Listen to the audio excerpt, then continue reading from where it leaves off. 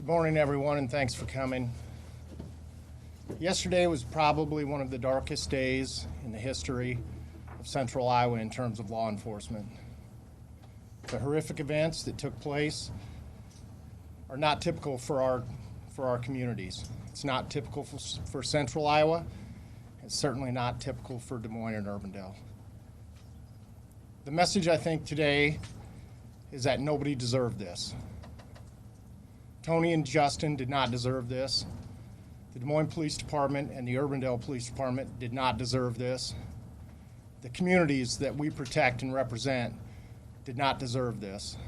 But most importantly, there are two families that have been torn apart, and they certainly did not deserve this. There's a faction of our society that it is nearly impossible to police. We understand that. It's a very, very small faction of society. But in law enforcement, you don't have a choice. Unlike any other business, we don't get to pick our clients.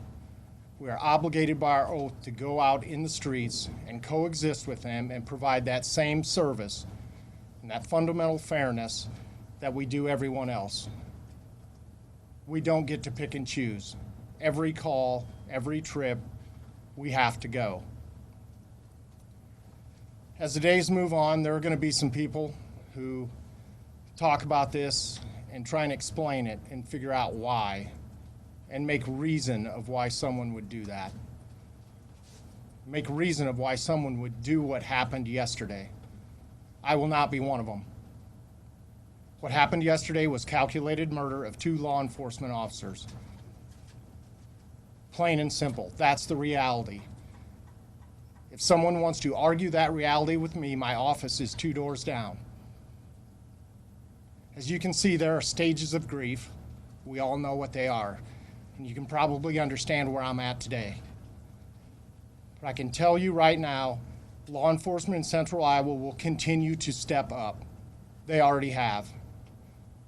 We did not deserve this. Central Iowa did not deserve this. Our community does not accept this. You can see that by what's happening at the Urbandale Police Department and what's happening out in front of this police station with the squad cars and the community outpouring. We are very lucky. We are very lucky to serve these communities and work and live in Central Iowa. But Central Iowa is very lucky to have men and women in blue who are willing to take on this challenge every single day. I won't try to reason and make sense of this. This was calculated murder. There's no ifs, ands, or buts about it. It was cowardly in every sense of the word, from the way it was carried out to the way it ended. There were options here. When something like this happens, the suspect, the monster that does this, has options of how this is going to end, and there's only a few of them. And you can imagine what they are. He chose to run and hide. He could have graced the front door of the police station and turned himself in and faced the facts and the justice for what he'd done. He could have done the same at the Urbandale Police Department. He chose to run and hide. This was a cowardly act of calculated murder, and unfortunately, we all, as a community, as police departments, as families, we're all left to deal with the aftermath. That's not typical to Iowa. That's not typical to our communities, and we know that, and we appreciate the outpouring of support. Thank you.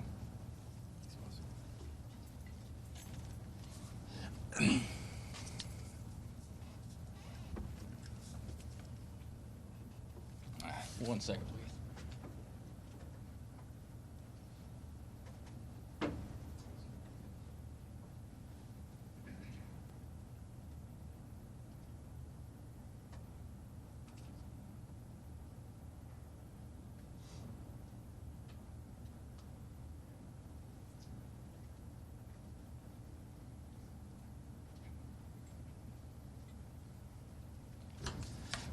Good morning, and thanks for your patience there. We had one quick adjustment.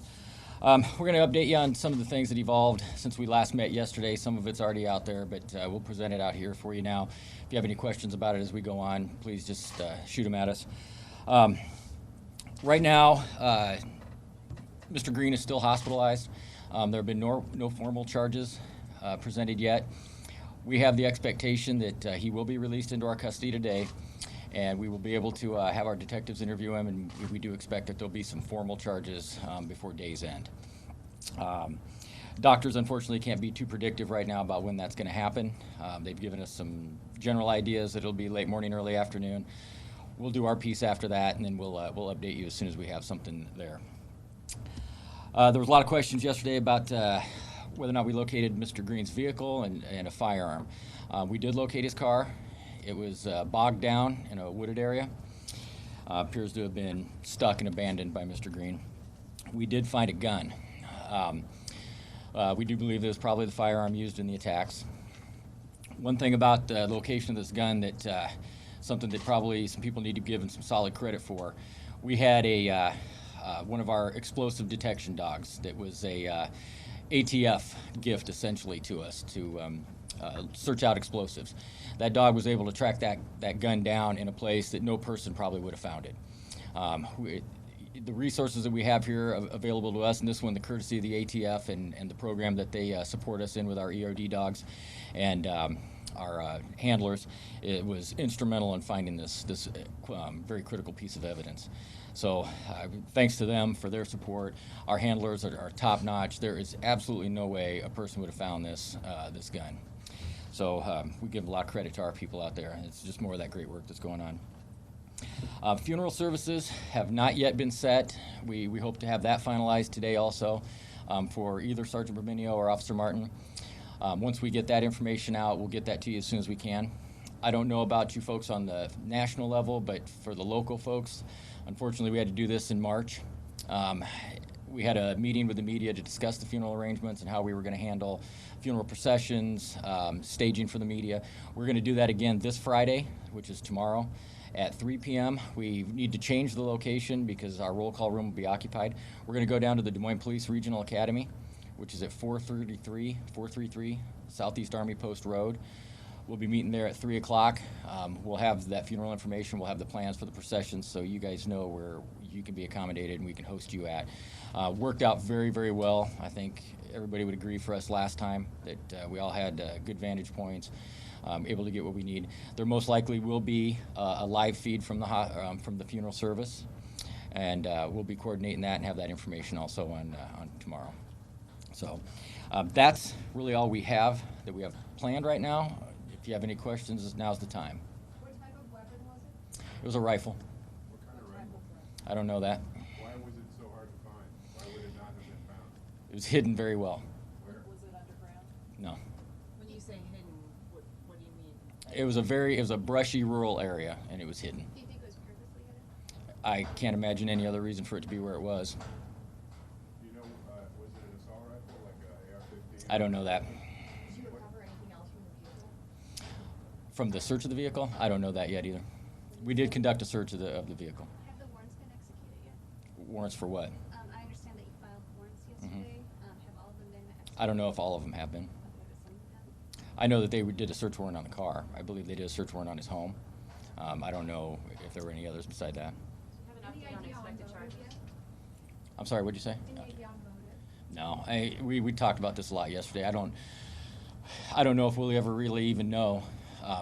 There's oftentimes with a lot of these investigations where unless they provide us with the reason why they did it, we don't know. And we can guess. I don't know. I can guarantee you whatever it is, it's not going to make any damn sense to any of us. Has Mr. Green made any statements or asked for an attorney? I don't know. Can you tell us He- more about the existing condition that we talked about today? No. There's limited information the hospital can share with us due to the HIPAA laws. All we know is that it was a pre-existing medical condition. I know I used the term flare-up yesterday. I don't know I don't know if it was something that was exacerbated by the incident or if it was just something that was ongoing. But that's why he's been hospitalized, and they've been running tests and treating him for whatever his symptoms are. Do you have an update on expected charges, what those charges might be? Well, I can guarantee you there's some murder there. Beyond that. Just the technical, any other specifics? Clearly, Other, first-degree murder is something we're definitely looking at. I mean, Are you still comfortable it's not related to the incident at the high school?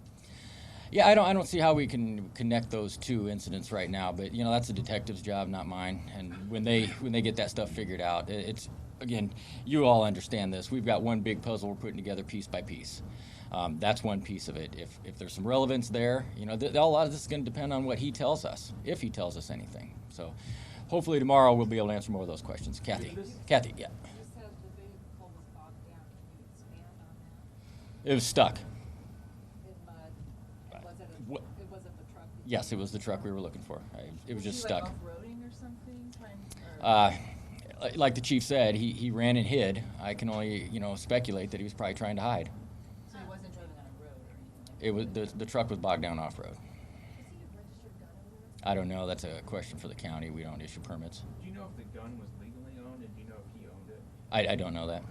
Have you been able to interview anyone in his family? As far as what do you mean? As far as just kind of We've spoken to a lot of witnesses. I believe some of his family members were included. Yes.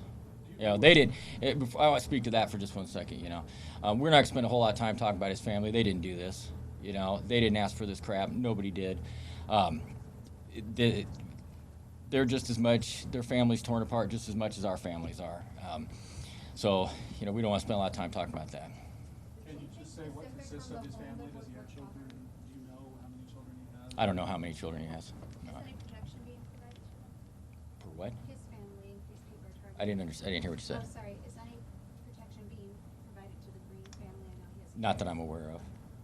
Anything that When you we talked recovered about from the stages home? of grief, Right. he alluded that we should be able to figure out what stage he's in. What stage is he in? What stage are you in? What stage is the department in? You know, I think it's a little different for, this is something that I learned in March. It's a little different for like Sergeant Underwood and myself because, you know, we talk about this all day long, every day we went for a month after Carlos and Susan got killed. So we get a chance to get it out. He's clearly angry, you know, as are many people in this building. You know, we're angry right now. I mean, like he said, this absolutely should not have happened. Absolutely should not have happened. And there's one person that's responsible for it, and we're going to bring him to justice. But I fair to say we're all pretty angry right now. What was Mr. Green's demeanor? I know he gave up about the incident, but what was his demeanor? He was described as just being quiet and out of it, whatever that means. Anything Out of it. recovered from the home that would be a cool computers, cell phones, nothing? We can't talk about those things. You know, one thing, before I have to say, we're not going to talk about all these little details of the investigation too many more times. You have to understand that we are facing probably the biggest case we've ever faced. This is going to be a prosecution that's going to has to be right the first time because we don't get a second chance. You guys can write an article that's got a mistake in it, or you can say something on television, people are going to forget, or you can come back and put out a correction. We don't get that. We get one shot only, and we're going to do it right the first time so we don't have to do it a second time. Talking too much about the details will definitely impair that, and I know the county attorney would appreciate if I spare a lot of those. So when there's a return of service on the warrants, that stuff will be public record through the county attorney's office, and so I hope did that answer your question? You did. Can I ask another one? Yes, ma'am. Is there a chance for this to be caught on video? Is there any POV cameras around or anything that you guys are looking into? We've recovered a lot of surveillance video from commercial businesses and from police cars. There's going to be pieces of evidence on that video. Have you found anything that ties into terror groups, either domestic or international? Not that I've been made aware of, no. The chief talked about the range of people that officers come into contact every day with. Mr. Green, did he have some mental health issues that police commonly deal with every day?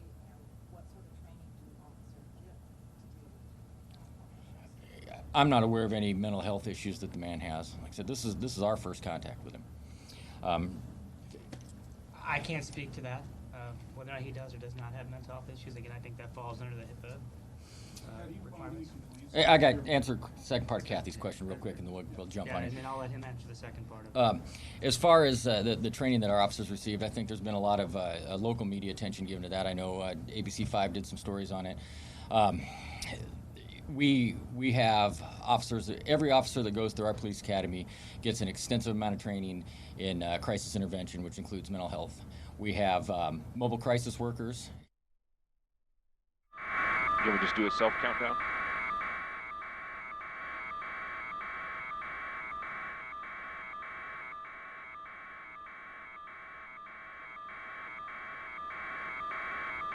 Okay, copy. And good morning, everyone. We're at 48th Street and Fairmont, just a little bit south of Indian School here, very close to the Arcadia High School.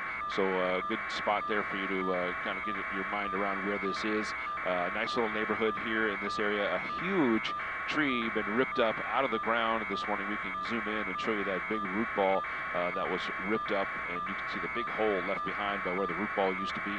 That tree went from where it used to be, in the top of the tree is pointing to the west, and underneath the tree we see an older model Honda. Unfortunately, the person who owns that car, I'll tell you, they're going to have a tough time getting their things out for a while, and also they need to get somebody out and take a look at the damage there. That is an enormous older tree that has landed right on top of that Honda, and in the tree, or in the street itself where the tree landed, we do have crews here picking up in the city of Phoenix. They're taking sections of that tree off and sticking them in this truck and driving it off. It looks like it's going to take quite a while to open up this road, but we do have at least some family and some people who are out in the neighborhood this morning surveying the damage, and people are looking at just in amazement, like we are, at how big that tree is and just exactly how strong the winds must have been coming through this neighborhood to knock it over into the street this morning. All right there, folks, that is a live update with some storm damage here in Arizona. Now we're going to take you to Miami, Florida for President Obama. And if you haven't already voted, please go out to vote. There's so much at stake in this election, and today we are fortunate to be joined by someone who understands the choice we face. Ladies and gentlemen, please welcome President Barack Obama.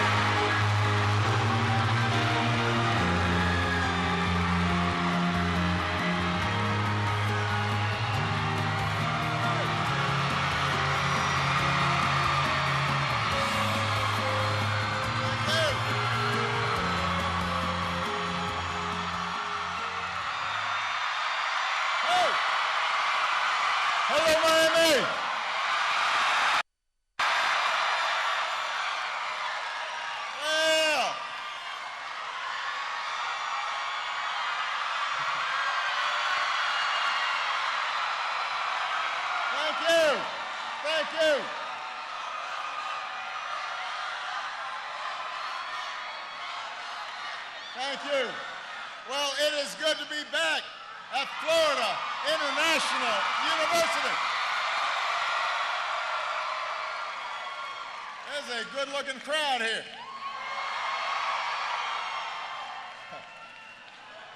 Can everybody please give Gabby a huge round of applause for her great work?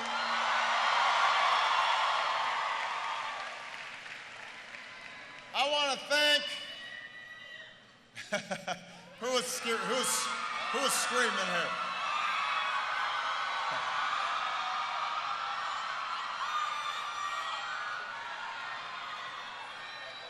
I want to thank Mayor Philip Levine, who's here.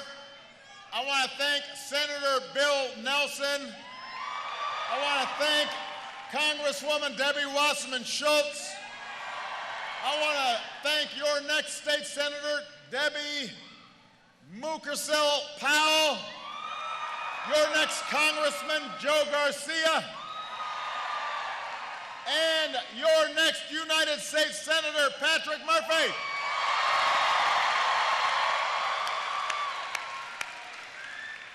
Florida, we got 5 more days. 5 more days. I love you too, but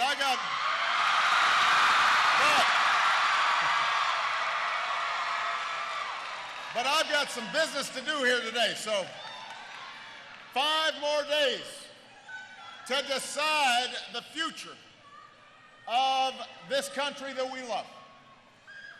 Now, the good news is you don't have to wait until Election Day to vote. What does that say up there? I'm sorry, I can't hear you. What does it say up there? You know, I'm still not hearing it. What?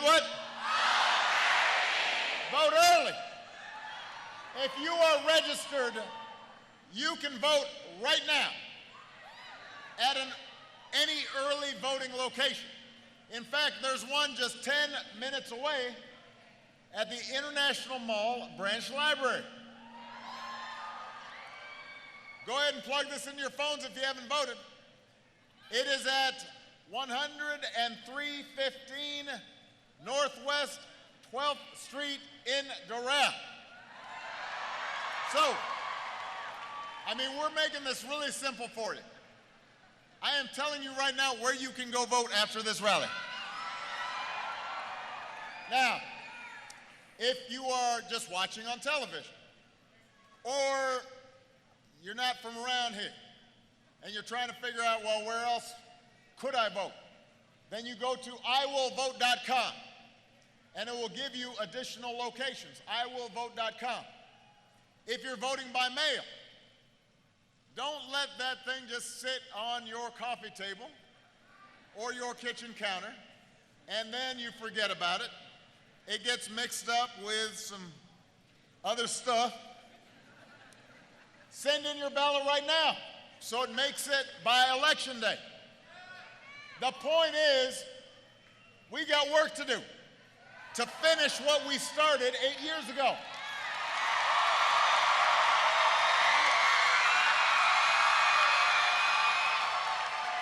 Now, I have to say that I've been going to some college campuses, and I realized that 8 years ago, some of you were 10. Yeah, so she's all like, yeah. Now, that makes me feel a little old. But she says I look good. Okay. All right. Michelle agrees.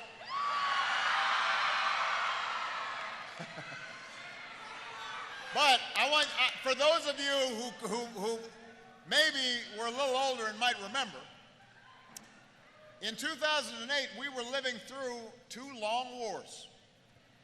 And we were about to enter into the worst economic crisis in the last 80 years.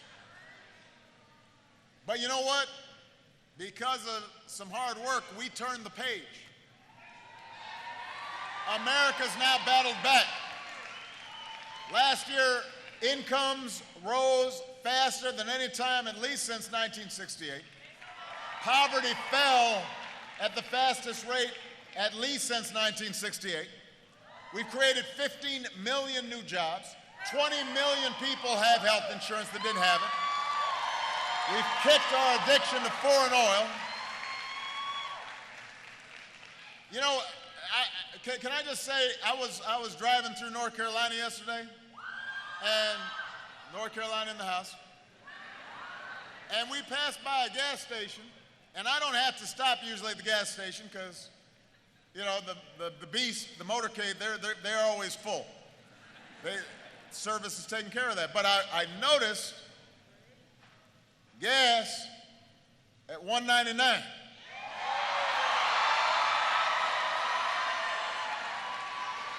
The reason I make this point is because I think in 2008 they were predicting that if Obama got elected, gas would be $6. So sometimes it's useful to check the tape. See what they said before. It turns out what they said was wrong. So what that means is what they're saying now is probably also wrong. Anyway, I just wanted to do that little detour. But in addition to, right, thanks, Obama. $2 gallon gas. Right. So, kicked our addiction on foreign oil, doubled our production of clean energy, have done more to battle climate change than any time in our history. We're world leaders on that. We brought home more of our men and women in uniform, took out Osama bin Laden, are systematically rolling up ISIL in Iraq. And by the way, back home, we've made sure that in all 50 states, people have the freedom to marry who they love.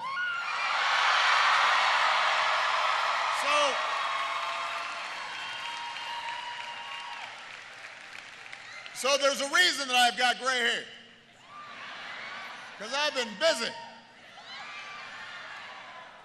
And most of all, across these 50 states as I've traveled, what I've seen is the thing that really makes America great. No, it's you. I've seen the American people. People of every party, every faith, every race, every region. People who know we're stronger together. Young and old folks, men and women, black, white, Latino, Asian, Native American, folks with disabilities, gay, straight folks. It doesn't matter, all of us pledging allegiance to the red, white, and blue. That's the America I know. That's the America we love. And there's only one candidate in this race who has devoted her life to building up that America. And that is the next president of the United States of America, Hillary Clinton.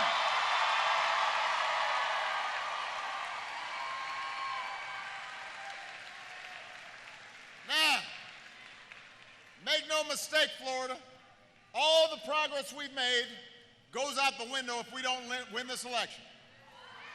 So we've got to work our hearts out this week. We got to work like our future depends on it, because it actually depends on it.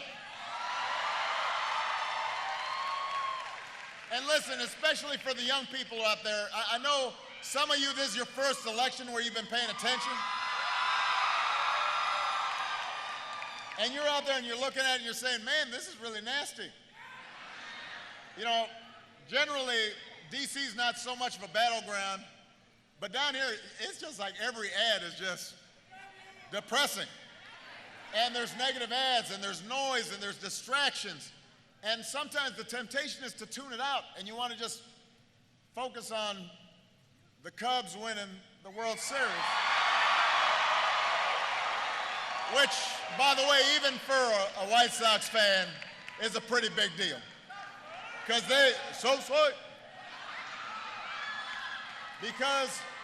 because the Cubs have been waiting like 108 years. I was watching something on television. They explained that the last time the Cubs had won, Thomas Edison was alive, and they hadn't invented sliced bread yet.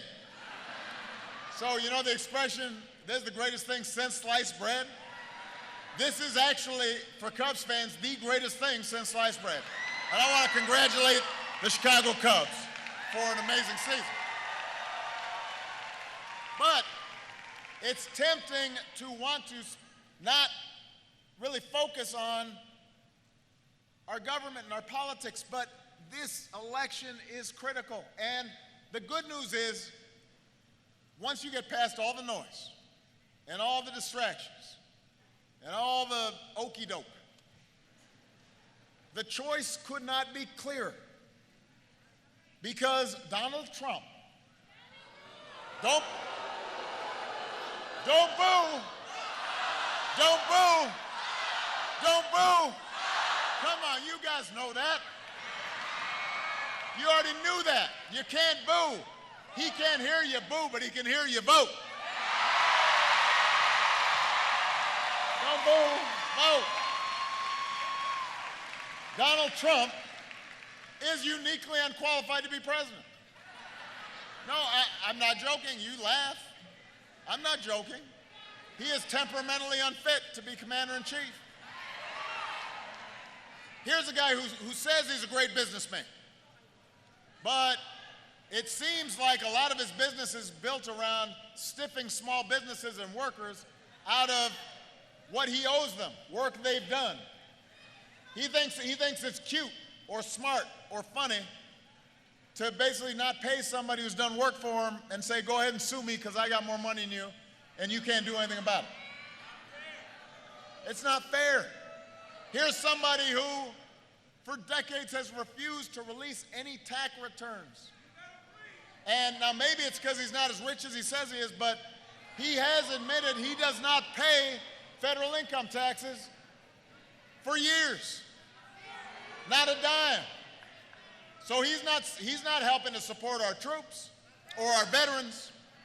He's not helping to build roads or build schools or help young people finance a college education because he's not putting anything in. He's taken a lot out, but hasn't put anything in. He says that he's going to be his own foreign policy advisor. He says that's because he's got a good brain. Now, I won't opine on his brain.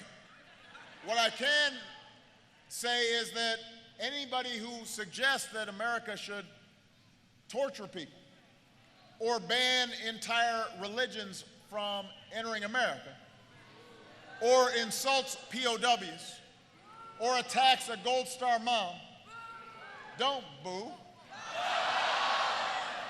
Or talks down about our troops, that's not somebody who's fit to be president.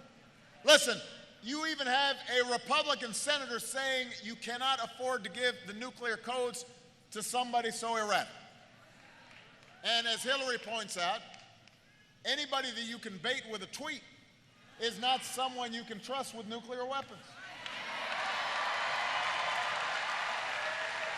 Anybody who is upset about a Saturday Night Live skit, you don't want in charge of nuclear weapons.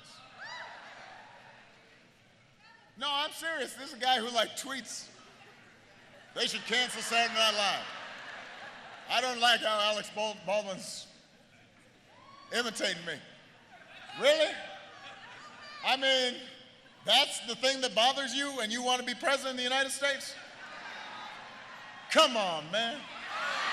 Come on.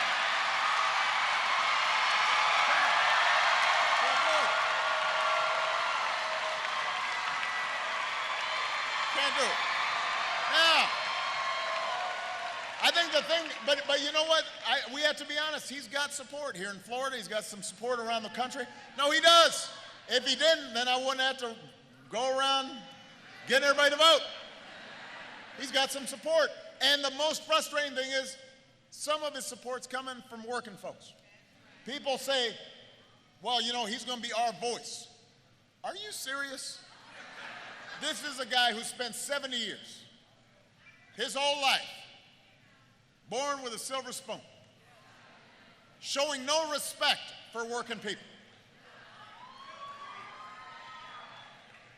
He spent a lot of time with celebrities, spends a lot of time hanging out with the really wealthy folk, but you don't see him hanging out with working people unless they're cleaning his room or mowing the fairways on his golf club.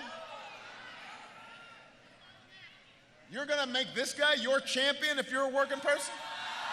Come on. Somebody who spent his life without ever showing any regard for working folks. But he has insulted minorities and immigrants and Muslims and Americans with disabilities. That's the voice you want? You want a voice who's bragging about how being famous lets you get away with what would qualify as sexual assault and calls women pigs and dogs and slobs. And when he pays attention to women, it's because he's grading them on a scale of 1 to 10. What kind of message are we sending if that's our voice? I tell you what, we're going to teach our kids, I want to teach all American kids, that our diversity is our strength. That in America, it's not about what you look like, but who you are and what you do and what your character is. That women are not just full and equal citizens, they may be a lot more capable of doing what a man can do.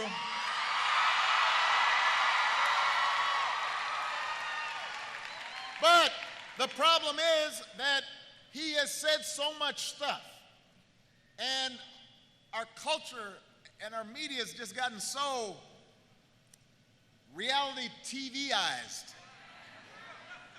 I know that's not a word, but you get my drift. It's become normal when somebody just says wacky stuff. As long as they're famous, we think it's okay. I mean, and you hear people justifying it. They're all like, well, you know, maybe it's just locker room talk. Or I don't really like what he's saying, but as long as he supports Republican policies and he cuts taxes for the wealthy, that's what I care about. Saying character doesn't matter. Let me tell you something about this office that I've been in for 8 years. Who you are, what you are, does not change after you occupy the Oval Office. All it does is magnify who you are. All it does is shine a spotlight on who you are. If you disrespected women before you were in office, you will disrespect women as president. If you accept the support of Klan sympathizers before you are president, you will accept their support after you're president. If you disrespect the Constitution before you're president and threaten to shut down the press when it says something you don't like, or threaten to throw your opponent in jail in a live presidential debate without any regard for due process, if you discriminate against people of different faiths before you are president, then that is what you will do in office, except you will have more power to carry out the twisted notions that you had before you were in office. So you can't make excuses for this stuff. This isn't a joke. This isn't Survivor. This isn't The Bachelorette. This counts. This has to do with what's going to happen in your family, in your community, to soldiers and veterans, the safety of our kids. Listen, I am a strong Democrat, but I tell you what, we aren't born Democrats or Republicans, we're Americans first. And I have good friends who are Republicans. And I know they don't think this way about women. They don't think this way about Muslims. They don't think this way about immigrants. What they are doing is something different entirely. It is different from what we have seen before. And the good news is all of you are uniquely qualified to make sure that this uniquely unqualified person does not become president. And all you've got to do is make sure that you go out there and you vote. And the other good news is you don't just have to vote against this guy, because you have a candidate who's actually worthy of your vote. Somebody who's smart, somebody who is steady, somebody who is tested, perhaps the most qualified person ever to run for this office, our next president, Hillary Clinton.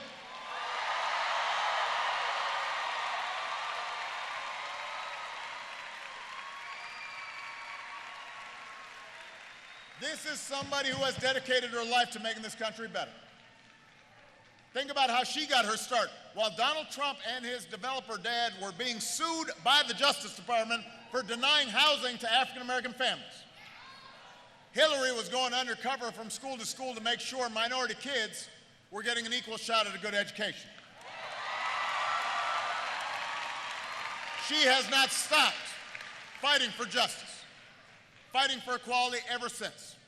Her heart's always been in the right place. Works hard every single day. I know she worked hard when she was running against me. I was worn out.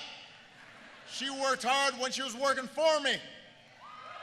She was there in the Situation Room as my Secretary of State, making the argument to go after bin Laden even when it was risky. Circled the globe as Secretary of State, earned the respect of world leaders. Her efforts weren't always flashy, they weren't always fully appreciated, which is true for a lot of the work that women do, by the way.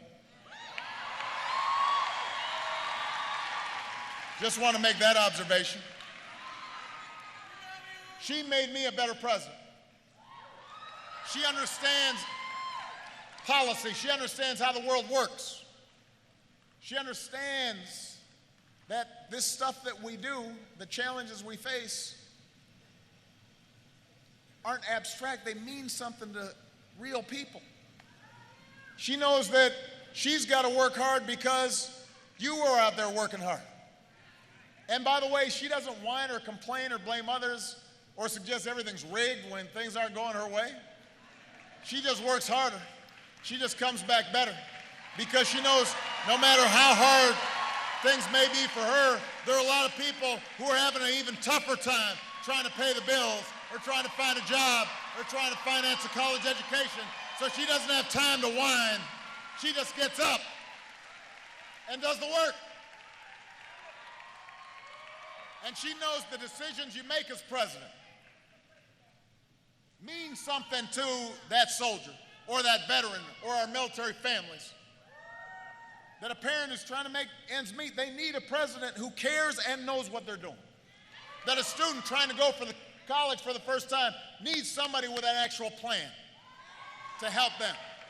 That a young person who was brought to this country as a child has never known another country, is American by every standard except they don't have a piece of paper. She knows they need to have a chance to give back to this country they love. She's got plans that will actually help these people. She's going to be a leader who actually values hard work, respects working Americans. And she will be an outstanding commander-in-chief because she's been in the room when tough decisions were made. You worried about keeping America safe, she'll do it because she knows our military and knows our diplomats. She doesn't just talk about it. She doesn't play one on TV. She's been there. She will be a smart, steady president for the United States. And the one thing I got to remind you, though, is she's not going to do it alone. That's why we've got to have a Congress that is also focused on you. Patrick Murphy, he's got the same values Hillary does. Unlike his opponent, Marco Rubio, Patrick, don't, boo, what are you supposed to do? Come on. Unlike his opponent, Marco Rubio, Patrick actually shows up to work. He puts you ahead of politics. He didn't try to defund Planned Parenthood. He didn't think that somehow some politicians should be making decisions. He said, let women make their own health care decisions. He didn't walk away from Florida's Latino community when the politics got tough. He kept on. Patrick kept on fighting for comprehensive immigration reform and a pathway to citizenship. He actually believes in science and as a consequence believes climate change is a problem for the people of Florida and that we should do something about it.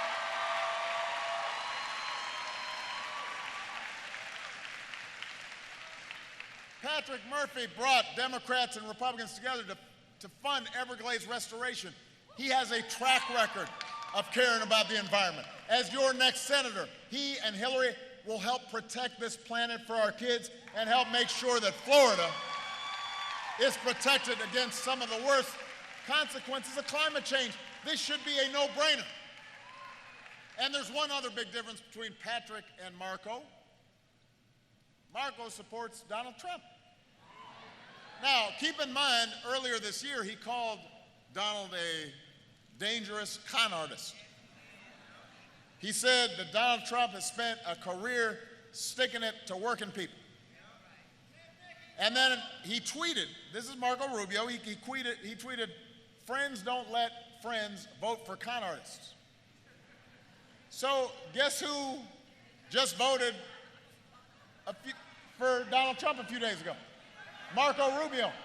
Obviously, he did not have good enough friends to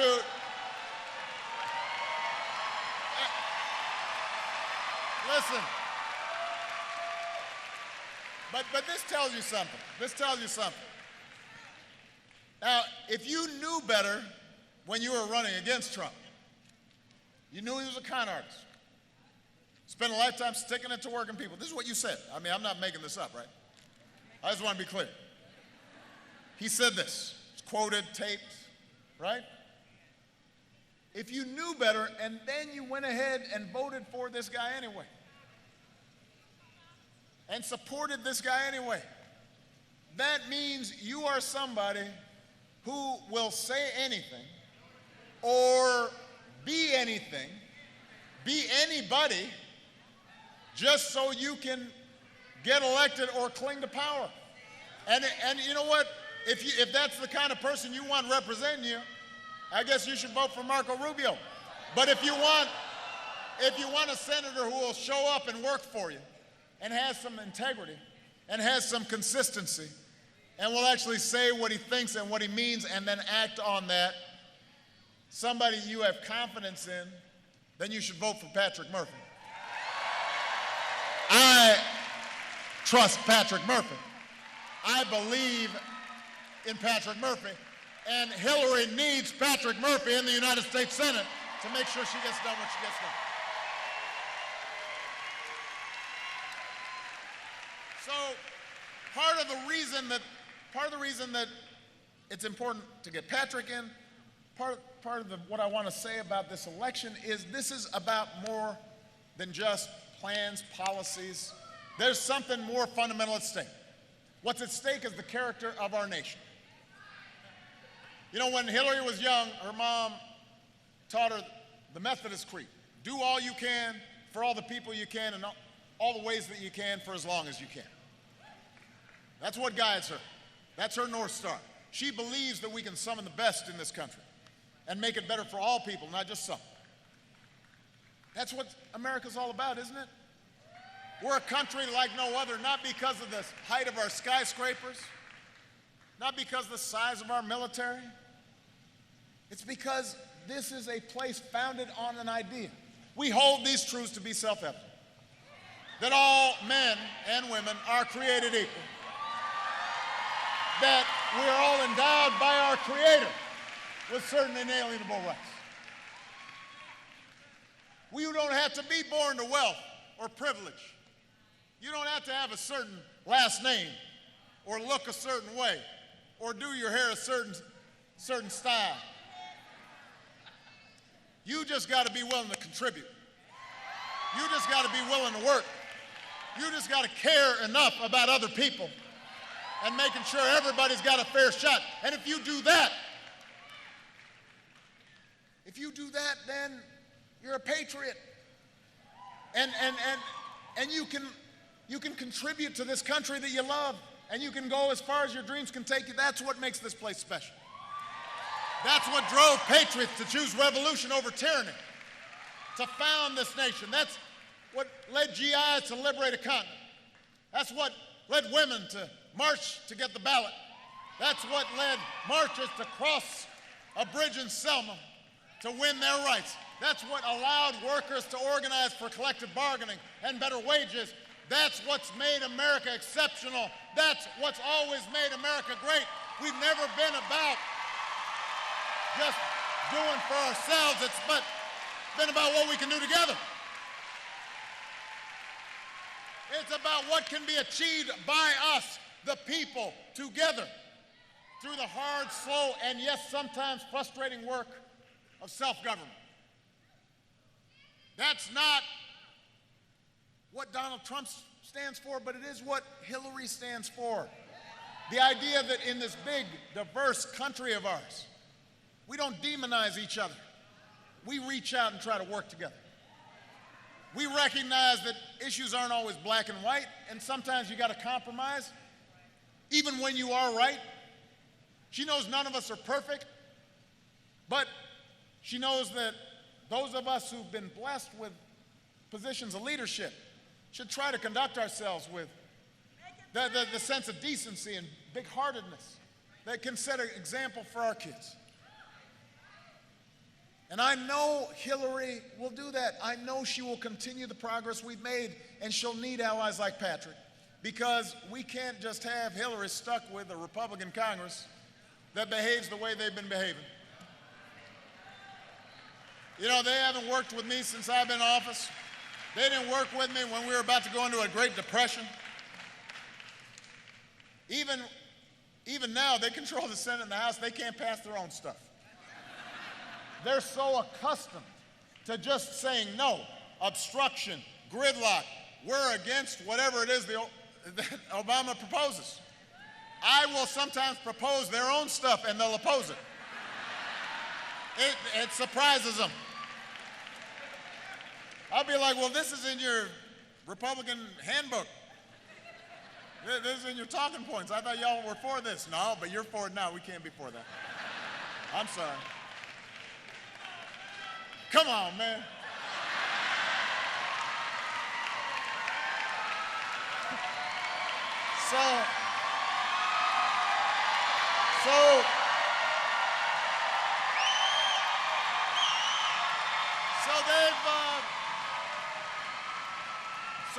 So apparently they don't have much confidence in their nominee.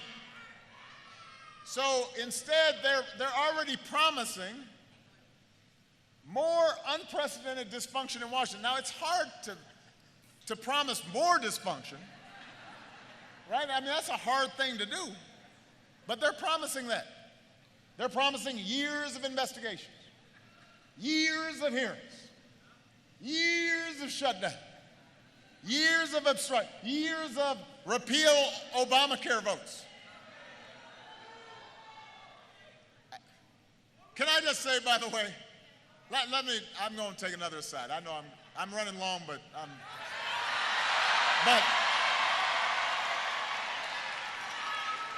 we have given 20 million people have health insurance that didn't have it before. 20 million people. The parade of horribles the Republicans have talked about haven't happened.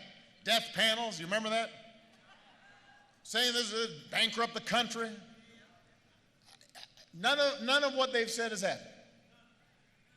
So now, after 60 votes to repeal this thing that haven't succeeded, Donald Trump said we got to call a special session to repeal it. And he had a big press conference. And he had a couple of doctors and a nurse and Ben Carson and some people. And who's an excellent neurosurgeon. He really is. I don't know what happened on the political thing, but so they come and they spend like an hour. Oh, we're going to repeal Obamacare. Okay, and then what you going to do? Well, then we're going to repeal it, and we're going to give you something great. Okay, what? Well, something. Because premiums are going up. Well, now it is true, premiums are going up for a handful of people who don't get tax credits. That's important. We're going to work as hard as we can to do something about it. We would have already done it if the Republicans had helped. But keep in mind, their alternative would have been no health insurance. That's what they had before. So, so the reason I point this out was you watch the press conference and what you realize is they got no plan. They want to repeal because ideologically they're opposed to the idea of helping these 20 million people get health insurance. It's not like they don't even have a pretense of a plan. They don't even have a semblance of a plan. There's not even a hint of a plan. Not even a moat. Not even a... There's no plan. Nothing. Zero. Nada. Come on. You can't just be against something. You got to be for something.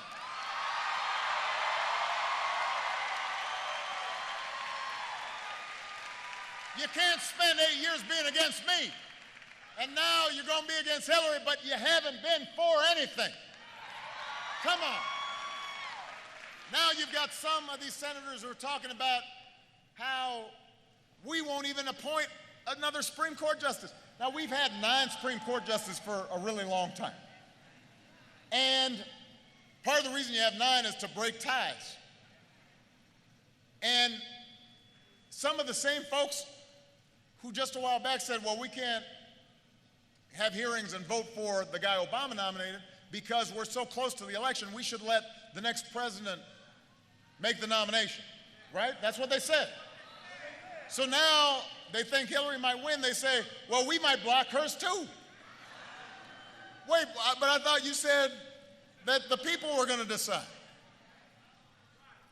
Can I talk to the press for a second? What happened? Do we ever run back the tape? Do we ever kind of go, well, what happened? That's what they said, and now they're saying something entirely different? Come on, man. This has got to be on the level. Don't pretend like gridlock is happening because somehow Democrats and Republicans are equally obstructionists. It's just not true. You've got some Republicans right now who are suggesting they will impeach Hillary. They don't necessarily know why, but they're just going to impeach her. Imagine if you had sitting Democratic senators saying that about Donald Trump. Before he was even elected, saying he will be impeached.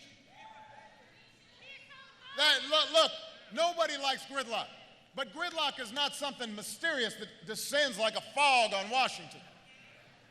Gridlock isn't happening because both sides are doing bad things and both sides are corrupt. That's not what's going on. Gridlock happens purposely when Republican politicians like Marco Rubio decide they will do anything to oppose anything good for the country if a Democratic president proposes it. And that's now Marco Rubio's campaign platform, gridlock.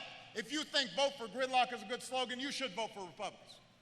But if you believe America can do better, if you think we should be doing something to create jobs for working families, if you think we should be providing health care for folks who need it, if you think we should be helping single moms with child care so they can go to the job, if you think we should have equal pay for equal work or raise the minimum wage, then you need to vote for Democrats up and down the ticket.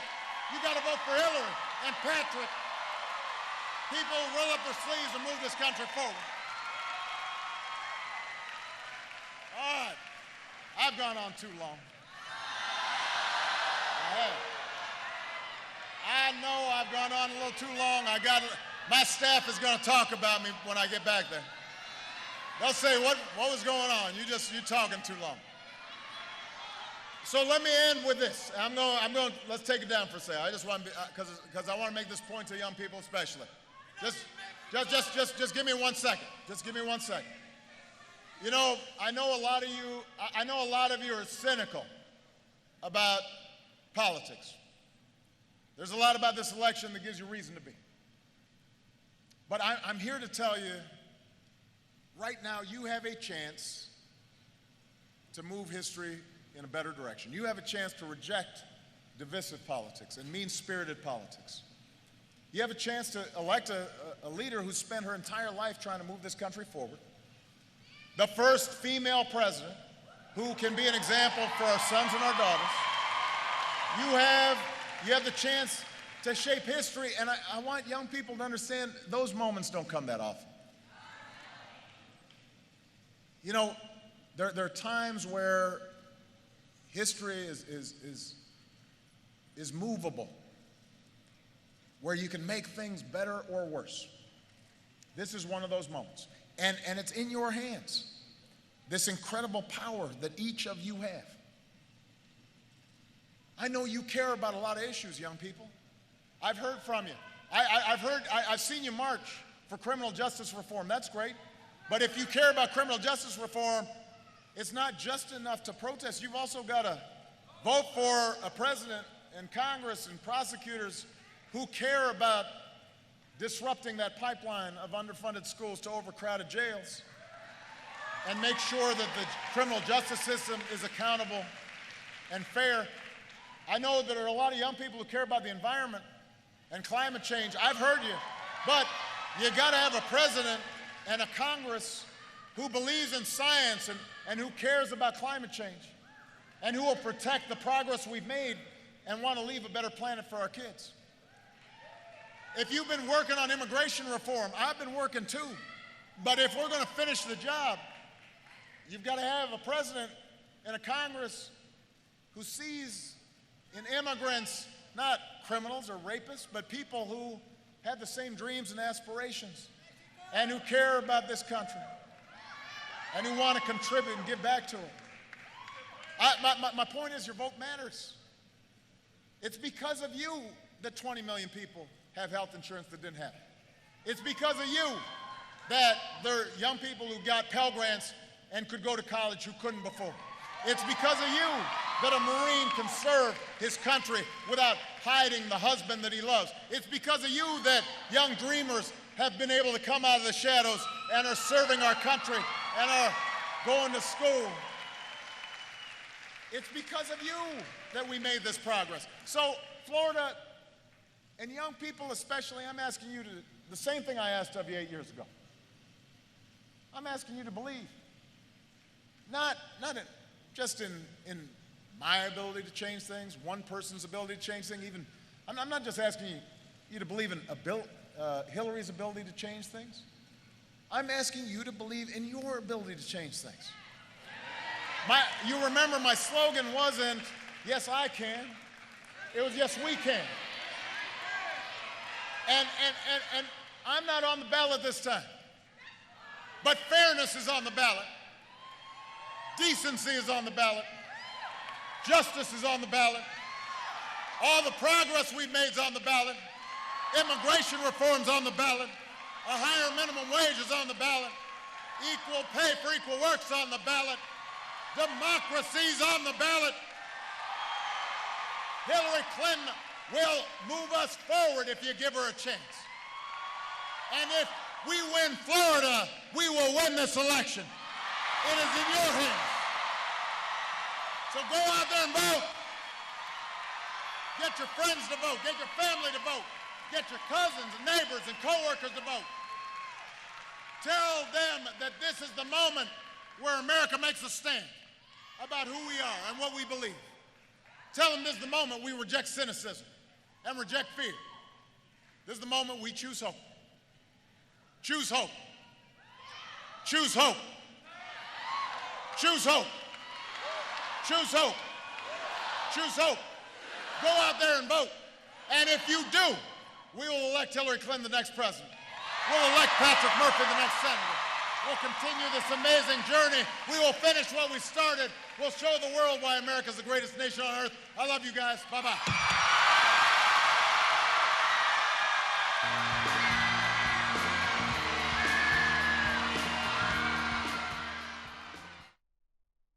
All right, everybody, welcome to the Fox 10 News Now stream, part of fox10phoenix.com. President Obama wrapping up there in Miami, Florida. Our next live event we will be having in just a little bit.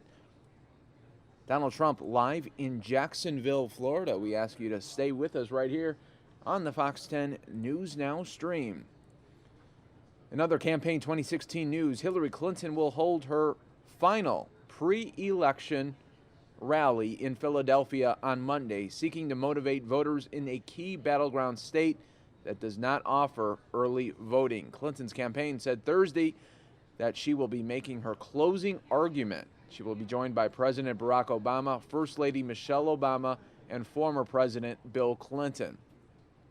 The campaign said Clinton will urge Pennsylvanians to make history on Tuesday by electing her president. Pennsylvania offers 20 electoral college votes.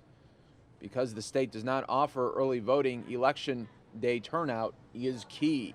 Clinton is also appearing at a Katy Perry Get Out the Vote concert in Philadelphia on Saturday.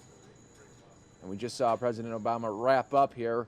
He was urging Clinton supporters at a Get Out the Vote rally to take advantage of the opportunity they have to vote early before Election Day. In fact, he noted there's a location just minutes away from Florida International University where the rally was taking place. Then he ticked off the exact street address. The rally is the first of two that Obama is headlining in Florida today.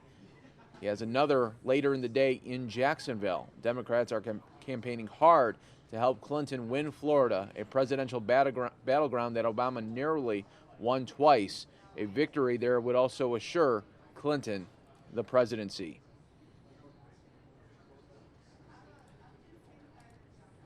For those of you just joining us here on the Fox 10 News Now stream, we are waiting for a Donald Trump rally to begin in Jacksonville, Florida. Another campaign 2016 news, Republican vice presidential nominee Mike Pence is declining to say whether Paul Ryan should be reelected as Speaker of the House. Pence's comments in an interview in National Review are startling because Pence and Ryan served together in the House and have been seen as close allies and friends. Ryan heaped praise on Pence when Donald Trump selected him as his running mate, but Trump was angered when Ryan announced last month he would no longer campaign for or defend him. And Ryan is facing rumblings of a leadership challenge from House conservatives, frustrated he is not backing the nominee more strongly. The National Review reports that Pence declined 3 times to answer whether Ryan should be reelected as Speaker, while insisting that my respect for Paul Ryan is boundless. And later today, we'll also have a live rally from Melania Trump. She's going to be on the campaign trail today. Donald Trump's wife will deliver a Get Out the Vote speech Thursday just outside Philadelphia. She plans to focus on her husband's vision for American women, children, and families. Her remarks are expected to be a response to Hillary Clinton's attacks on the Republican nominee as anti-woman. Suburban women, like the ones Mrs. Trump will address, are critical to Trump's hopes in the state. Mrs. Trump has been largely absent from the campaign and has said her priority is raising the couple's 10-year-old son, Berwyn. Thursday's event at the Mainline Sports Center in Berwyn, Pennsylvania, is her first solo appearance of the campaign. It will be her first major speech since she addressed the Republican National Convention in July. Another campaign 2016 news. Eric Trump says Wisconsin's Republican Senator Ron Johnson can help execute his father's vision as president, working from the inside in Washington while Donald Trump brings in outsiders' perspective. Eric Trump spoke to the Associated Press on Thursday before a series of campaign stops for his father in western Wisconsin, including a couple where he will join with Johnson. WikiLeaks founder Julian Assange says his group did not get emails related to Hillary Clinton's campaign from a state actor. U.S. intelligence has blamed Russia for the hacked emails from campaign chairman John Podesta. In a statement today, Assange said WikiLeaks sources of the emails, quote, are not state parties, end quote. It does not say how it obtained the documents, noting only that the original sources are Podesta and his correspondents. The wording of the statement does not rule out the possibilities that the emails were obtained by a state actor and then provided to another party who then passed them on to WikiLeaks. Assange says WikiLeaks will not reveal the identity of its sources. And you guys are watching, continuing to watch here on the Fox 10 News Now stream, part of fox10phoenix.com. We always appreciate when you guys are watching here live with us on the Fox 10 News Now stream. We are expecting at any moment now the Donald Trump rally to take place in Jacksonville, Florida. So we continue to ask you to stay with us right here on the stream as we will be continuing campaign 2016 coverage for you all day long. You can see there on fox10phoenix.com, right there on the YouTube page. We have the schedule of events for you, and it is really, really a lot that is going to be happening today. Let me kind of read that out for you. This is what we got going on here. Donald Trump coming up Jacksonville, Florida. As soon as we got that, we will bring that to you. Also, Mike Pence will be in Iowa. We'll have that. Donald Trump's wife, like I was saying earlier, Melania, she's going to be in Pennsylvania. That's going to start at 2 p.m. Eastern. And then Hillary Clinton will be in North Carolina.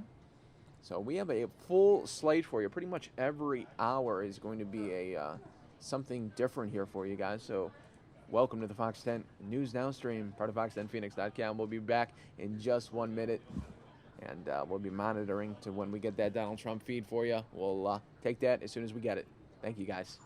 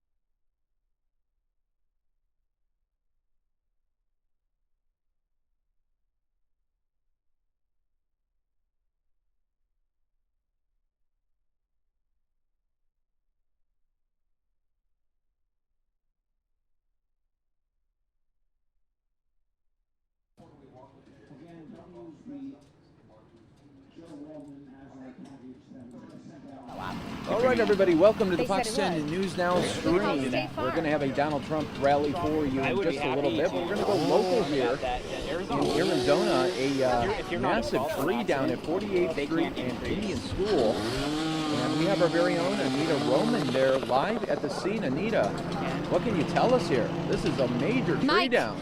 Well, this is David. David, we're live on News Now, our YouTube channel. David lives here, and you know what, you guys? He did not hear this tree fall. That's correct. I heard a lot of wind, but I didn't actually hear the tree fall. So what time, your girlfriend is getting ready to go to work, what time does she wake you up and say, come and look at this? I think it was about 6, a little after 6 a.m. And what is going through your mind when you're looking out? It's dark outside. You're trying to piece it all together. It was a lot, trying to figure out what was going on. Some of the neighbors were already out talking to me. But again, I'm just really glad that no one was hurt. That's the first thing. Absolutely. And this is your vehicle? It is. That is a Honda Accord. It was a Honda Accord. It was a Honda Accord. This is where you usually park, and you don't think twice, I imagine. That's right. Yep. Wow. Okay, so then you call the city, they show up, and they start cleanup right away. Right. The first crew that came out said they'd never seen anything like this, and they said they'd have to bring in the forestry crew to take care of it. Yeah. I didn't know Arizona had a forestry crew. Isn't that crazy? And so we're looking at the root system here. I'm going to say, what, about 6 feet tall here? At least, yeah.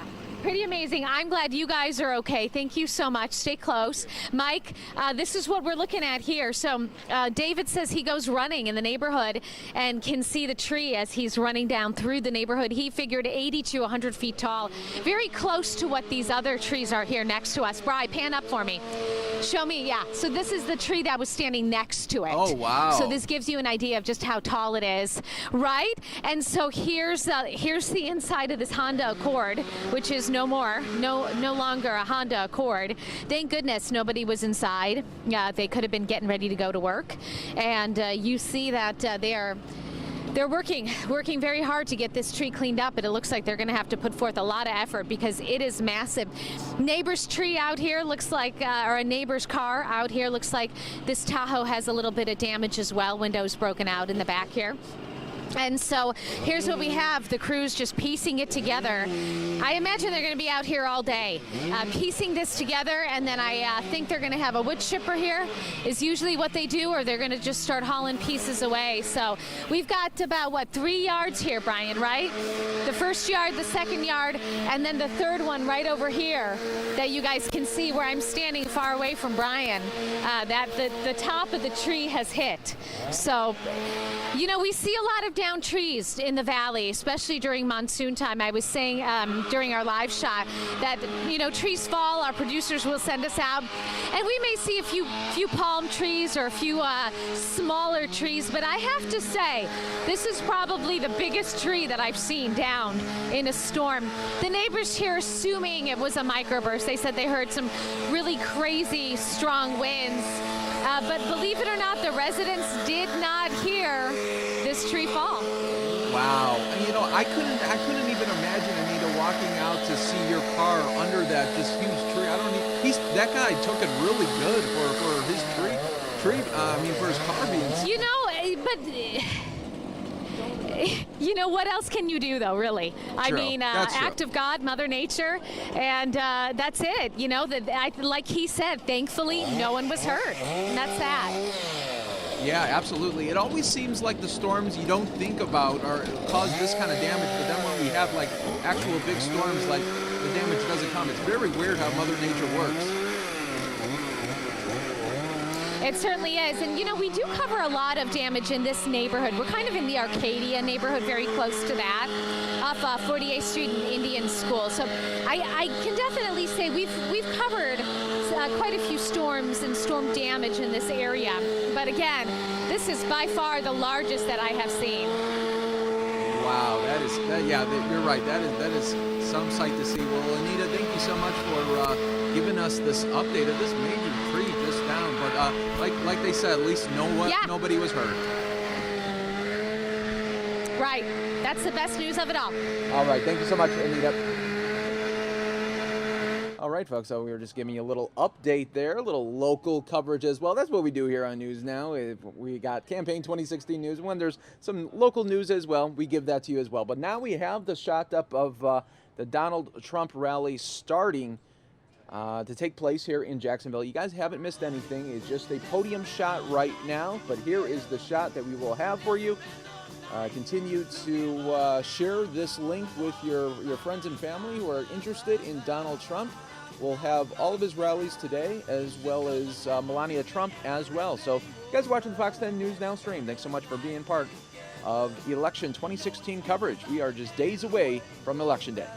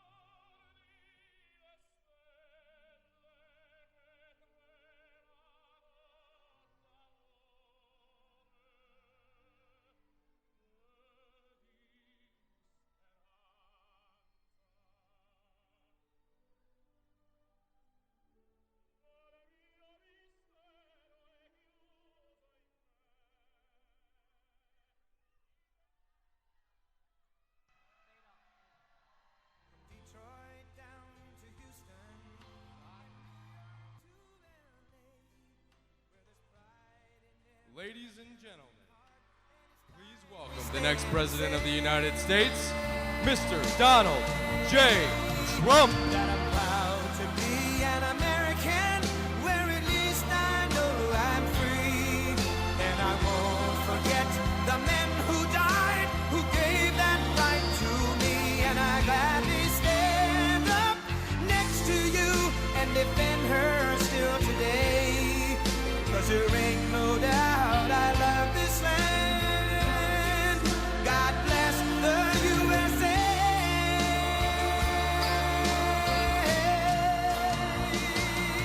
That I'm proud to be an American, where at least I know I'm free. Wow, great crowd. Great crowd. Thank you very much. Thank you very much. Thank you. Thank you. In 5 days, we are going to win the great state of Florida, and we are going to win back the White House.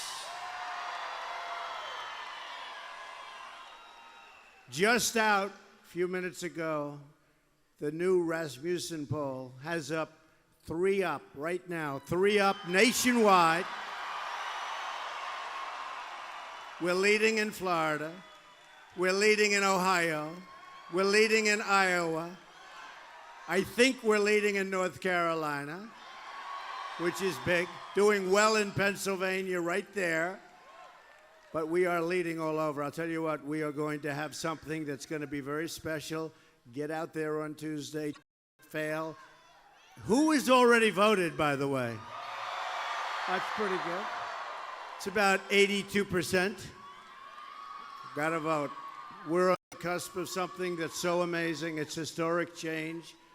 A transfer of power from a failed political establishment.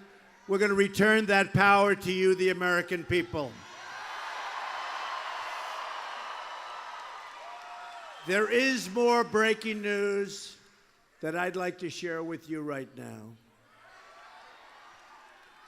It was reported last night that the FBI is conducting a criminal investigation into Hillary Clinton's pay-for-play corruption during her tenure as Secretary of State. In other words, the FBI is investigating how Hillary Clinton put the office of Secretary of State up for sale in violation of federal law. The investigation is described as a high priority. It's far-reaching and has been going on for more than 1 year. It was reported that an avalanche of information is coming in. The FBI agents say their investigation is likely to yield an indictment.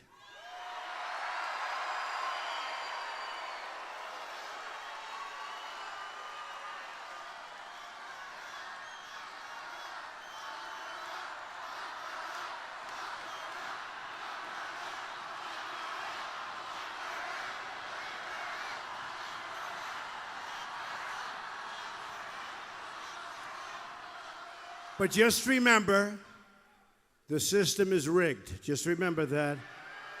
And reports also show the political leadership at the Department of Justice is trying to protect Hillary Clinton and is interfering with the FBI's criminal investigation. By comparison, 4-star general, just last week, James Cartwright, highly respected, is in very serious trouble for doing a tiny fraction of what Clinton did. May go to jail for up to 5 years. Think of it. General Cartwright, last week, 4-star general, respected by everybody, a tiny, tiny fraction may go to jail for now 5 years. And General Petraeus' life and reputation has been destroyed for doing nothing by comparison to what Hillary Clinton did. She shouldn't even be allowed to run for the office of president. She shouldn't be allowed. And that is where the system is rigged. She shouldn't be allowed. It was also reported that the laptops of Clinton's top aides, which had been slated for destruction, were not, in fact, destroyed. Good job by the FBI. And that the FBI has been successfully using them to gather information for their criminal investigation. Further, they have found new emails as part of the 650,000 emails just recently found. Can you imagine 650,000? What do these people do? No wonder nothing gets done in government. 650,000. I guess you'll say those 650. Remember the 33? Well, the 650,000 also the wedding and some yoga, right? Finally, it is believed that no less than 5 foreign intelligence agencies successfully hacked into Clinton's illegal and secure server, which contained classified information, creating an ongoing security threat to the United States. Think of what happened to so many people for doing so little by comparison. Think of it. Hillary Clinton has engaged in a massive, far-reaching criminal conduct and equally far-reaching cover-up. She created an illegal email server to shield and guard her activity. It's so simple. So simple. Should have happened a long time ago, folks. Now we're going through phase 2, which sounds like it's even worse than phase 1. Should have happened in phase 1. But she was protected by the Department of Justice.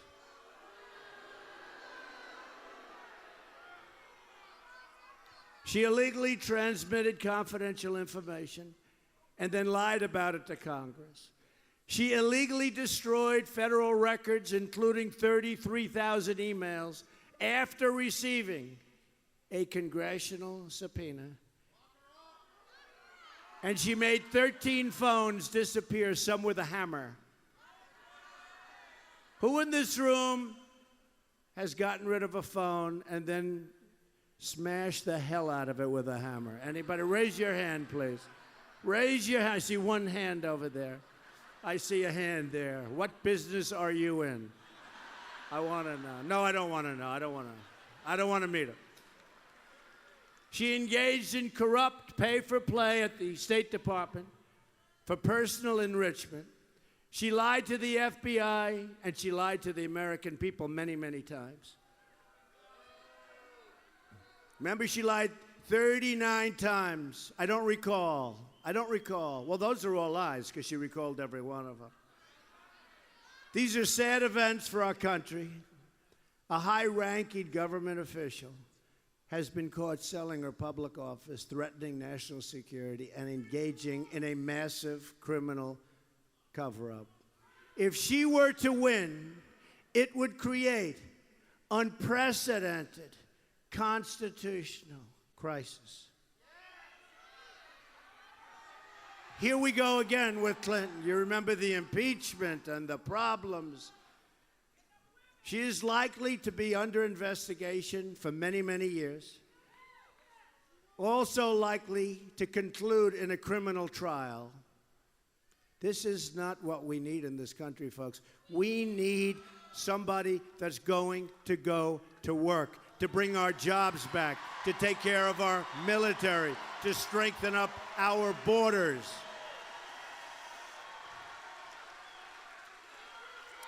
This is not what we need. It's going to be a mess, and they say it. They say it. This is going to be a mess for many years to come before they figure it all out. We don't need that. We need a president that's going to go in and do the job.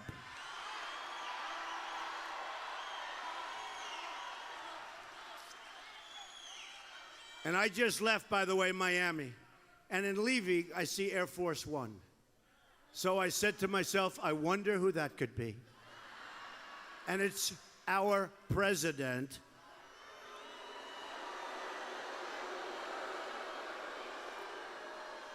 And he's down here campaigning for crooked Hillary. Now, why isn't he back in the office? Sometimes referred to as the Oval Office. Why isn't he back in the White House bringing our jobs back and helping our veterans? Right? Why? Why isn't he back working? He's campaigning every day. And I actually think, considering that she is under criminal investigation, I think he's actually got a conflict. And one of the things it taught us, WikiLeaks, he knew she had a lot of wrong things going on. You know that. That also came out. Obama knew what was going on, by the way, just in case you didn't know. He knew. This guy ought to be back in the office working. He's not going to be there very long, thank goodness. But he ought to be back in the office working.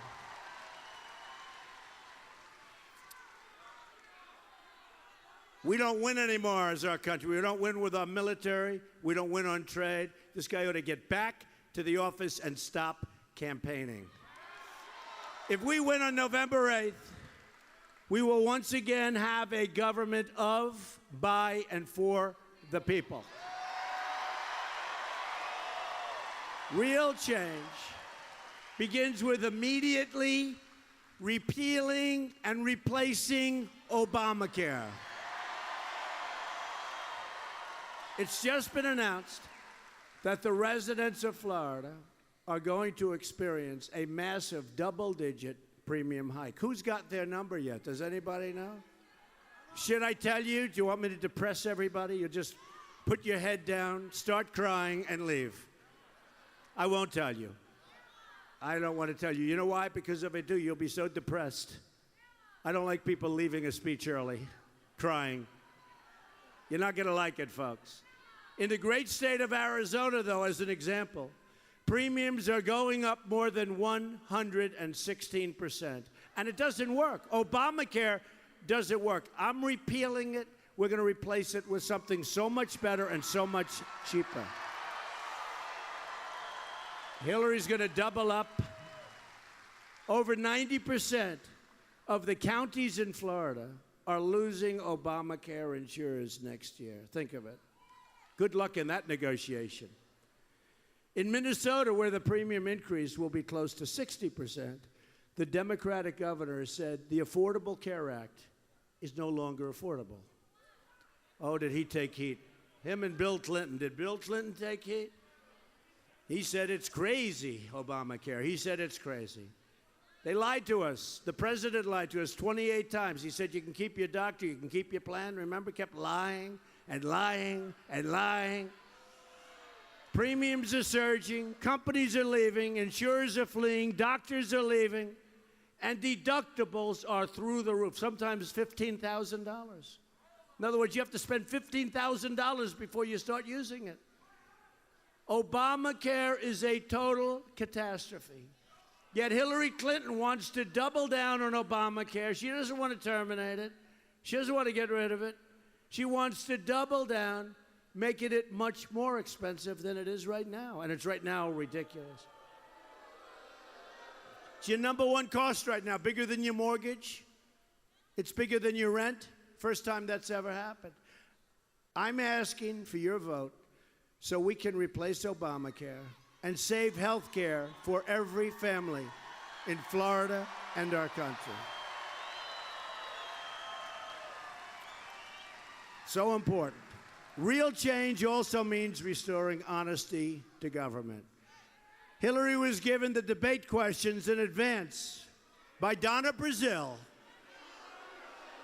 By the way, can you imagine if those questions, because the dishonest media, among the world's most dishonest people, by the way,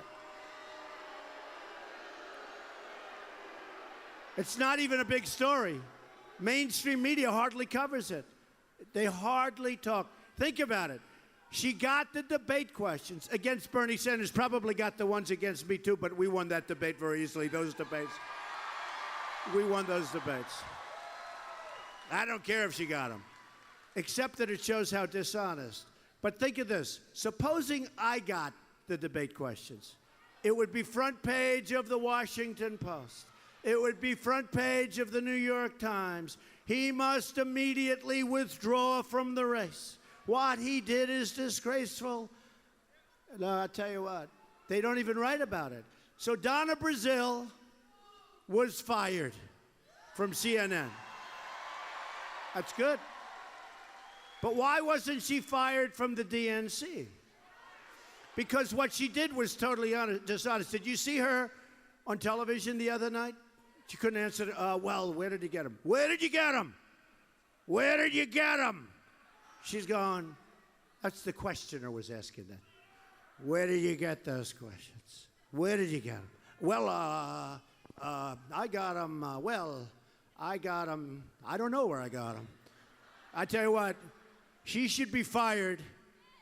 She should be fired.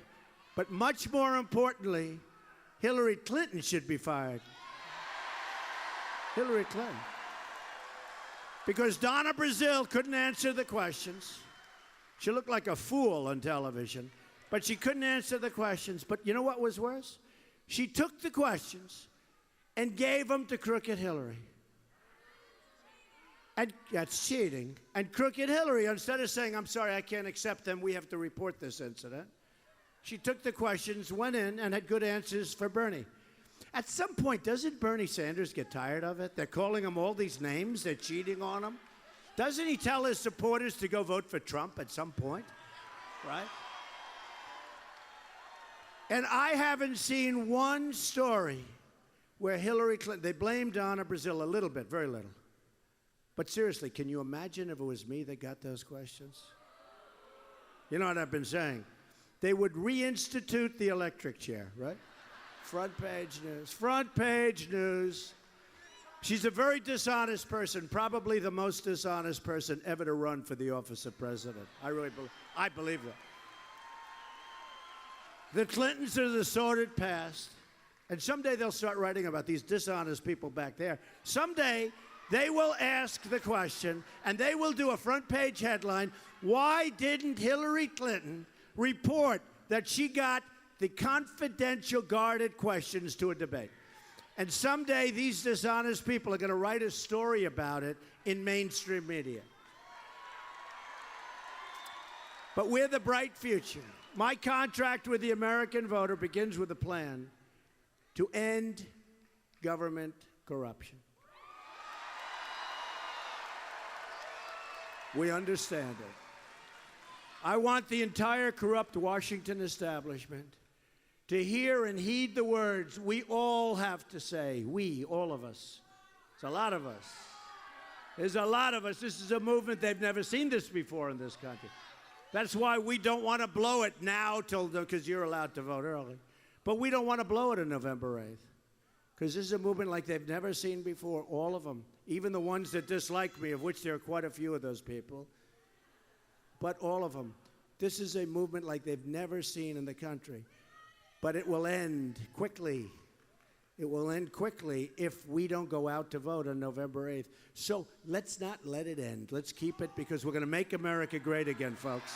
We're going to make America great again.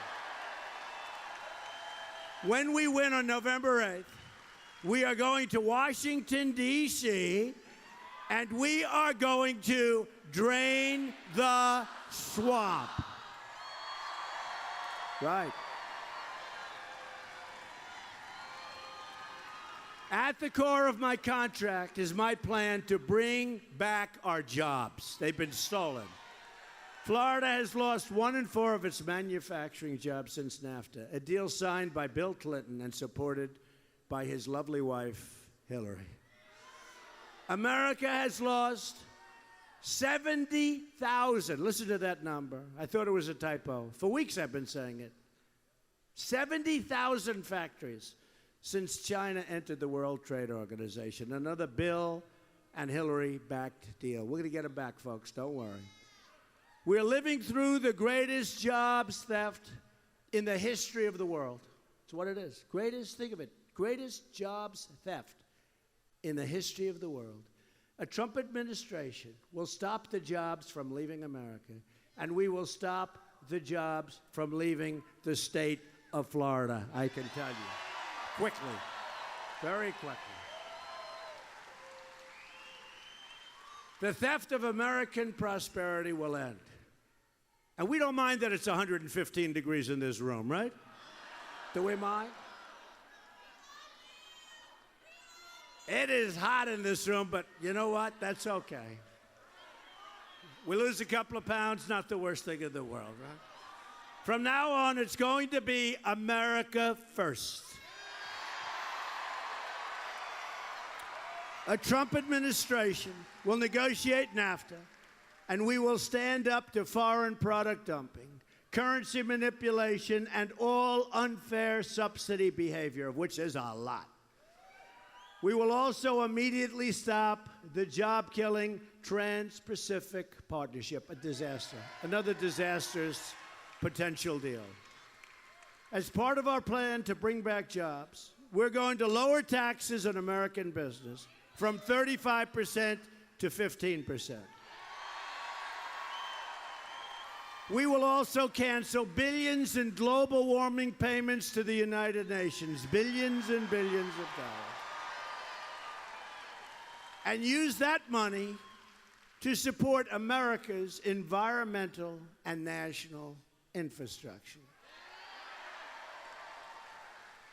By the way, folks, we're sending billions and billions of dollars. We're making our companies non-competitive.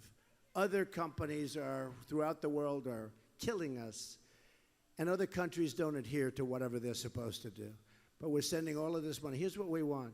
We want crystal clean water. We want immaculately clean air. And we want great safety. Above that, folks, let's go to town and let's employ a lot of people.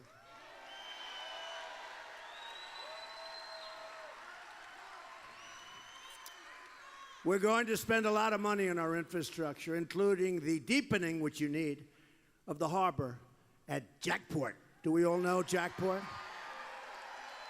We will become a rich nation once again, but to be a rich nation, we must also be a safe nation. In Chicago, 3,715 people have been shot since January 1st. Think of that. Think of that. Almost 4,000 people. 4,000 people have been shot since January 1st. Nationwide, murders have experienced their largest single-year increase in 45 years. Now, the press doesn't tell you that because the press is guarding Hillary Clinton, and the press doesn't want them and doesn't want you to know the real facts about your jobs, about all of the things, about our military, which is now bogged down in Mosul. Remember I said, why can't we ever, go in there quietly, secretly, and do the job, right? Remember I said the element of surprise? And they came, oh, what does Trump know about? I know plenty, believe me. They're bogged down. It's a tough situation. 4 months ago, we're going into Mosul. I kept saying every time I turned the television off, I said, oh, why do they have to say it? We're going to get the leaders of ISIS. We're going in this 4 months. We're going in because we believe the leaders of ISIS are in Mosul. 4 months, 3 months ago, we are going into Mosul. We're going to get those leaders. Problem is, after we said it the first time, within about 12 minutes, they were gone. We are led by stupid people. Remember that. Stupid people. Stupid people. Wouldn't it be nice if we didn't talk, we did the job, and you had the news conference a week later? Wouldn't that be nice? To announce good results? These are not good results. A Trump administration will work with local and federal law enforcement to end this growing crime wave. It's very substantial. Every child in America has the right to grow up in safety and in peace. We will also keep you safe from terrorism.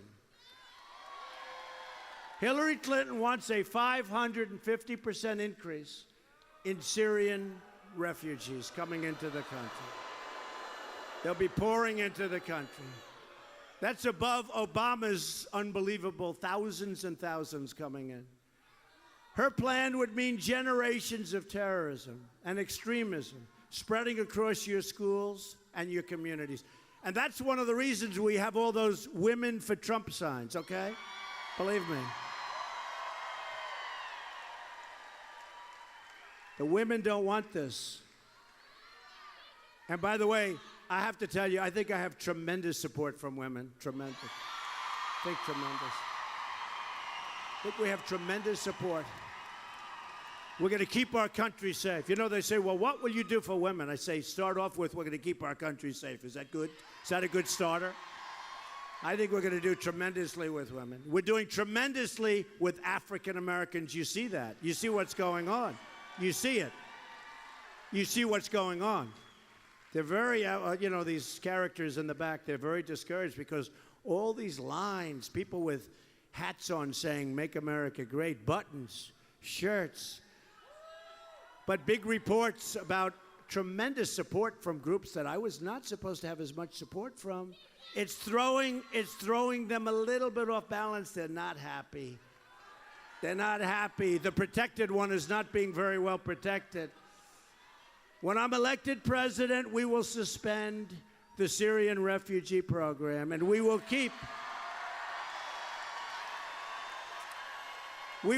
radical Islamic terrorists the hell out of our country, okay? Believe me. We keep them out. And we'll build safe havens, and we'll do things over in Syria. We'll get other countries to pay for it. We have $20 trillion in debt, but we'll get the Gulf states. They have a lot of money. They got a tremendous money. They'll pay for it, I promise. Because we have to take care of people. But honestly, we have enough. Hey, folks, we have enough problems in this country. Look at what's happening to Germany. Look at what's happening to France. Look at Paris. I have a friend, every year he goes to Paris. I haven't seen him in a while. Paris, oh, the city of lights, he's telling me for years, Paris, Paris. I see him like a month ago. How was Paris this summer? Oh, I don't go to Paris. Are you kidding me? It's no longer Paris. He hasn't been there in a long time. We're going to have our country be great again, folks, okay? We're going to have smartness. We're going to do it. We're going to do it properly. We're going to do it properly. We're going to do it through love. We're going to do it in a lot of different ways, but we're going to have our country be great. A Trump administration will also secure and defend the borders of the United States.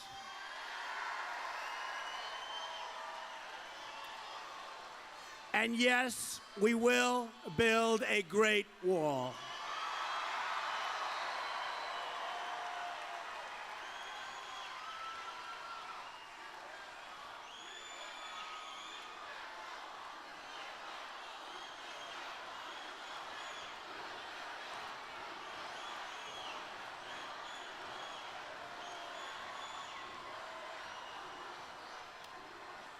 And Mexico, which is making a fortune with us, just a fortune, at the border and through trade deficits. Our trade deficit with Mexico is enormous. Just in case you had, well, it's enormous with everybody. Why should they be any different in offer?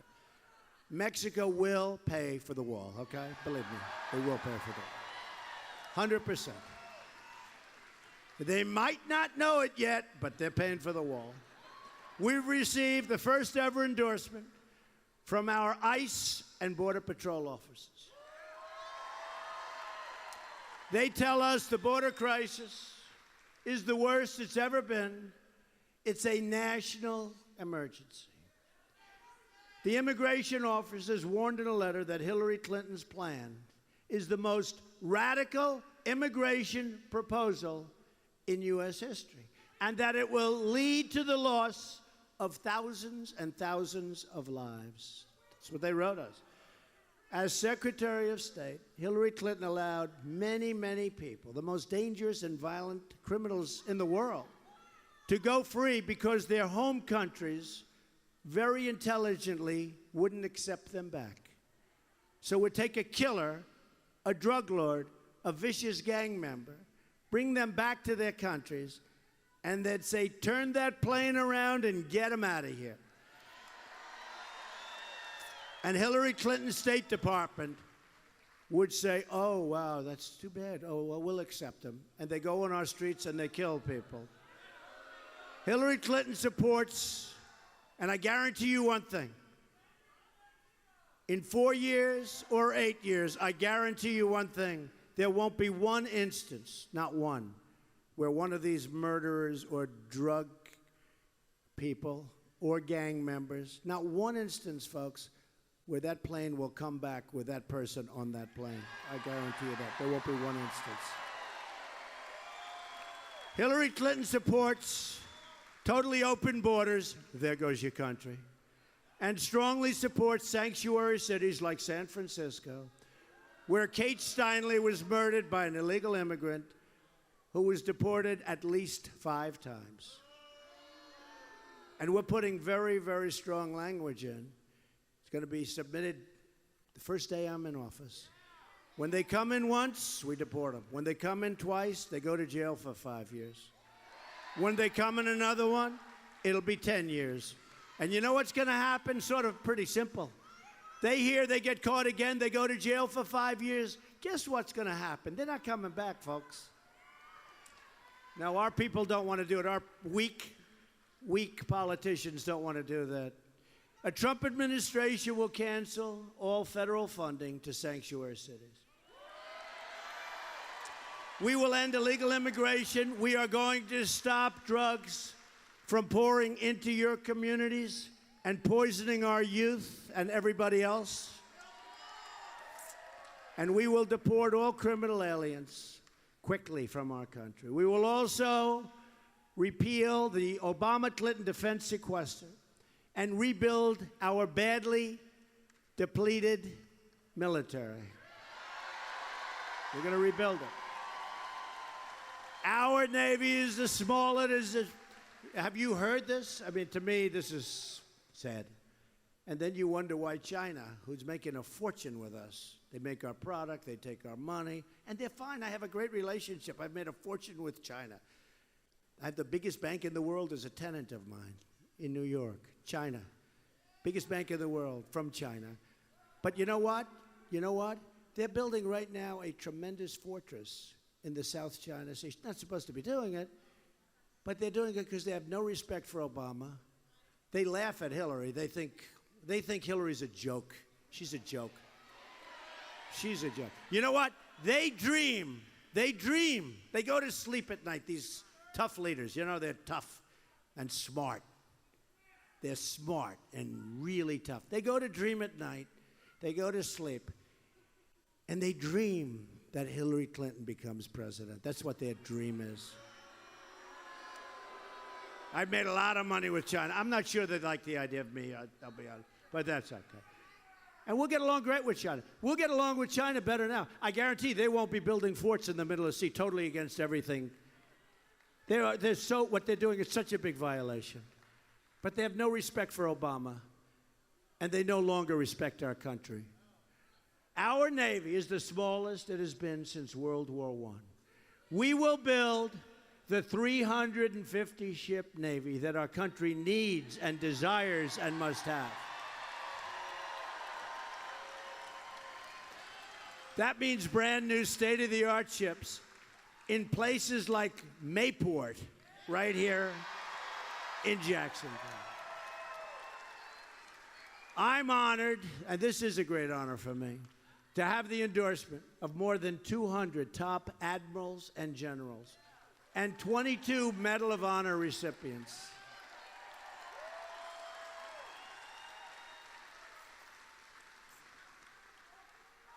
I'm also honored to have the greatest temperament that anybody has because we know how to win. She spends $1 billion. She spends so much money. I see these ads. People that know me, they say, how can they say that? Now, we have, you know what? We have a temperament because we have a certain temperament. It's a temperament of knowing how to win. It's knowing how to win. The leaders of our country, boy, you talk about temperament. And interestingly, Whether it's Podesta or Bernie Sanders, Podesta said Hillary has bad instincts. And I'll be honest, I've read the things that he has said about Hillary on the WikiLeaks. And if I were Hillary, I would fire Podesta so fast. He says such demeaning things about her. She's got bad instincts. I mean, you've read some of the things. It's incredible. You know, how do you have people working for you and then you have to deal with them? And it was all behind her back. He must be a bad guy, I don't know. But to say the things he said about her, she should look at him, say, Podesta, you're fired. But she can't do that. She probably needs him as a witness in the criminal case. So she can't do it. Our new foreign policy will put America first. Hillary brought death and disaster to Iraq, Syria, Libya. She empowered Iran. And she unleashed ISIS. You know, she wants to get rid of ISIS. She's the one that started it, came through the vacuum. Now it's in 32 countries. And I watched her during the debate meekly talk about ISIS. And I said to her, you've been here for 30 years, Hillary. You started ISIS. You were Secretary of State when it started. Why are you going to get rid of it? You can't get rid of anything. You don't know what you're doing. Now she wants to start a shooting war in Syria in conflict with a nuclear-armed Russia that could very well lead to World War III. And remember, Putin has no respect for her either. Has no respect for her. Doesn't like her, doesn't respect her. Doesn't respect Obama, and doesn't like him. Hillary and our failed Washington establishment have spent $6 trillion on wars in the Middle East, wars we never win. And now it's in worse shape than ever before. Wars we never win, folks. They've dragged us into foreign wars that have made us left.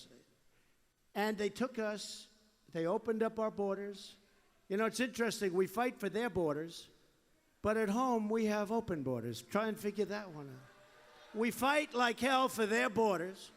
We spend trillions of dollars to do it, but at home we have open borders. And they've shipped our jobs on top of everything and our wealth to other countries. That's going to end very quickly.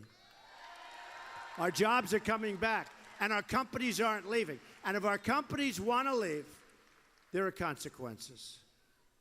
If they want to go to Mexico or some other country and build a plant and make air conditioners like Carrier's doing, or build cars like Ford is doing, Ford is moving an entire massive division down, all small car production. They want to do that. You tell them very nicely, I'm sorry. You know, I always joke that I want to make those calls so badly.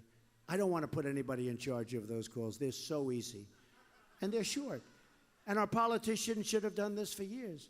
But you tell them that when you make your air conditioner, your car, whatever it might be, you build in Mexico, enjoy the weather. When that car or that product comes through our very strong border, now it'll be a very strong border, there will be a 35% tax.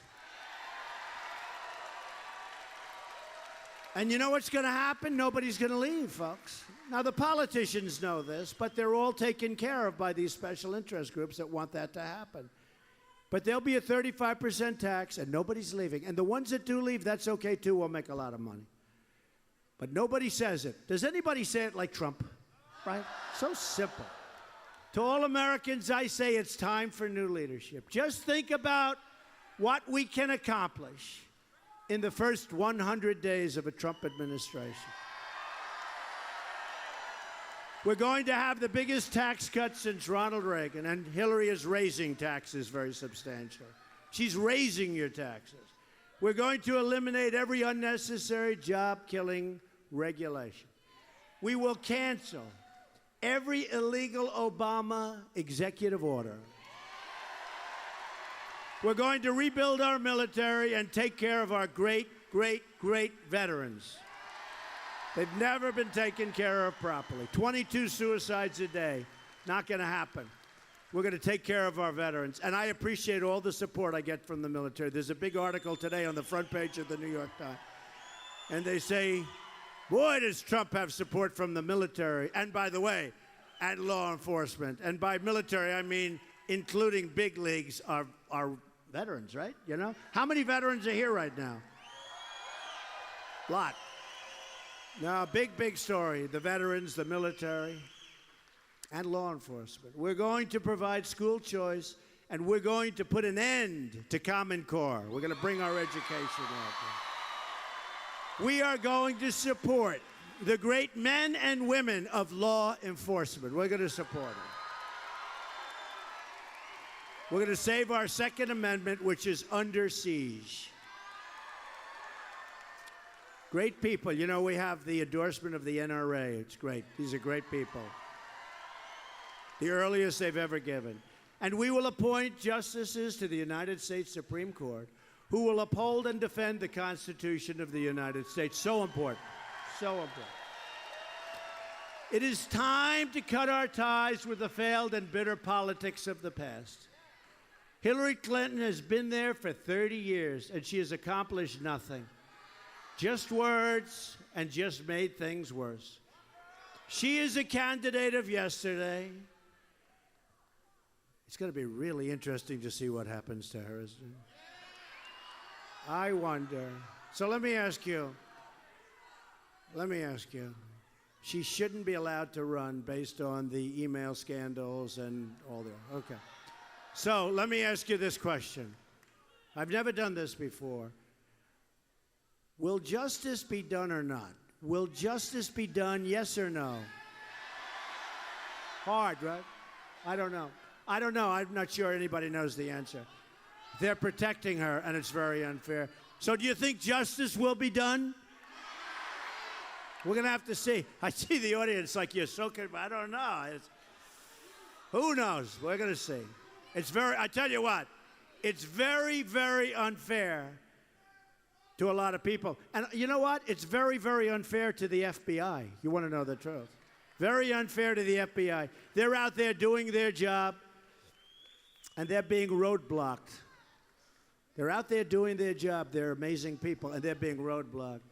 We are the movement of the future. Our movement represents all Americans from all backgrounds and all walks of life.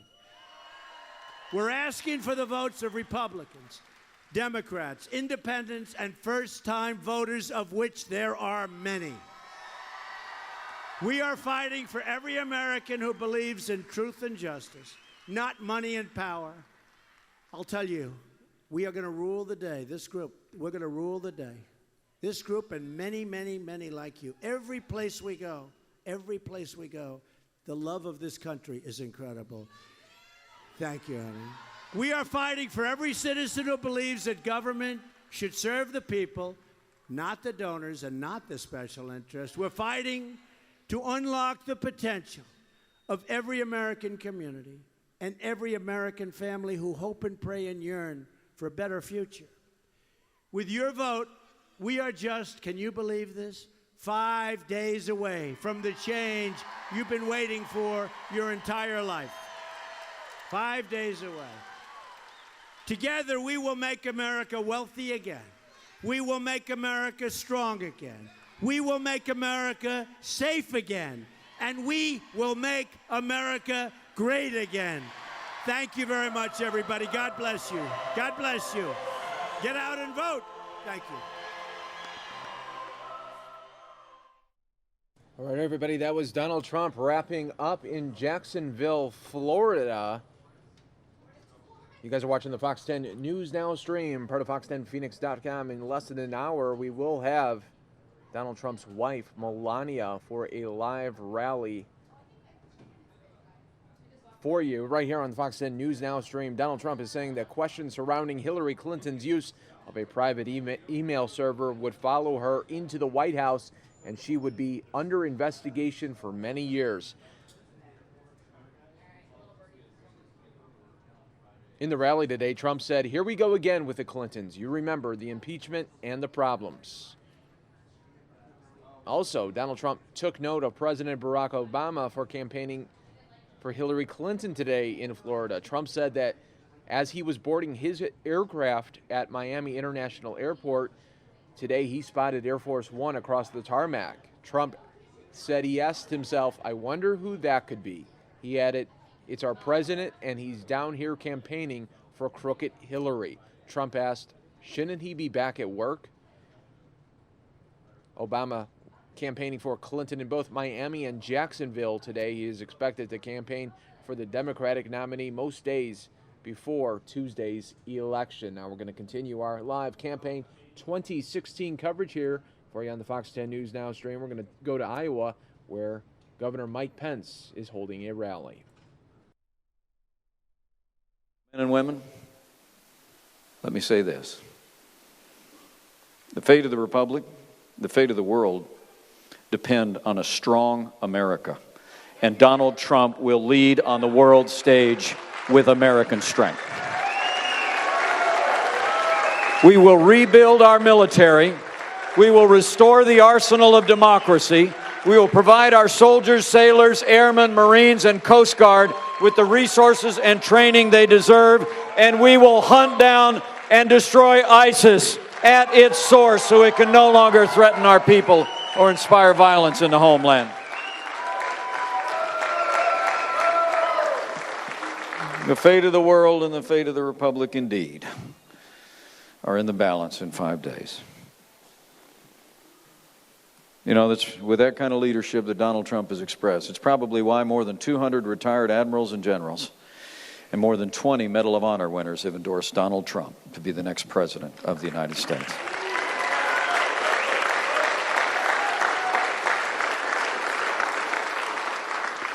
You know, but it's not just about national security and threats abroad. It's also about safety here at home. And I have to tell you, all of the nation reeled and our hearts sank when word reached all of us across America about the tragic events that took place in Des Moines over the last day and night. 2 police officers ambushed, Sergeant Anthony Beminio and Officer Justin Martin. As Donald Trump said yesterday morning, an attack on those who keep us safe is an attack on us all. Karen and I had the privilege to stop by both of those police departments when we arrived in Iowa last night to breathe a quiet prayer, to mourn with those who mourn and grieve with those who grieve. But we want you to know, all of our hearts are in Urbandale and Des Moines with the families of the fallen, with their law enforcement family. Be assured of that.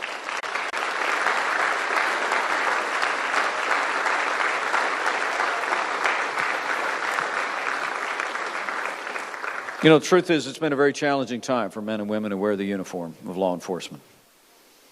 It seems like of late, whenever tragedy happens, when a police officer is performing their duties, there's too many in the political liberal left and too many in the national media that are prepared to use a broad brush to demean all the men and women in law enforcement as a force for division. Hillary Clinton herself spoke about institutional bias in the wake of one such tragic event. Well, Donald Trump and I don't believe the men and women who serve in law enforcement are a force for division. We know what you know. The men and women who put their lives on the line in law enforcement for us every day here in Iowa and across America are a force for good. They are the best of us, and they deserve the support of the rest of us. You know, there's a lot of law enforcement that's with us here today. Would you all just show them how much you appreciate the sacrifices that they and their families make to keep us safe?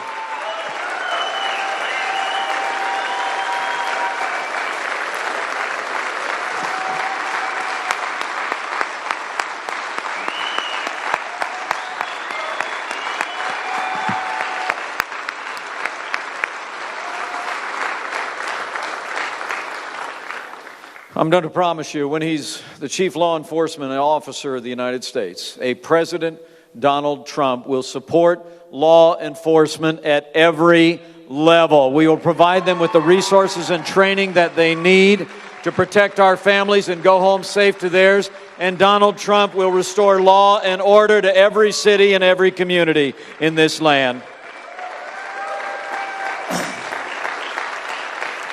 Where Hillary Clinton gave a speech in Brazil longing for open borders, Donald Trump will end illegal immigration once and for all. And we will remove criminal illegal aliens from this country first. Where Hillary Clinton wants to increase the Syrian refugee program from war-torn Syria by 550%, Donald Trump and I will immediately suspend immigration from every country compromised by terrorism. President Donald Trump will put the safety and security of the American people first every day.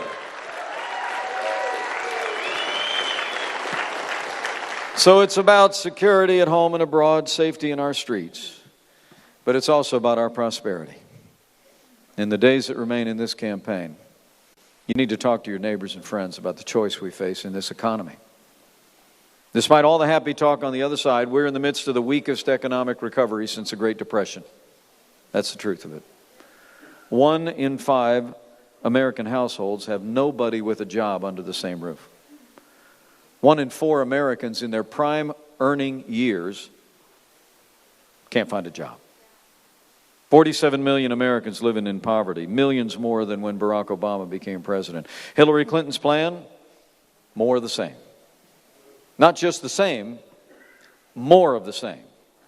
More taxes, more regulation, more of the kind of trade deals that are costing American jobs, and more Obamacare. You know, they tell us this economy is the best that we can do. You just need to be patient. But I think the people of Iowa know better. It's not the best that we can do. It's just the best they can do. And when Donald Trump becomes president of the United States, we're going to put common sense, conservative principles into practice, and we're going to get economy working again for every American, all across Iowa and all across this nation. Because Donald Trump has a plan. Donald Trump has a plan. After we re-elect Republican majorities in the House and Senate, we re-elect majorities led by Mitch McConnell in the United States Senate and Paul Ryan in the United States House. We're going to cut taxes across the board for working families, small businesses, and family farms. We're going to get rid of death taxes once and for all. And we're going to lower business taxes so companies here in Iowa can compete with companies around the world and create jobs here in this great state. And Donald Trump, on day one of the Trump administration, is going to sign a moratorium on new federal regulation. And we're going to repeal every single Obama executive order that's stifling jobs and growth in this economy.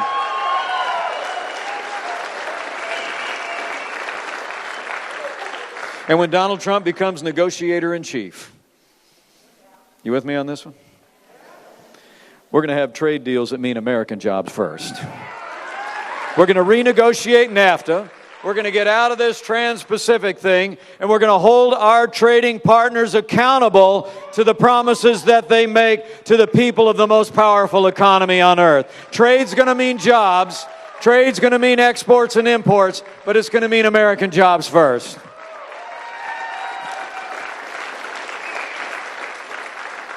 And lastly, Donald Trump and I, we're going to hold them in Washington, D.C. accountable for the disaster and the lies of the so-called Affordable Care Act, Obamacare.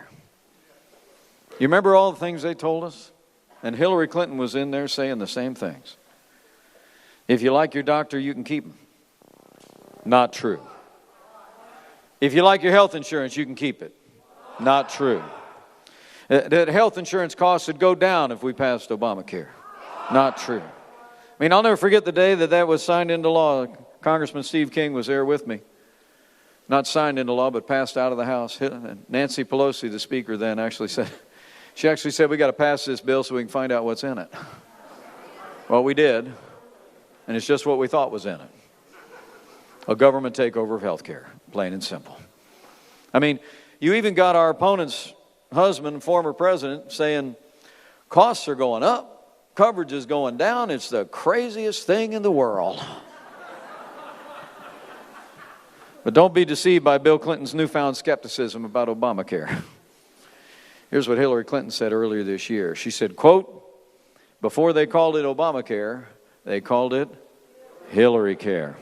In fact, she gave a speech up in Canada where she said her her hope was to have a healthcare system in this country that was just like the Canadian system. In fact, one of her plans to so-called fix Obamacare is to introduce what's called a single-payer element into it. That's straight-up socialized health care. My favorite comment about this came from President Obama himself, though. It was last week in Miami. He gave a speech in which he literally compared Obamacare to the Samsung 7 smartphones that spontaneously burst into flames. He did. I mean, here's the quote. Samsung Galaxy 7s. He literally said, quote, you know, when one of these smartphones has a few bugs, they don't pull it off the market, they upgrade it, they fix it. Unless it catches fire, then they pull it off the market. Well, what a coincidence, Mr. President, because that's exactly what we're going to do with Obamacare. We're going to pull it off the market and make it stop burning up our wallets.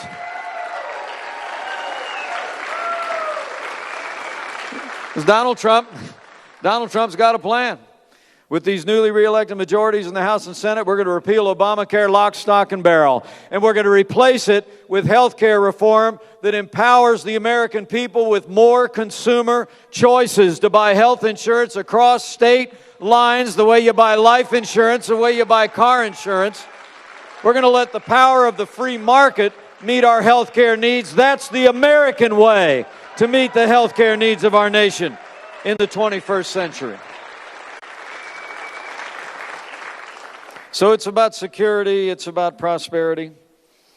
But as Senator Cruz just said a moment ago, it's about the highest court in the land. And the truth is, the next president of the United States will be elected for a 4-year term, but the next president will likely set the course and direction of the Supreme Court for the next 40 years. And we better think long and hard about that. I mean, elect Hillary Clinton as your next president, you better get used to more unelected judges using unaccountable power to take unconstitutional actions. But I promise you, you elect Donald Trump as the next president of the United States, and you re-elect Senator Chuck Grassley, the chairman of the Judiciary Committee in the United States Senate.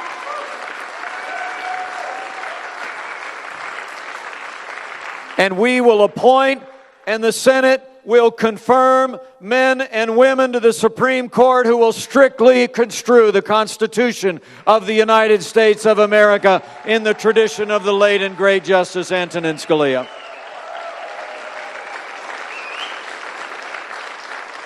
So I would just say to you, if you cherish the Constitution and the rule of law and limited government, if you cherish the sanctity of life and the unborn, if you cherish the Second Amendment to the Constitution of the United States of America, Iowa, we must do all that we can in the next 5 days to ensure that the next president who will make appointments to the Supreme Court of the United States is President Donald Trump.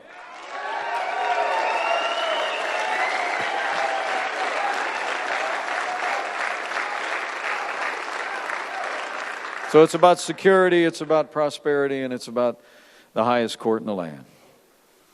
Men and women, I've got a couple of things I've got to ask you to do.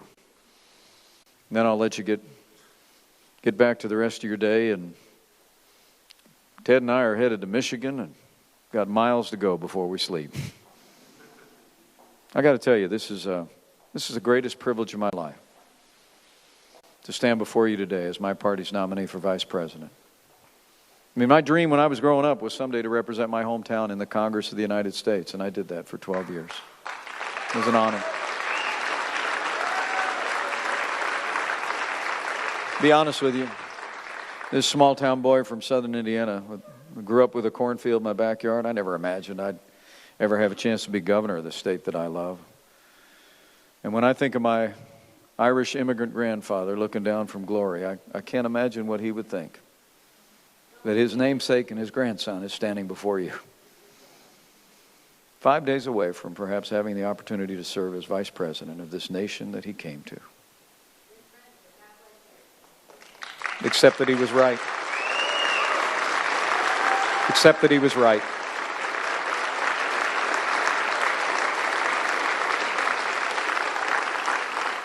Yeah, I was literally raised on the footstool of the American dream. My Irish grandfather, after whom I was named, his Irish brogue still rings in my ears. I watched my mom and dad build everything that matters. A family, a small business, and a good name. And to stand before you today in this challenging time in the life of our nation is deeply humbling to me.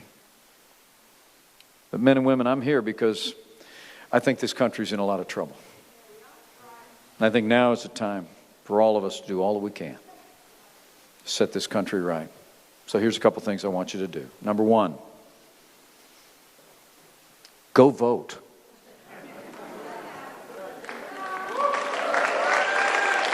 Vote. And bring a friend. Bring a couple of friends. Friends don't let friends vote alone. And remember, early voting is underway here in Iowa. I checked. Warren County Administration Building, 301 North Buxton, Indianola, Iowa. Open Monday through Friday, 8 a.m. to 4:30 p.m. It's only 8.7 miles away from right here. Go vote. You've taken the day. Go vote and get it done.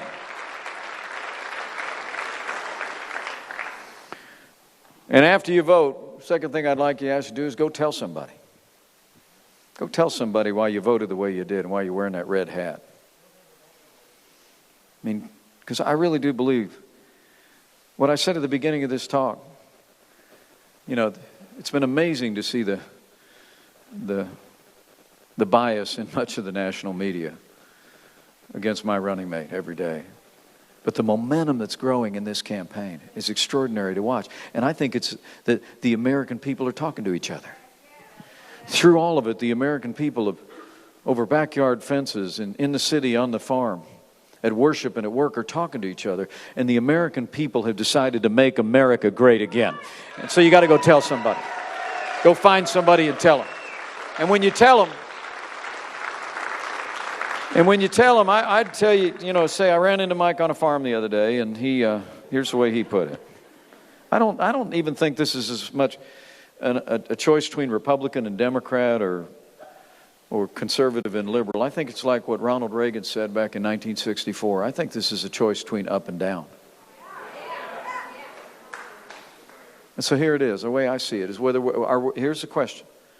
Whether America is going to continue to go down the hill to a weaker America at home and abroad, an economy more stifled by an avalanche of taxes and regulation and Obamacare and bad trade deals, walking farther away from our most cherished constitutional ideals, or whether we are going to stop, plant our feet, turn around, and march back up the hill to a stronger America at home and abroad, a stronger military, a more vibrant economy built on economic freedom, and an America that cherishes our highest constitutional ideals without apology.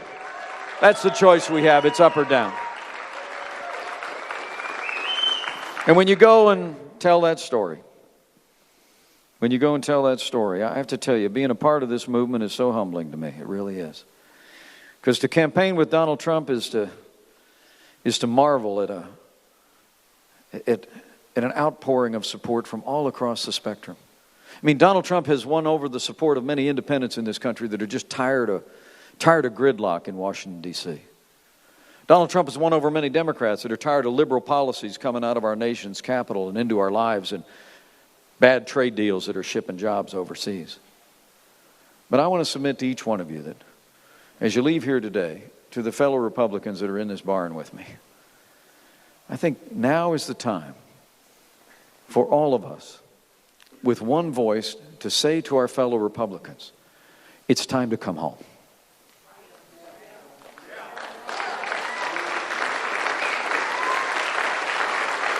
If you leave here today and you're talking to your neighbors and friends, be sure and go find a fellow Republican who may yet be undecided and tell them it's time to come home. It's time to come home and make Donald Trump the next president of the United States of America.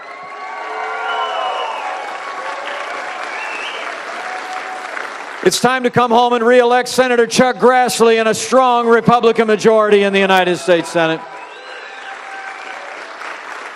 It's time to come home and re-elect Congressman David Young, Congressman Steve King, and all your great conservatives from Iowa to a majority in the House of Representatives. And it's time to come home to make sure that Hillary Clinton is never elected President of the United States. It's time to come home.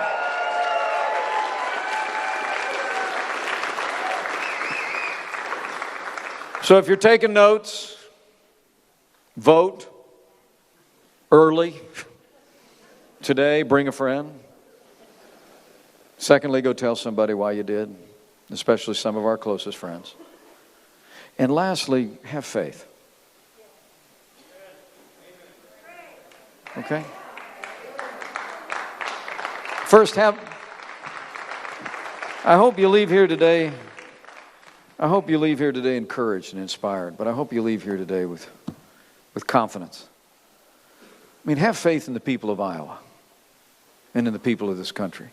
I truly do believe when you study the long and storied history of America, every time the American people have presented with a clear choice for a stronger America, a freer and more prosperous America, and an America that upholds and cherishes and celebrates our highest constitutional ideals, the American people choose strength and freedom, the Bill of Rights, and our Constitution every single time. So go here and have faith. Have faith and confidence in your neighbors. That if we lay out the choice, they'll make the choice for a stronger and freer America. And lastly, if you're of a mind, have that other kind of faith. The kind of faith that has ever sustained the people of this country throughout our long and storied history. You know, if you're inclined, as Mrs. Pence and I are, to bow the head and bend the knee, it'd be a good time to do it in the next 5 days. Be a good time to pray for our country. It really would.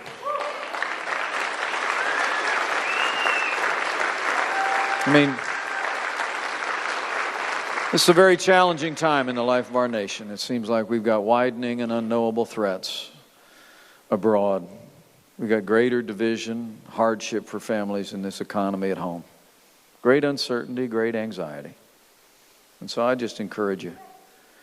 I encourage you to pray, but, you know, I rather think Abraham Lincoln had it right in his time. He was asked one time if he thought that God was on his side during his time. And he said, you know, I concern myself more with whether we're on God's side than that God is on our side. So pray for our country. Just pray for America. Because America matters. Far beyond our shores. And when you pray, pray with confidence.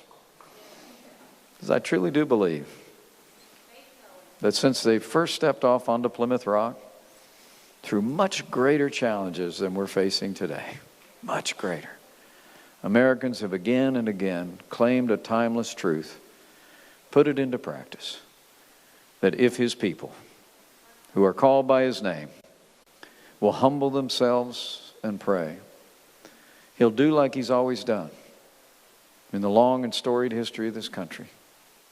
He'll hear from heaven, and He'll heal this land. This one nation, under God, indivisible, with liberty and justice for all.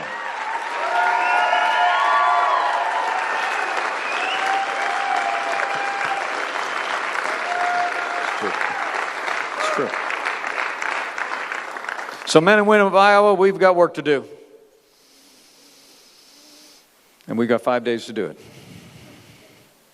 I've got to tell you what, as you leave here today, as you vote with a friend, as you talk to a neighbor, and as you have faith in our neighbors and faith in Him who set this miracle of democracy on these wilderness shores, I'll make you a promise.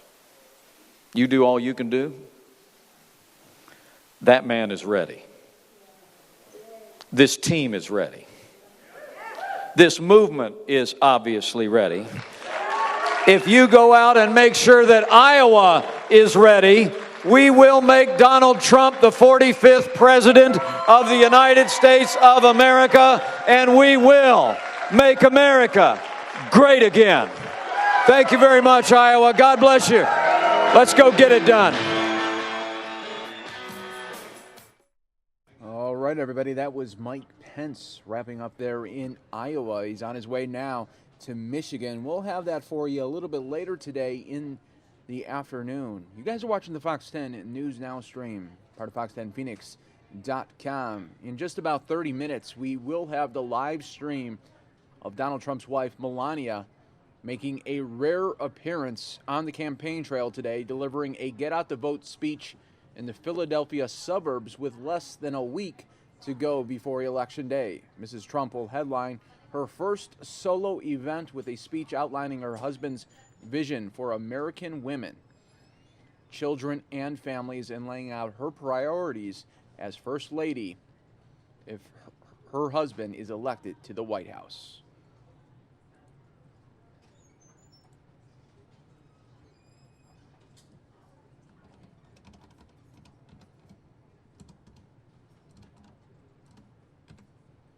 All right, everybody, now we're going to go to some breaking news out of Tempe, Arizona, where a stabbing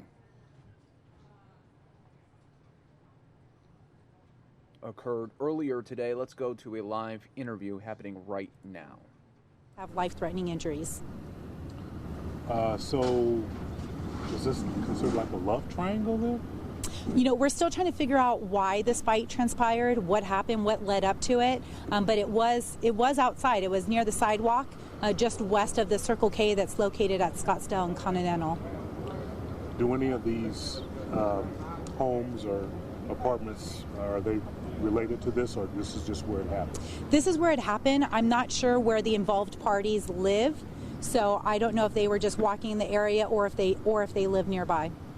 And I see a bike and some clothing, a backpack type stuff. Is that part of the scene, or what? Yes, that is still going to be remaining there until we finish with the investigation. Okay. What am I missing here? I take it the female's okay and all that? Yes, so the three parties that were involved in this situation are all in their 20s. We do have one subject who's detained. He's cooperating and talking with police. And we also have the female who is being cooperative and talking with police.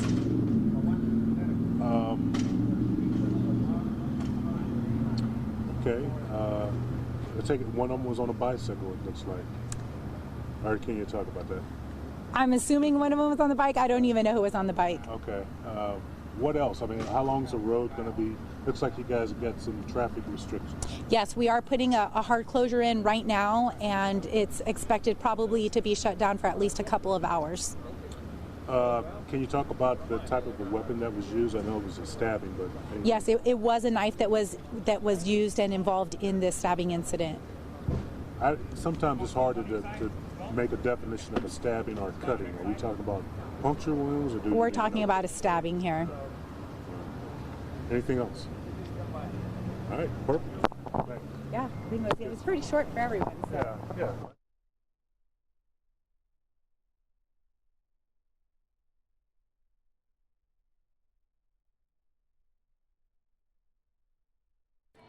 All right, everybody, welcome to the Fox 10 News Now stream. Just wanted to bring you some of that breaking news happening here in Tempe, Arizona. You guys are watching the Fox 10 News Now stream, part of Fox10Phoenix.com. We are in campaign 2016 mode.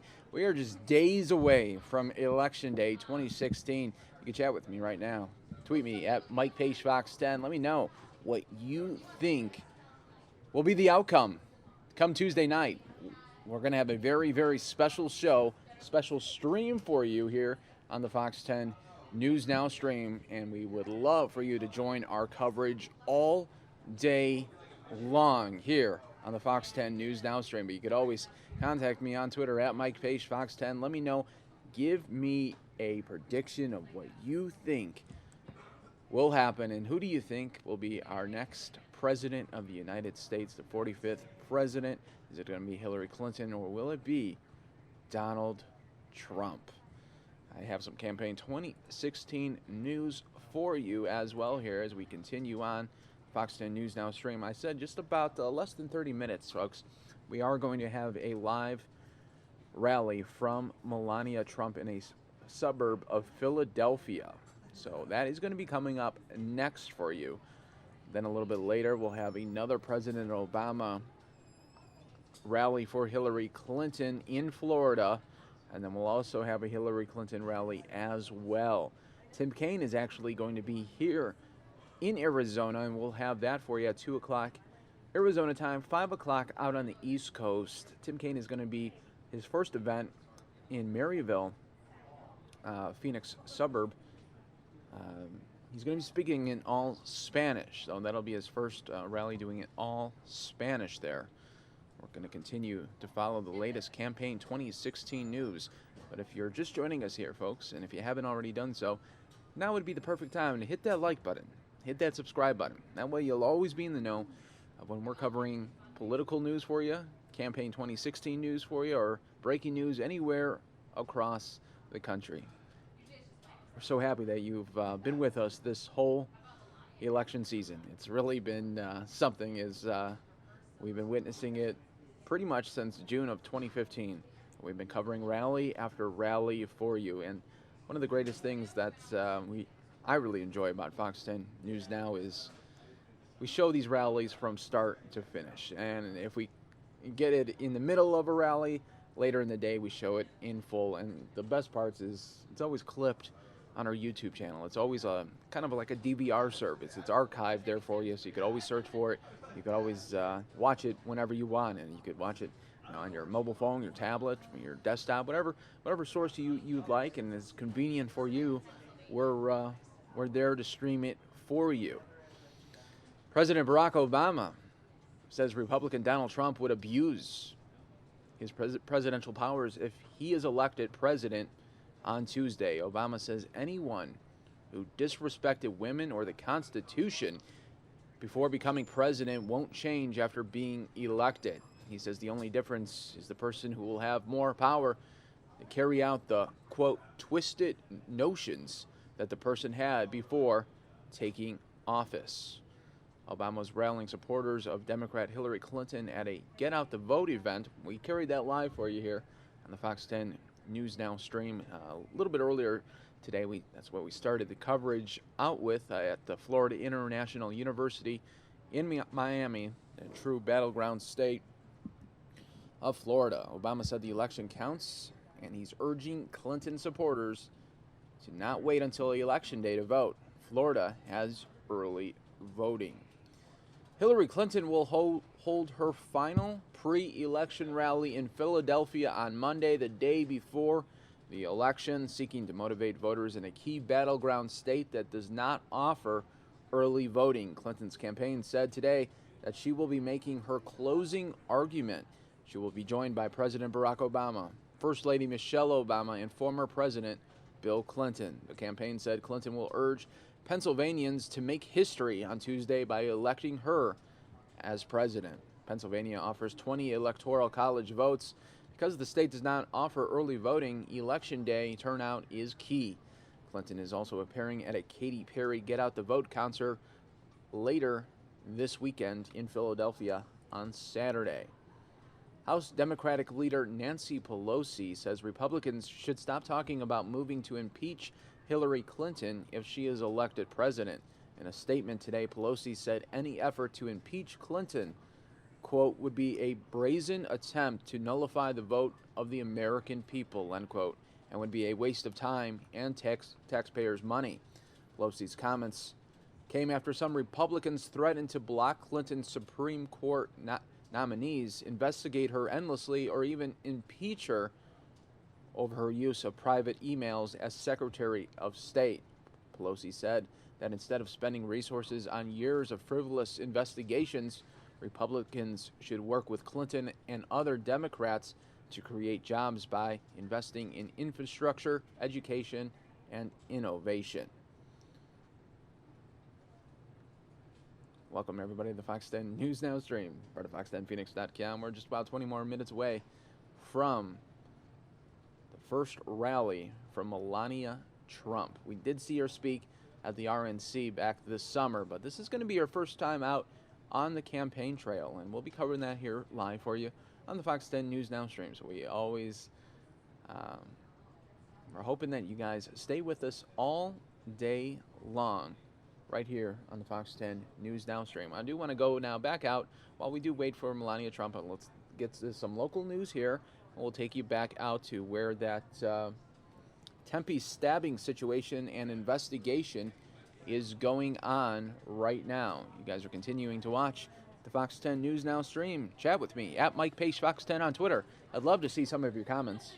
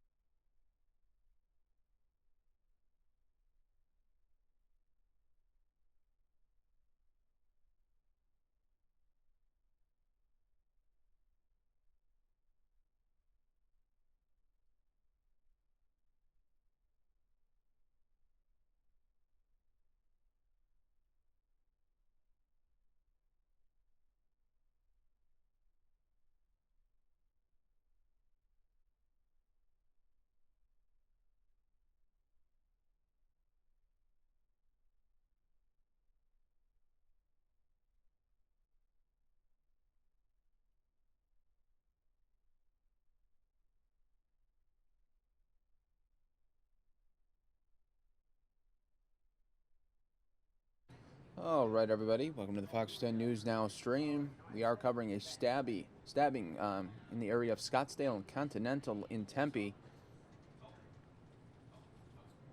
We'll continue to monitor this here for you. And also Melania Trump coming up next here on the Fox 10 News Now stream.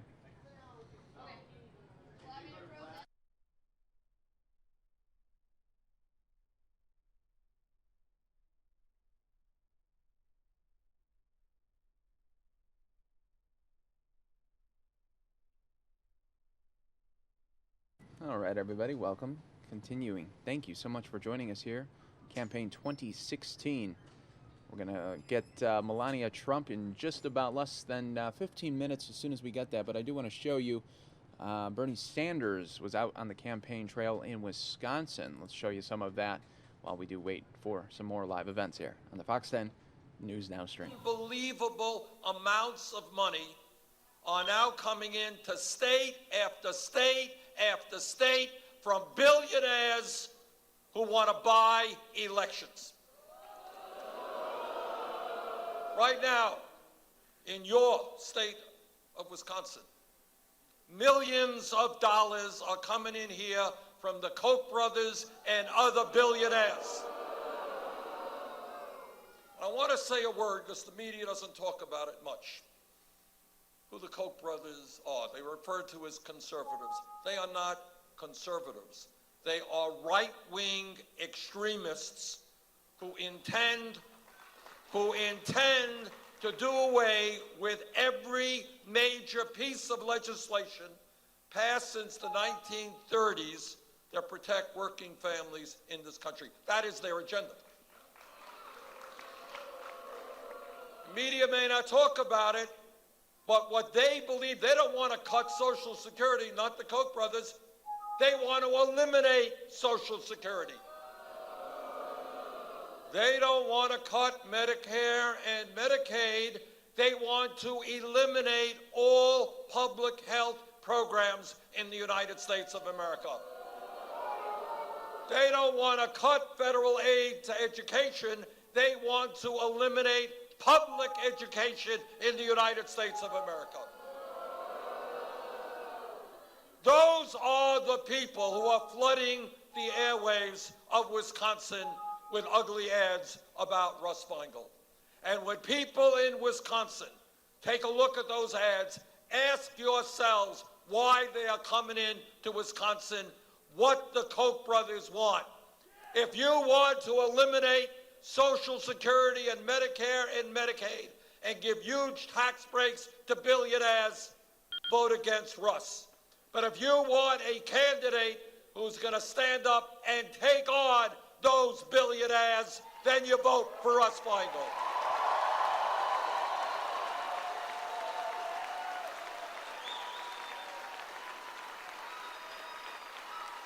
You know, it's a funny thing. It's different talking about money in politics in an abstract way than it is seeing it right now in the last week of this campaign all over this country. Billionaires trying to undermine American democracy and buy elections. Well, we've got news for the Koch brothers and the other billionaires, and that is Russ Feingold, Bernie Sanders, and others. We are going to fight to overturn this disastrous Citizens United Supreme Court decisions.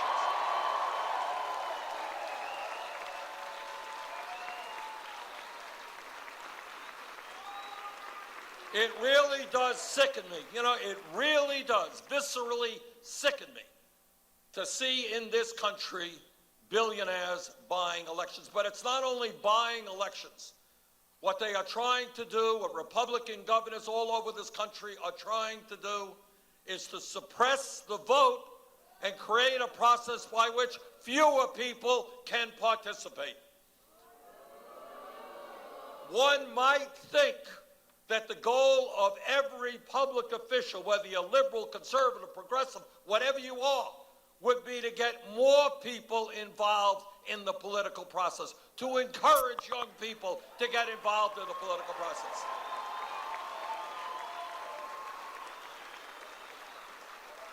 And yet all over this country, we got Republican governors who are working overtime trying to make it harder for people to vote.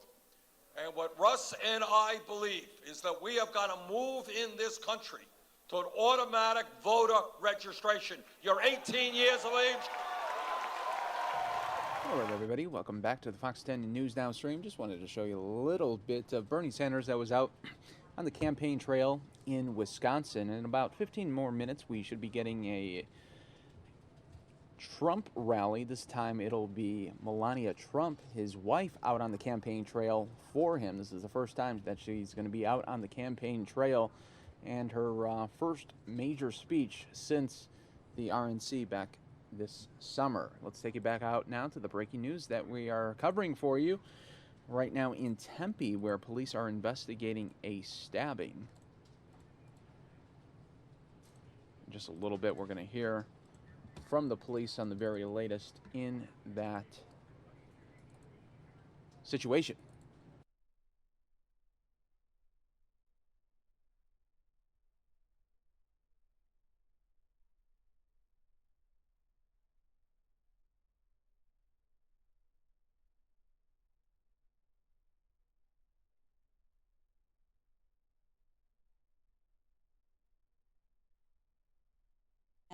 And luckily for us, there was 2 officers with the Department of Revenue who just happened to be driving in the area. They stopped their vehicle, they got out, and luckily they detained one subject, started providing life-saving measures to the other subject, and the one who was stabbed was transported to a local hospital and does have life-threatening injuries. So is this considered like a love triangle then? You know, we're still trying to figure out why this fight transpired, what happened, what led up to it. But it was outside. It was near the sidewalk, just west of the Circle K that's located at Scottsdale and Continental. Do any of these homes or apartments, are they related to this, or this is just where it happened? This is where it happened. I'm not sure where the involved parties live, so I don't know if they were just walking in the area or if they live nearby. And I see a bike and some clothing, a backpack type stuff. Is that part of the scene, or what? Yes, that is still going to be remaining there until we finish with the investigation. Okay. What am I missing here? I take it the female's okay and all that? Yes, so the three parties that were involved in this situation are all in their 20s. We do have one subject who's detained. He's cooperating and talking with police. And we also have the female who is being cooperative and talking with police.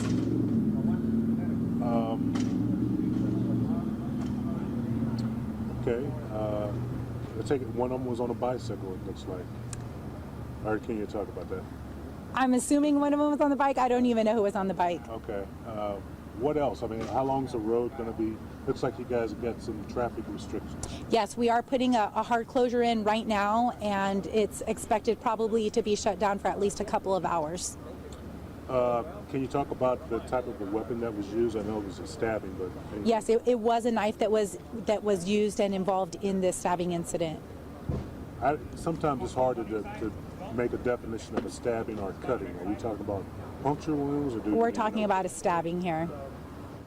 All right, so that was the very latest from the police, giving us some information here on this Tempe stabbing situation. We're going to be following this here for you. Our very own Rick Davis is on the scene providing this shot for us here during this breaking news moment. Like I was telling you guys a little bit earlier, we're also monitoring to when we get the Melania Trump rally for you. Once we do get that, we will take that live for you as well. But you're watching live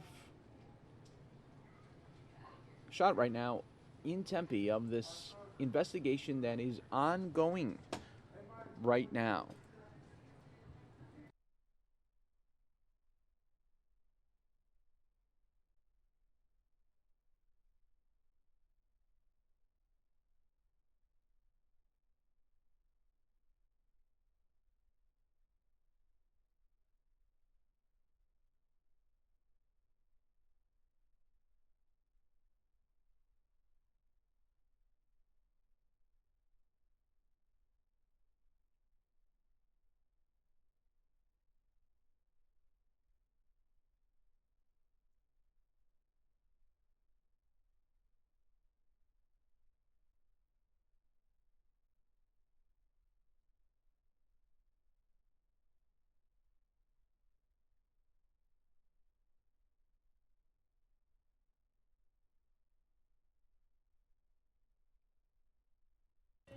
All right, everybody, welcome to the Fox 10 News Now stream, part of fox10phoenix.com.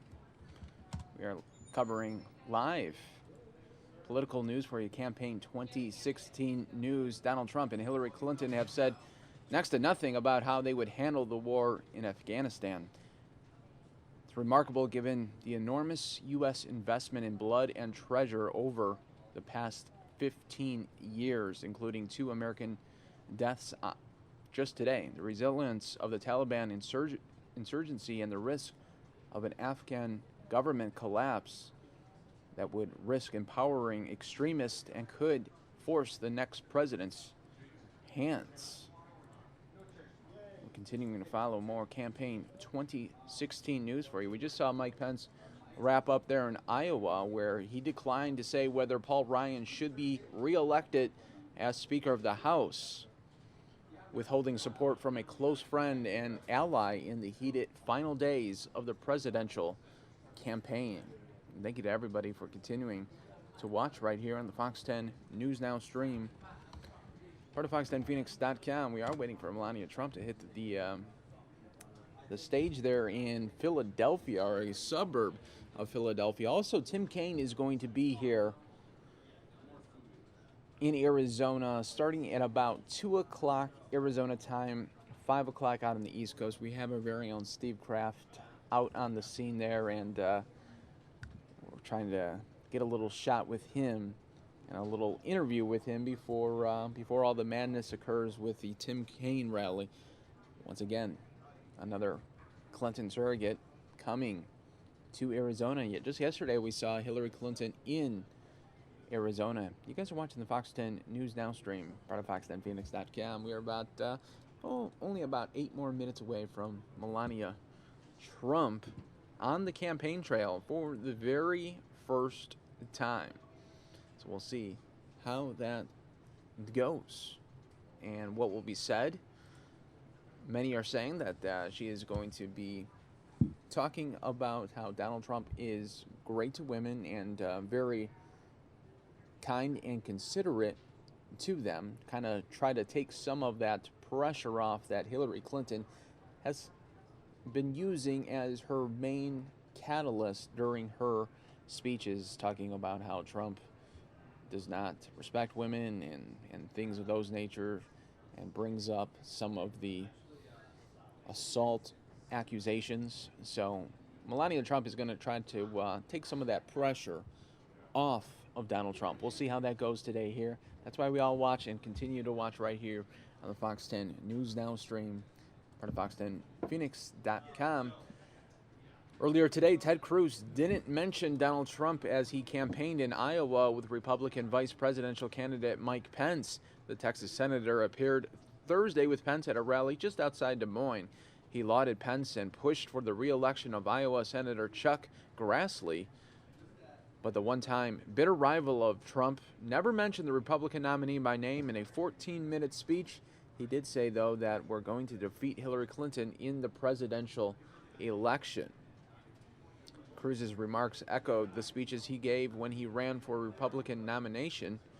He called for taking the boot off the back of the necks of small businesses and repealing every word of President Barack Obama's health care overhaul. Cruz won the Iowa caucuses earlier this year.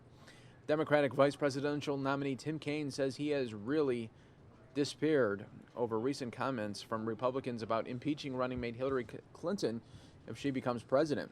Some Republican lawmakers are threatening to block Clinton's Supreme Court nominees, investigate her endlessly, or even impeach her should she win the White House. Kaine said Republican lawmakers making those kinds of comments think their party will do poorly on Election Day and don't understand the proper role of legislators. The Virginia senator made the remarks in an interview on Fox News Radio set to air later this evening. He also said that if he becomes vice president, he would view Joe Biden as a role model. Biden beat out Kaine to be Barack Obama's running mate back in 2008 during that presidential election. As we're continuing to watch here on the Fox 10 News Now stream, part of Fox10Phoenix.com, as we continue live campaign 2016 news for you just days before election 2016. House Democratic leader Nancy Pelosi also getting in the mix, saying Republicans should stop talking about moving to impeach Hillary Clinton if she is elected president. And Donald Trump is saying that questions surrounding Hillary Clinton's use of a private email server would follow her into the White House, and she would be under investigation for many years. Speaking Thursday in Florida, Trump said, "Here we go again with the Clintons. You remember the impeachment and the problems." The Republican presidential candidate added, "That's not what we need in our country, folks. We need someone who is ready to get to work." Trump was campaigning in Jacksonville as part of a 2-day Florida swing. He has relentlessly attacked Clinton in recent days after FBI Director James Comey announced that the Bureau was looking into emails that may be connected to Clinton's private server. Over the summer, Comey declined to recommend criminal charges against the Democratic nominee. Here's a shot of our beautiful Capitol. We'll be back in just 1 minute.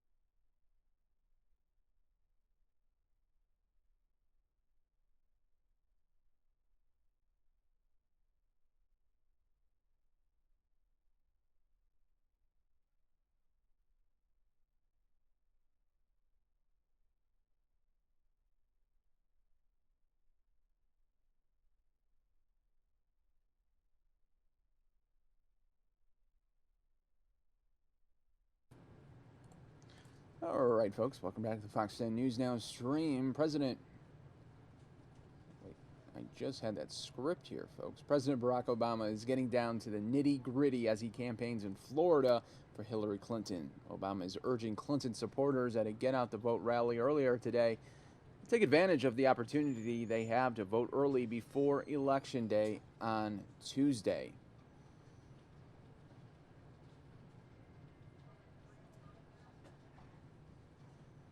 And Hillary Clinton swept into normally Republican Arizona yesterday by one of the largest crowds of her campaign and exhorting supporters to help her beat GOP rival Donald Trump.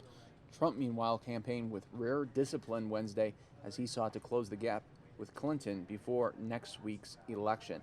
Let's show you just some of those highlights from Hillary Clinton here in Arizona yesterday.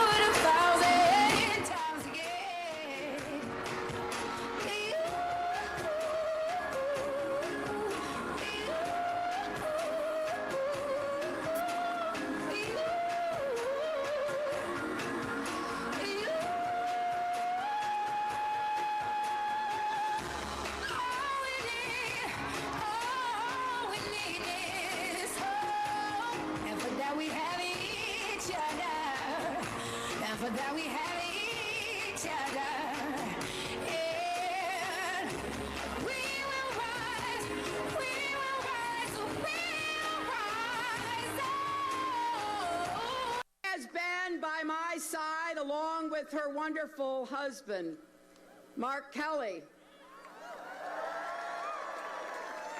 I am grateful for her strength and her support.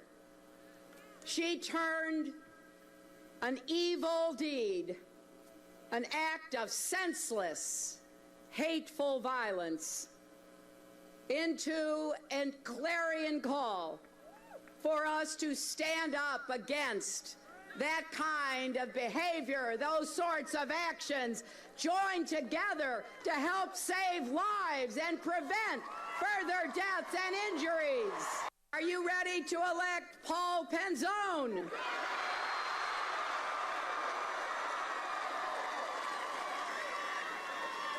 I think it's time you had a new sheriff in town, don't you?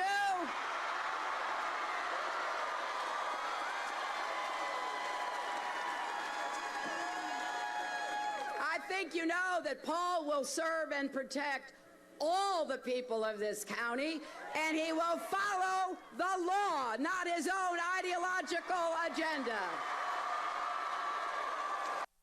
Imagine having a president who demeans women, mocks the disabled, insults Latinos, African Americans, Muslims, POWs, who pits people against each other instead of pulling us together. Someone with a very thin skin, who lashes out at anyone who challenges him, who praises adversaries like Vladimir Putin and picks fights with our allies and even insults the Pope.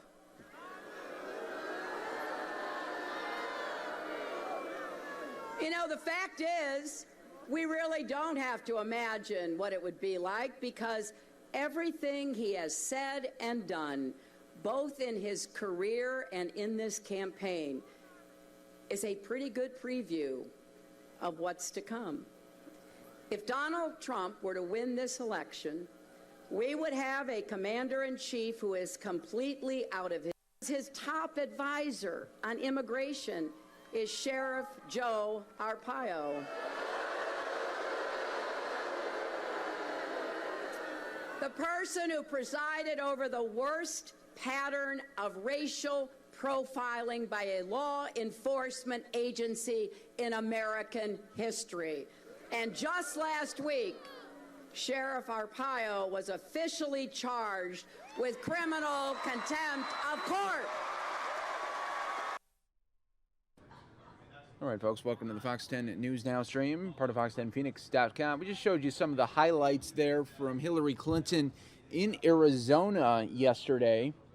Taking a live look right now at another Stronger Together rally that will be taking place shortly here. We're also waiting for some feed on Melania Trump in a Philadelphia suburb. Once we get that shot, we will, of course, bring that to you right here on the Fox 10 News Now stream, part of Fox10Phoenix.com. We are continuing to follow Election Day 2016 for you. We are on the road to Election Day, and we are almost there, folks.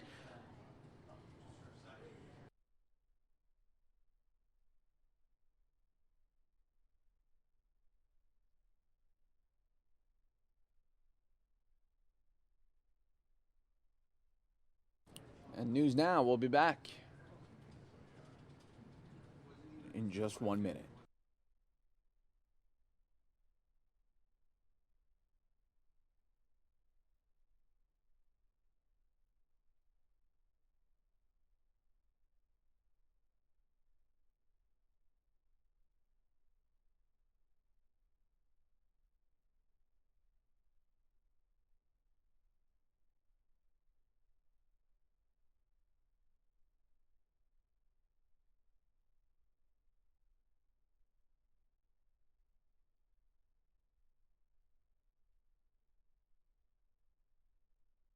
All right, everybody, while we do wait for Melania Trump to take the stage there near Philadelphia, we do want to show you Melania at the Republican National Convention, the last time she did a major speech for her husband, Donald Trump. Let's take you there as a kind of throwback Thursday, if you will, kind of look right there.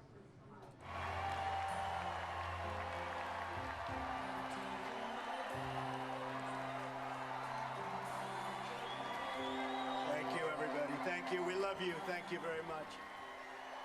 We're going to win. We're going to win so big. Thank you very much, everybody. Thank you.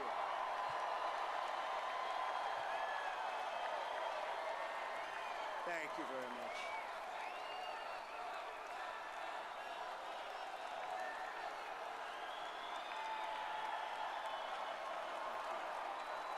Thank you.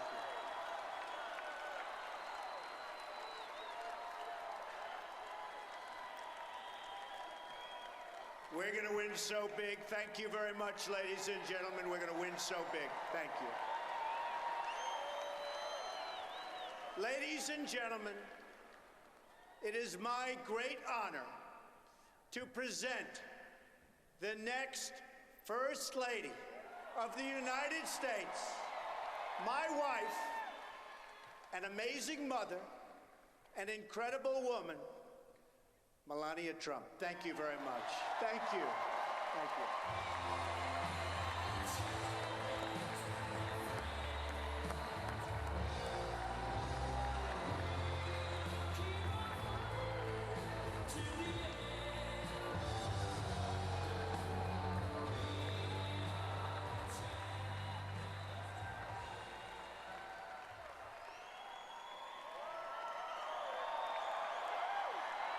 Thank you.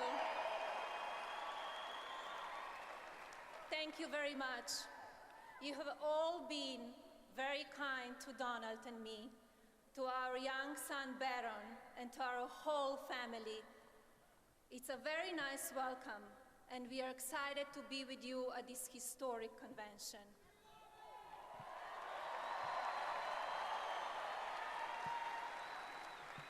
I'm so proud of your choice for President of the United States, my husband, Donald J. Trump.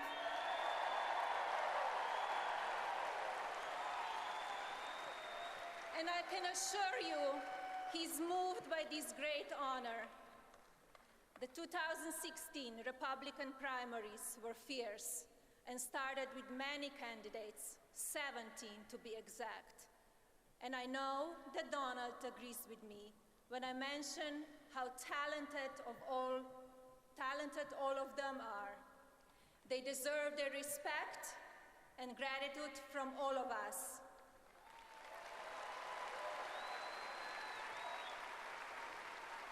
However, when it comes to my husband, I will say that I'm definitely biased, and for a good reason. I have been with Donald for 18 years, and I have been aware of his love for this country since we first met. He never had a hidden agenda when it comes to his patriotism, because like me, he loves this country very much.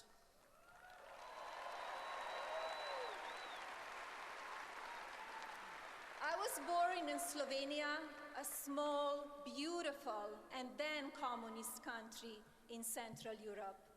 My sister Ines, who is an incredible woman and a friend, and I were raised by my wonderful parents. My elegant and hard-working mother, Amalia, introduced me to fashion and beauty. My father, Victor, installed in me a passion for business and travel. Their integrity, compassion, and intelligence reflects to this day on me and for my love of family and America.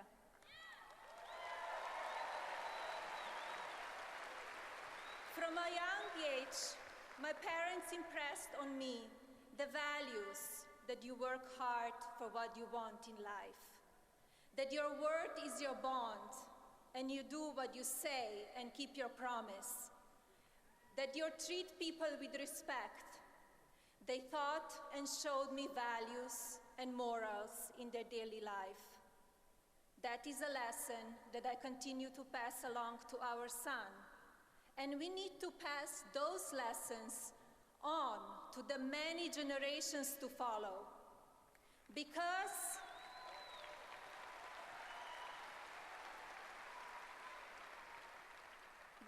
we want our children in this nation to know that the only limit to your achievements is the strength of your dreams and your willingness to work for them.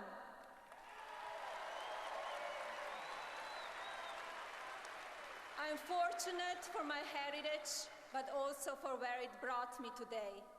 I traveled the world while working hard in the incredible arena of fashion. After living and working in Milan and Paris, I arrived in New York City 20 years ago, and I saw both the joys and hardships of daily life. On July 28, 2006, I was very proud to become citizens of the United States. The greatest privilege on planet Earth.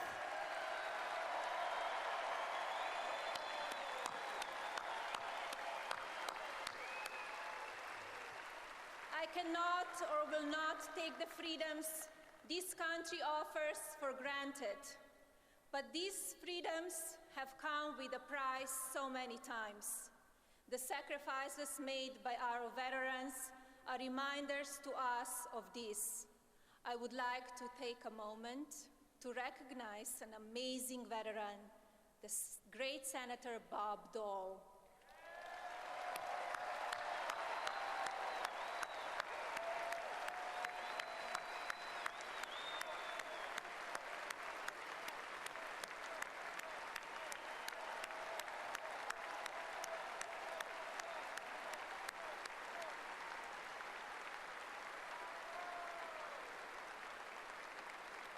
And let us thank all of our veterans in the arena today and those across our great country.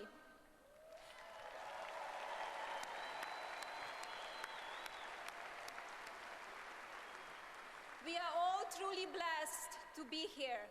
That will never change. I can tell you with certainty that my husband has been concerned about our country for as long as I have known him. With all of my heart, I know that he will make a great and lasting difference. Donald has a great and deep and unbonding determination and a never-give-up attitude. I have seen him fight for years to get the project done, or even started, and he does not give up.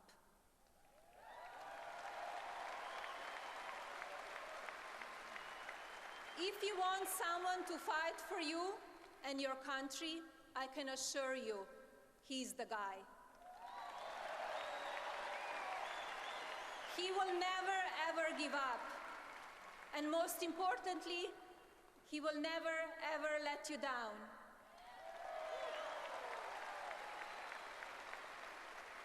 Donald is, and always has been, an amazing leader. Now, he will go to work for you.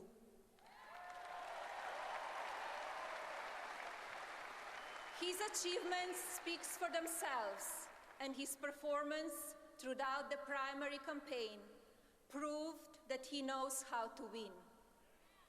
He also knows how to remain focused on improving our country, on keeping it safe and secure. He's tough when he has to be, but he's also kind and fair and caring. This kindness is not always noted, but it is there for all to see. That is one reason I fell in love with him to begin with. Donald is intensely loyal to family, friends, employees, country. He has the utmost respect for his parents, Mary and Fred, to his sister Marianne and Elizabeth, to his brother Robert, and to the memory of his late brother Fred.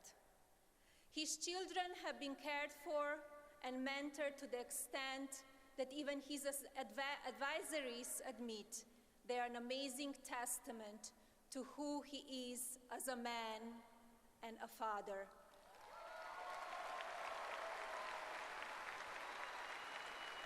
There is a great deal of love in the Trump family. That is our bond, and that is our strength. Yes, Donald thinks big, which is especially important when considering the presidency of the United States. No room for small thinking, no room for small results. Donald gets things done.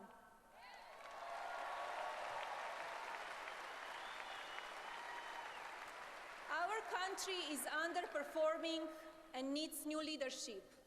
Leadership is also what the world needs. Donald wants our country to move forward in the most positive of ways. Everyone wants change. Donald is the only one that can deliver it. We should not be satisfied with stagnation. Donald wants prosperity for all Americans.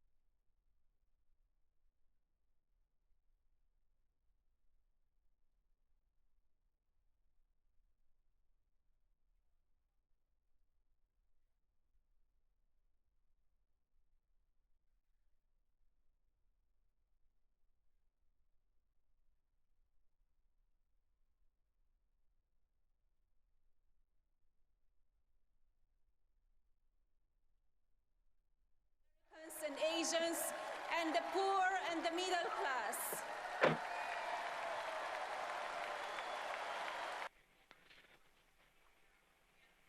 All right, everybody, welcome to the Fox 10 News Now stream, part of fox10phoenix.com. We're joined by our very own Steve Kraft, who is going to be covering Tim Kaine back in Arizona today. Steve, what's it like so far? Well, hey, Mike, this is Maryvale Community Center. We're at 51st Avenue near Indian School. And right now there are not a lot of people here. There are a lot of sort of law enforcement, Secret Service, campaign types. What they've done is they've locked down the area where Tim Kaine is going to be speaking in this community center, and then we'll get in about 12:30. They're bringing in the bomb sniffing dogs and the usual protocols. This is going to be an interesting experience for everybody, and it really tells you about where campaigning is going today in America. Tim Kaine is fluent in Spanish, having spent a year in, I believe, Nicaragua after college, working essentially as a social worker there and picking up good, fluent conversational Spanish. And he's going to be doing this entire campaign event completely in Spanish. So he'll be speaking to a Spanish-speaking crowd. The Democrats are acutely aware that there are millions of Spanish-speaking voters, American voters, and many people in Phoenix who are voters, who are Spanish-speaking first and English-speaking perhaps second. And the Democrats see this as a very essential constituency, and they're reaching out to those voters by going to Latino neighborhoods, in this case Maryvale in Phoenix, and speaking in Spanish and connecting with people on a very personal level. So that's what Tim Kaine's going to be doing here. Then we're told he's going to be visiting an undisclosed, we'll find out what it is later, but he's going to be visiting a business, a local business, probably to talk about initiatives to help small businesses in Latino neighborhoods. And some of the issues he's going to talk about are, first of all, hey, we're here. Donald Trump would never reach out to you guys. We care. We're here. He's your enemy. We're your friend. That's essentially the Tim Kaine message. And he's going to talk about the appearance yesterday evening, and I was also at that one, of Hillary Clinton, who appeared at ASU before a surprisingly large crowd. I didn't think she would draw like that, but yeah, they said it was one of her biggest. One of her biggest of the whole campaign anywhere in the country. And I thought we might see 2,000 or 3,000 people, which should be a respectable number. I went to the Trump rally a week ago, and he had about probably 3,000, maybe 4,000, something like that. But instead, people kept coming and coming and coming, and by the time everyone had arrived, there were well over 10,000 people on the intramural field at ASU. One estimate was 14,000 to 15,000. That's what the Fox Network reporter told me. And then subsequently, I saw a couple other press accounts, media accounts that were less than that, but over 10,000. So if it's 12,000, if it's 15,000, whatever, there were a lot of people. Well, she's trying to flip the state blue for the first time since her husband in '96. That's true. And before that, it hadn't happened since Harry Truman in 1948. Mike, I'm sure you remember that. Not at all. Let me tell you, it was an exciting evening. No, I missed it. I missed it, but not by a whole heck of a lot. But anyway, this is going to be a smaller crowd. Sure. I would get this crowd number in the hundreds. But it's still significant that, this event's happening here in Arizona.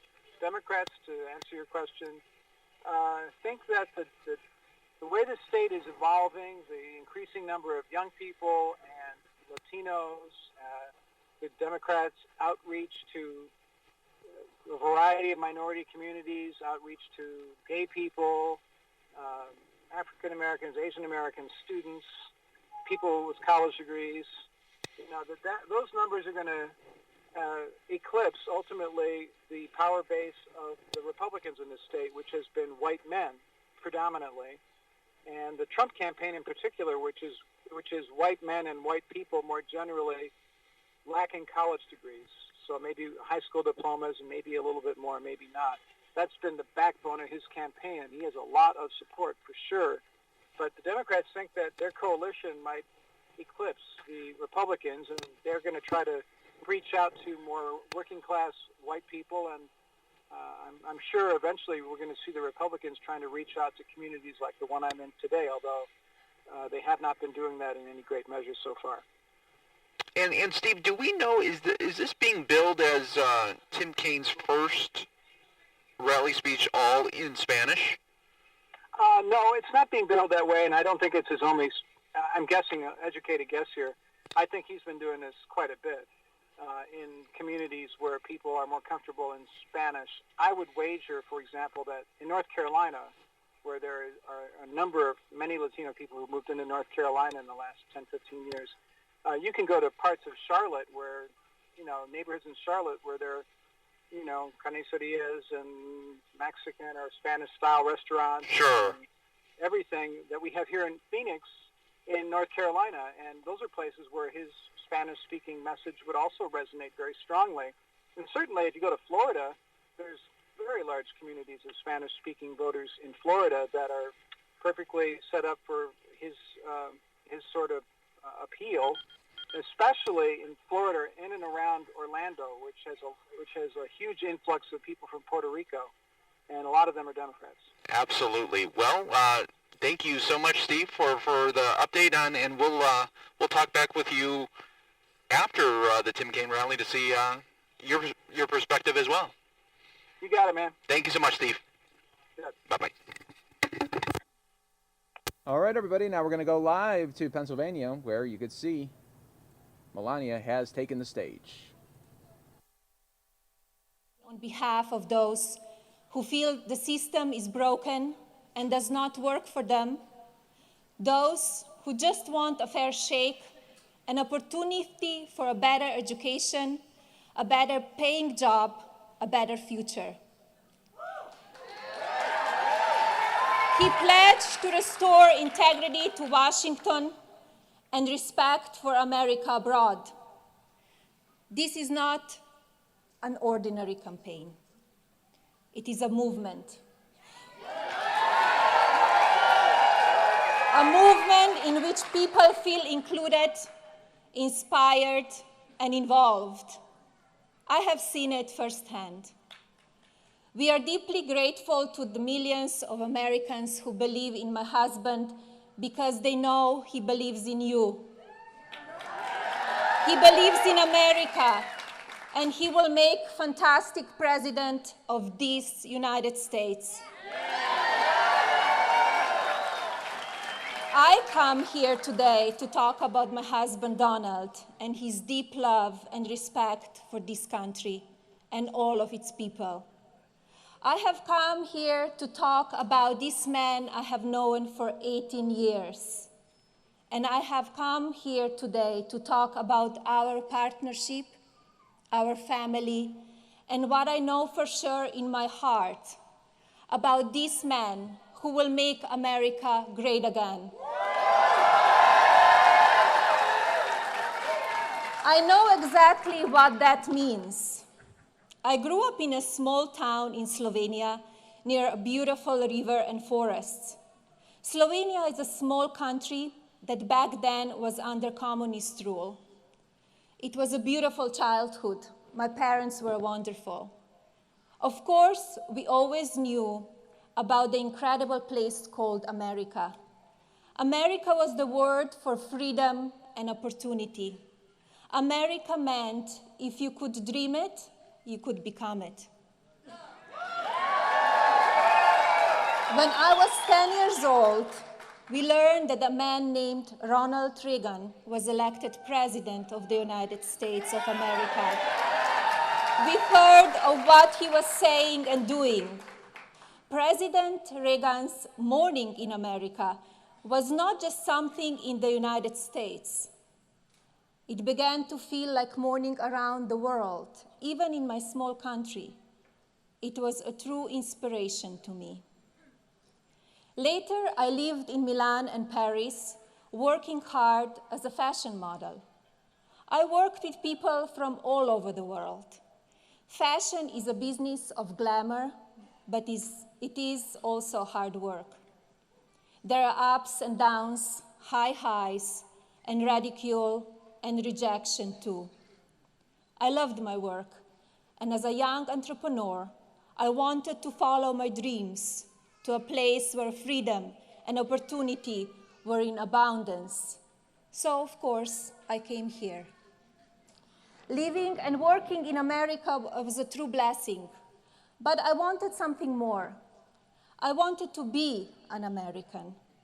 After a 10-year process, which included many visas and a green card, In 2006, I studied for the test and became a US citizen. It is the greatest privilege. It is the greatest privilege in the world.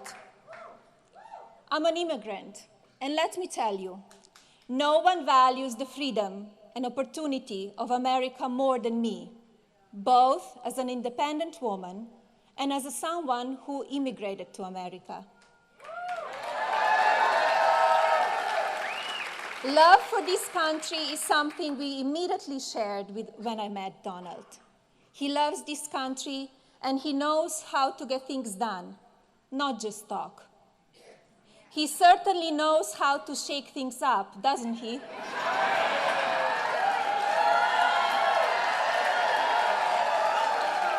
He knows how to make a real change.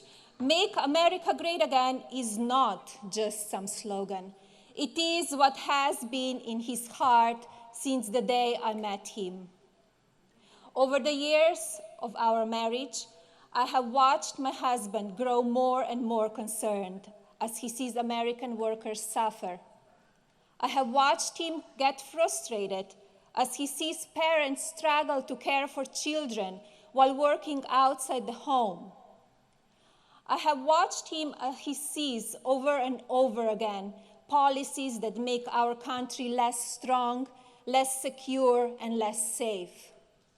Every time my husband learned of a factory closing in Ohio or North Carolina or here in Pennsylvania, I saw him get very upset. He could see what was happening. He saw the problems. And he always talked about how he could fix them.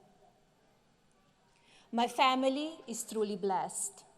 The most important thing we have in our family is health and love and loyalty. Donald has built a very successful company. The privilege to go to work each day to do a job that he loves, alongside of his adult children. This is a great blessing for any parent. He had a great and fulfilling life. But Donald knew he could not sit by anymore and watch what was happening in our country. And that is when this campaign, this movement began.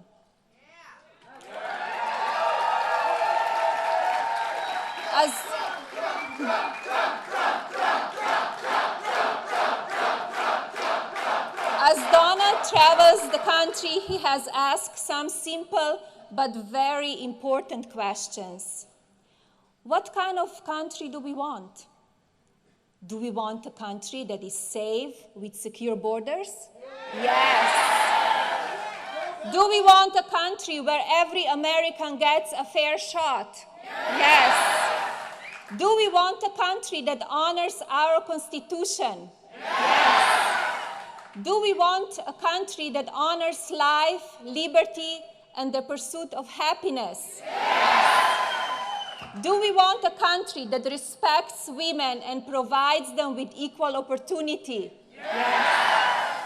Do we want a country where every child has access to a good education? Yes. Do we want children to be safe and secure and dream big dreams? Yes. Do we want a president who is beholden to no one but you, the American people? Yes.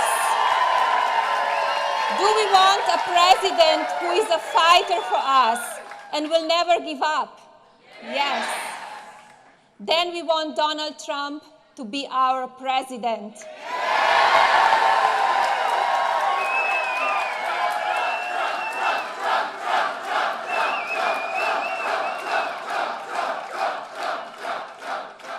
People have asked me, if Donald is the president, what kind of first lady will you be? It will be my honor and privilege to serve this country.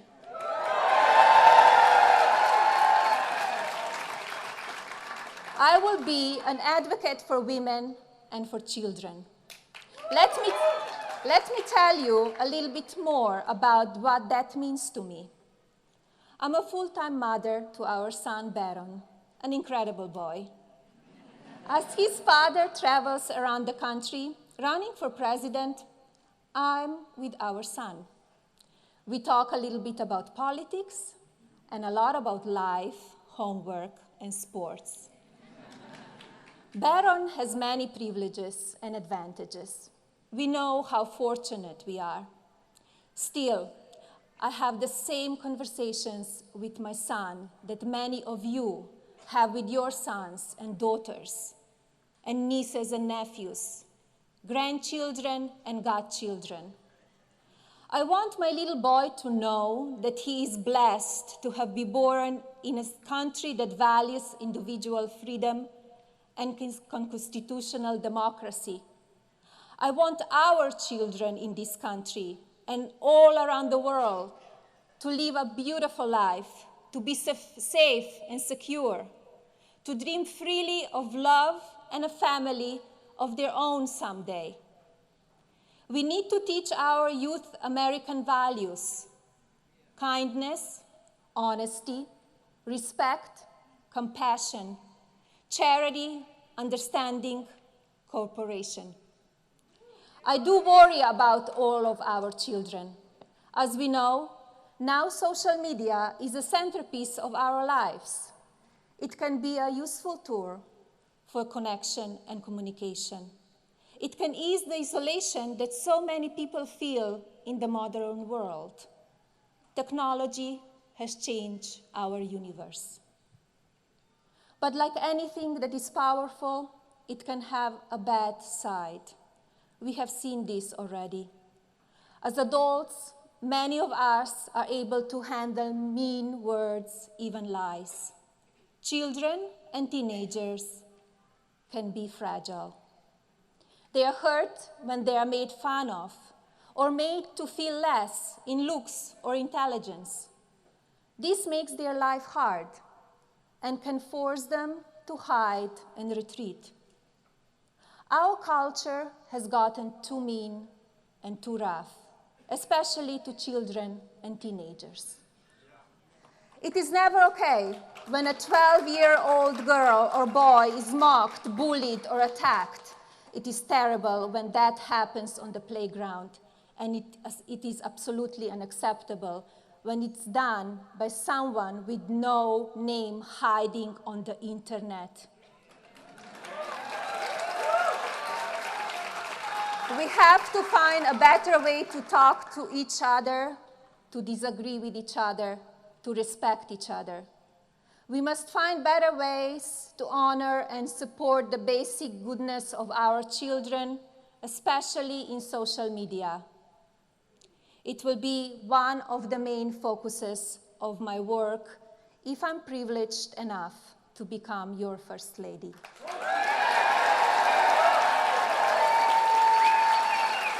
I will also work hard to improve everyday life for women. The women in America are incredible. They are strong, intelligent, generous, committed, determined. With opportunity, women will advance and achieve. But some women have been left behind. I see that.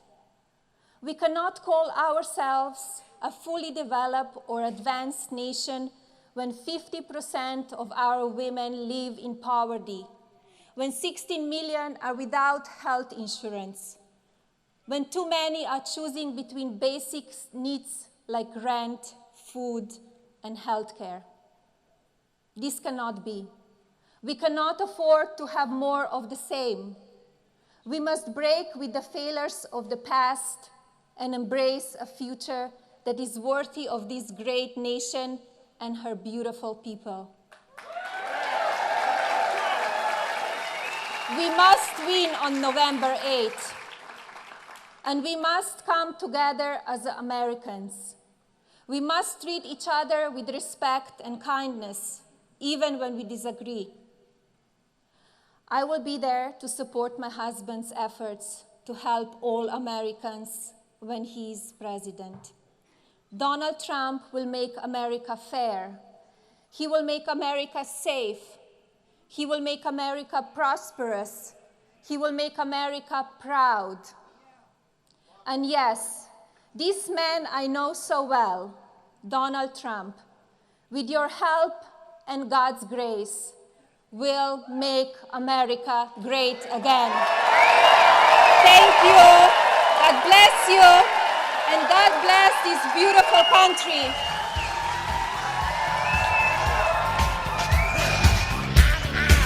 We continue to bring you Campaign 20 Fox 10 News Now stream, part of fox10phoenix.com. You can see the Trump supporters there holding their sign to the media cameras with their Trump-Pence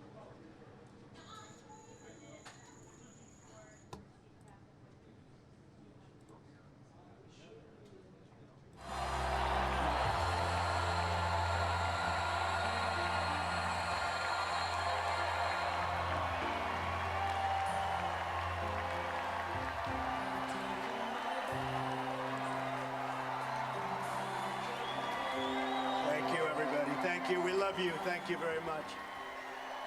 We're going to win. We're going to win so big. Thank you very much, everybody. Thank you.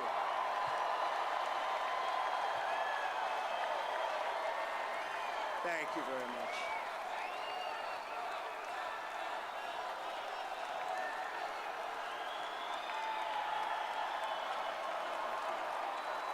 Thank you.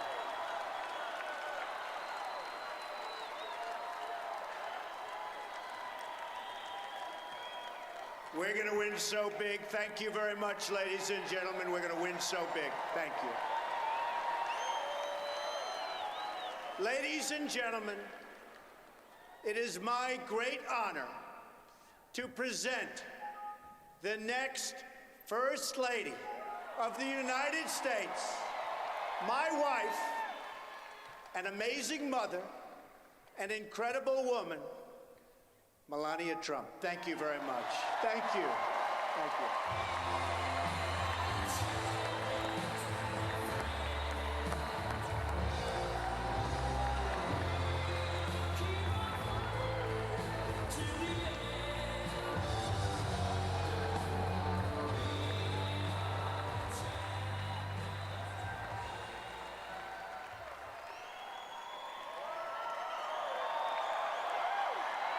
Thank you. Thank you very much. You have all been very kind to Donald and me, to our young son Berwyn, and to our whole family. It's a very nice welcome, and we are excited to be with you at this historic convention.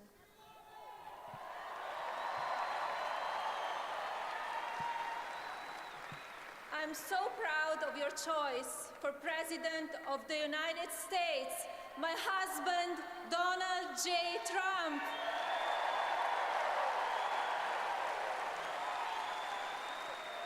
And I can assure you, he's moved by this great honor. The 2016 Republican primaries were fierce and started with many candidates, 17 to be exact. And I know that Donald agrees with me when I mention how talented all of them are. They deserve their respect and gratitude from all of us.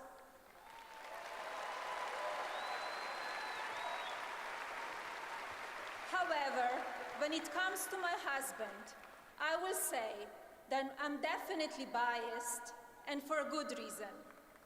I have been with Donald for 18 years, and I have been aware of his love for this country since we first met. He never had a hidden agenda when it comes to his patriotism, because like me, he loves this country very much.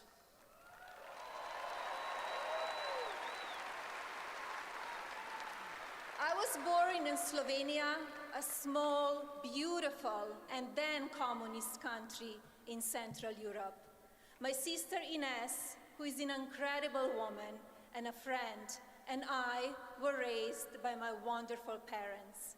My elegant and hardworking mother, Amalia, introduced me to fashion and beauty.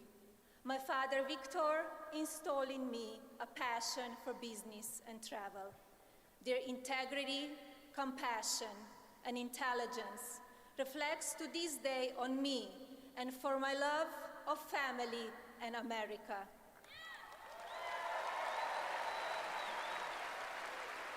From a young age, my parents impressed on me the values that you work hard for what you want in life, that your word is your bond, and you do what you say and keep your promise, that you treat people with respect. They taught and showed me values and morals in their daily life. That is a lesson that I continue to pass along to our son. And we need to pass those lessons on to the many generations to follow. Because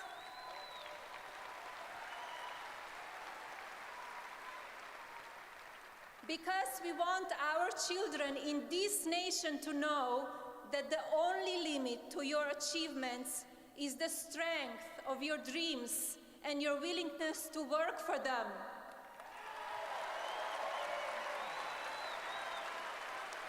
I'm fortunate for my heritage, but also for where it brought me today. I traveled the world while working hard in the incredible arena of fashion. After living and working in Milan and Paris, I arrived in New York City 20 years ago, and I saw both the joys and hardships of daily life. On July 28, 2006, I was very proud to become citizens of the United States. The greatest privilege on planet Earth.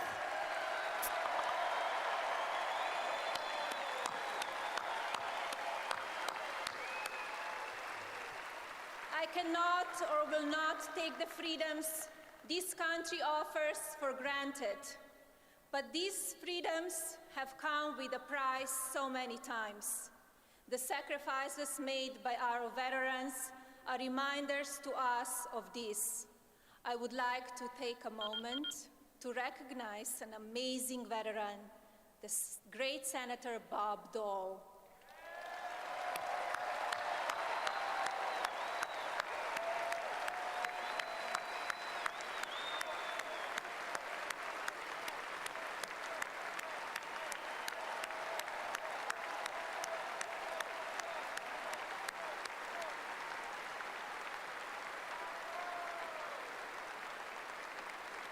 And let us thank all of our veterans in the arena today and those across our great country.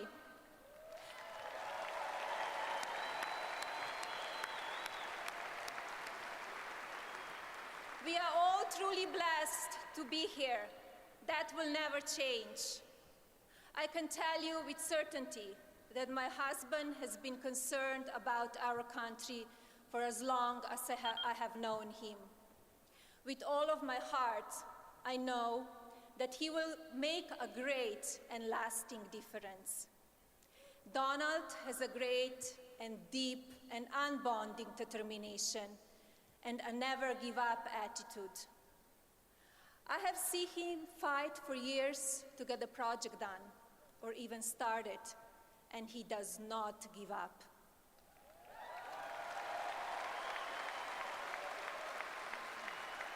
If you want someone to fight for you and your country, I can assure you, he's the guy. He will never, ever give up. And most importantly, he will never, ever let you down.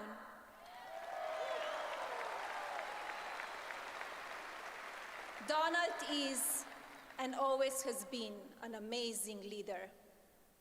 Now, he will go to work for you.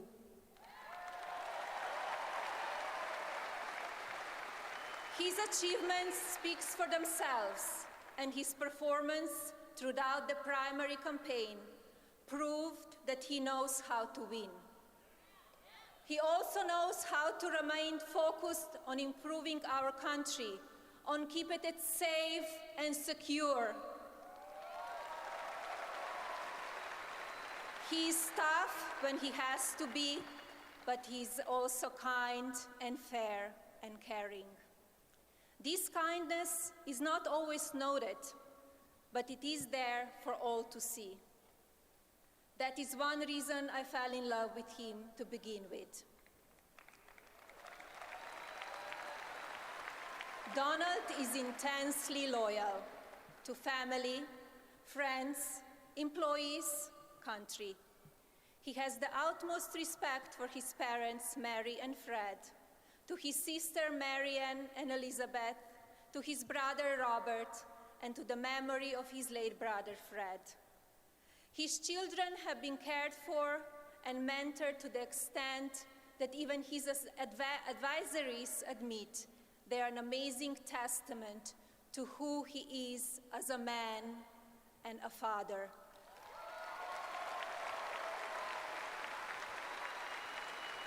There is a great deal of love in the Trump family.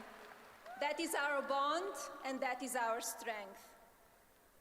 Yes, Donald thinks big, which is especially important when considering the presidency of the United States. No room for small thinking, no room for small results. Donald gets things done.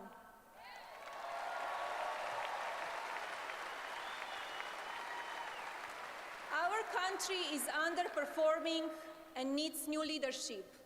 Leadership is also what the world needs.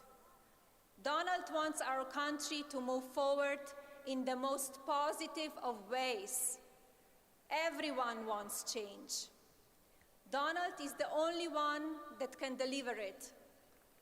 We should not be satisfied with stagnation. Donald wants prosperity for all Americans.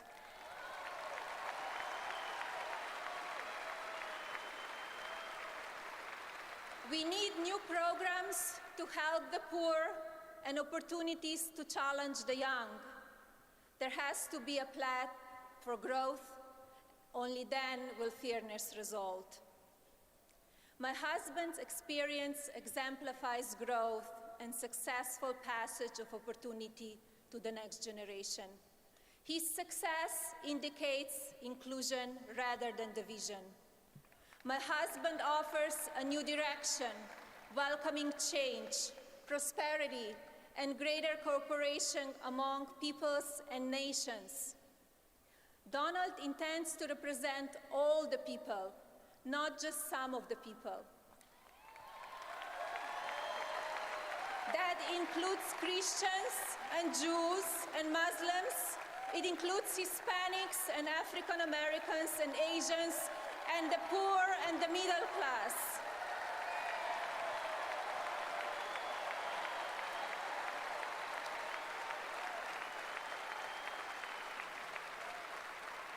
Throughout his career, Donald has successfully worked with people of many faiths and with many nations. Like no one else, I have seen the talent, the energy, the tendency, the resourceful mind, and the simple goodness of the heart that God gave to Donald Trump. Now is the time to use those gifts as never before for purposes far greater than ever. And he will do this better than anyone else can, and it won't even be close.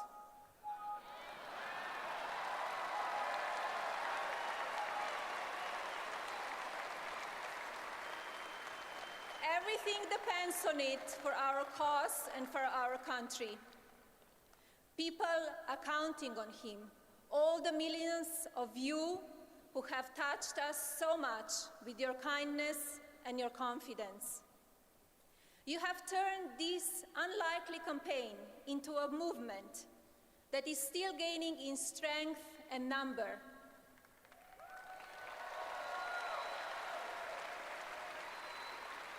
The primary season and its toughness is behind us. Let's all come together in a national campaign like no other.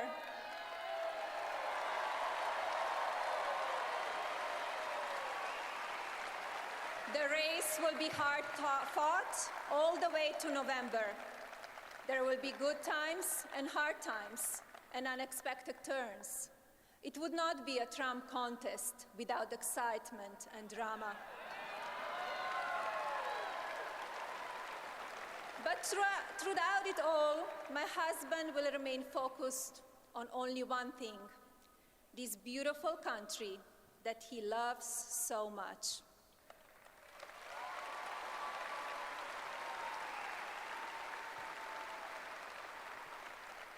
If I'm honored to serve as First Lady, I will use that wonderful privilege to try to help people in our country who need it the most. One of the many causes dear to my heart is helping children and women. You judge society by how it treats its citizens. We must do our best to ensure that every child can live in comfort and security with the best possible education.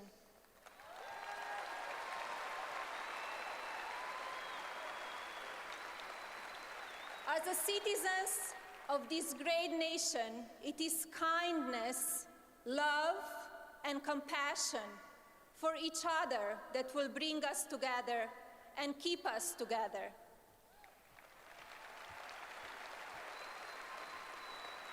These are the values Donald and I will bring to the White House. My husband is ready to lead this great nation. He's ready to fight every day to give our children the better future they deserve.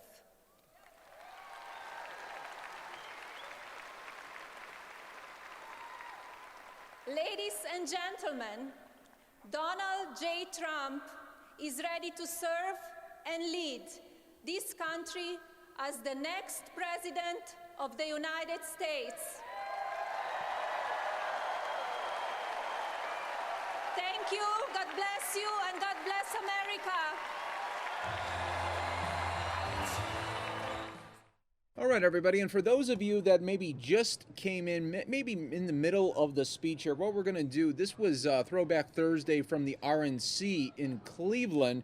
What we're going to do is show you the speech that she gave about 25 minutes ago in Pennsylvania. So we're going to show that to you guys next right here on the Fox 10 News Now stream. Let me just get it situated for you. There you go.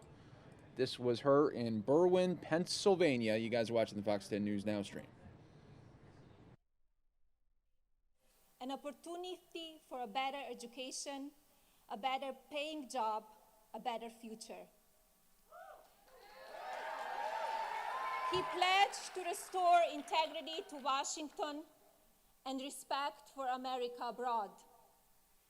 This is not an ordinary campaign. It is a movement. A movement in which people feel included, inspired, and involved. I have seen it firsthand. We are deeply grateful to the millions of Americans who believe in my husband because they know he believes in you. He believes in America, and he will make fantastic president of this United States. I come here today to talk about my husband, Donald, and his deep love and respect for this country and all of its people. I have come here to talk about this man I have known for 18 years. And I have come here today to talk about our partnership, our family, and what I know for sure in my heart about this man who will make America great again. I know exactly what that means. I grew up in a small town in Slovenia near a beautiful river and forests. Slovenia is a small country that back then was under communist rule. It was a beautiful childhood. My parents were wonderful. Of course, we always knew about the incredible place called America. America was the word for freedom and opportunity. America meant if you could dream it, you could become it. When I was 10 years old, we learned that a man named Ronald Reagan was elected President of the United States of America. We heard of what he was saying and doing. President Reagan's morning in America was not just something in the United States. It began to feel like morning around the world, even in my small country. It was a true inspiration to me. Later, I lived in Milan and Paris, working hard as a fashion model. I worked with people from all over the world. Fashion is a business of glamour, but it is also hard work. There are ups and downs, high highs, and ridicule and rejection too. I loved my work, and as a young entrepreneur, I wanted to follow my dreams to a place where freedom and opportunity were in abundance. So, of course, I came here. Living and working in America was a true blessing, but I wanted something more. I wanted to be an American. After a 10-year process, which included many visas and a green card, in 2006, I studied for the test and became a US citizen. It is the greatest privilege. It is the greatest privilege in the world. I'm an immigrant, and let me tell you, no one values the freedom and opportunity of America more than me, both as an independent woman and as someone who immigrated to America. Love for this country is something we immediately shared when I met Donald. He loves this country, and he knows how to get things done, not just talk. He certainly knows how to shake things up, doesn't he?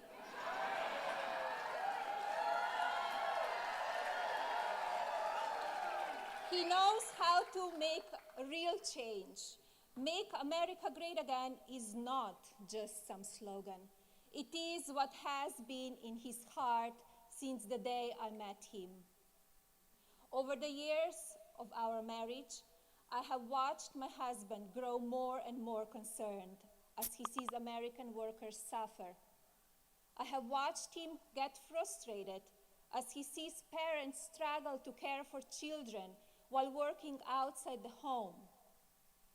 I have watched him as he sees over and over again policies that make our country less strong, less secure, and less safe. Every time my husband learned of a factory closing in Ohio or North Carolina or here in Pennsylvania, I saw him get very upset. He could see what was happening. He saw the problems, and he always talked about how he could fix them. My family is truly blessed. The most important thing we have in our family is health and love and loyalty. Donald has built a very successful company. The privilege to go to work each day to do a job that he loves, alongside of his adult children. This is a great blessing for any parent. He had a great and fulfilling life. But Donald knew he could not sit by any moment and watch what was happening in our country. And that is when this campaign, this movement, began.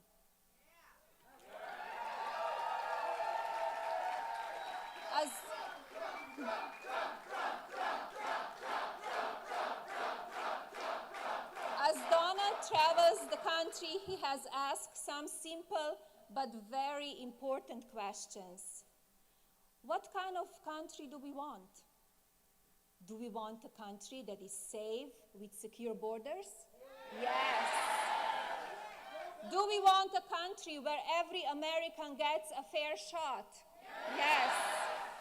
Do we want a country that honors our Constitution? Yes. Do we want a country that honors life, liberty, and the pursuit of happiness? Do we want a country that respects women and provides them with equal opportunity? Yes. Do we want a country where every child has access to a good education? Yes. Do we want children to be safe and secure and dream big dreams? Yes. Do we want a president who is beholden to no one but you, the American people? Yes. Do we want a president who is a fighter for us and will never give up? Yes. Then we want Donald Trump to be our president.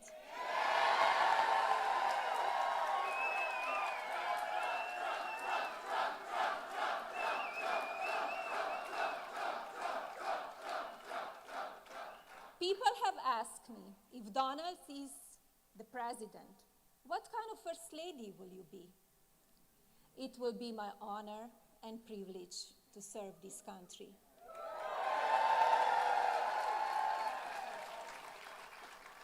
I will be an advocate for women and for children. Let me tell you a little bit more about what that means to me. I'm a full-time mother to our son, Berwyn, an incredible boy. As his father travels around the country, running for president, I'm with our son. We talk a little bit about politics and a lot about life, homework, and sports. Berwyn has many privileges and advantages. We know how fortunate we are. Still, I have the same conversations with my son that many of you have with your sons and daughters, and nieces and nephews, grandchildren and godchildren. I want my little boy to know that he is blessed to have been born in a country that values individual freedom and constitutional democracy. I want our children in this country and all around the world to live a beautiful life, to be safe and secure, to dream freely of love and a family of their own someday. We need to teach our youth American values: kindness, honesty, respect, compassion, charity, understanding, cooperation. I do worry about all of our children. As we know, now social media is a centerpiece of our lives. It can be a useful tool for connection and communication. It can ease the isolation that so many people feel in the modern world. Technology has changed our universe. But like anything that is powerful, it can have a bad side. We have seen this already. As adults, many of us are able to handle mean words, even lies. Children and teenagers can be fragile. They are hurt when they are made fun of or made to feel less in looks or intelligence. This makes their life hard and can force them to hide and retreat. Our culture has gotten too mean and too rough, especially to children and teenagers. It is never okay when a 12-year-old girl or boy is mocked, bullied, or attacked. It is terrible when that happens on the playground, and it is absolutely unacceptable when it's done by someone with no name hiding on the internet. We have to find a better way to talk to each other, to disagree with each other, to respect each other. We must find better ways to honor and support the basic goodness of our children, especially in social media. It will be one of the main focuses of my work if I'm privileged enough to become your First Lady.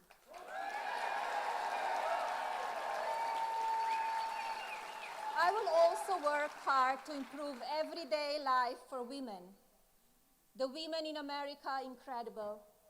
They are strong, intelligent, generous, committed, determined.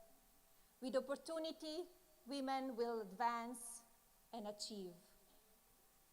But some women have been left behind. I see that.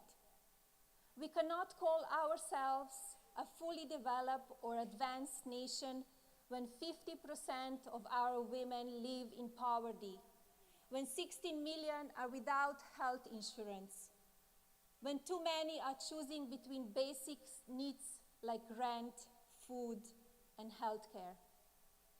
This cannot be. We cannot afford to have more of the same. We must break with the failures of the past and embrace a future that is worthy of this great nation and her beautiful people. We must win on November 8th, and we must come together as Americans. We must treat each other with respect and kindness, even when we disagree. I will be there to support my husband's efforts to help all Americans when he is president. Donald Trump will make America fair. He will make America safe. He will make America prosperous. He will make America proud. And yes, this man I know so well, Donald Trump, with your help and God's grace, will make America great again. Thank you. God bless you. And God bless this beautiful country. All right, everybody. Well, that was Melania Trump speaking in Pennsylvania earlier today. Here's a live look of New York City right now. We'll be back on with the Fox News Now stream in just a few moments. Coming up, we've got Hillary Clinton speaking live in North Carolina. Stay tuned.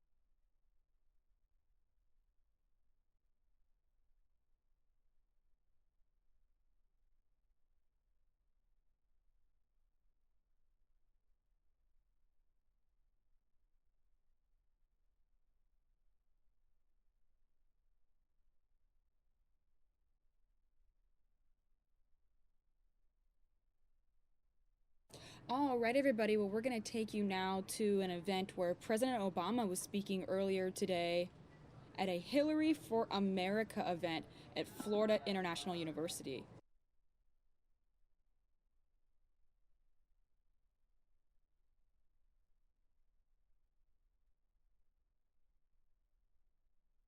Never mind, live right now is a Hillary Clinton rally set to begin. So let's stay on this until she takes the stage, everybody. We'll take you to that Obama event later on in the show.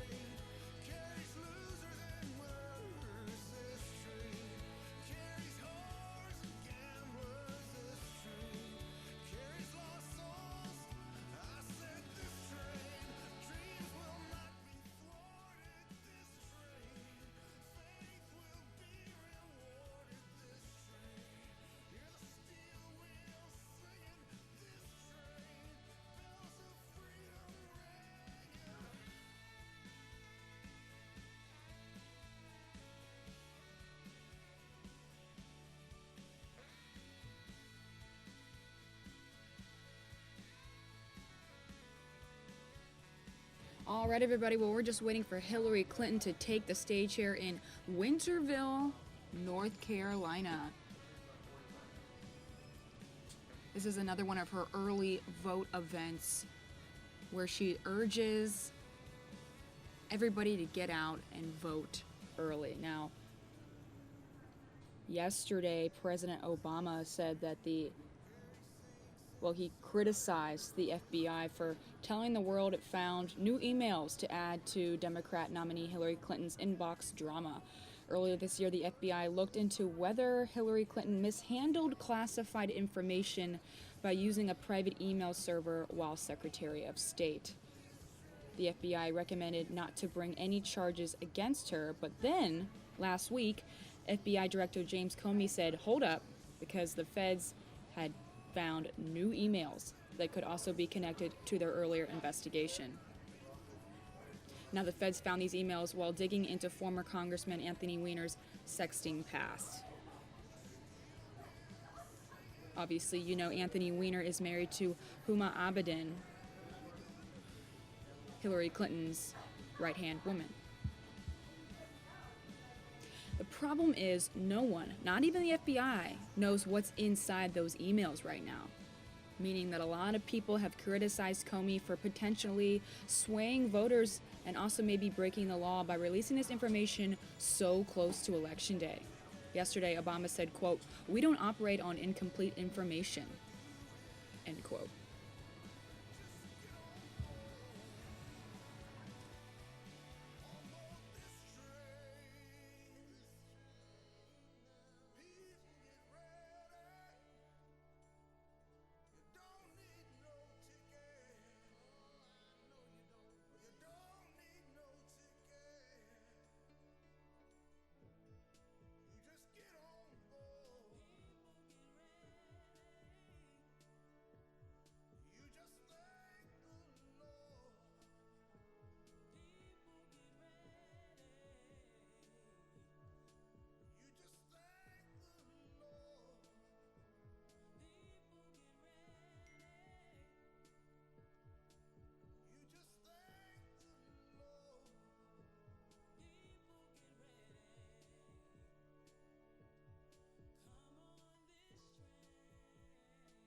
Now, Hillary Clinton recently held a rally where she mentioned that she knew everybody was expecting her to be intimidated by Donald Trump during the debates, saying she knew that people thought that he was going to rattle her, trip her up.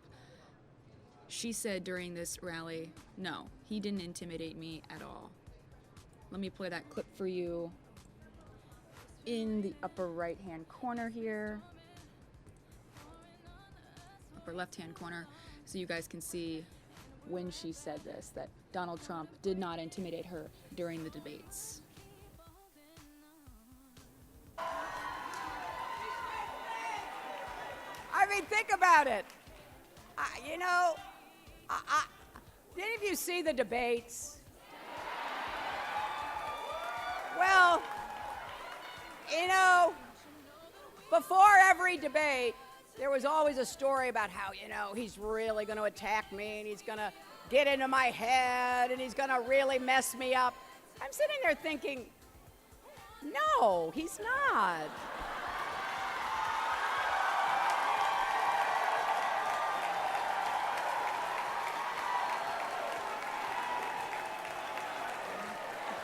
And so,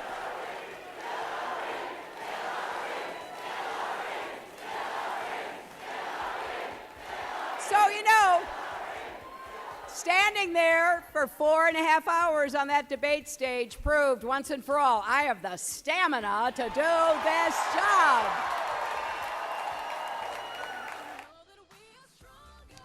Again, that was just a replay from another one of Hillary Clinton's rallies where she wanted to make the point that Donald Trump does not intimidate her and that she does have the stamina to do this job. Again, we're just waiting for her to take the stage here at her live early vote event at Pitt Community College in Winterville, North Carolina. This is a rally to convince people to get out there and vote early.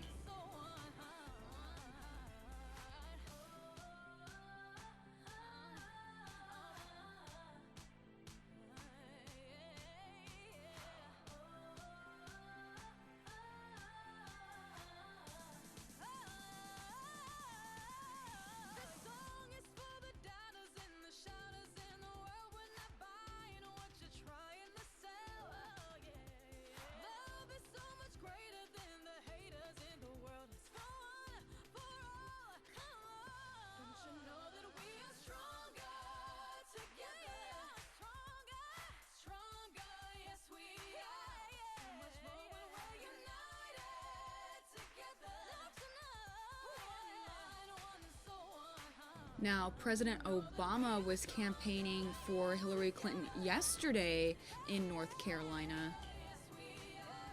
Let's see what he had to say about Hillary during his rally yesterday in North Carolina.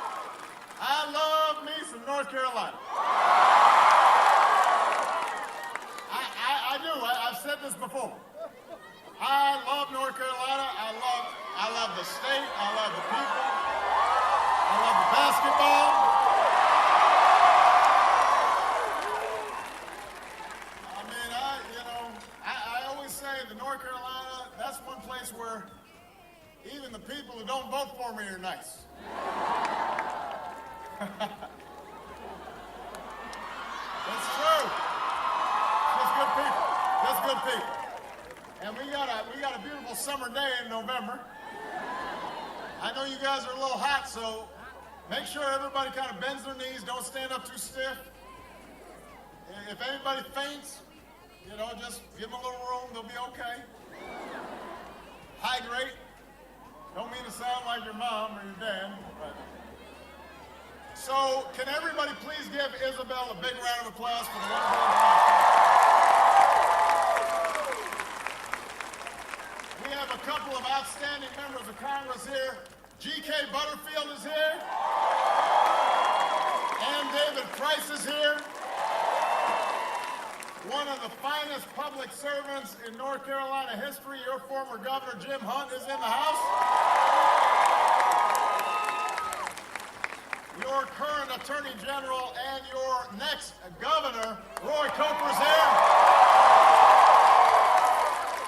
And your next United States Senator, Deborah Ross, is here.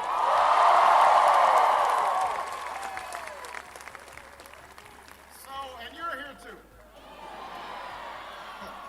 Somebody hollered, what about me? It's like, you guys are here too, and I'm going to talk about you. And how much this country is going to depend on you over these next few days. I want to thank all the organizers who are here. I know you've helped rally tens of thousands of volunteers and registered more than 100,000 voters right here in North Carolina. And it is that grassroots work that led us to win North Carolina in 2008, and you are why we will win North Carolina in 2016.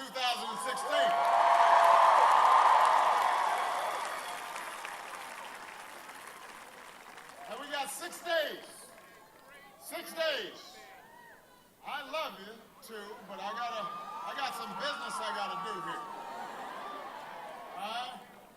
I'll give you a hug on the way out. But right now, we got to focus on some business. We here in North Carolina will be a major player in deciding who will be the next president of the United States of America.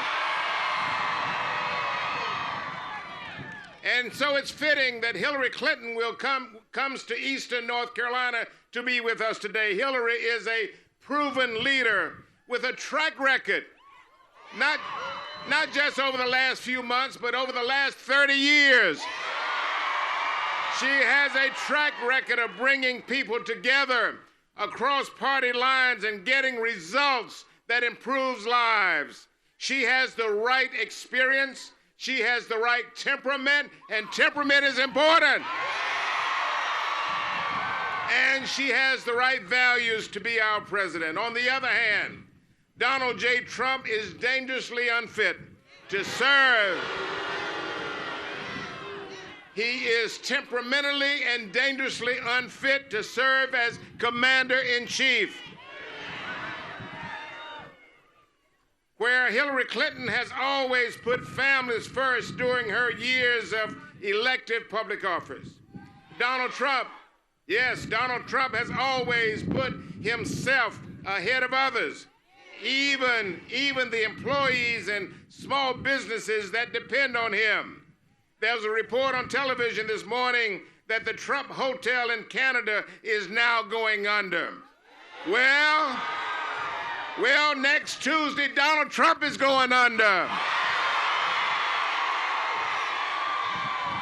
North Carolina is going to be one of the closest battleground states in this election, and we will make the difference between Hillary Clinton or Donald Trump. Early voting is still the easiest and the most convenient way to cast your vote. It offers one-stop early voting that allows you to register and vote at the same time if you need to. With just today, tomorrow, and Saturday left to early vote, and remember that it ends at 1 p.m. on Saturday, you must get there early if that is your plan, because this is the most important, the most consequential election of our lifetime. And so I want you to join me as your Congressman, G.K. Butterfield, in voting for our friend and our next president, Hillary Rodham Clinton.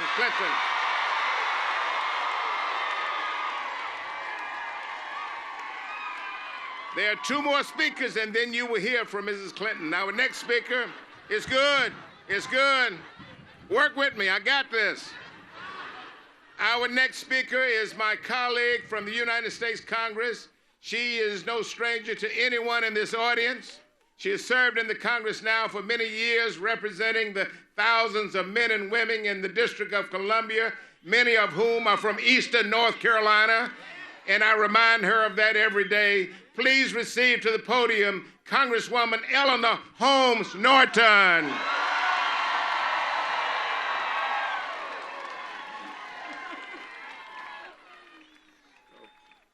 All right, everybody. You know, every good show has to have a warm-up show. That's what I'm here for. I'm warming up for the next president of the United States. You didn't want her to come out here without a warm-up show, did you? Pitt Community College, Pitt County, North Carolina. If you didn't know how important you were before today, I bet you know it now. Look what you're going to be able to say. When the first woman becomes the president of the United States, you're not only going to say that she repeatedly came to your great state, you're going to say that she couldn't have become president without coming to Pitt Community College. Let me tell you what they're saying about North Carolina. They are saying that North Carolina is at the center of the electoral universe. I mean, I never read such stuff before. The New York Times just said, North Carolina has become perhaps the most important state in the election. And they weren't through yet. They said that North Carolina has the potential to decide the Senate and the presidency. So that's why every official in the world is making it to North Carolina. Beginning, of course, at the very top with the first African-American president of the United States, Barack Obama. Now, I gotta get a little personal with you North Carolinians, because I'm particularly excited to be here. My friend G.K. Butterfield knows why. I'm excited to be in Eastern North Carolina, because, brothers and sisters, I got North Carolina blood in me. My mother is from this very region. I can tell you this much. What my North Carolina blood is telling me, that North Carolina is not going to let Donald Trump with his hateful message become president of the United States. Now, you know, even the Republicans have made it clear they know how important all of you are.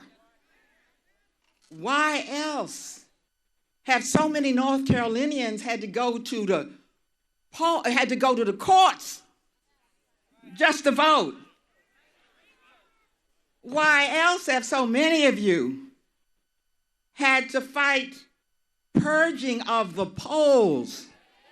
That's illegal 90 days before an election.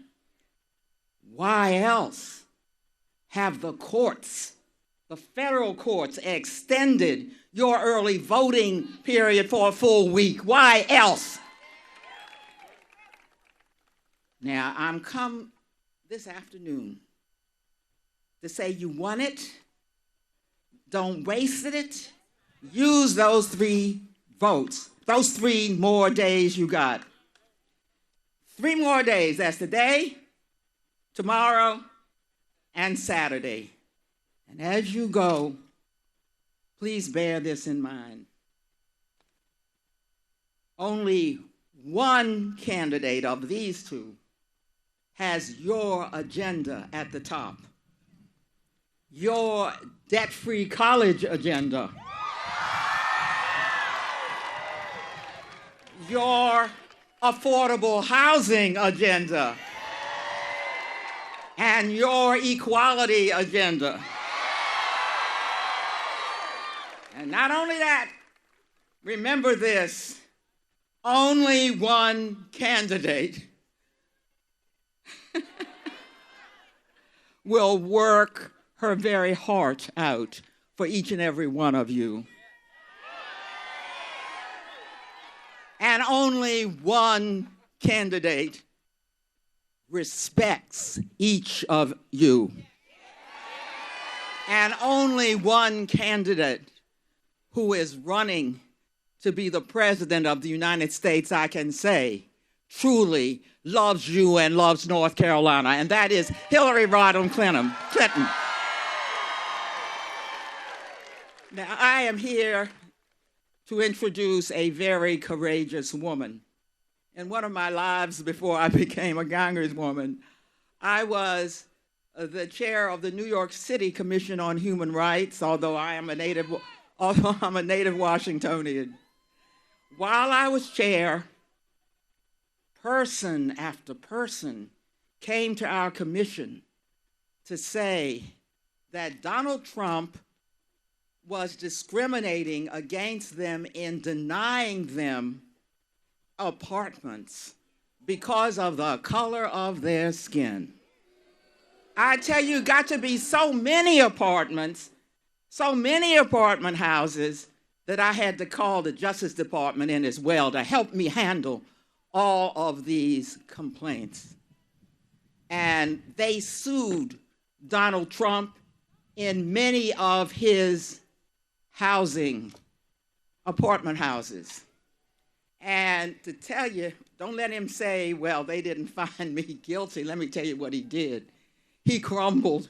He settled the cases and said, okay, I give up, and had to agree with goals in admitting African Americans, and that's in the progressive New York City.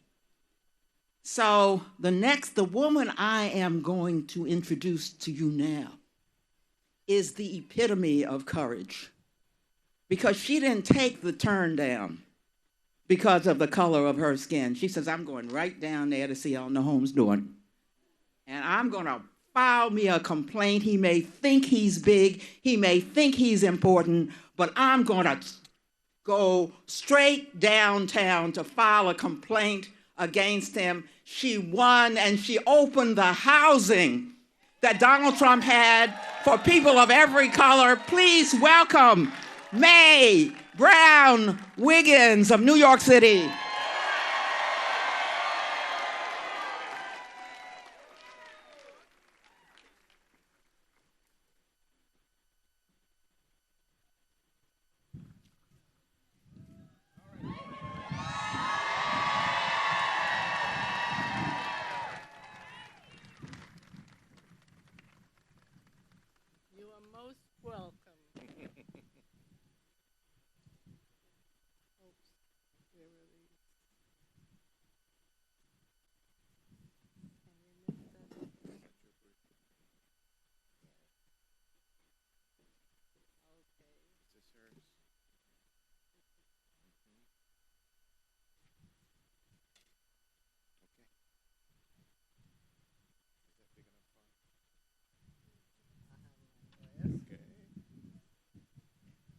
Glad to be here, and my memory might not be the greatest. However,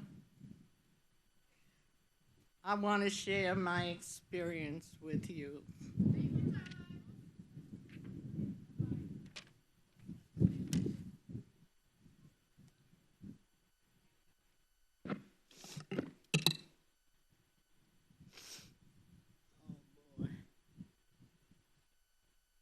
First of all, it's wonderful to be here.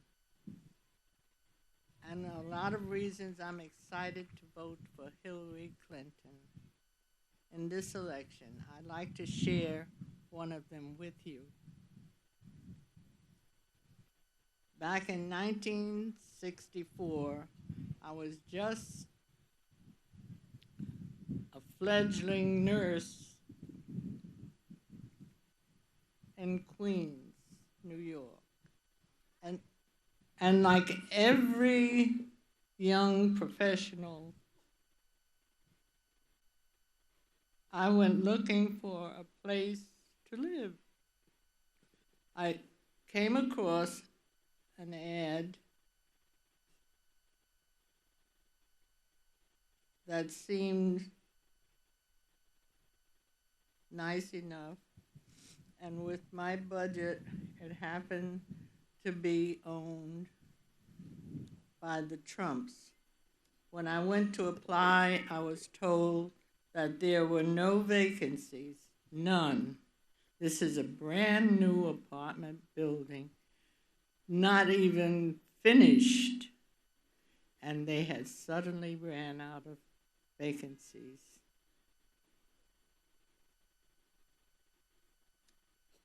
It just didn't feel right. So I filed a complaint with the New York Human Rights Commission. The Trumps just turned me away because of the color of my skin. And they had done the same thing to many others.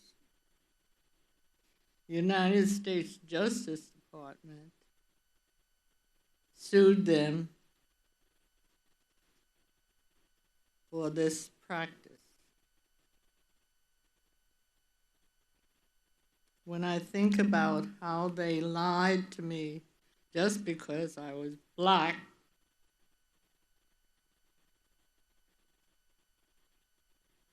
I still feel the anger. I can't share this experience with you without the pain.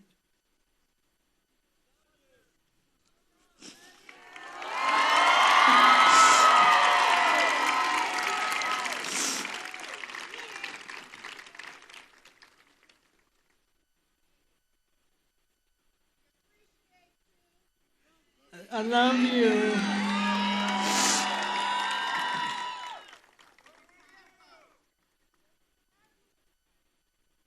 I urge all of you. I love you, and I urge you to support and vote for Hillary Clinton. Thank you.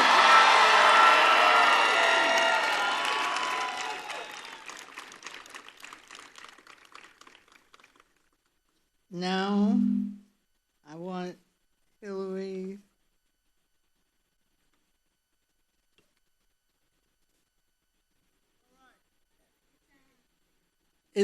I'm so tearful I can't read.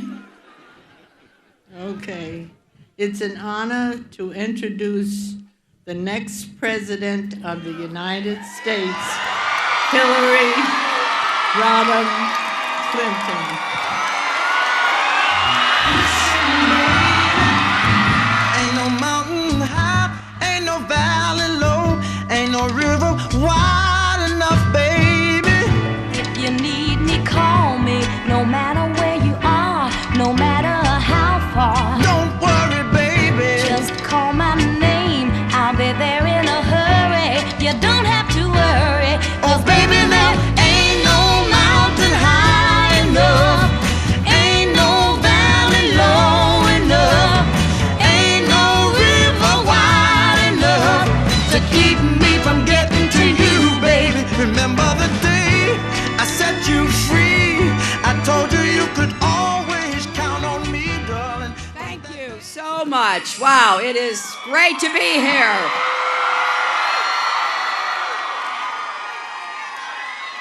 And thank you. I am so honored to be introduced by May Wiggins, and someone who made such a contribution throughout her life as a nurse to so many people, and who, as you can tell, just feels still the pain of being rejected on the basis of her race. It took a lot of courage to come here, May. Thank you. Thank you for being with us. I also want to thank a longtime friend of mine, a great activist, extraordinary advocate in Congress, and that's U.S. Representative Eleanor Holmes Norton. I want to thank Mayor Alan Thomas for welcoming me here.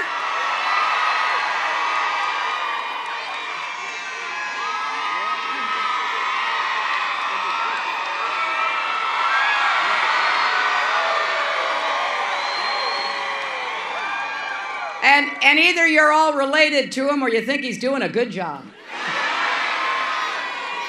Well, I told him I want to be a good partner with mayors like him and work to help communities like Greenville that are growing and striving and attracting young people. He told me that the average age of the resident here in Greenville was 26 years old. I also want to acknowledge Josh Stein, candidate for North Carolina Attorney General, Patsy Keever, chair of the North Carolina Democratic Party, and State Senator Don Davis. And I've saved the best for last, someone who I've gotten to know over the years, someone who I really look forward to working with. First thing that Congressman Butterfield said to me is, I had to talk to you about our farmers. Very first thing he said. Proceeded to tell me that he was out on a 200-acre sweet potato farm earlier today. We talked about the damage that Hurricane Matthew has done, the lives lost, the homes lost, and also the agricultural damage with all the flooding. And my heart goes out to everyone who has been affected.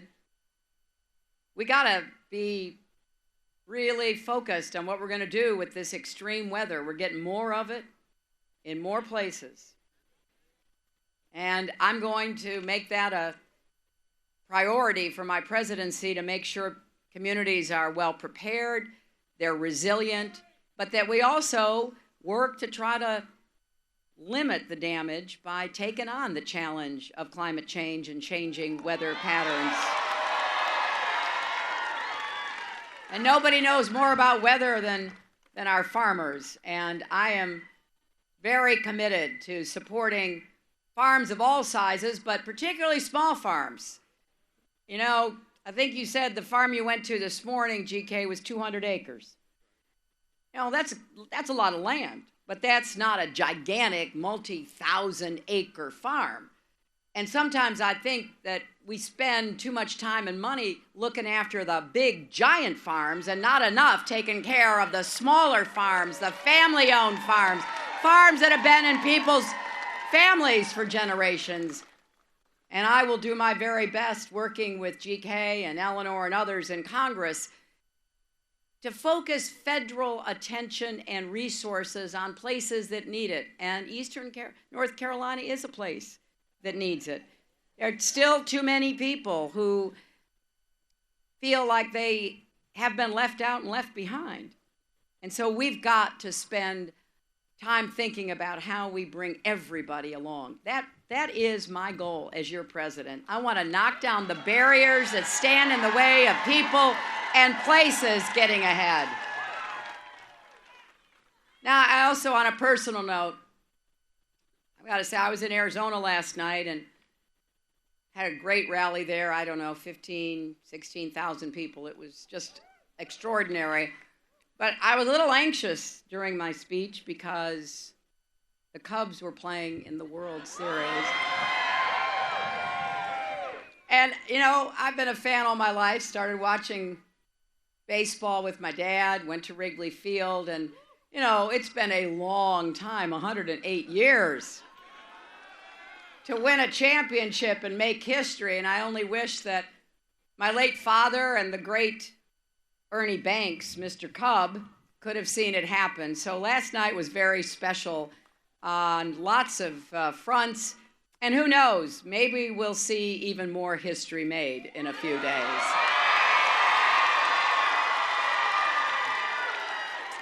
You know, the last time the Cubs won, women couldn't vote. I think women are making up for that in this election. So thank you. Thank you so much for being here. Are you ready to vote? How many folks have already voted? Well, that's really impressive. Are you ready to volunteer these last few days? Are you ready to elect Ray Cooper your governor? Have a governor who puts families first and your needs. I know he'll do a terrific job. Are you ready to elect Deborah Ross to the United States Senate? She will be the independent voice that North Carolina families deserve, and unlike her opponent, she's never been afraid to stand up to Donald Trump. And then, are you ready to elect our next president and commander-in-chief?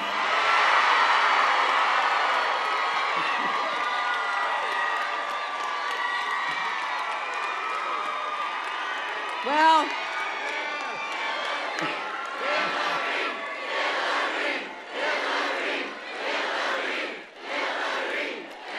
you know, did any of you see those debates?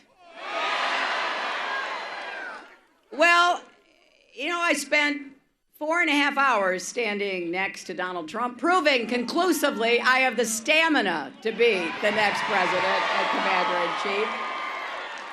But, you know, he kept saying things like, well, you know, what have you done for 30 years? Well, we know what he's done for 30 years, starting with discriminating against African Americans and denying them housing back in the 1970s. I chose a different path. I have spent my career fighting for kids and families, and I helped to create the Children's Health Insurance Program as First Lady. That now provides health care to 8 million children a year. And I have to tell you, I know it doesn't make headlines. It's not gonna, you know, get a big Twitter war going, but when I travel around and shake hands like I'll do after my remarks, and somebody says to me, the Children's Health Insurance Program saved my son's life. I met a woman here in North Carolina whose daughter was born deaf. And the doctor said, you know, she's never, ever going to be able to talk. She's not ever going to be able to hear. And her mother, who is determined, began doing investigation. She found out that there were some possible treatments, but they were expensive.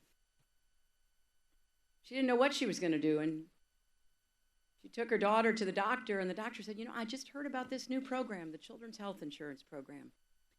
Maybe you can qualify for that, because it's really for families that aren't poor but don't have much money, and that's a lot of families, isn't it?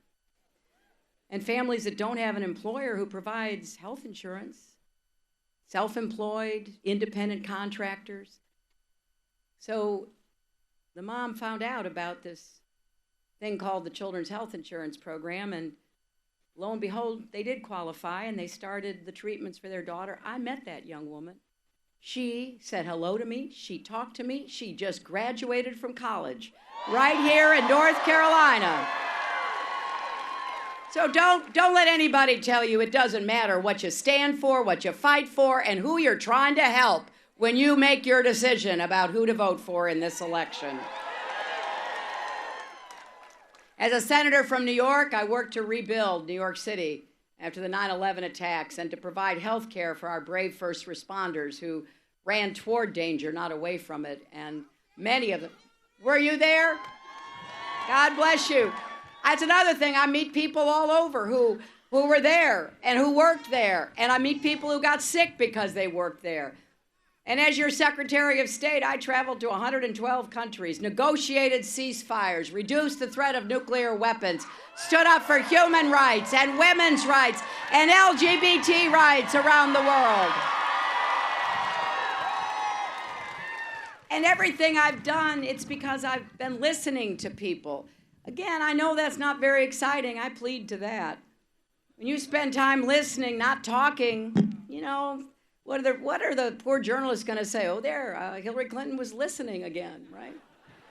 But I'll tell you, it is what motivates me to hear people's stories, to hear the tribulations and the triumphs, to get good ideas, bring people together, find common ground, even with people we disagree with.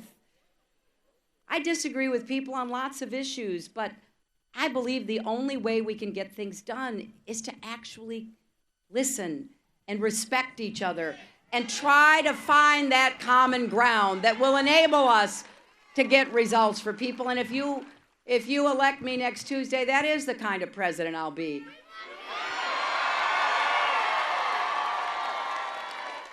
And from the first day of this campaign, I've been telling you what I want to do, putting forth my ideas about what I think will help you. I truly believe that you deserve a candidate you can vote for, not just someone to vote against. And so if we're going to make this choice, we've got to be clear, the positives and the negatives, because one way or another, come this January, America is going to have a new president. And it will be either me or Donald Trump. And you know what else? People say all the time, well, you know, I want change. Well, change will come. That is certain. The question is, what kind of change are we going to have? Are we going to work together to build a stronger, fairer, better America? Or are we going to fear the future and fear each other and hunker down and be paralyzed by all of our prejudices, our discrimination that stops us from coming together? So here's what I want you to do in these next days as you talk with people who maybe haven't yet voted, maybe haven't made up their mind. I want you to ask them, imagine it is January 20th, 2017, and it is Donald Trump standing in front of the Capitol, taking the oath of office. Imagine what that will be like then to have him in the Oval Office, making the decisions that affect your lives and your futures. Imagine having a president who demeans women, mocks the disabled, insults African Americans and Latinos, who pits people against each other instead of pulling them together. Someone who always puts himself first and doesn't care who gets hurt along the way. A president with a very thin skin who lashes out at anyone who challenges him, who praises adversaries like Vladimir Putin and picks fights with our allies and even attacked the Pope. The truth is, we don't have to imagine what that would be like, because everything Donald Trump has said and done, both in his career and in this campaign, is a preview of what could happen. You know, as Michelle Obama says, the presidency doesn't change who you are, it reveals who you are. And we've all seen all we need of Donald Trump. If Donald Trump were to win this election, we would have a commander-in-chief who is completely out of his depth and whose ideas are incredibly dangerous. Someone who wants more countries to have nuclear weapons and could easily insult a foreign leader and start a real war instead of just a Twitter war. And yet, this morning in Florida, Donald stood on a stage and said, and I quote, "I'm honored to have the greatest temperament that anyone's ever had." Now, he knows we can see and hear him, right? This is someone who at another rally yesterday actually said out loud to himself, Stay on point, Donald. Stay on point. His campaign probably put that in the teleprompter. Stay on point, Donald. Stay on point. You know, we have seen it over and over again. We know his true self. His instinct is to say whatever pops into his head, no matter how wrong he is, he can't help himself. So is this someone we want to put in charge of our military? Is this someone that we want to treat people the way he has demonstrated his disrespect throughout this campaign? In a country that values religious liberty and freedom, someone who would ban every Muslim in the world from ever coming to our country? Someone who thinks the lives of black people are all crime and poverty and despair? He has no idea, none, about the strength of the black church, the vibrancy of black-owned businesses, the excellence of historically black colleges and universities, the rise of a new generation of black activists for social justice, and the success of black leaders in every field. Remember how he denied housing to Mae Brown Wiggins. And Mae wasn't alone. Whenever African Americans tried to rent an apartment, their application was marked with a C for colored. In fact, Donald, his father, Fred, and their entire company were sued by the Justice Department for discriminating against African Americans and Latinos in the 1970s. They settled the case, but the Justice Department was forced to go after them again because they continued to discriminate against people of color. Think about that. If he were to win, he would be in charge of the Federal Housing Department. If he doesn't respect all Americans, how can we trust him to serve all Americans? And then another recent example is the way Donald Trump treated what are called the Central Park Five. These were 5 black and Latino kids, some as young as 14, who, it turns out, were wrongly convicted of a terrible crime in New York back in 1990. Donald Trump took out full-page ads in 4 newspapers calling for the death penalty for these kids. Nearly 3 decades later, they were exonerated by DNA evidence. Also, someone else confessed to the crime. So they were finally released from prison and justice was done. But not only did Donald Trump refuse to apologize for calling for their execution, he actually said they should still be in prison. To him, those kids will still and always be guilty, no matter what the evidence says. Do we want this man appointing judges? Do we want him controlling the Justice Department? Well, people who are voting for him, that's what they would get. He has spent this entire campaign offering a dog whistle to his most hateful supporters. He retweets white supremacists and spreads racially tinged conspiracy theories. And you better believe he's being heard loudly and clearly. Just a few days ago, I want you to hear this because this has never happened to a nominee of a major party. Just a few days ago, Donald Trump was endorsed by the official newspaper of the Ku Klux Klan. They wrote their endorsement under the slogan of his campaign, "Make America Great Again."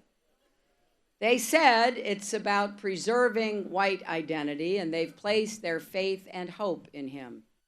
You've got to ask yourself, do any of us who believe in our Constitution, who believe in the rule of law, who believe that we are stronger together, who believe that we want to keep moving positively toward the vision of freedom and equality set forth by our founders, do any of us have a place in Trump's America?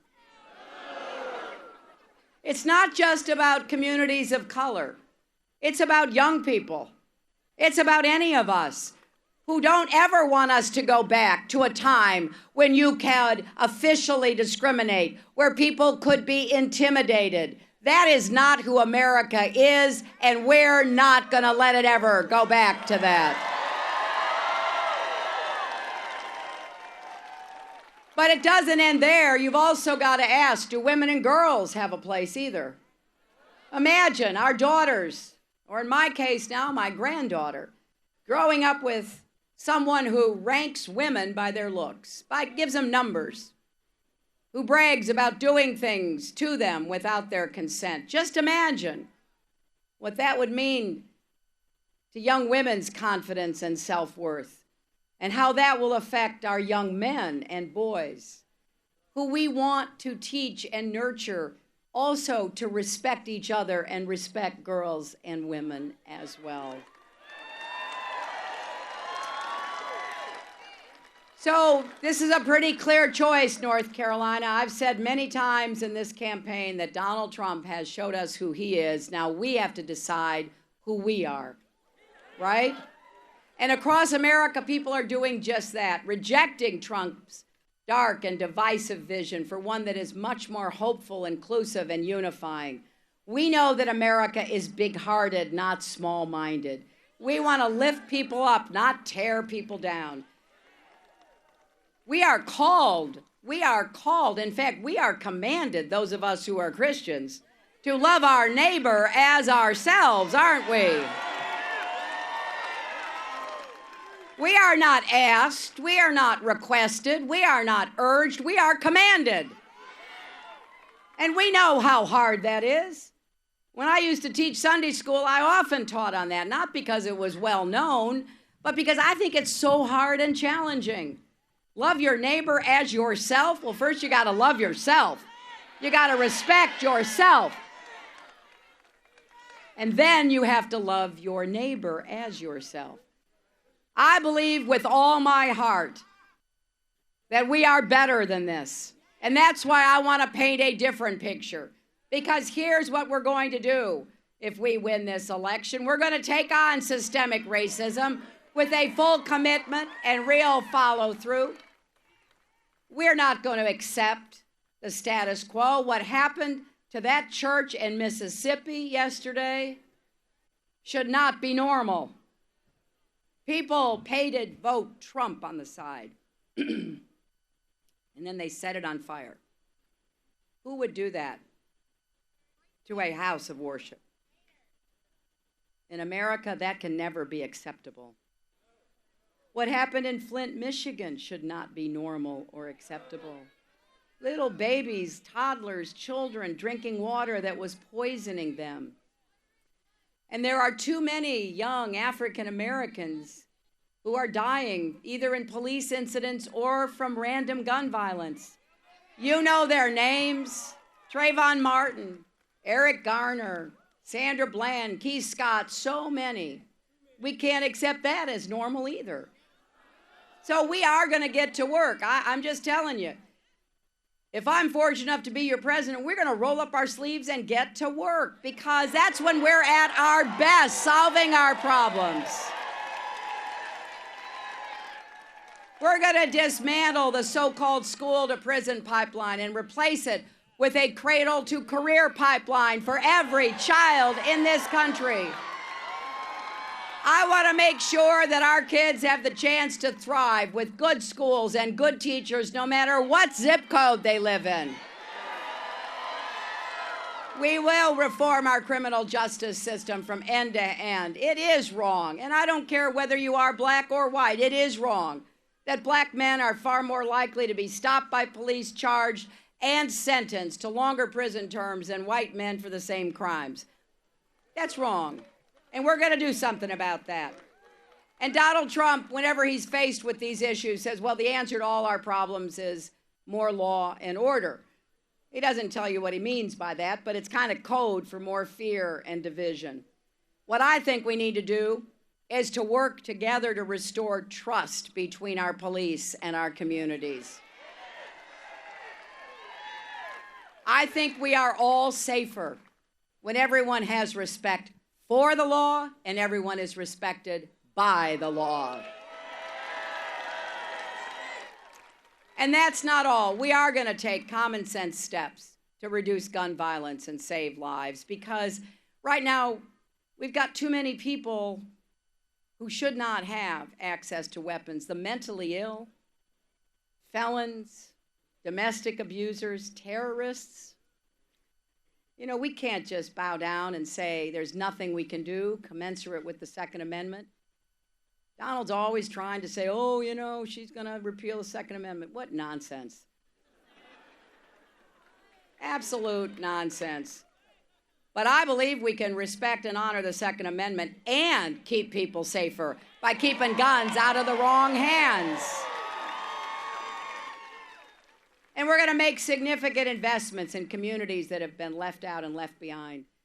Congressman Butterfield and I were talking about this. There's some good ideas in the Congress to focus on communities, white, black, Latino, Native American, wherever they might be, that have been left out. We need to get the engine of economic growth going, because we believe that we should have an economy that works for everyone, not just those at the top. We believe that we should raise the national minimum wage, because anyone who works full-time in poverty should not be mired and left behind. And I think not only do Americans deserve a raise, which Donald doesn't agree with and wants to eliminate the national minimum wage, I think it's finally time for women to get equal pay for the work we do.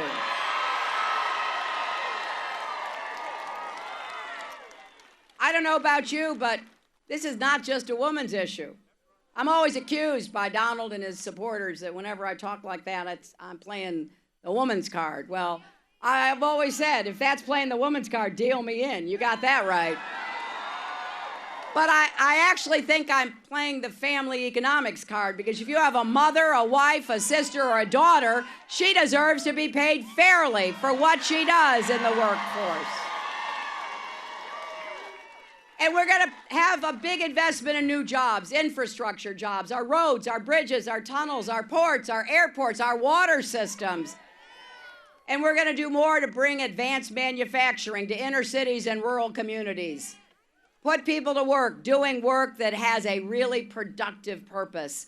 We're going to invest in more clean, renewable energy jobs. These are jobs that cannot be exported. They have to be done right here in eastern North Carolina. Now, it's fair to say, okay, that sounds good. How are you going to do all that?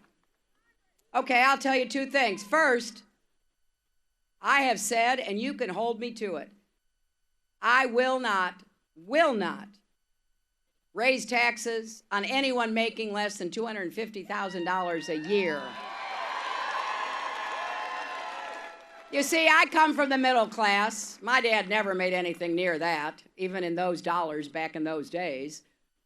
But I know that the best way to grow our economy is from the middle out and the bottom up, not the top down. That does not work for most Americans.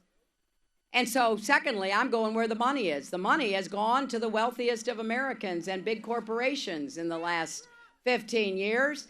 And if you ask Donald Trump what is his economic policy, it is to give trillions of dollars in tax cuts to himself, to his family, to the wealthy, to corporations.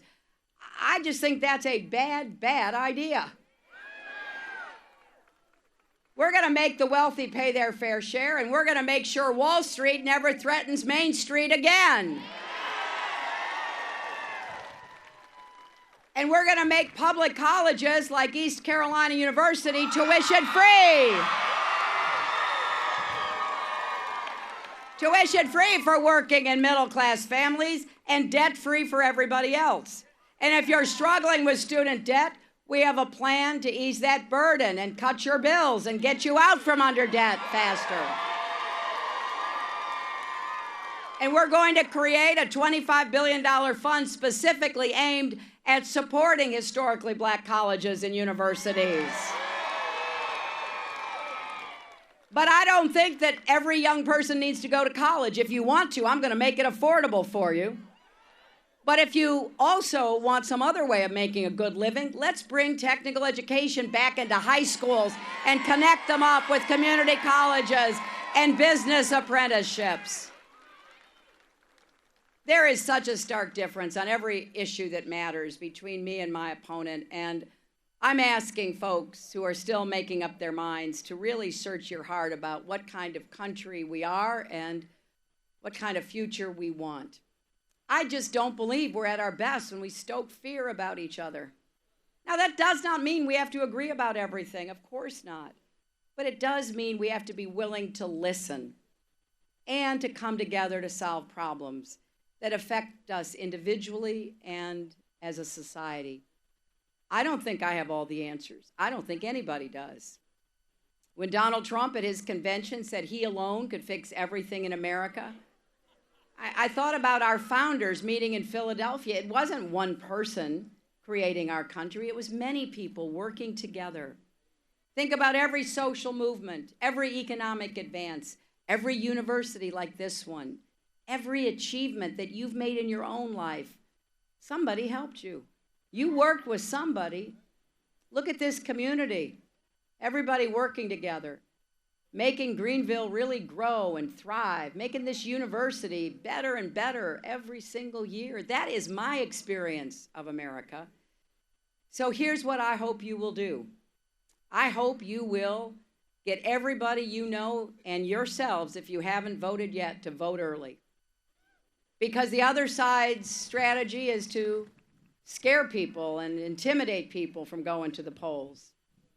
Now, Donald Trump's campaign knows that if women turn out, if people of color turn out, if young people turn out, if people who share our vision of a positive, unified country turn out, there's no way he can win, because that is more than half the people in America. And you may have noticed that President Obama was in Chapel Hill yesterday, and he's coming back to North Carolina tomorrow because he knows how hard it is to get anything done in Washington. As he said yesterday, everything we've done is dependent on him being able to pass the baton to somebody who believes in the same things he does. Well, I'll tell you what, I'm ready to grab that baton. He's going to have to bend down for me to be able to reach it, because, you know, he's a tall man. But I've been practicing. I spent 4 years working with him. I call him my partner and my friend, and I am ready to defend and build on his progress coming out of his 8 years of the presidency. So let's get out and vote, and let's vote for the kind of future that we want, the kind of country that we want. Find your early voting location for the next 3 days. Please go, take people there. We will show once and for all love trumps hate. Thank you all.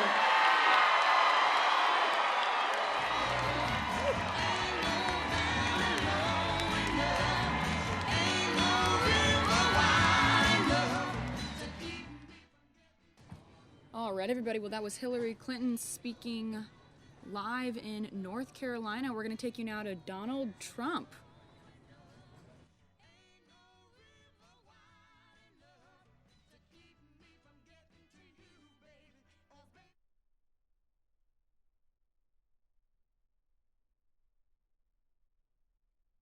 As a country, we don't win a trade.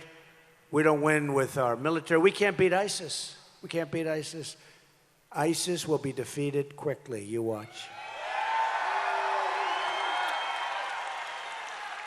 And when we go in and attack a Mosul, if we have to do it, which we shouldn't, because if we got out the right way, we already had Mosul. And I've been complaining for 4 months from the time I heard it. We will be attacking Mosul in 4 months. Oh. I said, no, don't tell me that. Maybe they're not meaning it. The element of surprise, folks. And you see how tough it is now. We're going to be attacking Mosul because we think ISIS leaders are in Mosul. And if we attack them, we will capture those leaders. This is 4 months, right? Go. I said, why are they saying this? These leaders, I mean, look, let's face it, pretty smart people, right? So I said, why are they saying this? Whatever happened to the element of surprise? Why are they saying this? And then 3 months go, and then 2 months, and I hear In 2 months. Now it's 1 month. And finally, about 2 weeks ago, I heard, next week, at about 3:15, we're going to start the attack. These people are stupid. They're stupid people.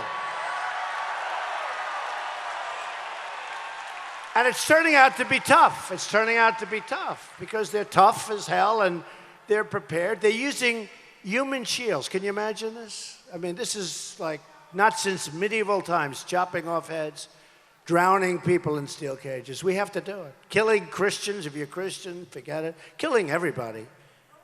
But why aren't we fighting the right way? Why aren't we fighting to win? Why aren't we doing things right? Hillary and our failed Washington establishment have spent $6 trillion on wars in the Middle East that we don't win.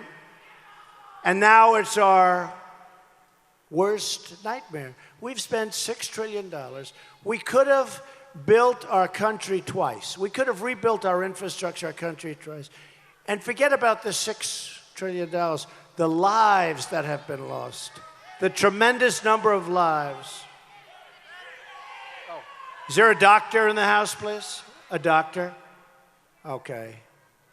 Yeah, take your time, please. Thank you. Thank you.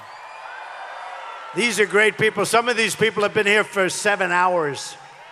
Okay, keep that fan going. That's good. That's good, darling. You just take it easy. Take it easy. She looks great. She's going to be good. Do we have a doctor, please? Come on, let's go. Come on, fellas, let's go. Get a doctor. Okay, there we go. There we go. She's our greatest. Been here for 7 hours, that group.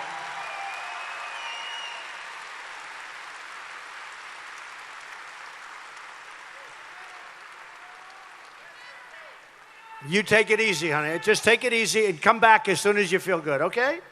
We're saving your place. And if they don't let you in, I'll get down there myself.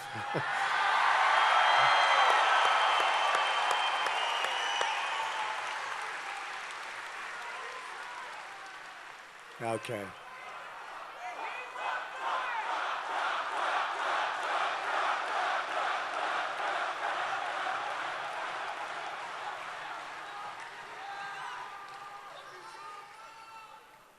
Okay.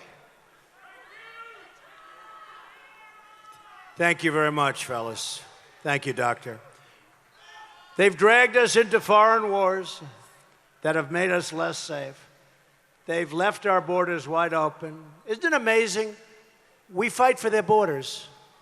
We want borders. We fight for their borders. But our borders, we leave open. Explain it. And they've shipped our jobs and wealth to other countries, our politicians. To all Americans, I say it is time immediately for new leadership. So in concluding, just think about what we can accomplish in the first 100 days of a Trump administration. We're going to have the biggest tax cut since Ronald Reagan. We're going to eliminate every unnecessary job-killing regulation. The businesses, they're putting them out of business. And Hillary's going for big, big tax increases, folks. Enjoy them. We're going to cancel every illegal Obama executive order. We're going to rebuild our very depleted military with the greatest people on earth working in our military. And speaking of great people, we are going to finally take proper care of our veterans, okay? It's about time. About time. We're going to have school choice, and we're going to put an end to Common Core once and for all. We're bringing our education. We will support the men and women of law enforcement. These are great people. Save our Second Amendment, which is under siege,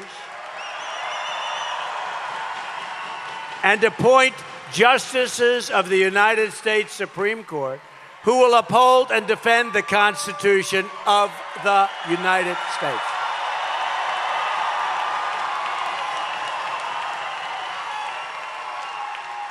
It's time to cut our ties with the failed and bitter politics of the past. Hillary Clinton is the candidate of yesterday. Hey, can we take another 4 years of Obama? I don't think so. I don't think so. Remember 3 weeks ago?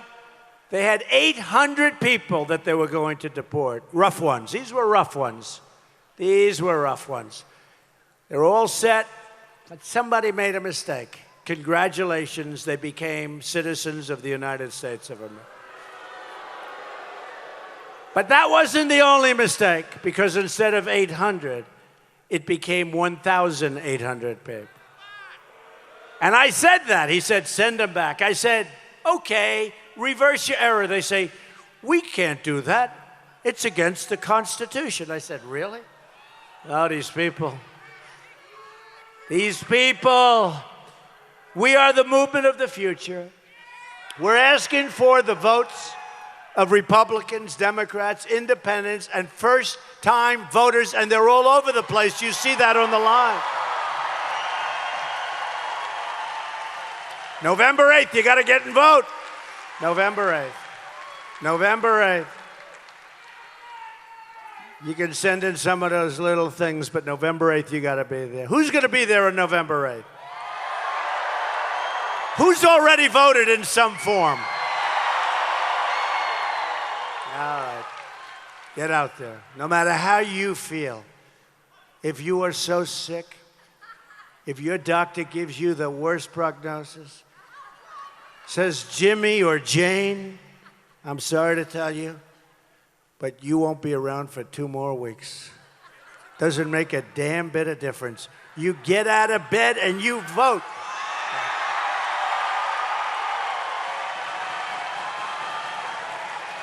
Now, we're going to be around. We're all going to be around a long time, right?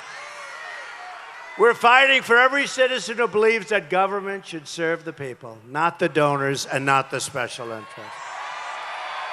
We're fighting to unlock the potential of every American community and every American family who hope and pray and yearn for a much better future for their children, for their family. With your vote, we are just, this is so hard to believe, 5 days away from the change you've been waiting for your entire life.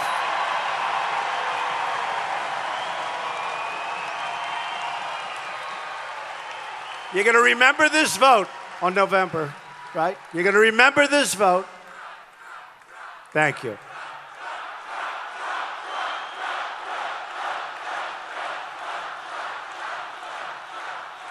Thank you. You're going to remember this vote because November 8th, we're going to start, even the psychology is going to change. Even though we're not going to be there until January, middle of January, the whole psychology is going to change. Our country is going to start winning again. We're going to start winning again. It's going to be the most important vote. And you're going to be proud of your country again, and hopefully you're going to be proud of your president. And remember this. This is a great movement. And I'm the messenger. I'm a messenger. It's a movement for all of us. I'm a messenger. And it's a message of common sense. And it's a message of so many different things. But it's going to be unbelievable. It's going to be unbelievable. We're going to make America wealthy again. We're going to make America strong again. We're going to make America safe again. And of course, we are going to make America great again. Thank you, everybody. God bless you, everybody. God bless you. Thank you.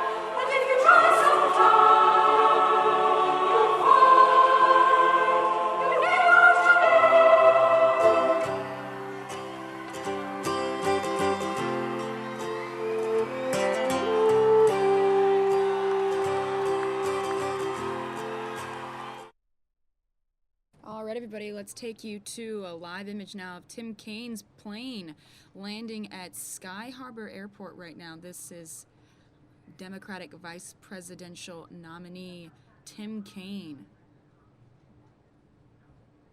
landing in Arizona because he's going to be holding a rally at Sunnyside High School in Tucson, Arizona tonight.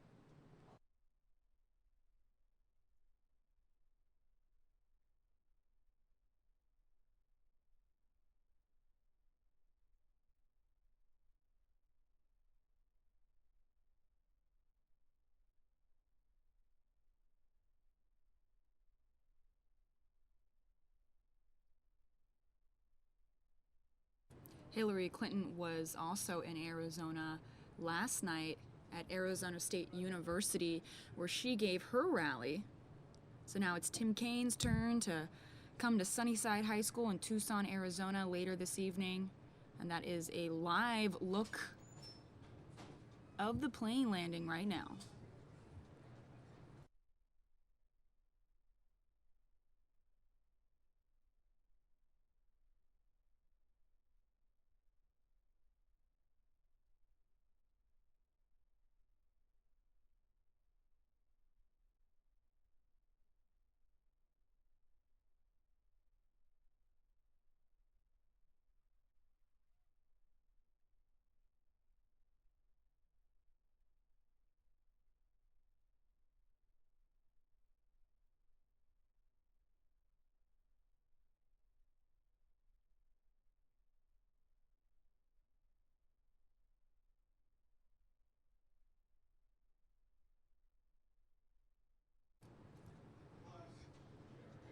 Now, yesterday, President Obama criticized the FBI for telling the world that it found new emails to add to Democratic nominee Hillary Clinton's inbox drama. Earlier this year, the FBI looked into whether or not Hillary Clinton mishandled classified information by using a private email server while Secretary of State. The agency recommended not to bring any charges against her. But then last week, FBI Director James Comey said, hold up, because the feds had found new emails that could be connected to their earlier investigation. Now, the feds found these emails while digging into former Congressman Anthony Weiner's past. As you know, Weiner is married to Huma Abedin, Hillary Clinton's right-hand woman. Problem is, no one knows what's inside the emails right now, meaning a lot of people have criticized Comey for potentially swaying voters and also maybe breaking the law by releasing this information so close to Election Day. Yesterday, Obama said, quote, "We don't operate on incomplete information," end quote. Again, this is a live look of Tim Kaine's plane landing in Arizona. He'll be holding a rally at Sunnyside High School in Tucson later on today.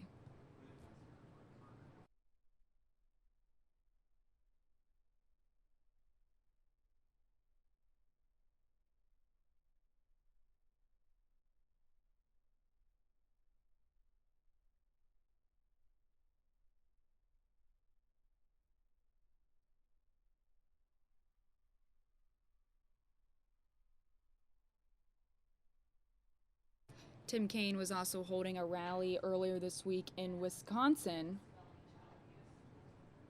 Let's see what he had to say while we watch his plane landing here.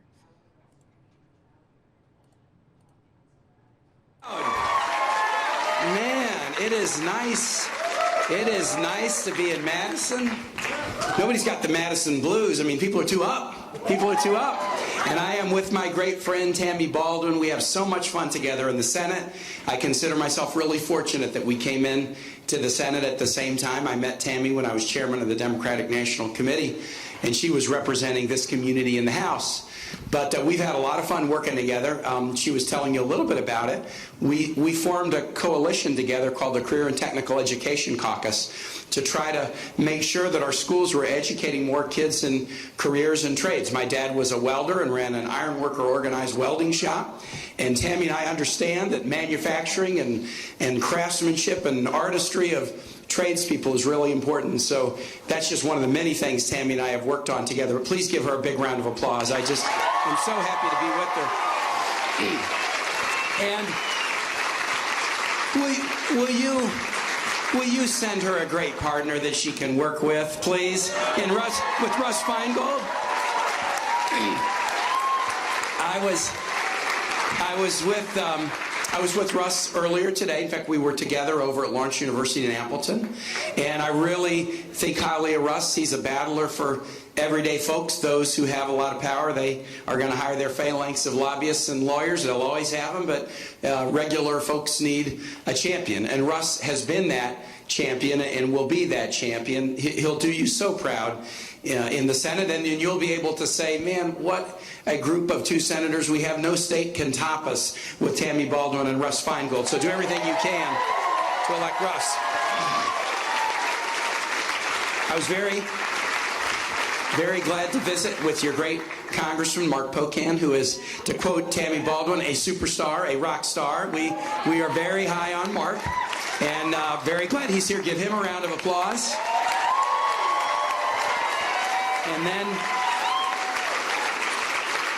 And then you also heard from Maya Garcia, who's our regional organizing director. These campaigns, they're sort of about the candidates, but they're really about the voters. And if you don't have...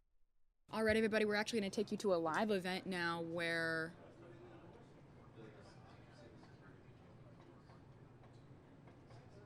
this is a Donald Trump campaign rally.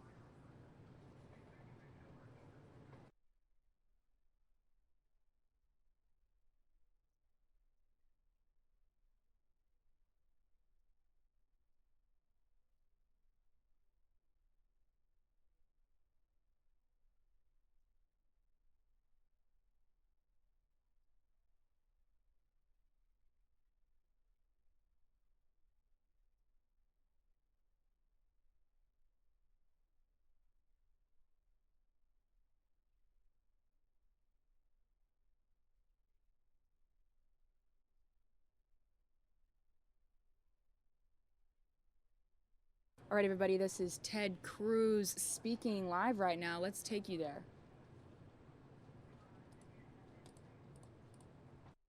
The issue at the heart of this election is security. We've seen for 8 years a president that engages in willful blindness. He will not even say the words radical Islamic terrorism.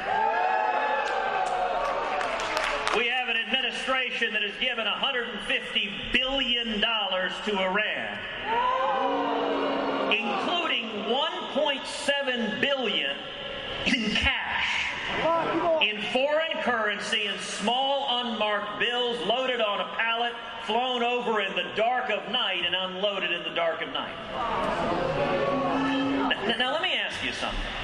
Suppose I was buying a house from you, and I showed up at the closing, and I didn't have a cashier's check from the mortgage company. Instead, I said, listen, I want to pay with 2 duffel bags full of unmarked 20s. Would you kind of think, there's something a little shady going on here? Is this guy a drug dealer or what? Well, the shady person at issue is Hillary Clinton and Barack Obama, and I think, by the way, that's how their campaign does all their financial transactions.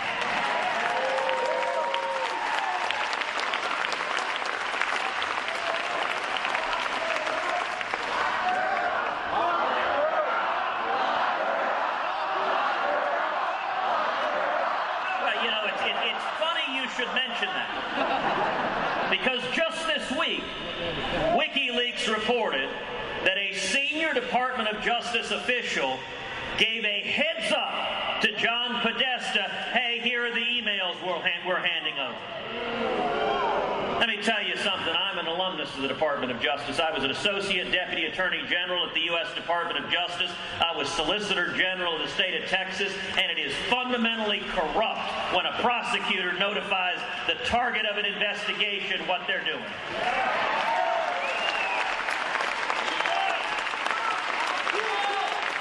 And let me tell you what needs to happen. That official needs to be fired. Loretta Lynch should resign. And a a special prosecutor should be appointed to investigate and prosecute Hillary Clinton's corruption.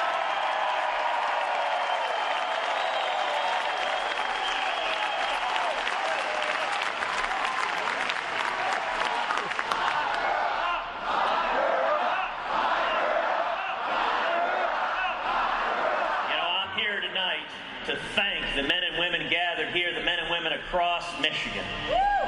We are 5 days out, and at this point it's all about turnout. It's all about picking up the phone, calling your friends, calling your family, calling your neighbors, and saying, if you care about jobs, if you care about freedom, if you care about security, come out and vote to protect our freedom.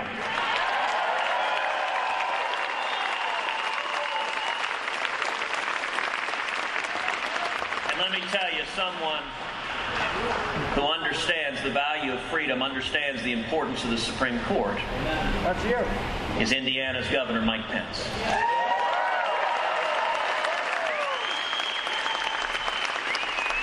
He's a good man. He loves his country. Today, I call him my friend, but I'm looking forward to calling him Mr. Vice President.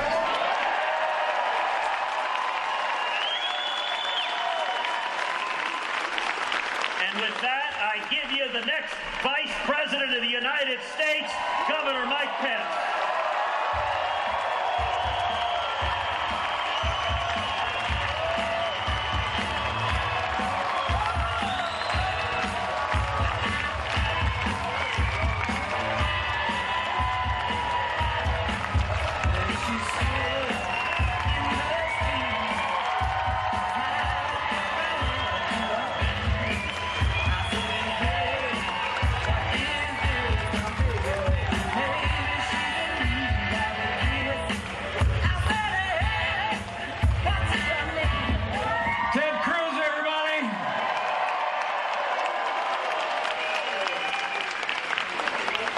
Thank you, Senator Cruz. Where's his hand up? Wonderful to be with you. Hello, Michigan.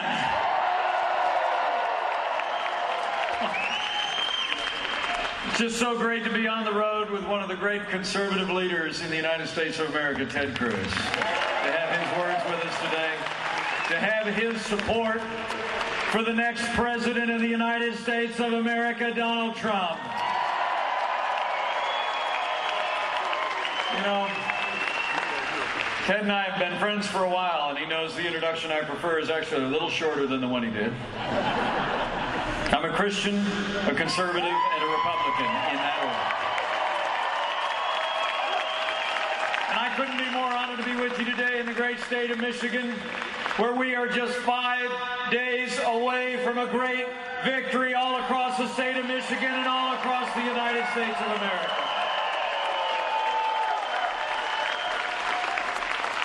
And I got to tell you, it's amazing to me and humbling to me to think that 3 months ago I accepted my party's nomination to run and serve as the next Vice President of the United States. And I'll tell you, I accepted that invitation in a heartbeat, because you have nominated a man for president who never quits, who never backs down. He is a fighter, he is a winner, and until very recently it seemed like he was out there fighting all on his own. But now this party is coming together, this movement is coming together, and we're going to make Donald Trump the next President of the United States of America.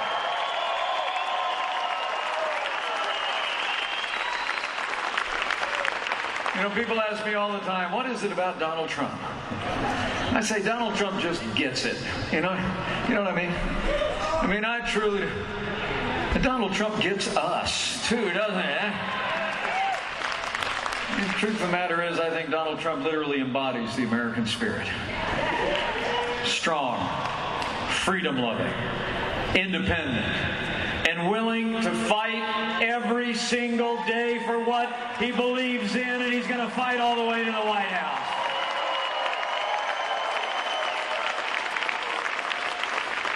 You sure saw that in those presidential debates, didn't you?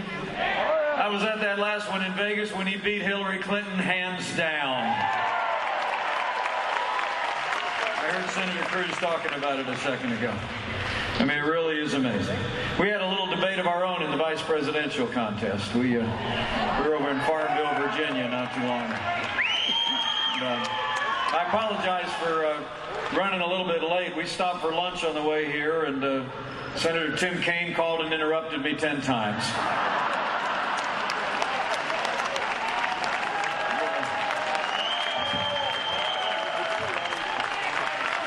Some people think I won that debate over in Farmville, Virginia, and I'm very humbled by that. To be honest, from where I was sitting, Donald Trump won that debate. Donald Trump's brand of leadership won that debate, and Donald Trump's vision to make America great again is going to win all the way to the White House come November the 8th.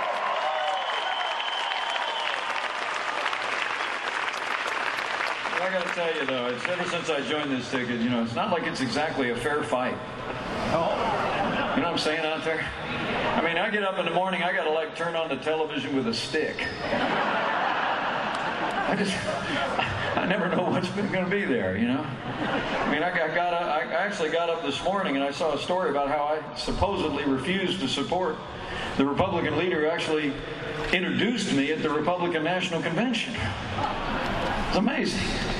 And then, you know, you're watching about a week ago. Remember how the media was like, all Hillary Clinton's allies in the media were out there saying this election was all but over, right? It was all rolled up, right? I mean, she was naming cabinet appointments or something, wasn't it? But I think you in Michigan know better.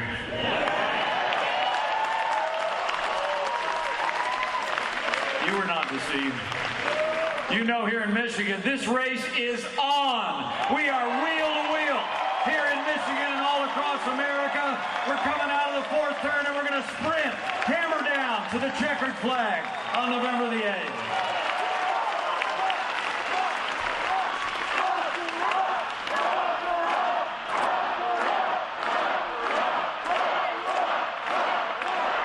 You know, she may have the media, the money, and the special interests on her side, but Donald Trump and I got something a little more powerful.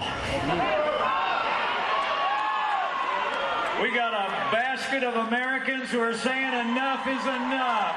We want to make America great again.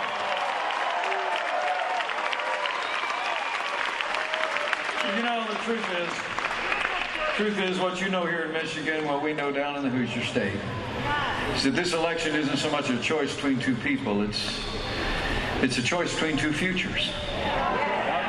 So let me tell you where I stand. I choose a stronger America. I choose a more prosperous America. I choose an America that stands by our highest constitutional principles. So I choose to stand with Donald Trump and every American who knows we can make America great again.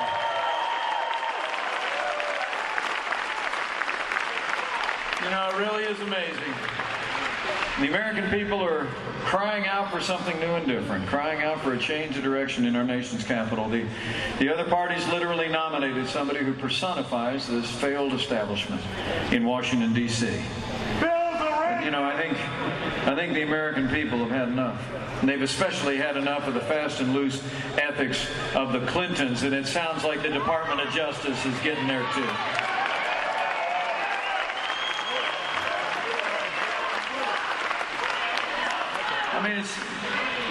I mean, it's hard to imagine. While she was Secretary of State in charge of all of our foreign policy, she had this private foundation that was taking money from foreign governments. And then she had this private server between the two things, I guess to keep all the communications out of our hands. And when it was discovered, she used high technology and hammers to try and get rid of all of it. You know, the American people are tired of it. They aren't putting up with it. And last summer, you know, when the FBI announced that they only concluded that she'd been extremely careless with classified information on a private server, they ended the investigation. We all were wondering about that, but I'll tell you, last Friday, the director of the FBI sent a letter to Congress, keeping his word and telling them they'd learned of new emails, new evidence had come forward that was pertinent to their investigation. And the FBI has reopened the investigation into Hillary Clinton's private email server. And we commend them for it. We commend the FBI for reopening the case and following the facts. We really do.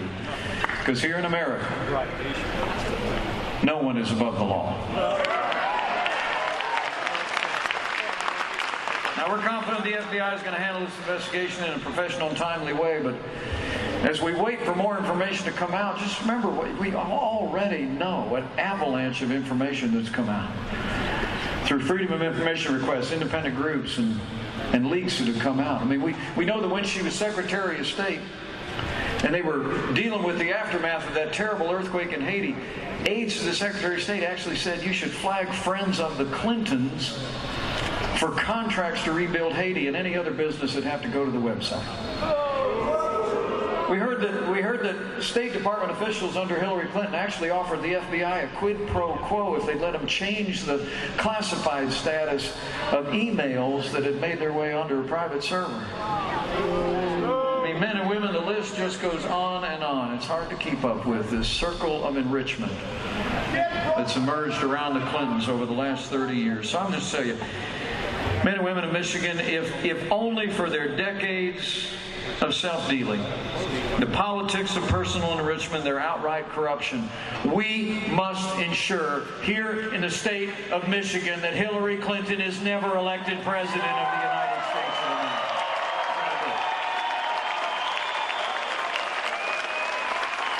The American people are sick and tired of pay-to-play politics, and it's exactly the kind of politics that's going to come to a crashing halt when Donald Trump becomes president of the United States.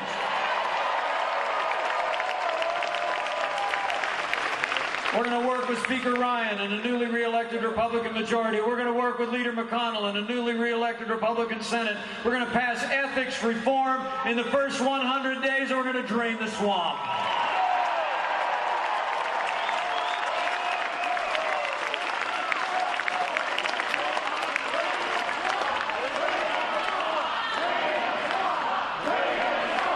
We're going to have government as good as our people again in Washington, D.C. But you know, the truth of it is that this election is even about bigger things than their small ethics. And in the time that we have remaining, the 5 days that remain here in Michigan, we got to go talk to our neighbors and friends about it. And we got to talk about things that have to do with our national security, our safety, have to do with our prosperity. And we got to talk about the Supreme Court of the United States of America. Well, let's talk about it.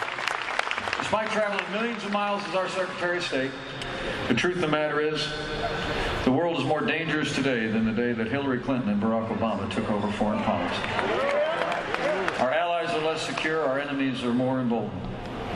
You can look at wider areas of the Middle East that are literally spinning apart after the weak and feckless leadership of this administration. You really can. The simple fact is that history teaches that weakness arouses evil.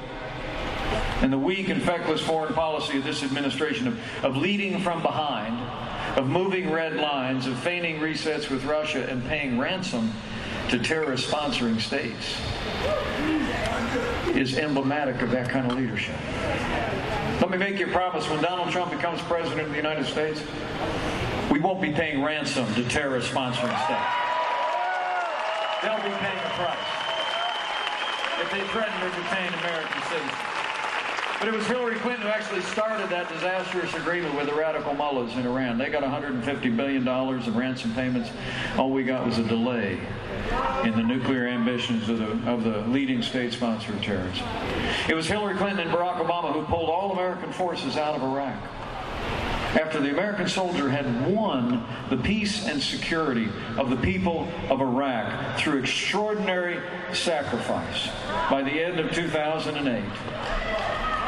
And let's hear it for everyone. Put your hand in the air if you wore the uniform of the United States of America in that conflict or in any other conflict. Let's hear it for these folks.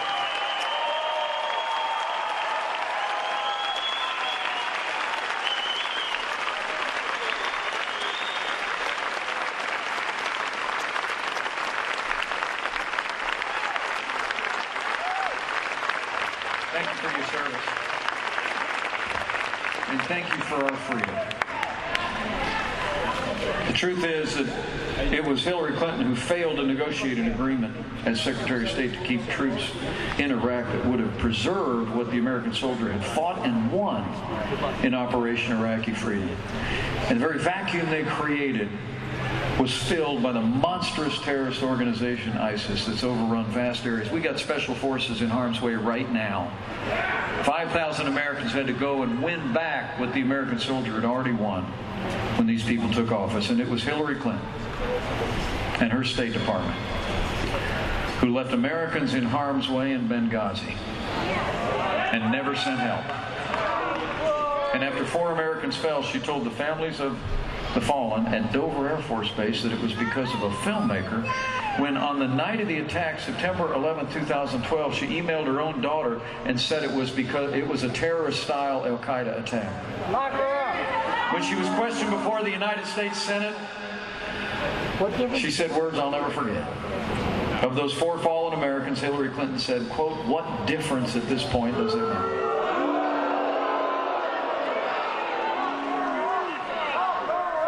Well, let me tell you, as a proud father of a United States Marine,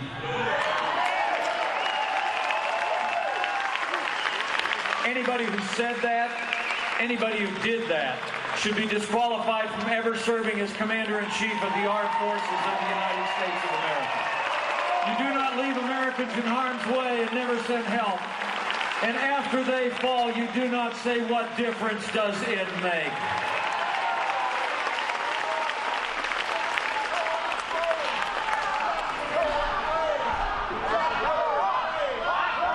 It's incredible.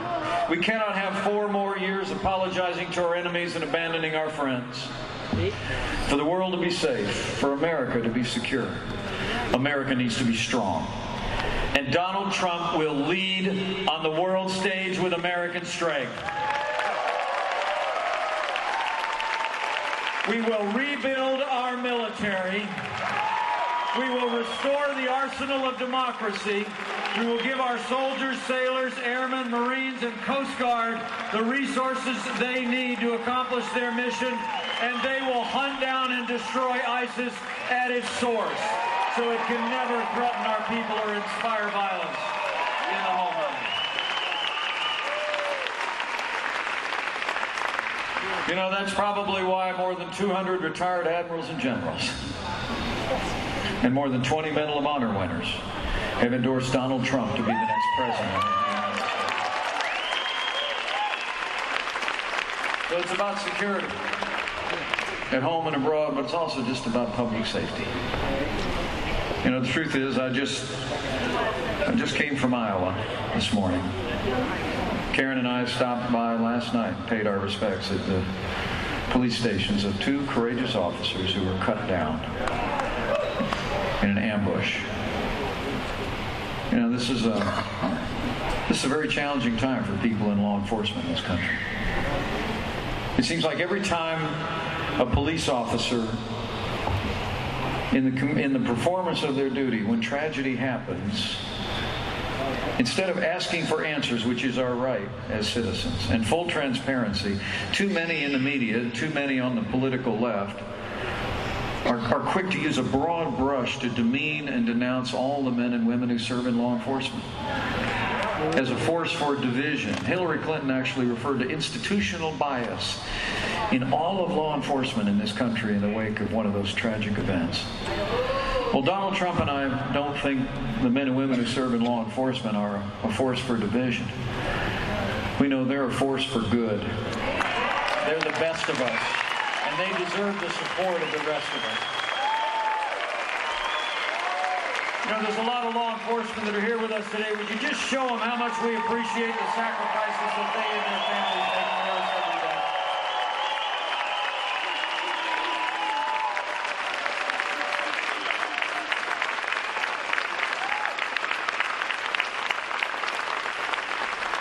When he becomes the chief law enforcement officer of the United States of America, I'll make you a promise.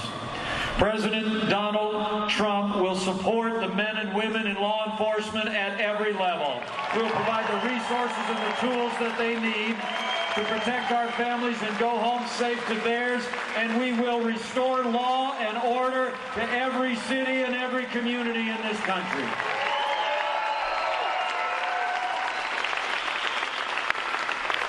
You know, that's probably why the 330,000 members of the Fraternal Order of Police have endorsed Donald Trump to be the next president of the United States. It's about security at home and abroad. It's about safety, but it's also about our prosperity. And here in the great state of Michigan, I know you know the same thing we know in Indiana, which is any progress that you've made in the last 7.5 years has been in spite of what's been coming out of Washington, D.C., not because of it. I mean, we're in the midst of the weakest economic recovery since the Great Depression. There's 47 million Americans living in poverty, millions more than when Barack Obama became president. Here's the one that cuts to my heart. 1 in 5 American households have nobody under the same roof with a job. Hillary Clinton's plan? More of the same. Not the same. More of the same. More taxes, more regulation, more of the war on American energy that's stifling growth, more of the kind of bad trade deals that are shipping jobs overseas, and more Obamacare. You know, they tell us this economy is the best we can do. I think Michigan knows better. It's not the best we can do, it's just the best they can do. All right, folks, welcome to the Fox 10 News Now stream, part of fox10phoenix.com. What we are showing you is Tim Kaine making his way to the Maryville Community Center. That's where he will be holding a rally in just a little bit. That rally will be in Spanish. You guys are watching Fox 10 News Now stream, part of fox10phoenix.com. Look, good afternoon.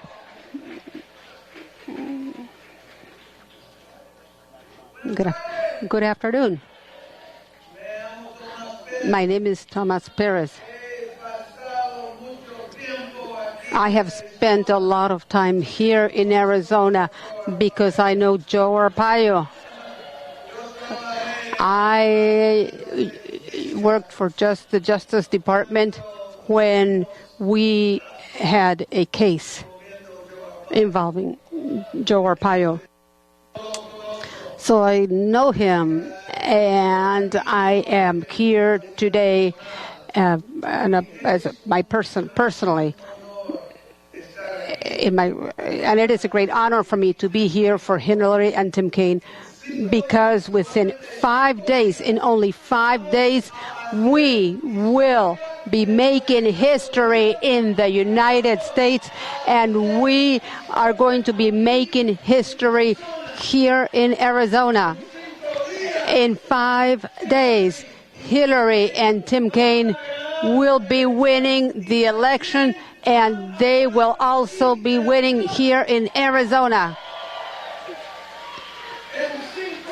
In 5 days, we are going to be sending a message here in Arizona that Latinos are a political force. We are sending a message to Jan Bruere. You know who Jan Bruere is? Do you remember Jan Bruere? Do you remember what Jan Bruere said last week? She doesn't have to worry about Latinos because Latinos never vote. Next Tuesday, we are going to be sending a very, very loud message to Jan Bruere and to the other Republicans. The message is very, very simple. Latinos in Arizona do vote. Latinos in Arizona, when we vote, we win. When we vote, we win. When we vote, we win. Today, we are saying yes, we can. On next Tuesday, we will say we did it together. We did it together next Tuesday. Arizona Votes is a movement here, is a movement that says our vote is our voice. We have numbers in Arizona. We are transforming, and we will transform these numbers into power, and we will demand the elected officials that they need to listen to us. We will say to them, you need to respect us. That is what we will be saying. I have a great honor that I was able to spend time with Hillary Clinton and Tim Kaine. I know them well. I have a lot of trust in Hillary and in Tim Kaine because our values, our vision is the vision and is the values of Hillary and Tim. Their vision is our vision. Their values of inclusion, values of opportunity for everyone. Their values are our values. They want to be president and vice president because they want to improve your lives, improve the lives of your children, improve the lives of your grandchildren. Hillary has spent her whole life fighting this to improve the life, registering voters in Texas, fighting against discrimination in education, improving the lives of young people, making sure that everyone has medical coverage.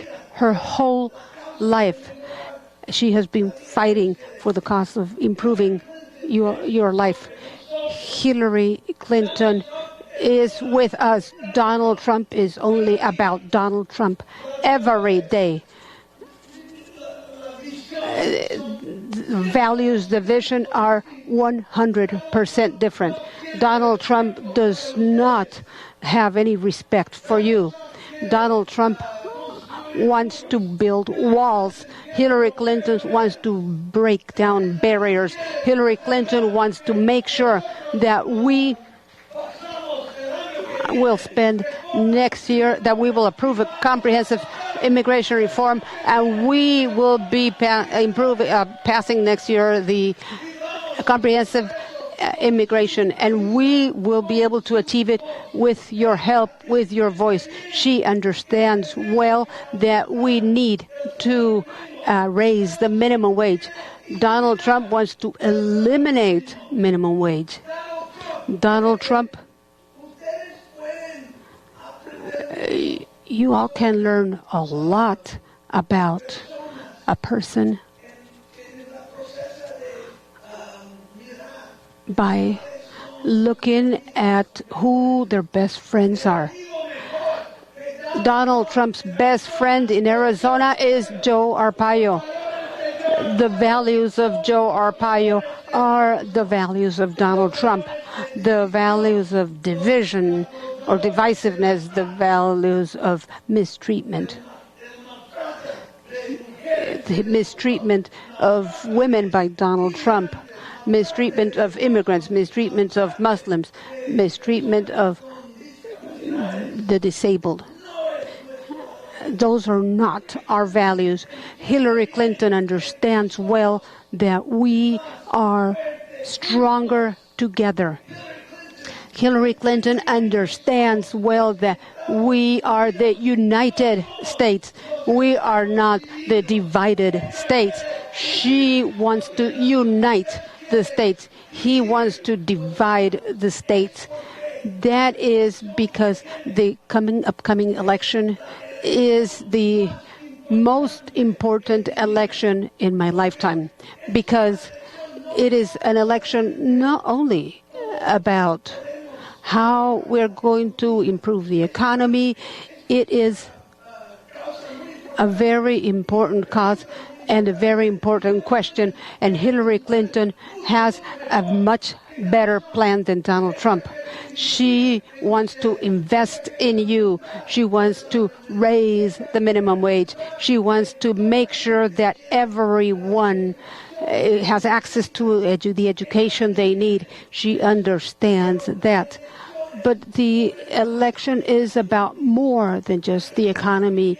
The election before us is an election about our values. Who are we? Are we the United States or are we the divided states? Donald Trump wants to divide America. She wants to unite America. And she understands well that we are the United States. And she understands well, and Tim Kaine understands well, that we need your voice. We need your action. And we have 5 more days to make history. And that is why I need your help, because today I read in the Arizona Republic that the Latinos are voting early. We have 1 more day. Thank you very much for your help.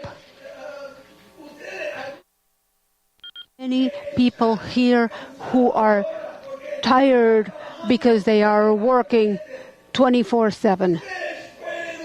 You will be able to get some sleep on November 9.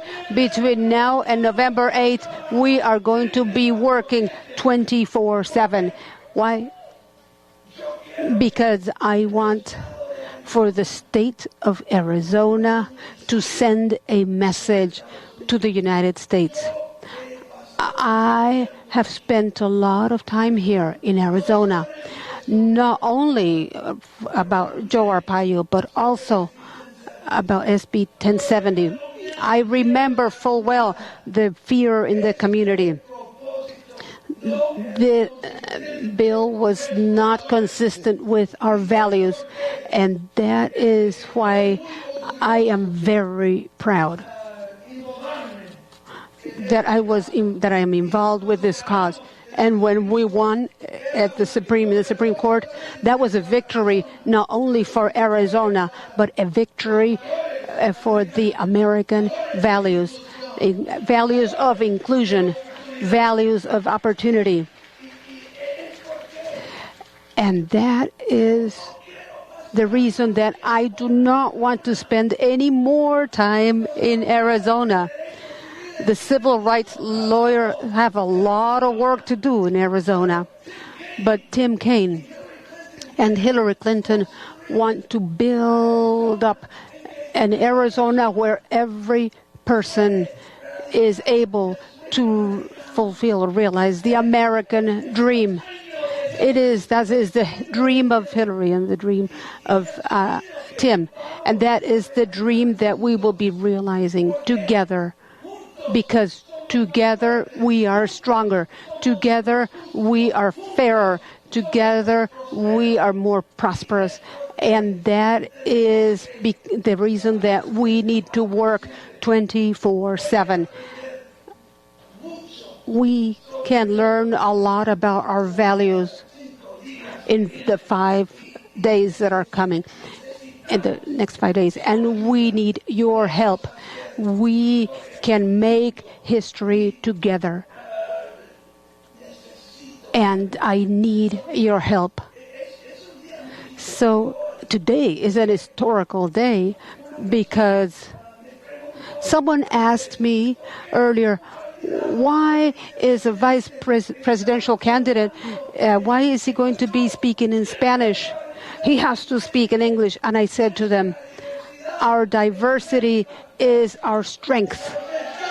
The United States is a very, very, in English we call it, we are a big tent of opportunity, with opportunity. And when a person can speak English or they can speak Spanish, they can do whatever they want. They can have a business. where they can go to Mexico or they can go anywhere in the country, because when we are multicultural and bilingual, we are stronger. Those are the values of Hillary. Those are the values of Tim Kaine.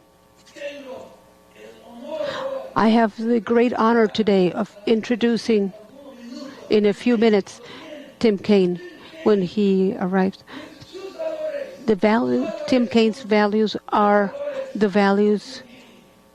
Your values are the values of Tim Kaine. He understands very well your dreams. He understands well your fears, because he lived in Honduras. He lived your life. And it is said, and it says a lot about Hillary's character, that she wants to have a vice president with the values of Tim Kaine, a civil rights lawyer, a mayor of Richmond, a governor, a leader, and a person of inclusion. That is the Tim Kaine that I know. And today we have one more thing. 20 years ago, a Democrat won Arizona. It's been 20 years. The last name of the president who won Arizona 20 years ago, what was it? Bill Clinton. This year, 20 years later, who is going to be winning again? Hillary Clinton. Next week, Hillary Clinton. But Hillary Clinton is going to be winning only with your help, only with your support, only with your hard work today. We have another day and a half where we can vote early. We have to vote today. We have to reach out to our friends who are eligible voters to tell them, vote, vote, vote. Because when we vote, we win. When we vote, we will be sending this message, because Donald Trump wants for you not to vote. Donald Trump wants for you to be afraid of voting.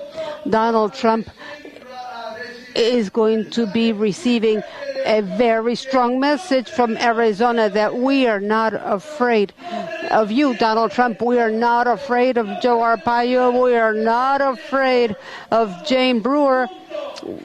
We will be winning together. We will be making history together. Next Tuesday, thank you very much. Forward, on forward. Yes, we can. We did it together. On to victory. We did it together. We will do it together next Tuesday. Thank you very much.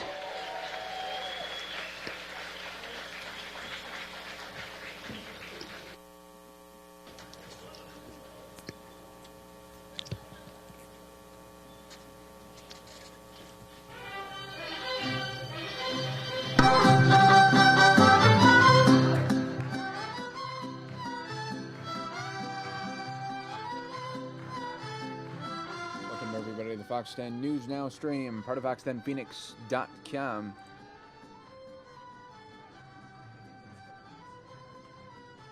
We are covering the Tim Kaine rally in Arizona, set to make a rally speech in Spanish at the Maryville Community Center.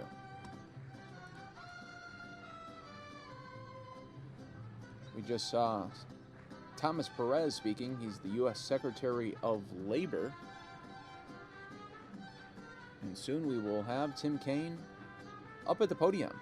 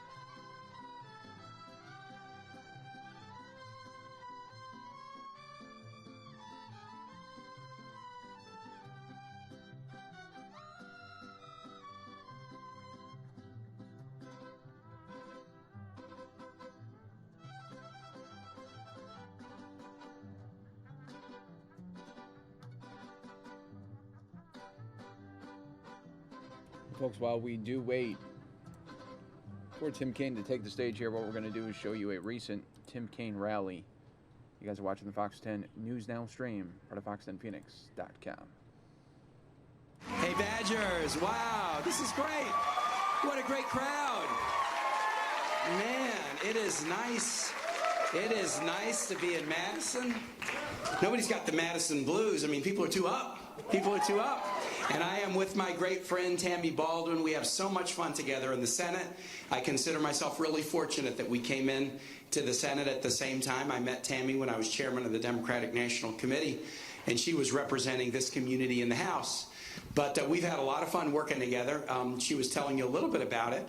We formed a coalition together called the Career and Technical Education Caucus to try to make sure that our schools were educating more kids in careers and trades. My dad was a welder and ran an ironworker organized welding shop.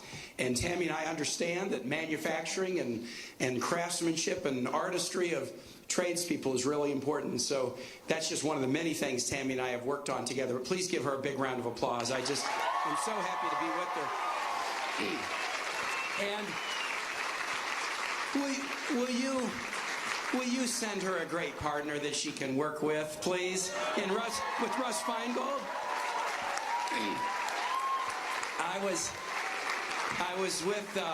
I was with Russ earlier today. In fact, we were together over at Lawrence University in Appleton. And I really think highly of Russ. He's a battler for everyday folks, those who have a lot of power. They are going to hire their phalanx of lobbyists and lawyers. They'll always have them, but regular folks need a champion. And Russ has been that champion and will be that champion. He'll do you so proud in the Senate, and you'll be able to say, man, what a group of two senators. We have no state can top us with Tammy Baldwin and Russ Feingold. So do everything you can to elect Russ. I was very glad to visit with your great Congressman Mark Pocan, who is, to quote Tammy Baldwin, a superstar, a rock star. We are very high on Mark, and very glad he's here. Give him a round of applause.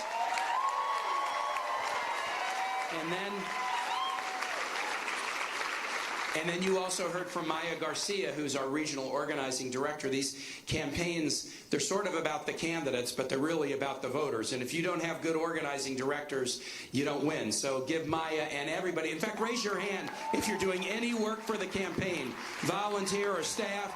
Give all these guys a big round of applause.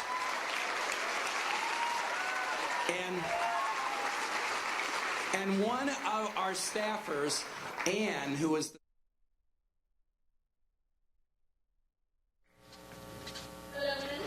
Good afternoon. My name is Clarissa Felix. I am 20 years old and I am with Hillary. As a child, I used to see my mom work so hard to give us a better life, give us a better life to my son, my brother, my sister, and me. I learning that with effort and hard work, we can make it in this country. I grew up knowing that giving up is not an option. I learned that the lesson my mom taught me is true. With hard work and effort, you will make it. I've also learned that it is not easy. I am 20 years old, and I am a full-time student at Arizona State University. And I am also a full-time worker. I am a first-generation college student, and I will be the first person in my family to graduate.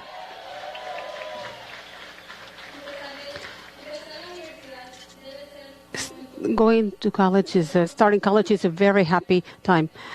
But with the financial obstacles that students have nowadays, sometimes it causes more frustration than happiness. That is one of the reasons that I support Hillary Clinton and Tim Kaine. Hillary Clinton as a president will focus on creating opportunity for everyone, not just for a few, and helping all the young people to move forward and to have college as an option for everyone and not just a privilege for the few. This lesson, a very special lesson to me and very personal. My community has been under attack, and we need a president who understands that we are the United States and we're not divided. And Hillary is that president. This year, my mom will be able to vote for the first time. This year, my mom will vote for me and for millions of people who will not be able to. This year, my mom and I said we are with her and we are with Tim. Thank you for being here. Remember that we have to vote and that we are stronger together. It is a pleasure and an honor for me to introduce to you the next Vice President of the United States, Tim Kaine.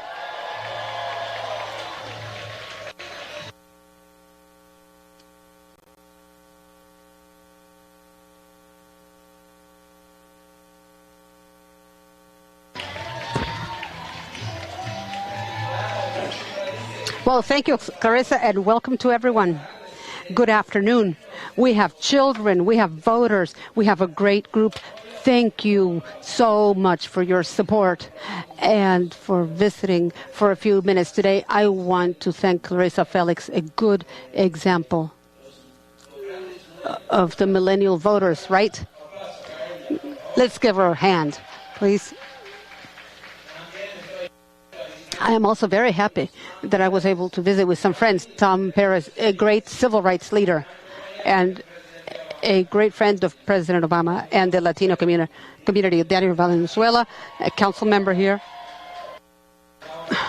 Laura Pastor, another member of City Council.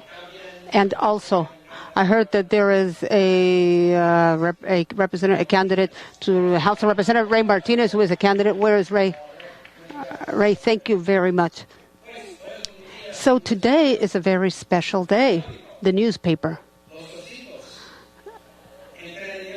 The Cubs. Spring training here in Phoenix, right? But I like that better. A surge in early voting by Latinos. Arizona sees the biggest increase in the United States. So much energy, so much energy. So I am very happy to be with you for a few moments this afternoon. One of the values in our campaign is the belief that when we are together, everything is possible. This means that the only way that we can move forward as a country is working together. It is important that we listen to each other. It is important that we communicate and that together we fulfill the vision that we have for our country. The foundation of our country has its roots in every corner of the world, doesn't it? It has roots in Africa and Asia, from where many people came against their will, but they became part of the fabric of our society. Our country has its roots in the Native Americans who have been here all along and has been enriched by immigrants from all over the world, including Ireland, where my family came from. Many people sometimes forget, and maybe some don't even know, that the Hispanic community has been part of our country from the time the Spaniards arrived in San Agustin in 1565. That was a long time before the English arrived in North America, correct? 42 years before the English arrived in Jamestown, Virginia. The Spanish language was the first European language spoken in this country. A few years back, I gave the first speech in Spanish in the history of the Senate. My thinking was, if we were debating an immigration bill, it would make sense to explain it in Spanish, especially when Spanish is the language of over 40 million people in this country, who are the people to whom this matter concerns the most. I feel the same about this election. There is so much in play for the Latino community. It is important that our campaign reach out in a language that is spoken by so many families throughout our country. My Spanish is not perfect, and thank you for your patience with my Spanish, but I learned what I could from the Jesuit missionaries in Honduras 35 years ago. Over there in a town called El Progreso, I applied what I had learned as a child, and I worked at my dad's shop, an iron working shop. Those skills served me to train young men to work carpentry and welding. That experience, a long time ago, changed my life. And I have brought it with me to every position that I had as a civil rights lawyer, as a city council member, like Daniel and Laura, in Baton Rouge, in my city, as a mayor, as lieutenant governor of Virginia, as a governor, and as a senator. What I learned in Honduras can be summarized in 3 concepts: faith, family, and hard work. The values of our community, aren't they? Those values I also learned from my Irish Catholic family in the city of Kansas. And there is another value that Hillary and I share. Do all the good you can and serve one another. I think many of you have been doing that. It is very simple. Nowadays, I find those same values in every state in our country. I find them in folks of every skin color, religions, and national origin. And in this campaign, I'm inspired by seeing people of all the origins coming together to face our challenges. The presidential elections have always been based on choosing between 2 visions for the country. A decision between 2 candidates. But this year, it is different. It's about our country looking at itself in the mirror and asking who we are. It's not only about presidential temperament and experience, although these are very important qualities. The decision that we will be making is between Hillary's vision and Trump's vision for our country. Hillary believes that when we come together, everything is possible. Everything is possible. Trump's vision is foreboding and divisive. So today, I want for you to hear directly from me that under the Clinton-Kaine administration, there will be room for everyone in this country, for everyone. Latinos have always forged this country from their service in the armed forces to entrepreneurship, all the way to the presence in the Supreme Court.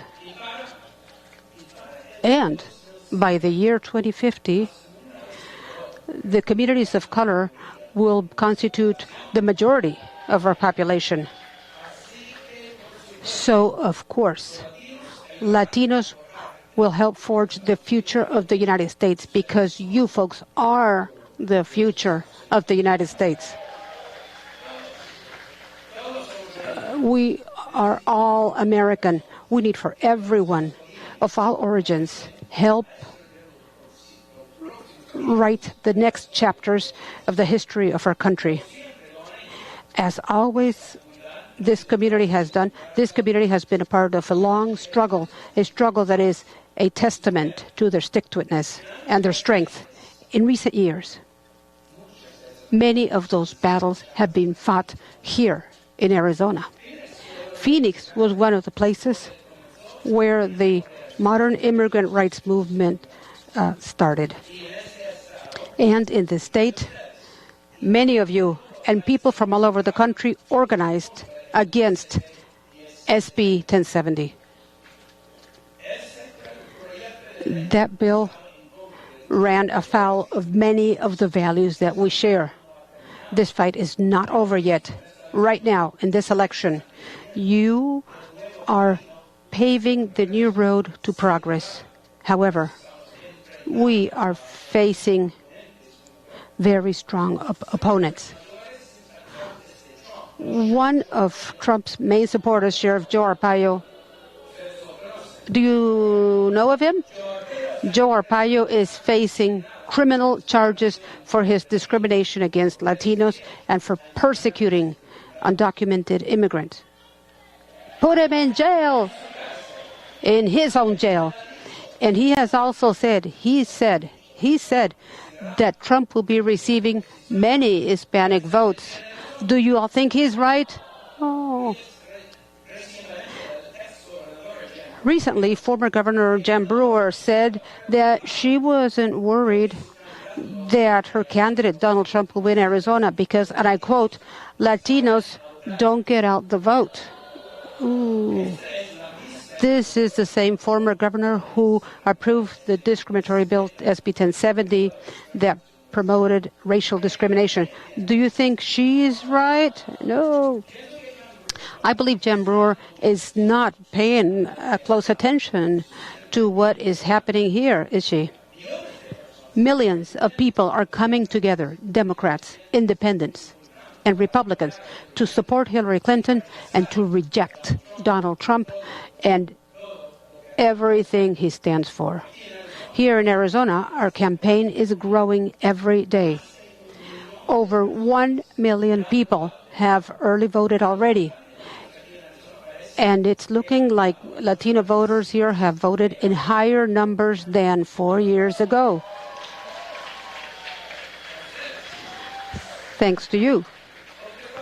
We are seeing the same energy in early voting in the Latino community in Florida, Nevada, North Carolina, and in other states like Virginia.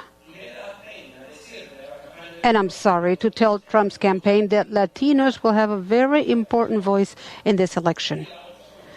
And the option is crystal clear. On the one hand, there's Hillary Clinton.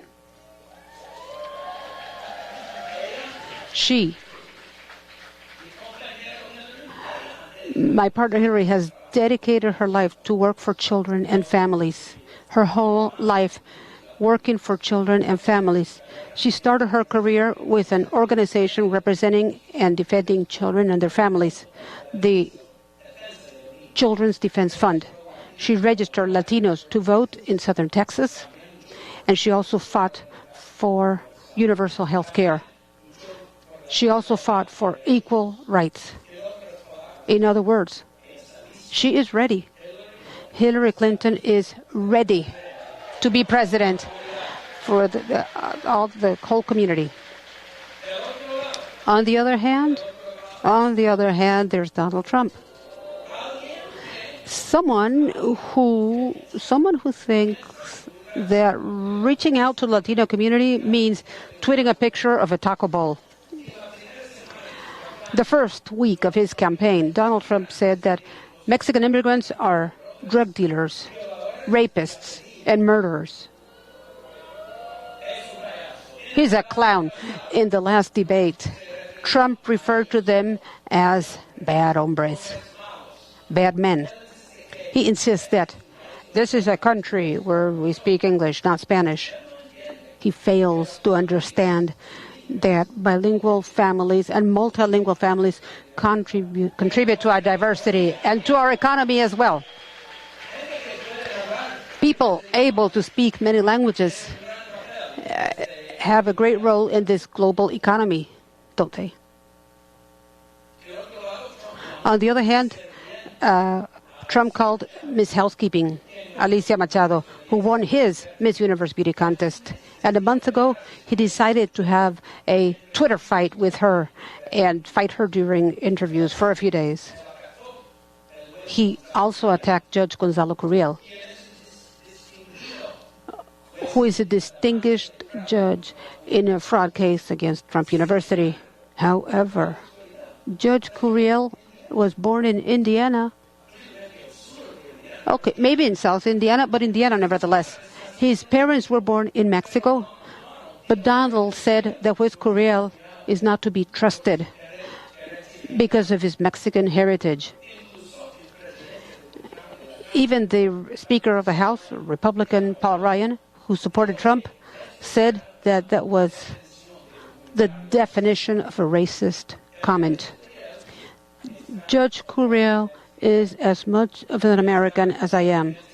He is as much of an American as Donald Trump.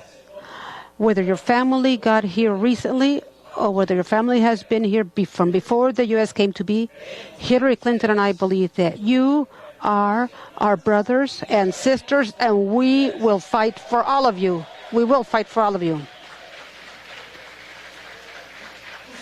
You are our neighbors, our colleagues, our friends, and our relatives. You make our country stronger, smarter, and more creative. I want for all of you to know that we do understand you and that we are with you. The United States is a better country, thanks to you. A better country. Hillary and I have a positive vision for what we want to achieve. What we want to achieve. You know, when Hillary called me up to tell me that she had chosen me to run as vice president, this is what she said to me. Success in the Clinton-Kaine administration will not be measured by the number of bills that we pass. Our administration's success will be measured in our improving the life of working mothers, or in our ability to give a better education to our children, like the children up front in here, or if we can help give someone who made a mistake a second chance. At that time, I knew that we would be soulmates in this path, in this struggle, Hillary and I. So Hillary and I have announced 2 important promises for the first 100 days of our administration, God willing. First, we will make the largest investment in new good-paying jobs, from the largest investment since World War II, the largest investment in our jobs. We have to create an economy that works for everyone, not an economy that will only benefit the wealthiest, don't we? And I don't need to tell you that we still have a lot of work to do. Latinos at this point in our country make up 17% of the population, yet they only hold 2% of the wealth, of the resources. That is very wrong, very wrong. So we need to ensure that Latinos can access good jobs with good wages. We need to ensure that they can access more educational opportunities, that they can create more business and create wealth that their children can inherit. One of the keys for this is small businesses, right? The heart of our economy and the heart of the Latino community. Hillary and I are children of parents who created small businesses. And that's why we know that we have a lot more to do to support Latino small businesses, which create many jobs throughout the country. Our plan will promote opening a business, access to capital, and will invest $25 billion in the communities most in need. And we're going to provide better education, since it is crucial and to have an education to access the jobs of the future. Are there people here, people in education? Thank you very much for your hard and important work. All teachers, excellent.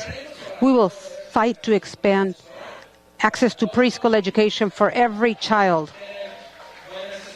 for good schools in all the communities, and to ensure that no one will not be able to achieve their dreams because of their inability to afford it. In the past 20 years, the number of Latinos like Clarissa assisting college has tripled in number. That is good news. It is good news. The number has tripled. And in spite of that, Latinos are less likely to graduate than their white peers, frequently because they can't afford it. Our plan will change that. We're going to make sure that community education centers are free. We are going to ensure that attending state university does not entail taking out a loan. And for families who earn less than $125,000 a year, we will do away with tuition completely in those schools. This is how we will be able to start breaking down all the financial barriers that get in the way of progress. Second, Hillary and I will promote legislation for comprehensive immigration reform, including a path to citizenship.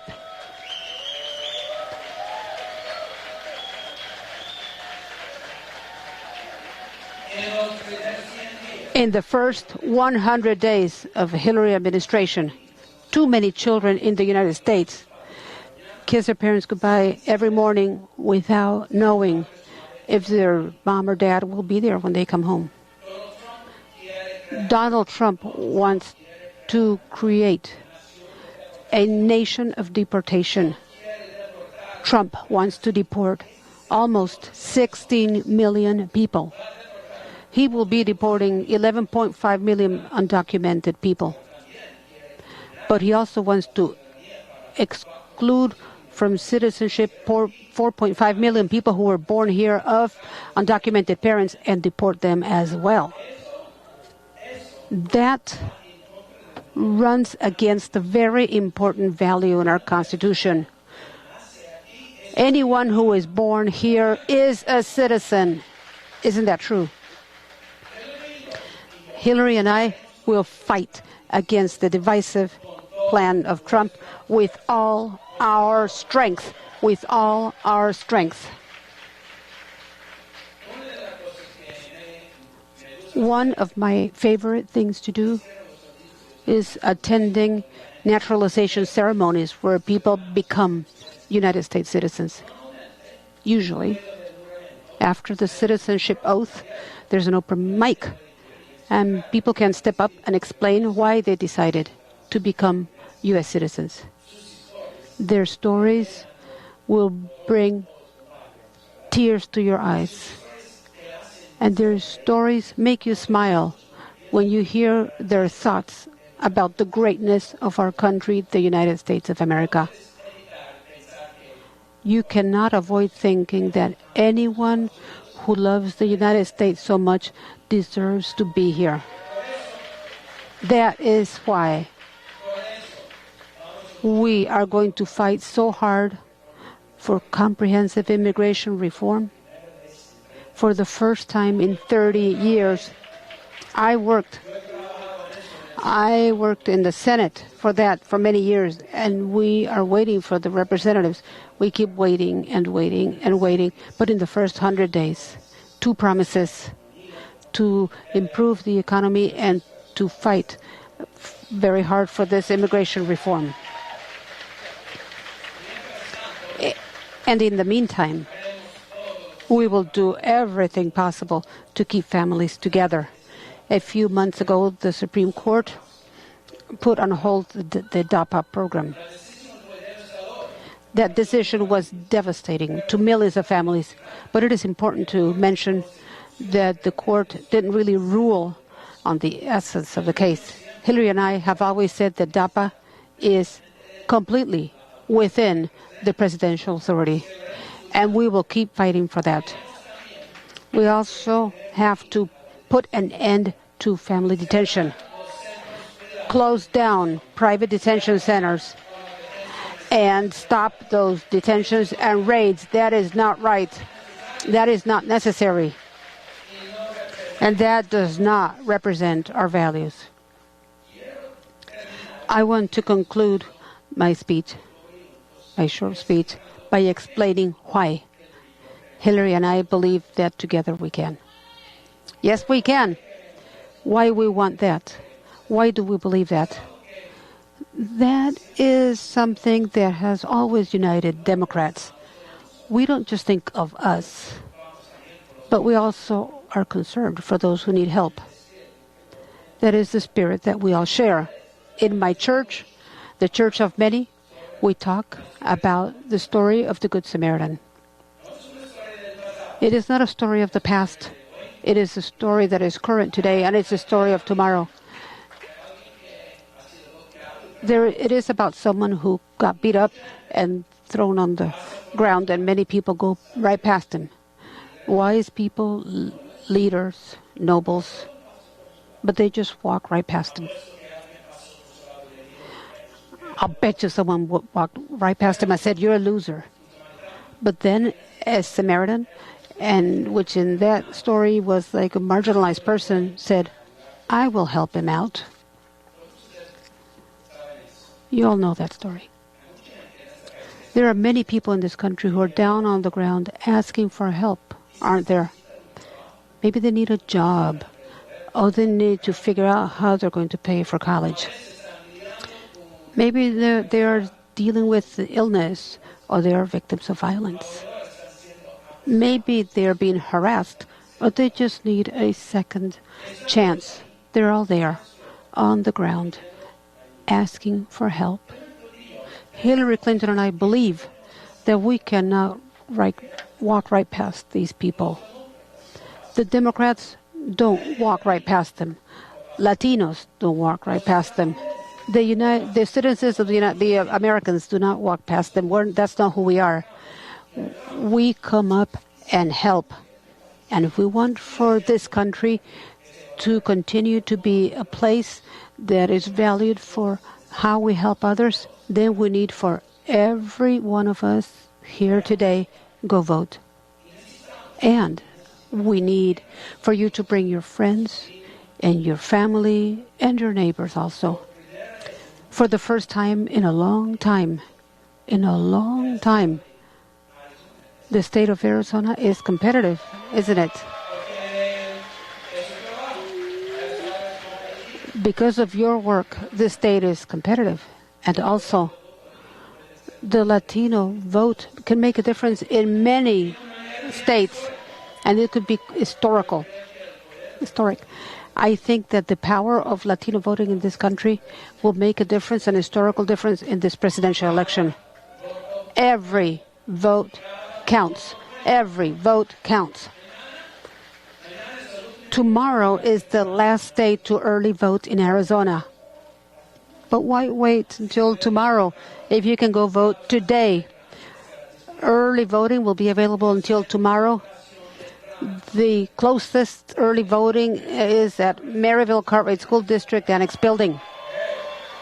Okay, it's right down the street from here, isn't it? It's at 3401 North 67th Avenue. Again, 3401 North 67th Avenue. This is not just an election about where we're going. It's about who we are. I think we are a country where all of us belong. We are a country that chooses love over hate. We are a country that builds on the progress that we have achieved instead of going back. Like we used to say in Honduras. 7246. We just passed a really cool milestone in this country. More than 200 million Americans says that that vision is not possible. We will respond with.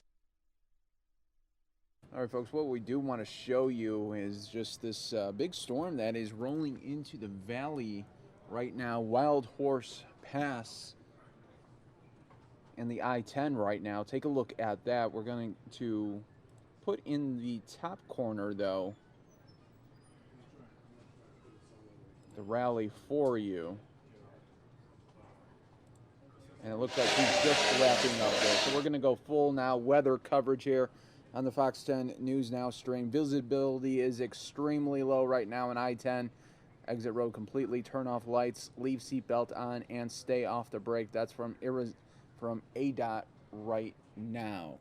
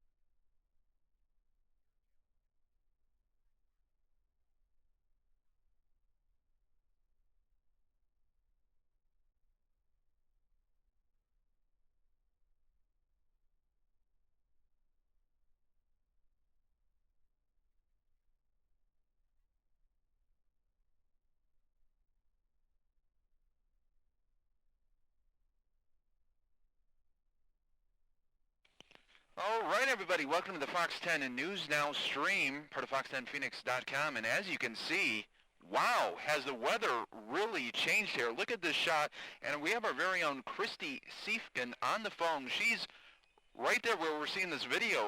Christy, this is amazing. This is incredible, Mike. You know, we've been chasing weather all day. We started out with a little light rain this morning. We got a break, and now we are in the thick of it. You'd think that we're still in monsoon season, as windy and as dusty as it is out here. We're really close to Rawhide. We've been making our way south along 10, so we're just south of Chandler and Sun Lakes. The gusts have picked up significantly, I'd say, in the past 10 to 15 minutes. And what you're seeing now, I'm not sure if it's even doing justice back there at the station or on Fox News now, because we're in the thick of the dust. But it was an epic wall moving from the south to the north. And it's just that kind of grittiness in your teeth as you step outside. The temperature dropping extremely. I had my zip-up sweatshirt on earlier in the car, stepped outside, and, had my sleeveless shirt on, stepped outside and had to put the zip up on because it's easily dropped down into the low 70s, I'm guessing, just based on stepping out. So this potentially making its way to the valley, obviously we're in the far-reaching stretches of the valley, but moving more toward Metro Phoenix, I'd say in the next 20 minutes or so. If you're headed out on 10 or any of the freeways that are skirting the Southeast Valley, heads up because the visibility is extremely low. We're sitting here in a gas station parking lot taking these pictures, and it's just incredible to see already on the hoods of cars. You could take your finger and wipe the hood, and you'd see a line of dust on the front. That's wow. Through here. Yeah. And when you think about it, this is not a good, for timing-wise, I mean, we're getting close to rush hour in about an hour. Yep. So, wow. This is perfect storm, lack of, no pun intended, but the timing of these things, it's just like what we see in monsoon season, right? Often when we see a lot of activity, a lot of instability as a result of that daytime heating, it's right around 3 o'clock, 4 o'clock, 5 o'clock, and not good news for the commute, just like you said. We already saw a little bit of slowing before the dust really started to get close to us. The skies were really dark, really ominous, so people slow down. They take a look saying, hey, well, we're going to get some rain. One thing worth noting as well, in addition to all this dust, Mike, we are starting to see more lightning out there. And as this band of rain moves north, we've got the dry front side of it, and then we've got moisture on the back. So not only are you going to see the dust, but those of you traveling through the Southeast Valley will likely see some rain. Just also worth mentioning, Chin area also saw some very heavy rain earlier. That's kind of the apex of that line of storm. So once again, if you're headed to the Southeast Valley, heads up, drive safely, be careful. Definitely reduced visibility out here. And Christy, how long can people expect this? You know, as we've sat here maybe in just the past 20 minutes to half hour, we've slowly watched the wall creeping upon us. This could easily last through this section of town for the next half an hour. And so I'd say with the delay between where we are now and up toward Chandler, maybe even Tempe, you could easily be seeing this dust move through for about 30 to 40 minutes. Wow. Well, thank you so much, Christy, for the update. We'll keep your shot here as long as we can, and we'll check in with you a little bit later. Christy Siefken, thank you so much. Thank you. Bye-bye. Bye-bye. All right, that was our very own Christy Siefken giving us a live update. You guys are a part of the Fox 10 News Now stream. Thanks to everybody watching on Fox 10 Phoenix Facebook Live. Let us know where you guys are watching from, and let us know what you see in your neck of the woods here as we are following this dust storm here closely for you. We do have Skyfox up in the air as well. Once they get a little bit closer to the area, we'll take that shot as well to kind of give you guys a look from the air as well. But, wow, this just seemed like it just sort of popped out of nowhere. But if you have friends and family in the area and you know that they are maybe heading out on the road, why don't you share this post with them? Let them know what is going on with the weather conditions, especially in the East Valley. That way they can have a heads up. Maybe they could delay their commute or delay their journey wherever they need to be. Thank you guys so much for joining us here on the Fox 10 News Now stream, part of fox10phoenix.com. We are covering live dust storm action here for you in Arizona. November 3rd, way past the monsoon, but you know what? Weather in Arizona could pop up at any time. And take a look at this shot that we have here for you as well. And right now, from the very latest from National Weather Service in Phoenix, a line of thunderstorms moving towards the valley. Expect blowing dust, heavy rains, and small hail.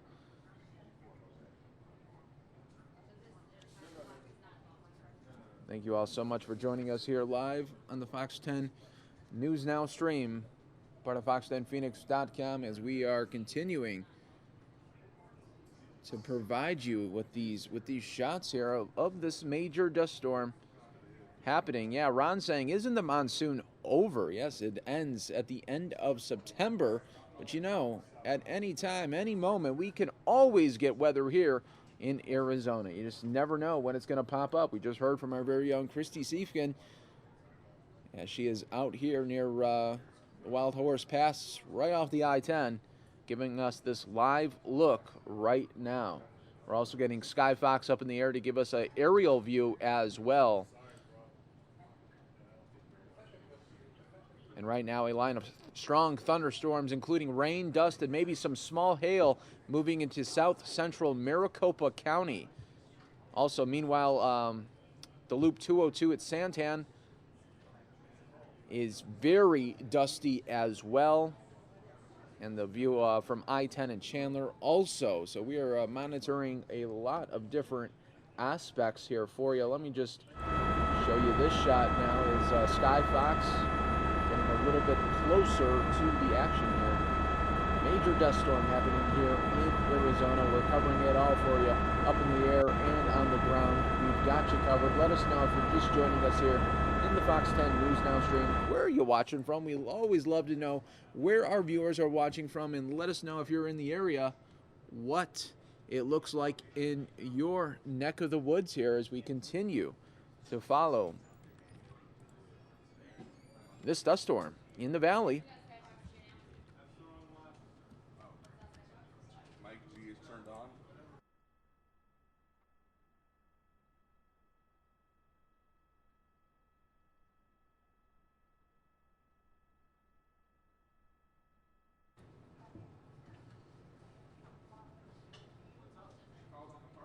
You can see, folks, the Sky Fox up in the air here, getting these amazing shots here as we're continuing to cover this for you.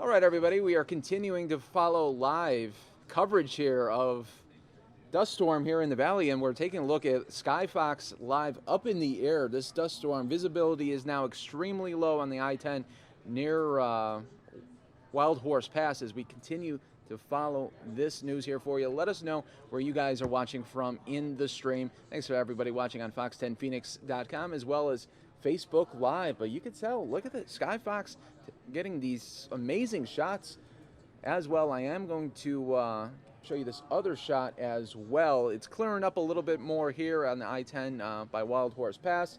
We're going to take you to another shot over here. This is where Christy was at right here. Take a look at this right here. So we are continuing to follow this here for you.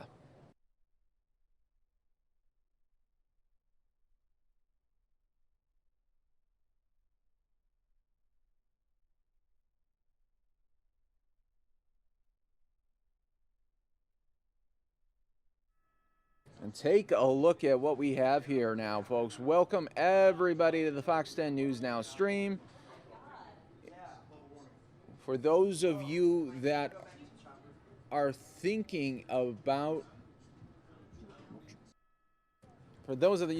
driving, I would strongly suggest right now, if you're in the area, to maybe just wait a little bit right now. I'm joined right now by our very own Carrie Lake to provide some coverage and insight here. This is a monster dust storm. Look at this. I mean, this looks like Armageddon, doesn't it? Yeah, This is what happens after the Cubs win the World Series? This is end of the world? Oh my gosh. How did this just pop up like this? Massive storm. Do we have the radar? Have we seen Yeah, it? let me put it in the corner, maybe? Let me get that for you guys. Because this is a massive cell that I noticed when I was driving in this afternoon. I mean, it's been a weird weather day anyway, right? This is a really big cell, and as you can see here, and I'm showing the looking at the radar here. It is I got the radar up now a for him. massive thunderstorm cell, and it's right now barreling straight towards the valley, coming up from the south. So right now, Sun Lake's getting hit pretty hard. This is right over Maricopa. Just saw it. It hit Maricopa. It's on 347, which is North Maricopa Road, and it's starting to head towards the Beeline and Riggs Road. I'm sorry, the Belt Line and Riggs Road. So this is a really massive storm, and this is what's happening ahead of it. As this thunderstorm moves ahead, the air collapsing, pushing up that dust, and that's the wall of dust you're seeing to the south of us. And what an ominous look. Isn't it amazing to see that? And it just seems like it's so late in the season. You know, it is moisture coming from the south, which is an unusual thing to see at this time of year. Typically, as we move out of the monsoon, we'll start to see more frontal systems moving across. And when a frontal system moves across, we know that it starts in California, it starts in the Pacific, and it comes through California, and then it moves through Arizona. That's more of a winter-type storm. This is more of moisture coming up from the south, coming up from Mexico. And what a sight it is to see this at this late in the game. But it's been a weird October. We're into November now, and we're seeing what appears to be more of almost a tropical-looking storm than a frontal wintertime storm. I would think this is like July right now. And look at that. That's a massive line of storms, and it's forming almost an arc that runs basically south of Gila Bend. It's starting to move into Gila Bend. Folks, if you're in Gila Bend, you're going to want to take cover because this is a nasty storm heading your way. And of course, you know how it is south of the valley, Mike. Yes. There's areas where there's nothing going on. It's just desert. Oh, sure, The only person nobody's going to know that this storm hit except for maybe a couple of scorpions and a few rattlesnakes. But when you start to get into some of these small towns, like I said, Gila Bend is about to get hit. And Sun Lakes is, I think they just got hit. I can't tell. I'm looking here at this map. And we want to show really from a viewer right now. Take a look. This is in Maricopa. Look at the rain coming through there. Yep. I mean, we just talked about this going over Maricopa Road. It's hitting right now. This is from viewer William Velez Jr., so thank you so much. And for those of you watching, if you have a picture and a video, please share with us on our Fox 10 Phoenix Facebook page. We always love to see it. That way you can... you can't, when you're covering weather, you can't be everywhere. No, and it's really nice to always have the people submit. Worst area being hit right now is from 347 to I-10, south of Riggs Road. And this is the area, Maricopa just got hit really hard. We just showed that the Achin Indian Reservation got the storm first, then it moved through the town of Maricopa. Now it's barreling forward, just about to go over Riggs Road. Pecos will be hit next, and the 202 down by Chandler will be getting hit next. So the folks in Chandler are going to see this probably hitting rather quickly, and I'm talking about the Chandler Air Park, the airport. Guadalupe will get it next, and then it'll hit South Mountain. So big, strong storm, and it's just amazing that we're seeing this in November. Oh, I know. Like I said, it feels like it's June or July right now again. To watch this storm, this morning, did you wake up from the wind? Oh, The yeah, wind wake absolutely, you? yeah. I was like, what's going on out there? Is that rain I hear? It was like a little mixture of rain, and it was very windy, though. Very windy. So are we getting a lot of reports from people who are out in this dust storm? Because the dust storm is, of course, what's barreling toward us, and we've got that pulled up right now. Look at this wall of dust. Visibility extremely low on I-10 near Chandler. And when you're in traveling in this dust, you just want to actually get off the road, pull off the road, turn your lights off, pull way off the road, because you don't want people seeing your lights and then following you thinking that you're on the road when you're pulled off. But it's so dangerous to drive in these dust storms. And you know what could be interesting now? For a lot of people, you know, the snowbirds are coming back. So this could be a chance for them to see what they normally don't see in the summer. Yeah, that's true. We're giving you a preview, or I guess a post view of what we would typically see in the monsoon. This is a massive thunderstorm that is barreling toward us south of the valley, and the downdraft winds causing the dust to kick up, and it's causing this gray, dark, ominous-looking dust wall that is heading our way. And somebody says, very painful if you have contact lenses, and that is so true. Oh, yeah, I didn't even think about that. Somebody here says these storms can be terrible if you're driving on the highway. You suddenly can't see 5 feet in front of you. That is so true. Yes. You're like, oh, this is fine. I can see. And then boom, next thing you know, the visibility is down to almost zero. You can barely see the front of your car. And Luis adding a little bit of humor right now. Whoever owns a car wash out there is going to get paid. That's true. This is when you go, especially when you get the rain on the back end, then you get just dust. Yeah, and especially dirt. if you have a black car. Take a look at, Mike has it pulled up where you're seeing this massive dust wall, and then you're seeing the box in the corner there with the radar, and watch what happens. Boom. Out of nowhere. Yes. Boom, there's nothing there. All of a sudden, we start to see these things develop, and they grow massive. Now that we've got this arcing line of massive thunderstorms, it's going to hit us, folks. I mean, we're going to get some rain with this one. I don't know how this could die down. I mean, obviously, I'm not the I'm not God here. But I don't know, in covering weather for many years, how this could die down and just fizzle out before it hits the valley. At some point, Chandler's going to get hit hard. And so often during the monsoon, Mike, we'll see the dust storm, and then we go, wait, where's the rain? Yeah, sure. What happened to the rain? I don't see this one falling apart. I really see the size of these cells bringing with it a lot of rain, very strong wind, and possibly some dangerous conditions for folks out there. And I'm thinking, school's just getting out for some kids. And rush hour's about to hit. Rush hour's about to hit. We're at 3:16. When this starts to hit, if you've got little ones walking home from school, you might want to maybe get there and pick them up and be ready to go if you can assist in any way, because you wouldn't want to be hitting the streets walking home when a storm like this comes through. And what's something is, like, for friends and family that don't live here and they get to see this, when they, if people are sharing this, the one thing that always happens is friends and family will call people up that live here and say, oh my gosh, are you okay? What's going on? Because they don't get to see this. I mean, you're right, it looks like the end of the world's coming. Well, I'm thinking it has to do with the baseball game last night. Cleveland plays here, and so do the Cubbies in spring training. Yes. And maybe this is some sort of a sign from the gods above. I don't know. We should mention, we're concentrating primarily on the center of this storm block that is heading towards the valley, and it's about to hit Chandler relatively shortly. But there are some massive cells. That one that just moved through, not quite Casa Grande, but it looks like it might make its way into parts of Coolidge and move across Arizona, North Arizona 79. So this is in the Picacho Mountain area. There's quite a bit of rain with that other cell, which would be off to, I guess it would be off to the east of us and the southeast of us. So this is a really widespread area of thunderstorms, and I'm kind of hitting the big populated areas. It just went through Maricopa and the Achin Indian Reservation. Now it is starting to head up towards us, and it looks like it's due to hit Sun Lakes. It's hitting Sun Lakes right now, and due to hit Chandler at any moment. So I apologize if I missed your town. If you're in a smaller city, I'm trying to concentrate on giving people in the most populated areas the warnings they need, but I know that some of these smaller towns are getting hit as well. It's so amazing. I think what makes this dust look so scary is a lot of times the storm has completely fallen apart on Sure, the other sure, side. yeah. So we just see the dust and you can kind of see through it. But this one looks really ominous, and I believe it's because on the back side of this is the storm.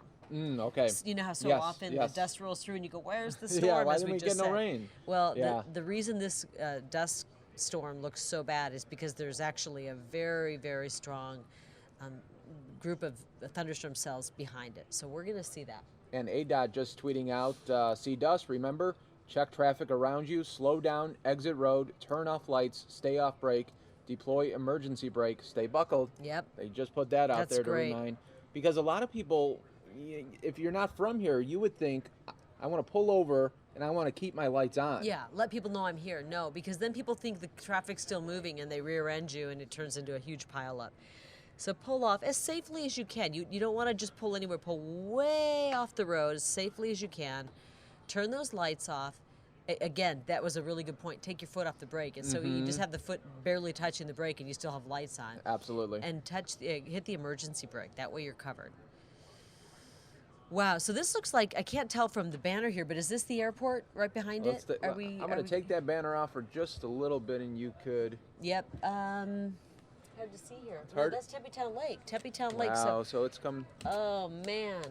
This is just not a good time for this storm to happen. What an insane weather day to wake up with the wind. I thought my backyard was going to blow apart.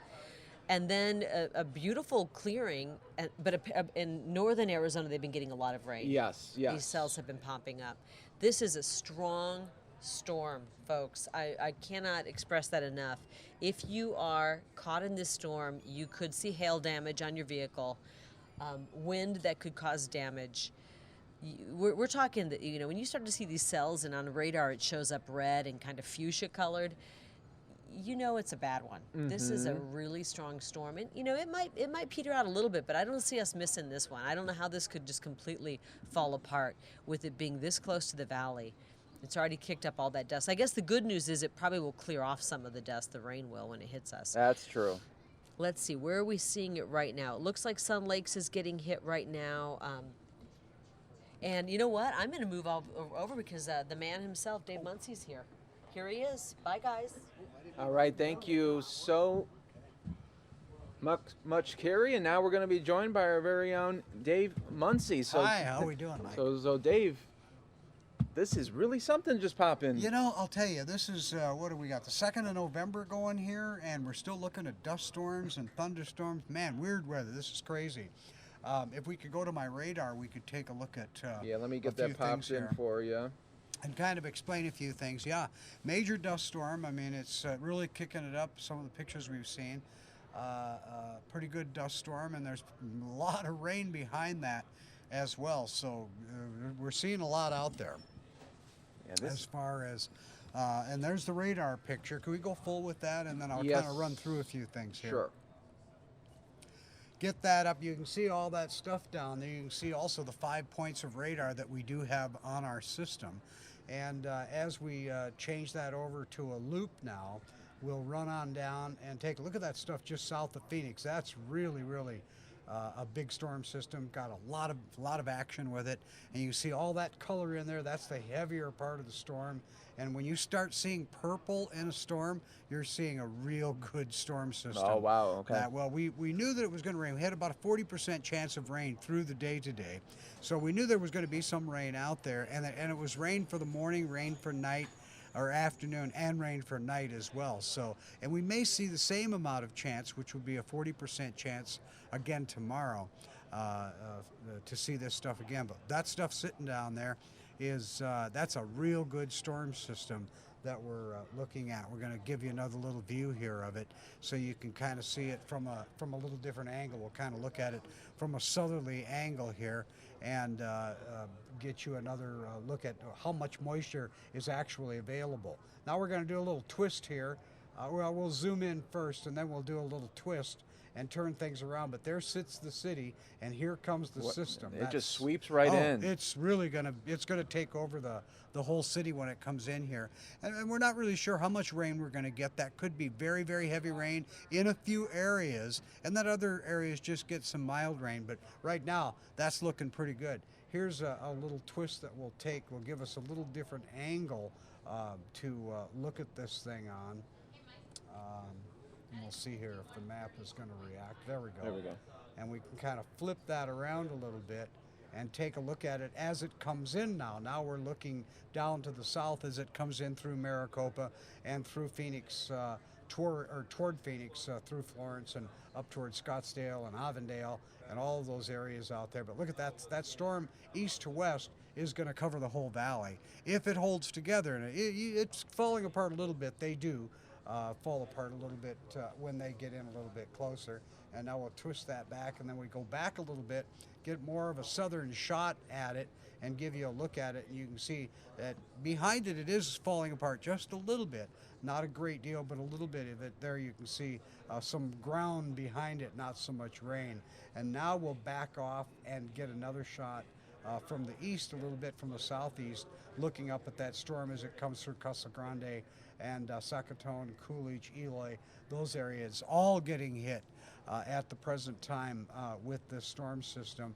And then take a look at Phoenix again, especially on that southern and eastern side as this stuff moves in. It looks pretty even all across there at this point in time. And then we'll back off on a shot here. And how long could this last, Dave, if it holds together? Well, this, like I said, we do see a little bit of light behind it here. We'll get another big shot of it. And as you see it come in, you'll see there's a little ending right there, but they're still coming out of the southeast. Yes. So that could continue to feed to it for a little while. As I said, we're expecting rain. Not only this morning we were expecting it, but this afternoon we're expecting it tonight. Big chance of rain through the night tonight, and a chance of rain through the day tomorrow as well. So that could be feeding in there for a while. We may see a little break here and there, as we did. We had some heavy rain. We had some trees down this morning, and then the sun came out and everything got real nice again. So we could be looking at that again. But this is an unusual storm for this time of year, to be kicking up dust and to have all of that heavy rain with it. I mean, this is what would be called a monsoon storm. Yes, yes. Kind of a little ways out of the monsoon here. And there were some people in the chat saying, well, why is this happening? I thought the monsoon's over on, at the end of September. But things like this can still happen, right? Yeah, we have a date. We have a date on the monsoon. The monsoon end date is September the 15th. And the systems, the moisture, all of that can still be in place, can still come up. You remember the old ad, don't fool with Mother Nature? Yep. Yeah, Mother Nature will always do something that you don't expect. There's always a surprise. We do have a lot of changing weather all around the country, all around the world. And I've certainly seen it change out here over the years as well. And once again, this is a very unusual storm. We have a low pressure system sitting right off to the west of Arizona, or almost connected to it in the west, the southwest. And then we have a high pressure system in the plains, the southern plains, and the clockwise and counterclockwise motion of those systems go down deep into the south and drag a lot of moisture up into Arizona. So that's how we're getting the moisture here. But it's still, even though we can explain it all, it's still a very unusual storm for this time of year. Oh, absolutely. See that a lot dust. of people checking their calendars thinking it might be What's back going in on June or here? July. Yeah, what's going on here? But it is definitely November, and this is definitely a big storm system. So we'll keep our eye on it, and I'll jump back in here. It looks like it's going to be into the Phoenix Valley in just a little bit. If it just really gets rip-roaring, we'll come back and give you another look at it. All right, okay? Dave Muncy, thank you so much for that update. All We righty. appreciate it. Thank you. All right, folks, we are continuing to follow this major dust storm. Let's go back to now Sky Fox up in the air to give you that live look right now, as Sky Fox is still tracking this dust storm, making its way through the valley right now. The National Weather Service in Phoenix, saying storms still pushing north towards the valley. Expect blowing dust, brief heavy rains, and small hail for your commute.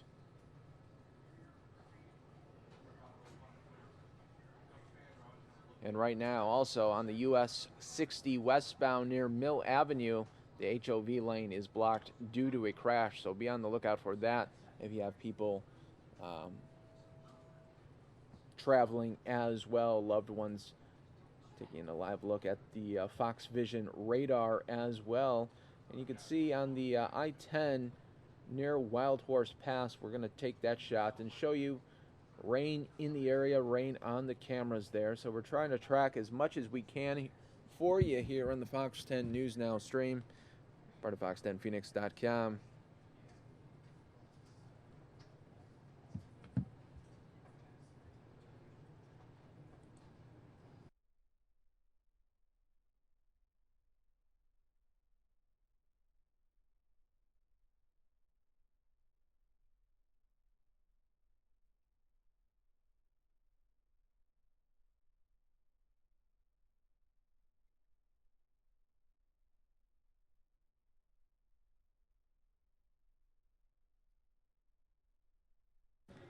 We appreciate everybody watching on fox10phoenix.com as well as Fox 10 Phoenix Facebook Live. If you haven't already done so, now would be the perfect time to hit that like button, hit that subscribe button.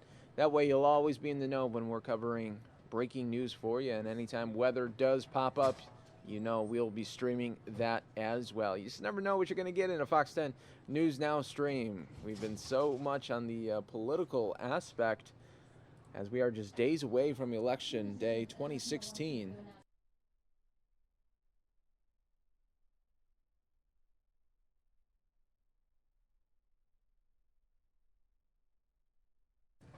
So, yeah, like I was saying, you just never know what you're going to get on a Fox 10 News Now stream. We've been so inundated with so many rallies. I mean, the final push for Election Day 2016 is upon us.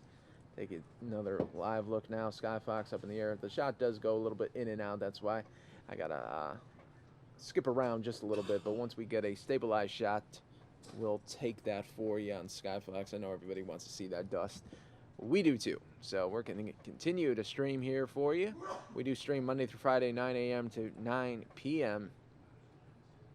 When breaking news does occur, there's probably a good chance we're streaming it for you.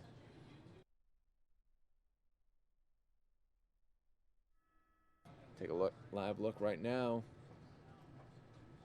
Major dust storm in the air. We're covering it for you on all angles right here and different cameras that we have throughout the valley right now. We just heard from our very own Christy Siefkin. Kerry Lake came up here and just...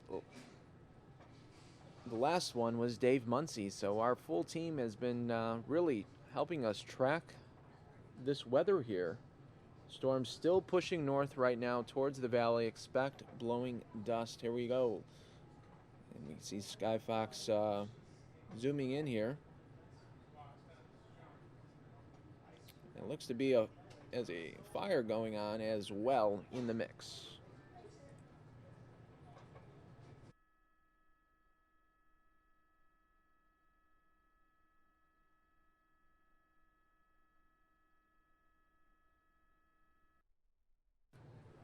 And if you haven't already done so, and if you have friends or family members, maybe you know they'll be leaving work soon, let them know of what is going on by sharing this post right here. Share this live post. That way it'll come on their timeline. They'll be alerted and saying, oh, maybe I should actually stay a little bit longer at work today so I don't get caught up in this mess going back home today or going to a restaurant, wherever your plans may lead this evening. So that would be a good opportunity for you to really be a hero today and share the post. Let them know of the major dust storm in the area.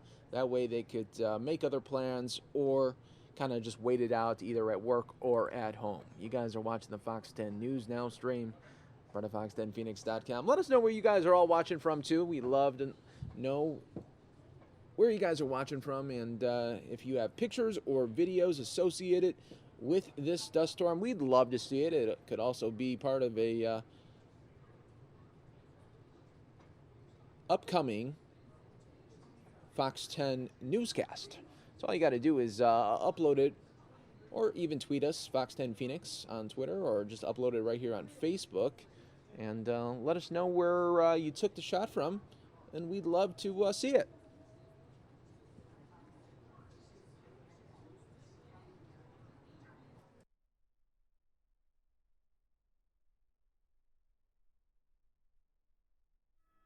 Take another shot. Live look right now. Sky Fox.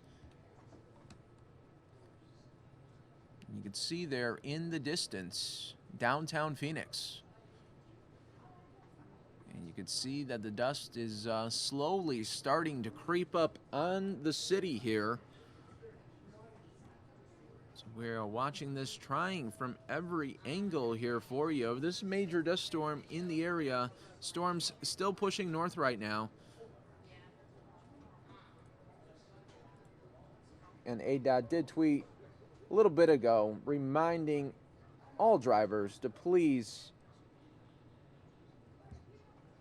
pull over and shut off your lights. Do not keep your lights on. A lot of people think, well, I would want the drivers to see that I am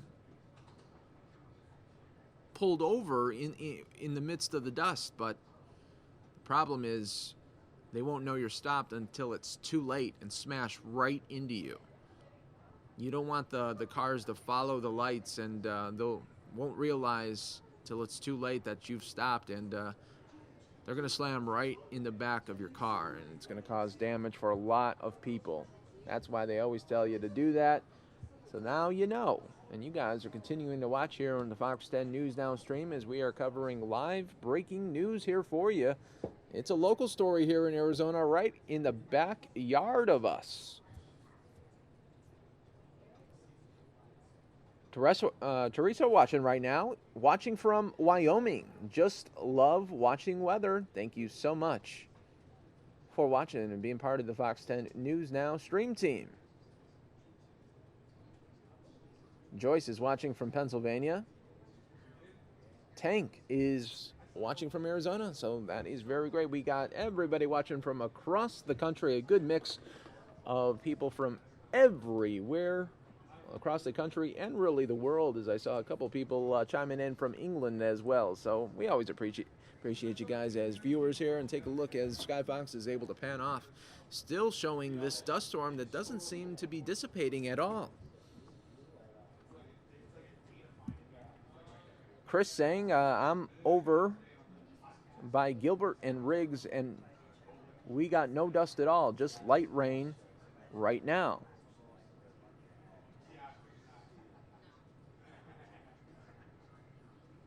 Clarence saying, I don't ever remember dust storms in Arizona in November. Yeah, our very own Dave Muncie was saying, doesn't happen too often. This is very, very rare. Edward saying, I don't know how you people live out there.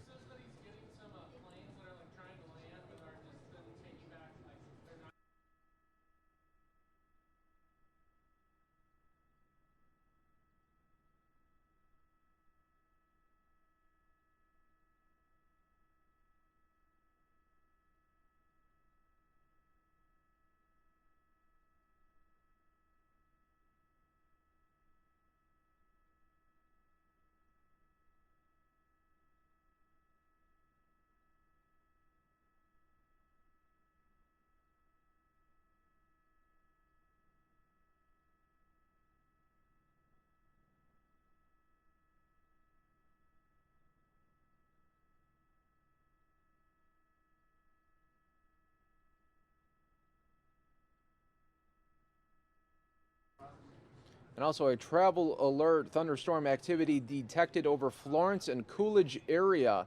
State routes 387, 87, and 287 are possibly affected.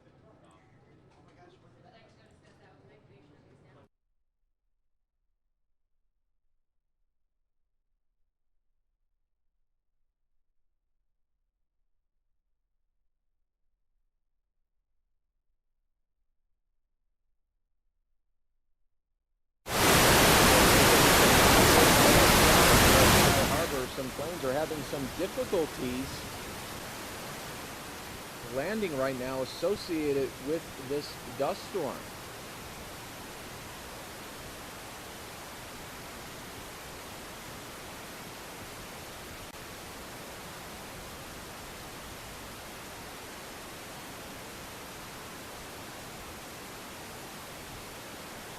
All right, everybody, now I'm joined by our very own Mark Martinez. Hi, Mike. And he's going to give us some insight Yeah. here.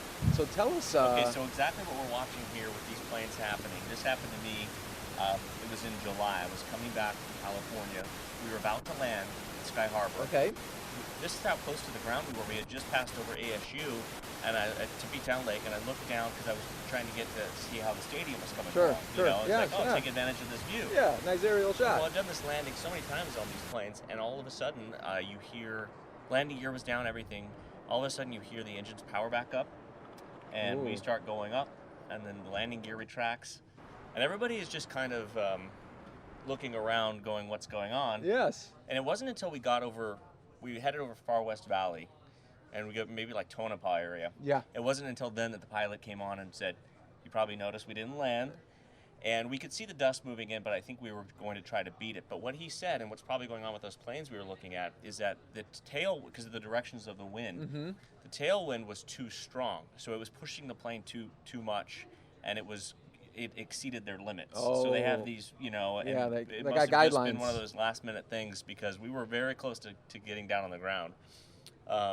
So those passengers are probably wondering, they're looking out the windows though if they have ability to see and seeing that dust as it's moving in. It wasn't scary or anything like that, but it was just interesting to be part of that. And so when you were in the plane though, you could really feel that engine start powering up. Yeah, you could. And it didn't really move the plane around too much because I think we were just a little bit ahead of it, but not far enough to where the pilot felt it would be a safe landing. And it was, interesting because being a news person on the plane, I of course wanted to tweet or whatever, and you couldn't do anything until you got on the ground. So I kind of felt helpless. But you could see the radar moving. See all that stuff that's moving right on in, going right over the airport. So they're seeing that as well, and that's why they're going to just make those decisions. And they have enough fuel; they can go and hang out for a little bit until it clears, or if they have to, what they've done in the past is they've gone down to Tucson. Okay. That's not the ideal, because then you've got people all those who passengers stranded. Yeah, exactly, who are stranded. And now we're taking a Camelback beautiful shot of Camelback. Nice night for a hike up there, but hopefully that storm is not going to roll over that mountain while people are up there. Yeah, that's a... But it's obviously a popular place to be this time of year. And those planes, we're working to figure out how many of them were affected by this, if all of the pilots are deciding to do this. If it depends on the size of the plane, maybe a 777 could handle it better than a 737 if they were coming in. And we But have quite interesting. we have our shot from Rick Davis, who is trying to locate some planes right now as we speak. So we'll keep an eye on that this shot that we're looking at right now is from right near the airport. Yes. Then, huh? Okay. So we're taking a look at that, and if we do see some planes, we'll go there. We also got some calls into Sky. Wow, that's a beautiful shot. Ah, that is something. We've got some calls into Sky Harbor, I know, to see if there's a ground stop, if it is affecting planes that we're going to take off as well. Okay. We're waiting to hear back from them on that. But you can see from this shot, so if we're looking at Camelback Mountain there, the top of the Camelback Mountain, so just off to your right, that is right where the airport would be. See if I can see the tower in there. Might be able to see that, but that's certainly heading on in up through the I-10 area, US 60. And really unusual to see this time of year. I've been here a long time, and I don't know if I've seen a dust storm this far after the monsoon ended. It's remarkable that and it felt like it just crept up on us. Well, I walked in to the newsroom, and I looked up on the monitor where the Skyfox feed came in, and I actually said, "Is this live?" I thought maybe it was like some video we're we replaying took a video during or the something. summer. Because I really haven't seen this happen before. So those are all the buildings in downtown too, as you can see. It's kind of rolling on in. It looks like it may be losing. I don't know what Dave said, but it looks like it's probably losing some of its power as it. Yeah, Dave gets in said over. it would break down pretty soon. Yeah. You can kind of see that. When we first started watching it, it was like that real rolling dust, and now it's more of that fine dust that's kind of like spreading out over everything, but still kind of blanketing most of the city right now. And what an unusual weather day too. It's just Oh been yeah, all I over the mean place. because it woke up a lot of people today with yeah, 3:30 in the morning. Yeah, it was just so bizarre. I was like, is it rain? Is it wind? But it was like a mixture almost. Well, and this is how weird our weather is out here sometimes.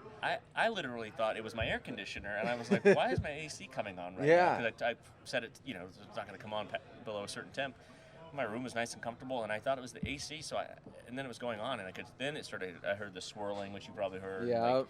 And I Yes. went out and looked out, and the trees are both, going crazy, and dust is going everywhere. Yeah. It was 3:30 in the morning, so it is certainly an unusual day for us in November. Yeah, and for those people saying out there that Arizona, you just have sunny weather, you guys don't have any weather. No, we get our little share, little mix there.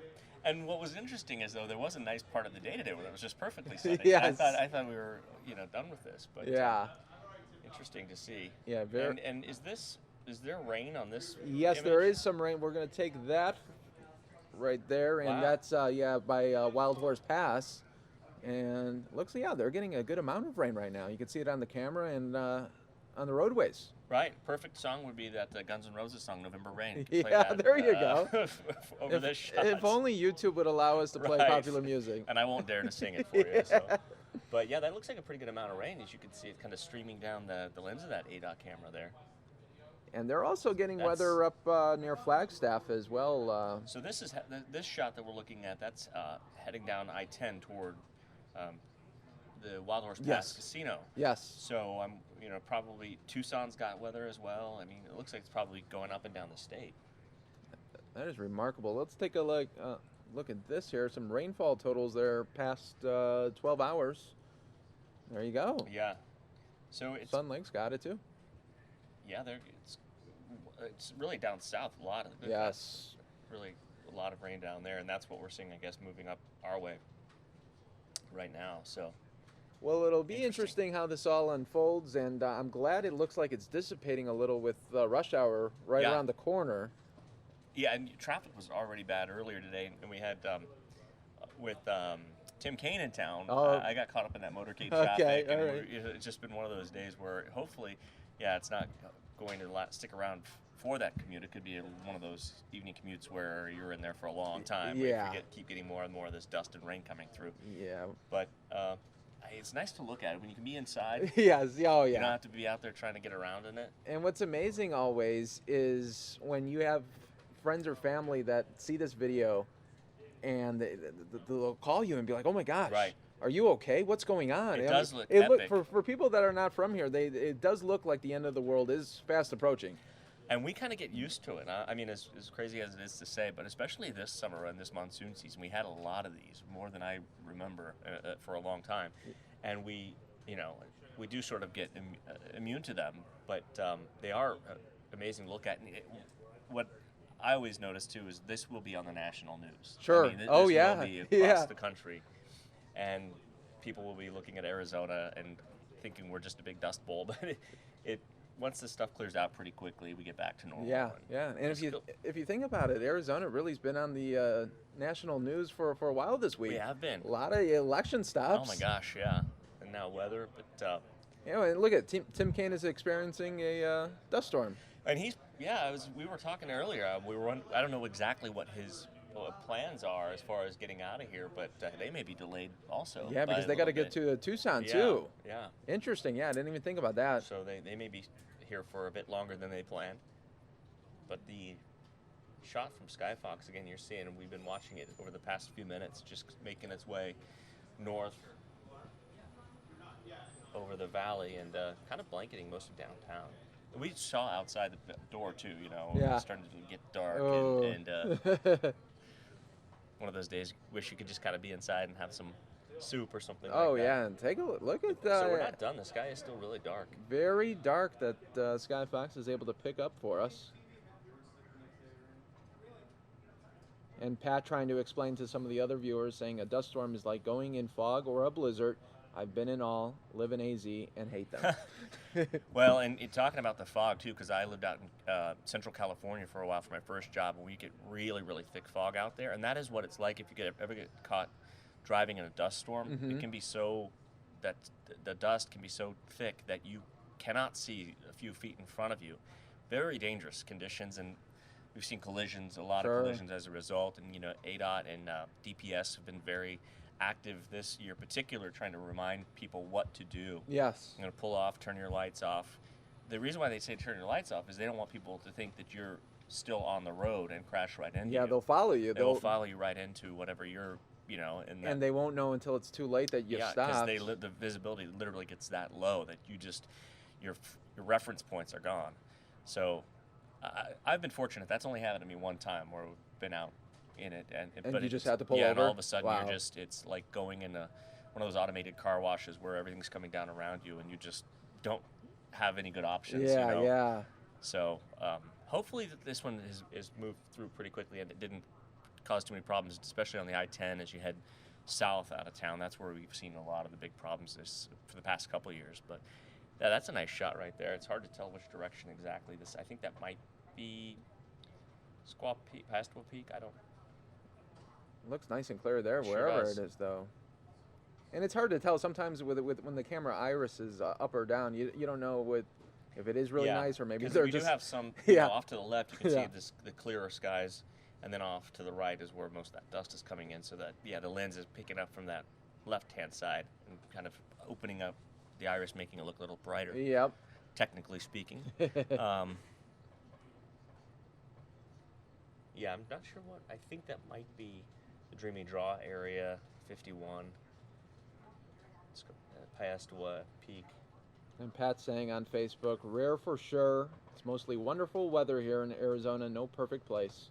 That's Very true. Yeah. Exactly.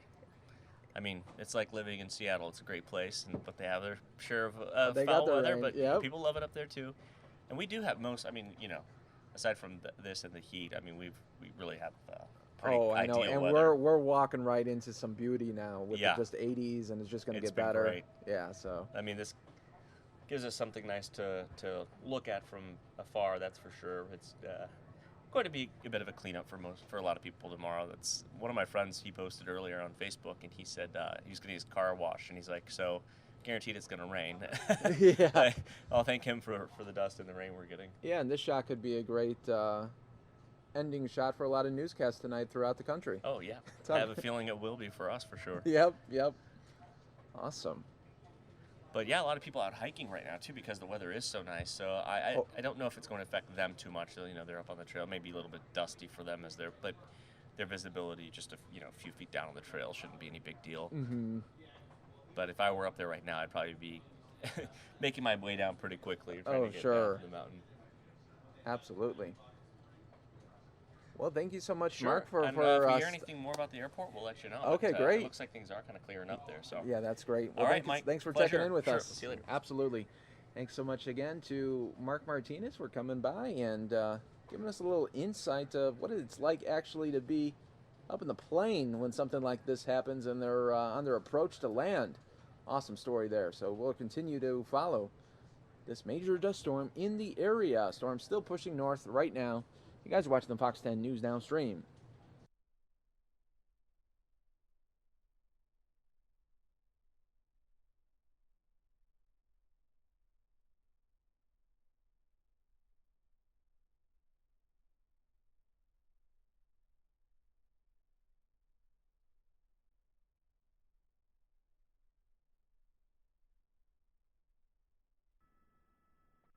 Once again, everybody, if you're new to the stream right now, maybe you're watching this for the very first time, this is Fox 10 News Now. We do stream Monday through Friday, 9 a.m. to 9 p.m. And when there's breaking news happening anywhere across the country, we do put that content out there on Facebook Live. So maybe you're just stumbling upon this. Maybe one of your friends or family members may have shared the post and wanted to alert everyone in their contacts about what is going on. But if you're new to the stream, we'd love for you to hit that like button, hit that subscribe button. That way you'll always be in the know when we're covering any type of breaking news, weather, or breaking news stories, or the very latest political news, as we are just days away from Election Day 2016, coming fast on Tuesday, We'll have much more later in the stream today. We do have a Donald Trump rally coming up in just a little bit. Our very own Mary Kate will be handling that for you in just a little bit, but we are continuing to follow Skyfox up in the air with this major dust storm. Storms still pushing north. And about an hour ago, we got this video in from a viewer. This was in Maricopa as rain continued to pound the area. What a great shot there was from our Fox 10 News Now viewer. Continuing to follow Skyfox up in the air. Let us know where you guys are watching from, and if you're able to take a shot or take a video of the dust storm in the valley, we'd love to see it. You could always upload it right there on our Fox 10 Phoenix Facebook page, just right after you hit that like button, of course.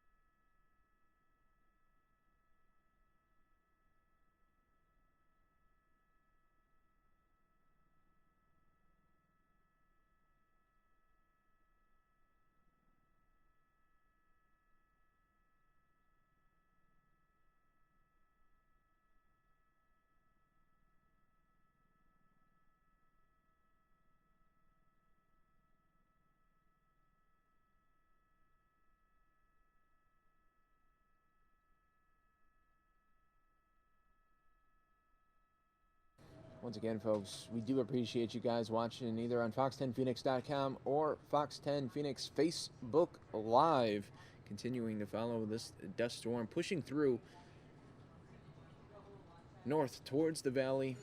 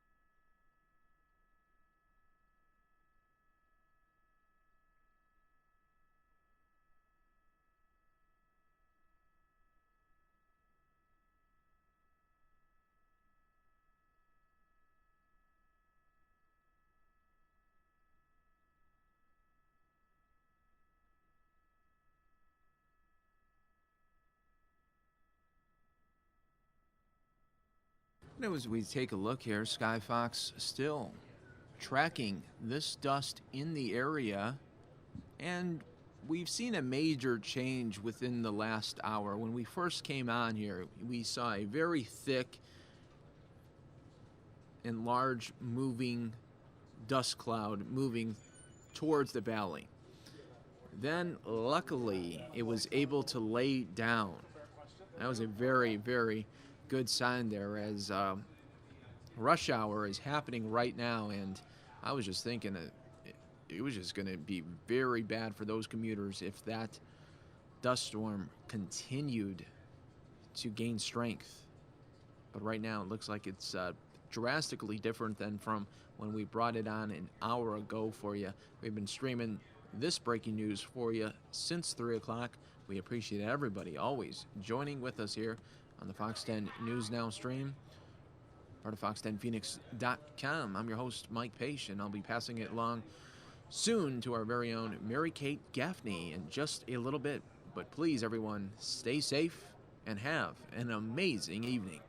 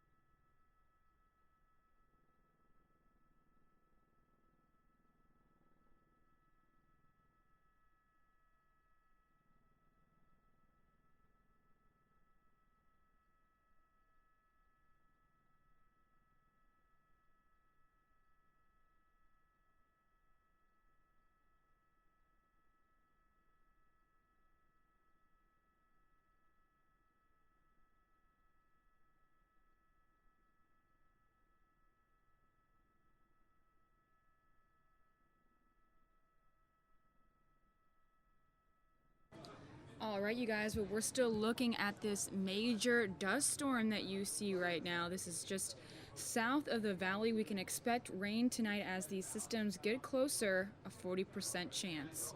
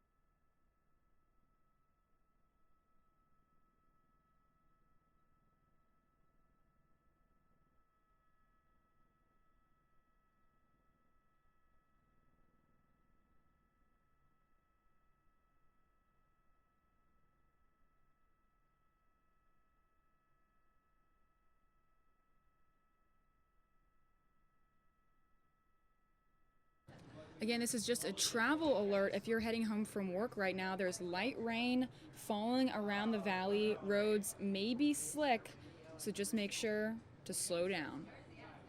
Again, you're looking at live pictures right now of this major dust storm. 40% chance of rain later on this evening.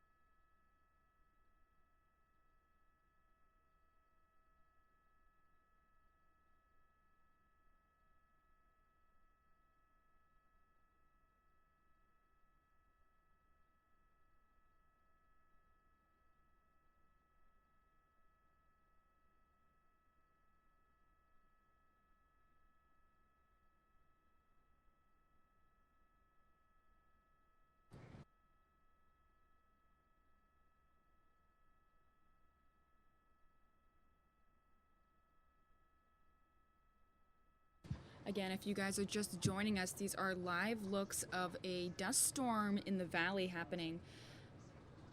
There are storms just to the south of the valley. We can expect rain tonight as these systems get closer. There's about a 40% chance of that.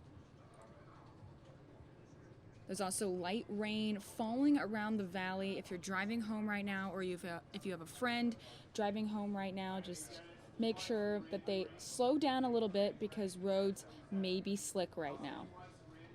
Again, you guys are watching this live on the Fox News Now stream. If you want, go ahead and hit that like button on our Facebook page or that subscribe button on our YouTube channel. That way you can always see live events as they happen around Arizona and across the U.S.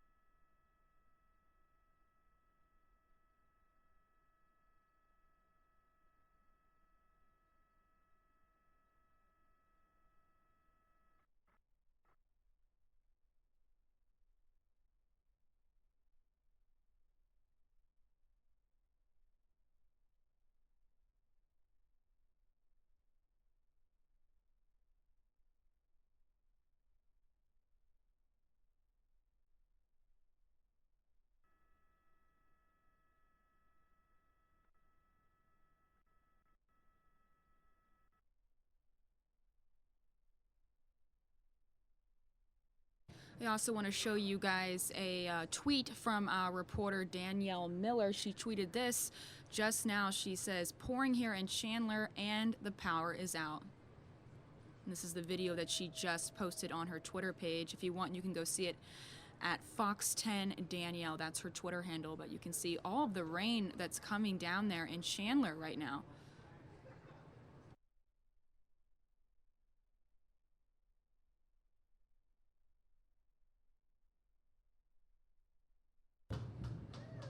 A little spooky in our newsroom too. We just saw the lights flicker and we can hear the thunder above the ceiling. It's pretty powerful right now.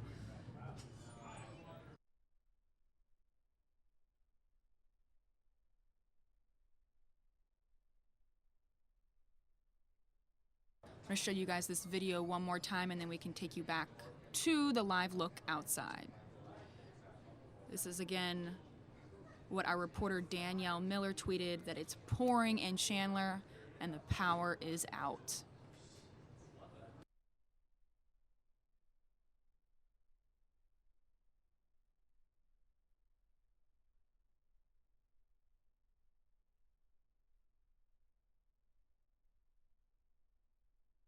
In just a few moments, we're going to have our meteorologist Dave Muncie up here to talk about what we can expect as the evening goes on here in Arizona.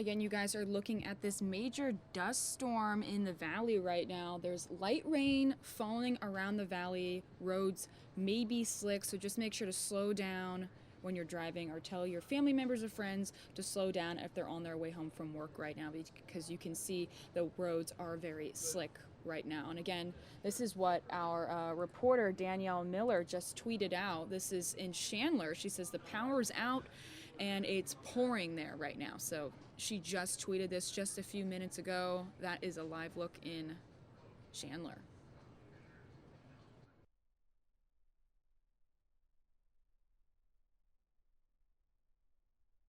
In just a few minutes, we'll have our meteorologist Dave Muncie up here to kind of tell us what we can expect for the rest of the evening.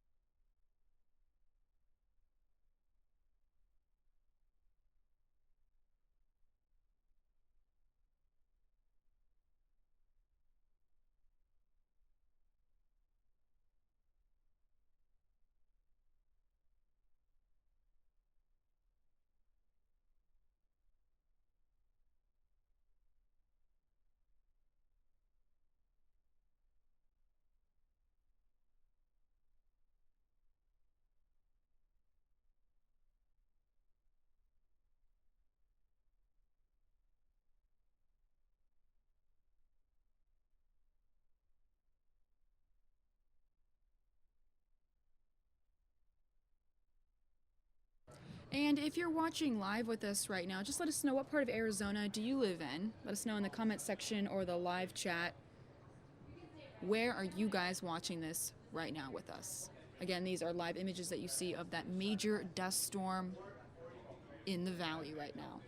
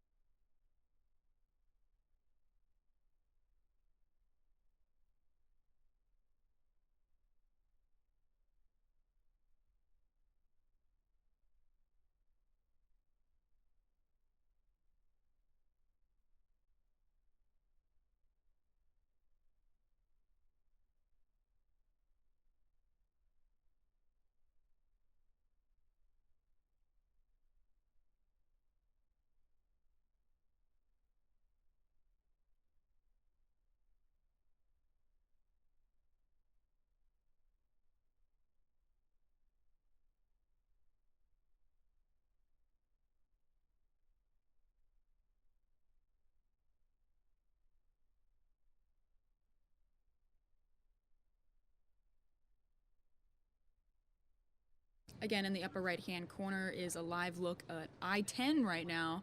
You can see there's even raindrops on that camera. Slick roads right now. Just make sure you drive slow. We don't want any wrecks on the highway right now. But again, this is a live look of that major dust storm happening in the valley.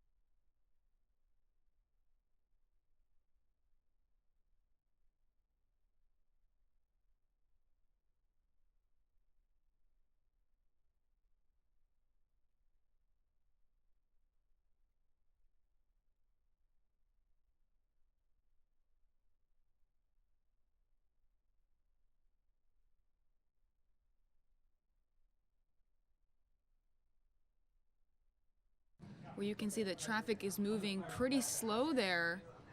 Let me put that full screen for you guys. Again, roads are really slick right now because of this storm that's happening.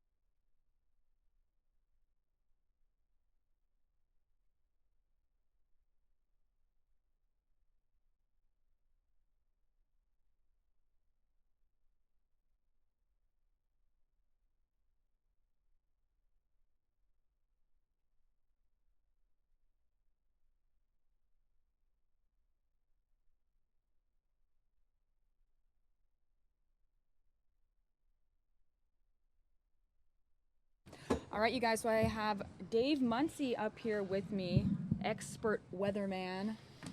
Got a lot going on. Yeah, I just moved here recently, so I'm not used to the weather here. So is this normal? Does this happen a lot? This is not normal. No, this does not happen a lot. This is a dust storm in November, and that's about a month and a half outside of what we consider to be the monsoon period. Okay. This is most certainly what would be considered to be a monsoon storm because of the dust that came before it. And there is some pretty heavy rain. It's been pouring in the East Valley. And we do have some radar here that will also give us some numbers that we can look at. So, is that my map up? That's right there? That should be your map, unless, do you want me to try? I don't think that one is. You want to try this one? Yeah. Okay, see if that one works. Yeah, see, there's the numbers. Okay. You can see... I'm going to take that down for a second. Yeah, there you go. Down by Casa Grande, a little over an inch, almost an inch as you get a little north of Casa Grande. Near Kearney, we have just 3/100ths of an inch, and then an inch down by Mammoth in that area. More moisture. You can see this stuff rolling across, coming out of the south here, coming out of the Tucson area. And then also we'll zoom in a little bit, and then we'll give you another reading here as far as the amounts of moisture. Look at Sun Lakes, 1 800ths. That's almost 2 inches of rain. 1.2 south of there, 1.9 by Maricopa, 1.5 on the west side of Maricopa, and then just a little southwest of Phoenix, 7/100ths of an inch, almost an inch there. We get you another look at it from over here. I don't know if I did any readings. No, I didn't. I think I did back here, though. So there you see Casa Grande, you see Maricopa and Chandler, and then now you're anywhere from 1/2 inch to 1.5 inches throughout that area. So we're seeing quite a bit there as well, and so we're getting a lot of moisture with this, but it's dumping a lot of that moisture south of Phoenix rather than in Phoenix at this time. The closer we get to Phoenix, those amounts go down a little bit. Look by Coolidge, almost 2 inches over by Maricopa. We've already seen that reading, but we see it again here at 1.9 by Casa Grande, 1.5 inches. So there's a lot going on out there as far as the moisture is concerned. And then we get another look at it here. You can see that storm system right over the top of the city, moving right in. And I think we did some numbers on that. And you can see, look by Guadalupe, there's not much going on. There's 1 inch a little west of there. And then north of Maricopa, 1.3. And then out by Chandler, we come up with a 1.8 once again. And then we just back off and take a look at it rolling in there. But as you can see by those numbers, this is quite a storm, quite a bit of moisture coming in with it. And soaking some places that probably need to be soaked. Right. This time of And year. then we've got, I think we've got Andrew outside. Let's see if we can pull him up and see what he has to say there here. he is. He's right outside here. Yeah. Hey, Andrew, how is it out there? It is cold, actually. You know, I was outside about an hour to an hour and a half ago before this storm came over where we were. We could see it in the distance, and we were driving back here to downtown Phoenix. Now that we're actually in it, I can tell you the temperature has dropped significantly. It's actually kind of chilly, at least by Phoenix standards out here. I checked just a few minutes ago, and the temperature on my phone read 72 degrees in downtown Phoenix, which I can't remember the last time that I felt 72 degrees. It's been a while, so I'm feeling kind of cold. And you can see the gray skies here over downtown. We got a little bit of moisture coming down, a little bit of rain, but nothing too severe. But, you know, we heard some serious thunder not too long ago. Thunder that, you know, haven't heard in a long time. It was kind of refreshing, yet I would say a little bit startling, just because when you're inside and you haven't heard thunder that loud and that long in a while, it definitely gets your attention. But as you can see, you know, gray skies here, weather's cooling down quickly, and a little bit of rain coming down here in downtown Phoenix. And Andrew, so I'm not from here, so is this, like you said, is this not normal for this time of year to have this type of weather? You know, I don't remember this time of year having weather like this, but storms come in all the time. I'm just surprised at how quickly this one moved in and how cold it actually is right now. And maybe I'm just being overly dramatic because it's been so warm. And now that it's not, it just feels really cold. 72 degrees. People on the East Coast would be laughing at us right now if they saw us saying that 72 degrees was cold. But to be honest, it's cold for me, and because we've had a hot summer and a fairly warm past couple of months, and so this is definitely a change. But no, I don't think it's normal. But I'm not a weather expert. But I can tell you though, if you just look at the gray skies moving through, the light wind, and the rain coming down, you can see that this storm's moving in. All right, Andrew. Well, thank you for the update, and stay warm out there, okay? We don't want you to get too chilly. I know that 72 degrees might do some damage. Thanks, Andrew. All right, you guys, we're taking you back now to, let's actually pull up that live look at the traffic right now. You can see traffic moving pretty slow right now. Again, those roads are slick, and I'm being told that this storm has moved in pretty quickly, so not typical for Arizona for this to happen. But again, just be careful driving out there. We've got rainfall, we've got power outages. Like I said, our reporter Danielle posted this video on her Twitter feed just moments ago in Chandler. You can see the rain that's falling there. It's clearly pouring out. She says there's power outages there. Not too fun for a Thursday, but hopefully it clears up.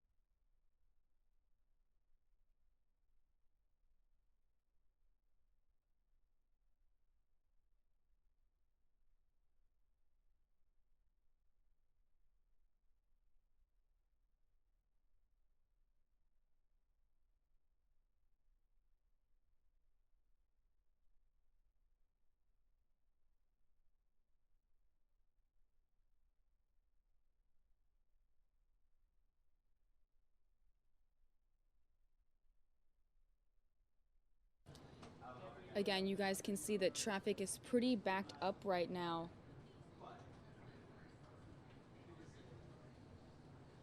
There has been a crash blocking the left lane on the northbound ramp.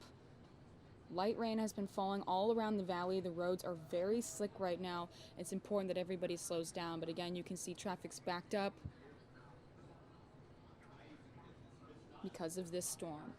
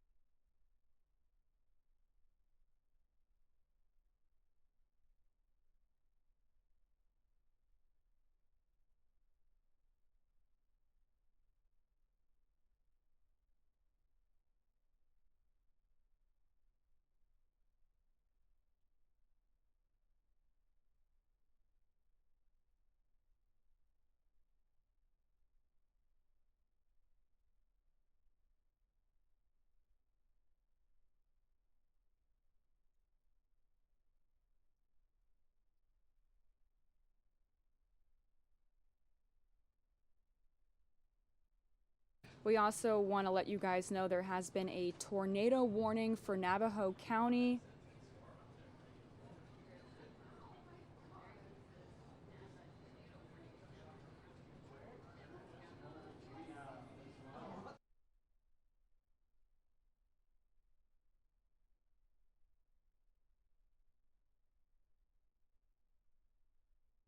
There's also a crash from the L202 to the L101 northbound ramp. A crash is blocking the left lane. Again, you can see drivers are taking it slow out here right now because of the wet roads. So it's important to just be careful out there. Again, you guys are looking at these live images on the Fox News Now stream.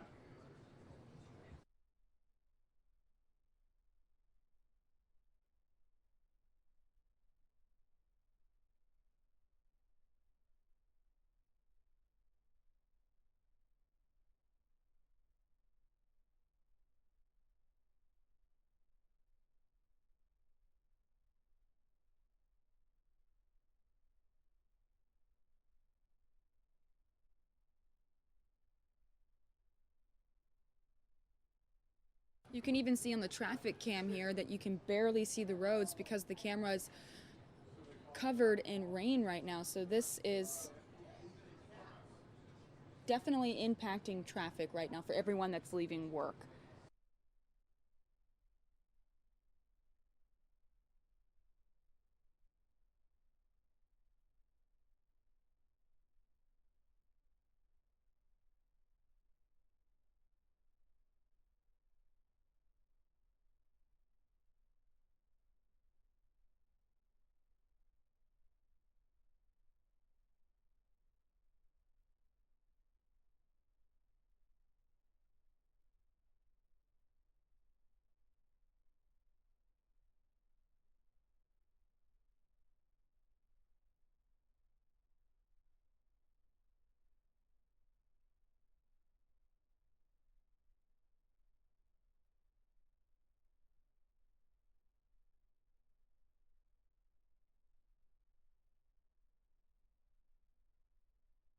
Again, I want to mention that Navajo County is under a tornado warning at this moment.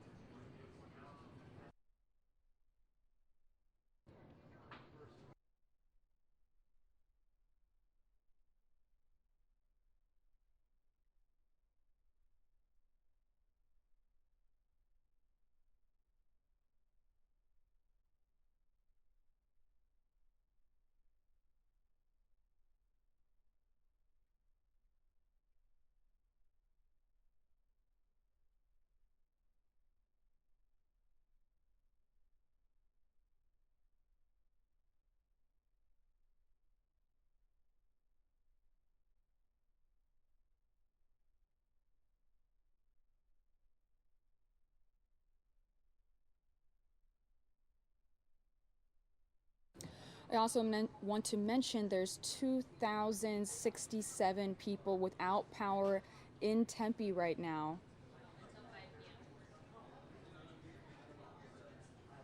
Just make sure to drive safely during this wet commute. There's 2,067 people without power in Tempe right now. And Navajo County is under a tornado warning.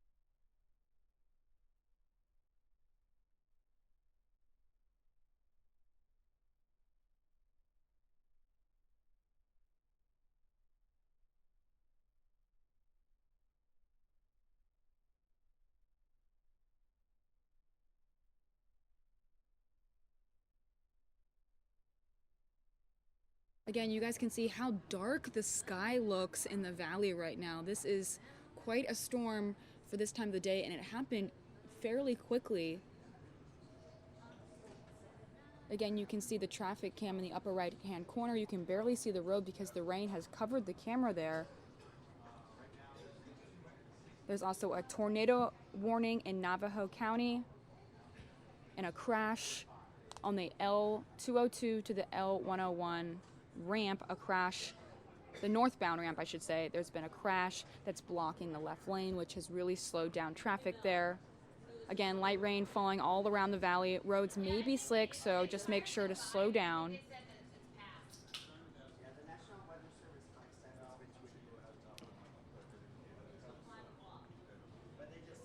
We want to give you guys an update that the Tempe power outage is now down to only 263 customers. Crews are working hard in difficult conditions. But again, just about 30 minutes ago, there was about 2,000 people without power in Tempe. Now it's being reported that there were only 263 without power in Tempe.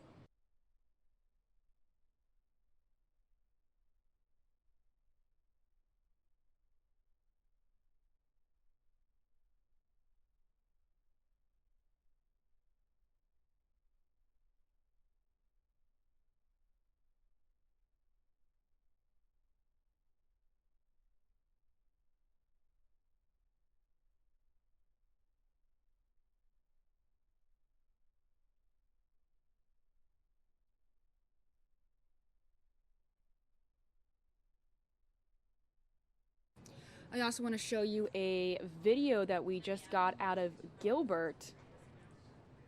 Take a look at this rain in Gilbert.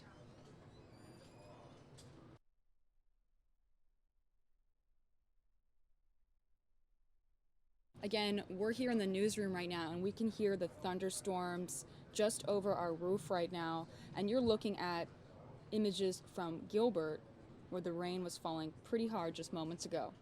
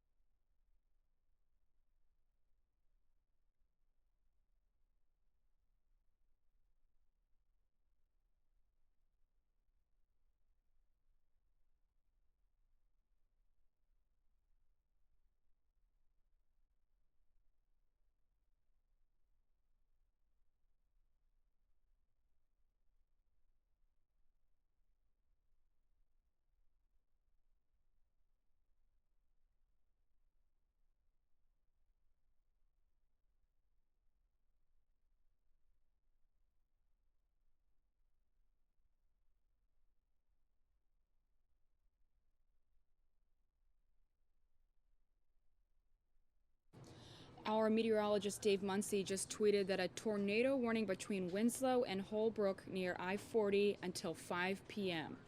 Again, he's going to give you guys a full report at 5 o'clock on Channel 10. But you're watching live with us right now on the Fox News Now stream. We'll be giving you guys the latest information as we get it. But again, that's a tornado warning between Winslow and Holbrook near I-40 until 5 o'clock.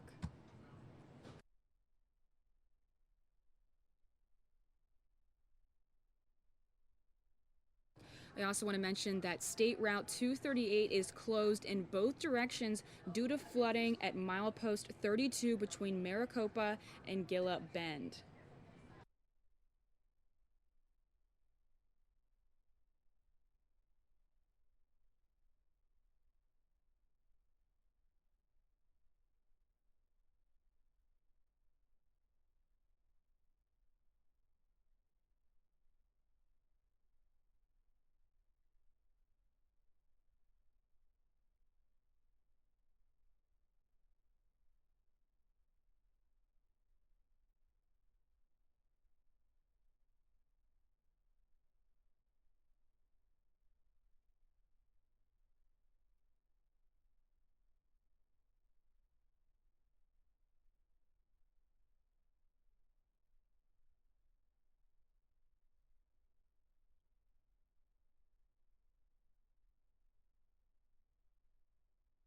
Again, the rain that you're seeing in the full screen here is Gilbert. This is the rain that you're seeing in Gilbert. Upper right-hand corner is live traffic that you can see there. Traffic moving fairly fast at this point. Also good news is there were about 2,000 power outages reported in Tempe, but it's safe to say now that there are only 263 without power now in Tempe. So that's a significant drop to 2,000 just about an hour ago. So crews are working very hard in these difficult conditions. Now there's only about 200 without power in Tempe.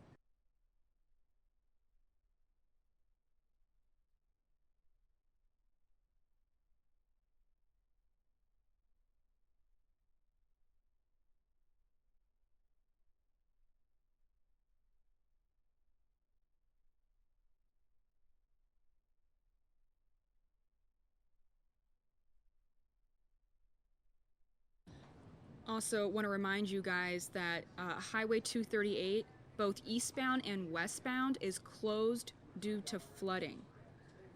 This is east of 99th Avenue.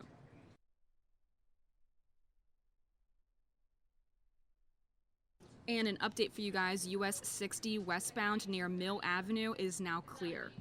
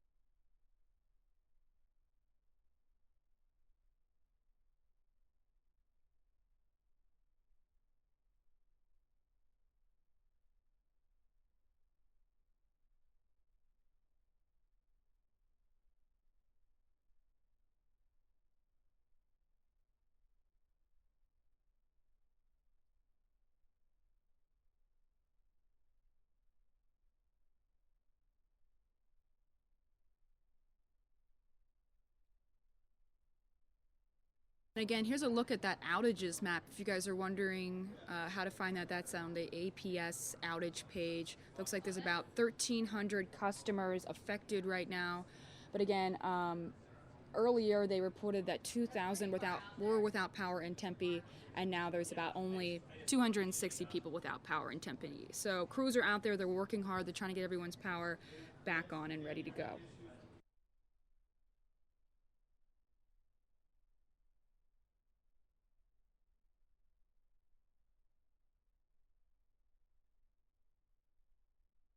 Also want to mention to you guys that there is an accident off-right in Chandler on I-10 eastbound east of Wild Horse Pass Boulevard, exit 162. There's an accident there.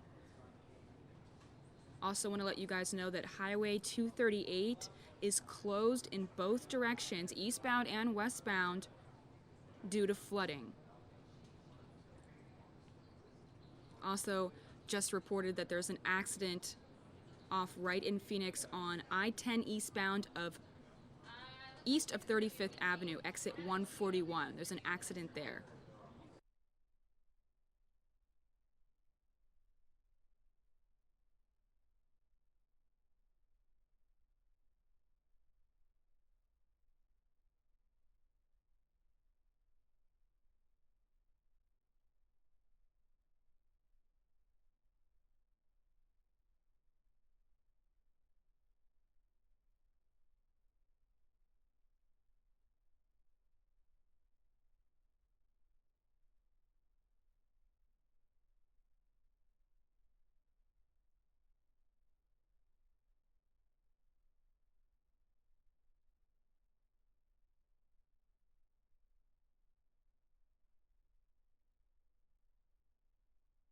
We also just got a major travel alert.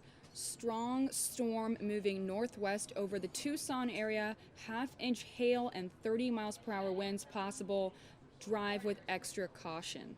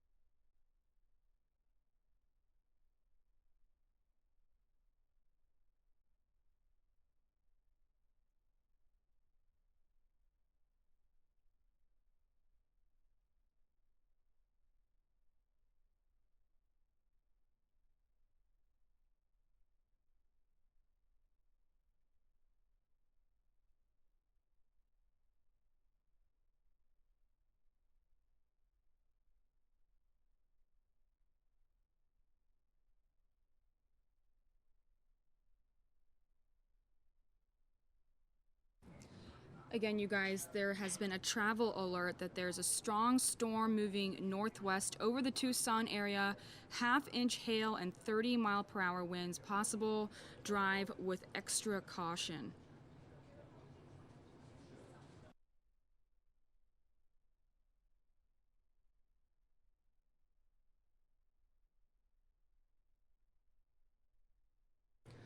Also want to let you guys know that Highway 238 is closed in both directions right now, eastbound and westbound, east of 99th Avenue. That is closed due to flooding.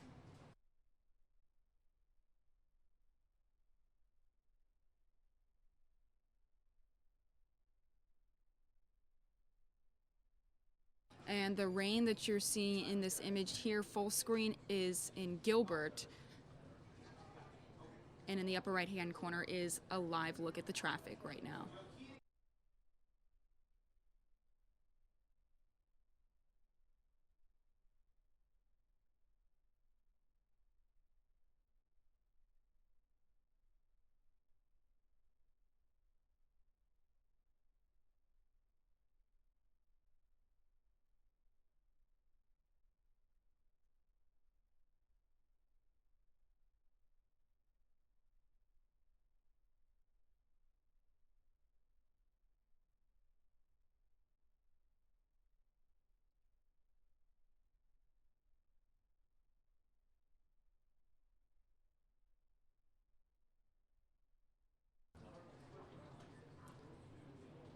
We appreciate you guys watching with us. If you want, go ahead and hit that like button on our Facebook page or that subscribe button on our YouTube page. That way you can always be in the know of live events happening in Arizona and across the U.S.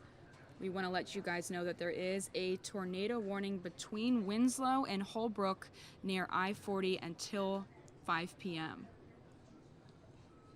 Dave Muncie is going to be giving his full weather report at 5 o'clock on Fox 10.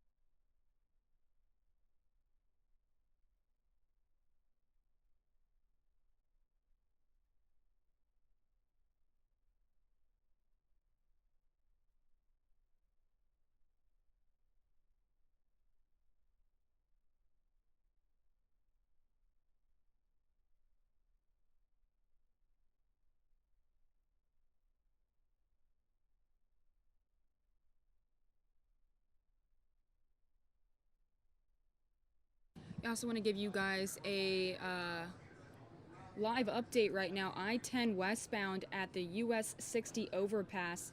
There is a crash that is blocking the left lane.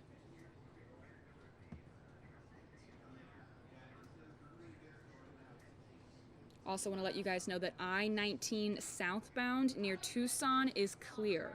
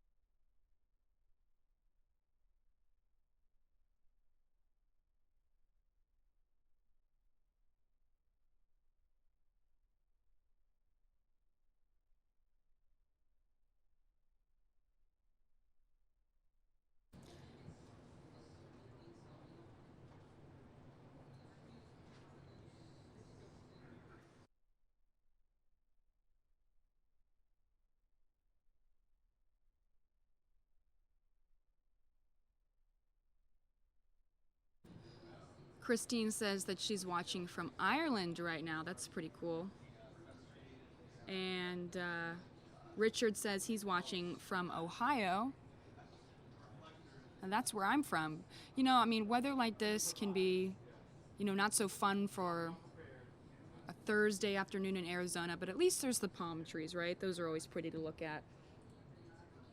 I also want to let you guys know that the tornado warning in Navajo County has expired. But please stay alert on the roads as storms will remain in the area.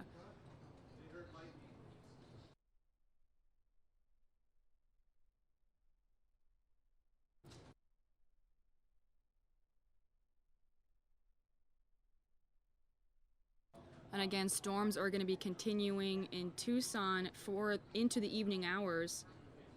Movement is northwest at 25 to 30 miles per hour. Watch for poor visibility, gusty winds, and small hail. Can you believe it? It's only November.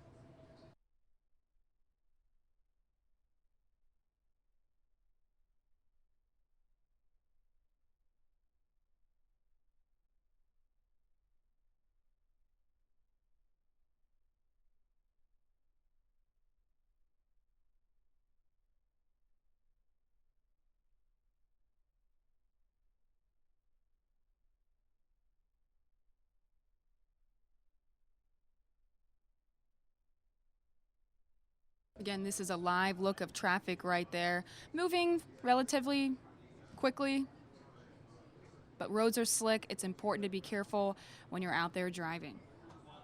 The updates that we're getting are relatively positive. Again, that tornado warning in Navajo County has been taken down. There were about 2,000 power outages in Tempe. That's now down to about 200, so that's good to know.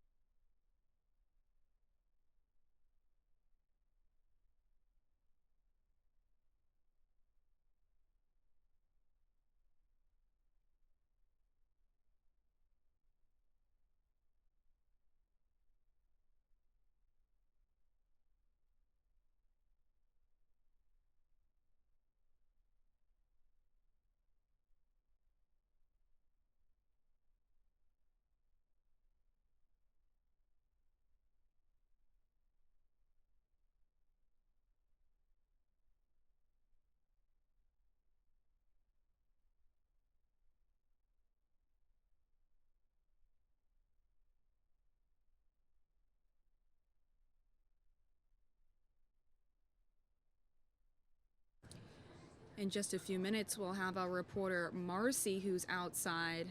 She's going to tell us what it's like out in the area, so stay tuned for that. Another live update, though, for you guys. The accident on I-10 westbound near US 60, exit 154, has cleared.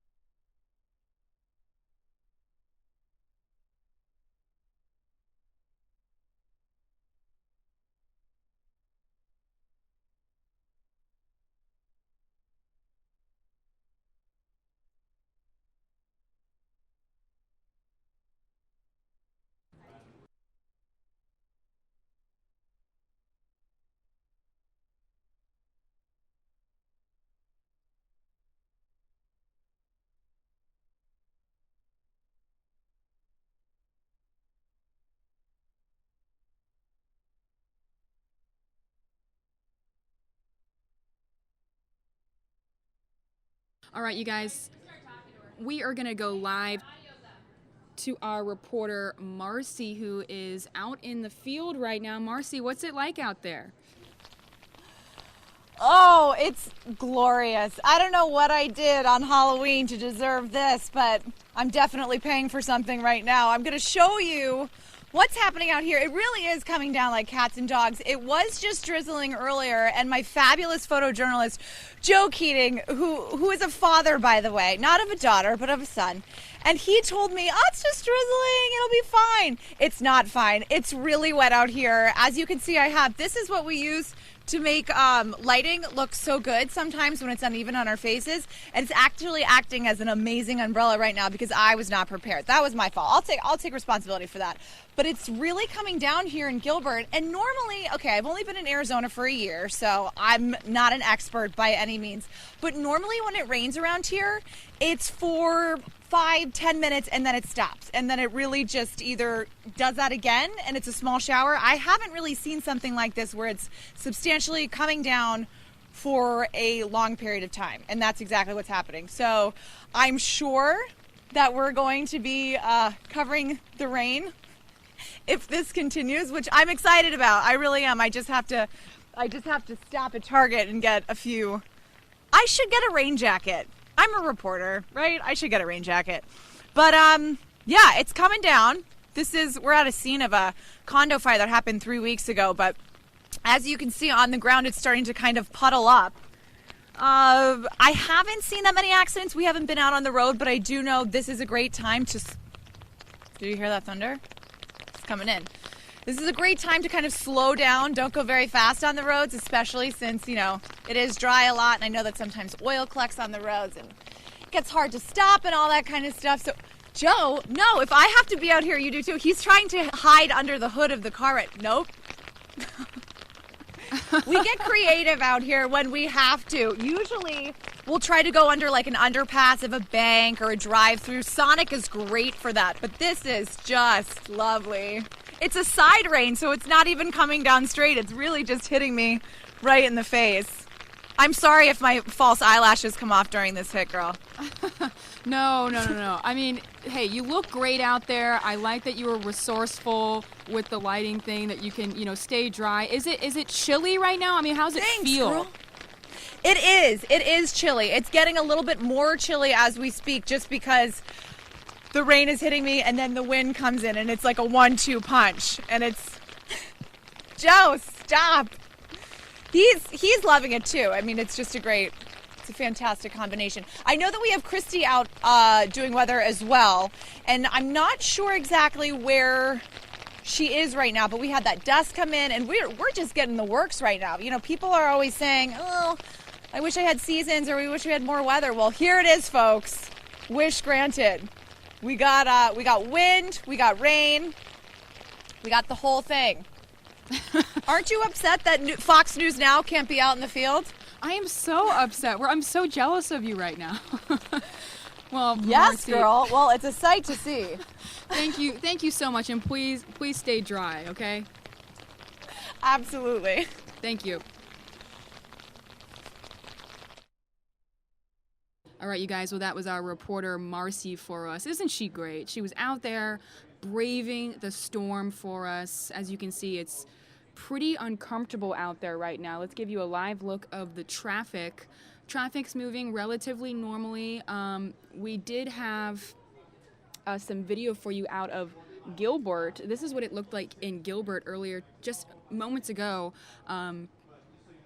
Some pretty thick showers there in Gilbert. Again, a little chilly out, windy, so everyone needs to be careful. The roads are slick right now. We've got an update for you as well. There are significant backups on the L202 Red Mountain ramps to L101 Pima northbound. This is due to a crash.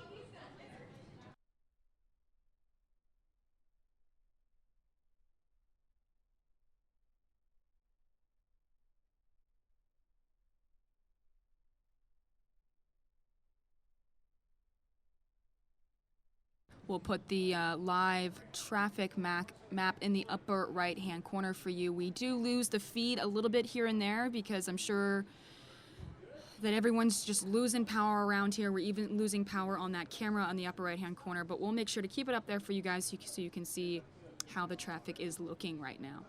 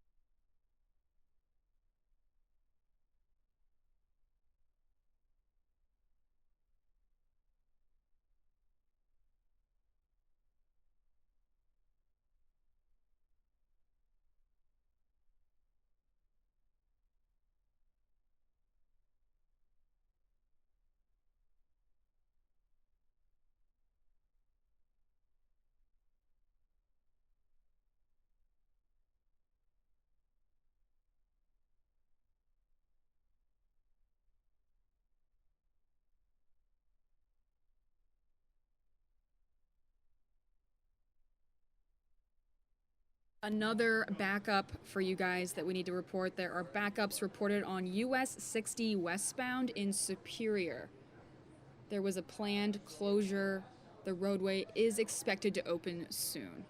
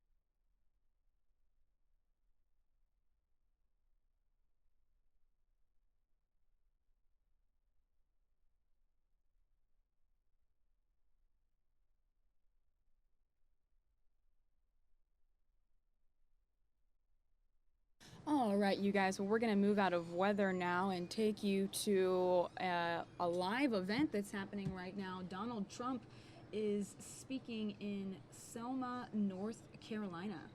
Let's take you there. And ISIS is spreading across the region, into Europe, into America. They've launched a campaign of genocide against Christians all over the world.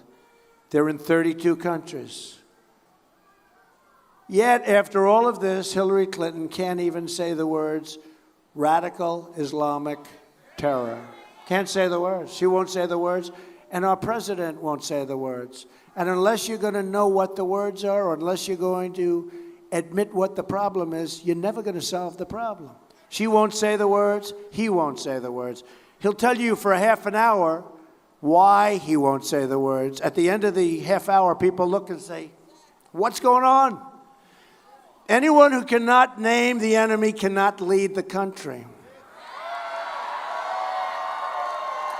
Another reason we know Hillary can't be trusted with our security is, as that gentleman right there has been shouting out all night, Benghazi. Let me make this very clear. A Trump administration will honor that sacred pledge to leave no man or woman behind. On top of everything else, we have the disaster.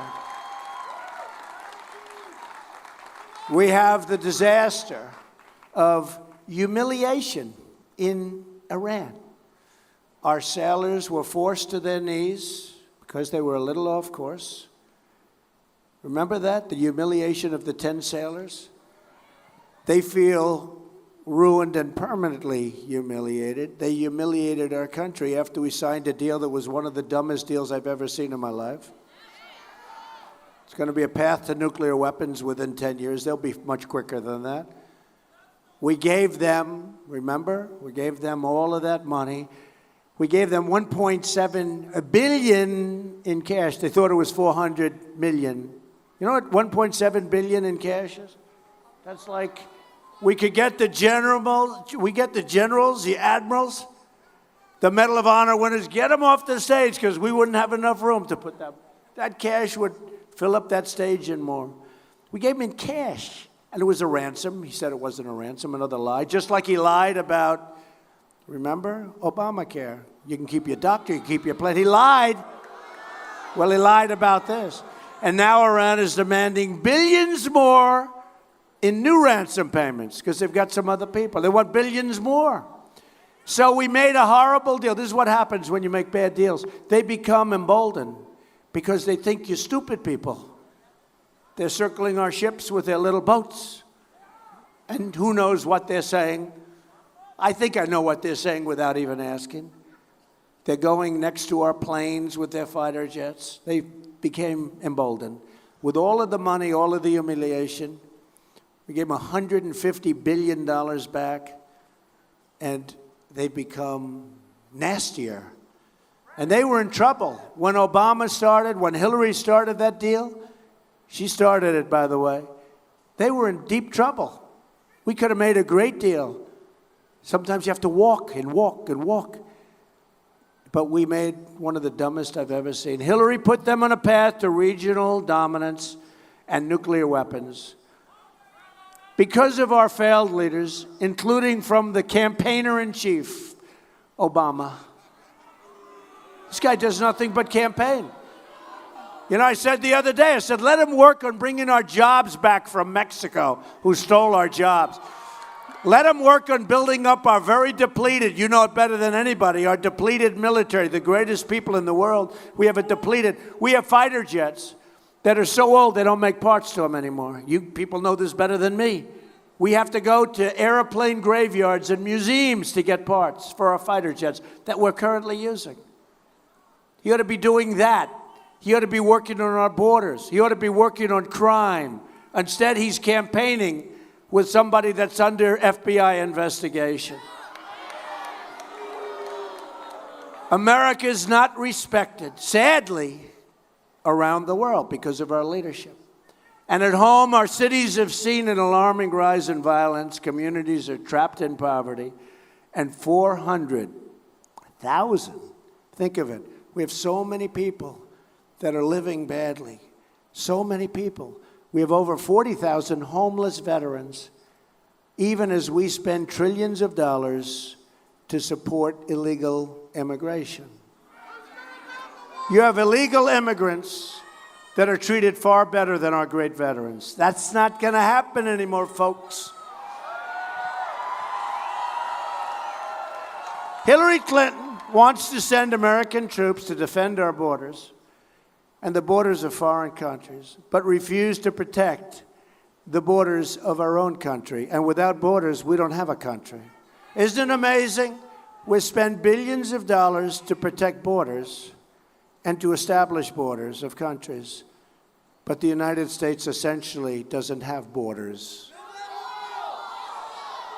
America needs a turnaround, needs it now. America needs new leadership quickly. That begins with restoring respect for America and restoring respect for the American flag. I haven't liked what I've been seeing, and neither have you. It also means rebuilding our depleted military. A Trump administration will immediately reverse the Obama-Clinton defense sequester. The Army is the smallest it's been since before World War II. Did you know that? The Navy is the smallest since World War I. The admirals back there know it. They're not happy. You're not happy, admirals, right? They're not happy. The Air Force is the smallest and oldest it's ever been, just about since inception. My plan will grow the Army to 540,000. That's the number they want. That's the number they feel comfortable with, the great generals. 540,000 active troops, which the Army Chief of Staff has really reported on very strongly. That's what they need.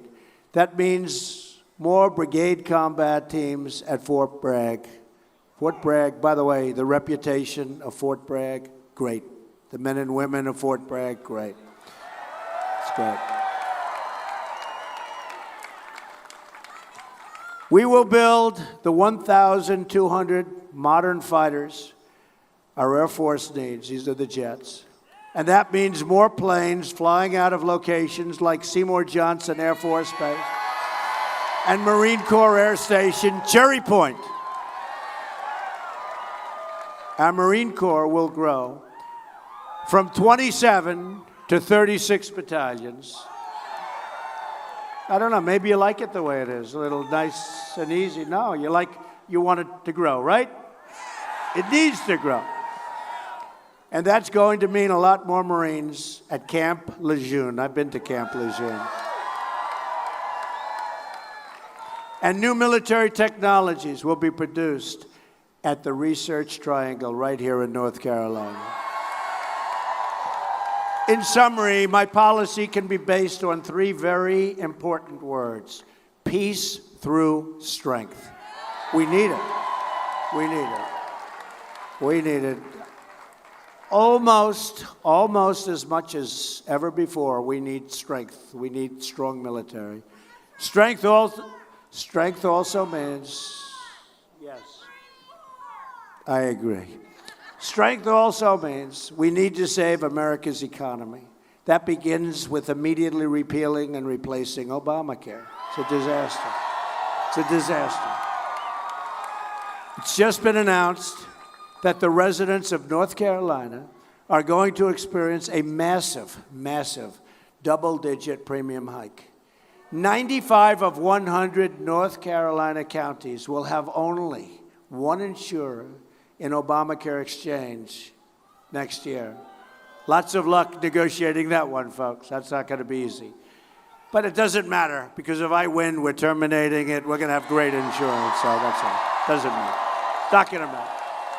Yet Hillary Clinton wants to double down on Obamacare, making it much more expensive than it already is, which is ridiculous. And it's horrible health care and you don't even get to use it.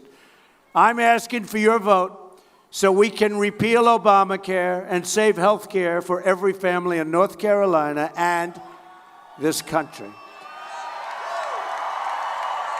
At the core of my contract with the American voter is my plan to bring back our jobs. North Carolina is a very vivid example. Lost nearly half of its manufacturing jobs since NAFTA, a deal signed by Bill Clinton and supported by Hillary Clinton. America has lost, tell this in front of all of these brave, incredible people behind me, 70,000 factories. Think of it, 70,000. I thought it was a typo when I first read it 2 weeks ago.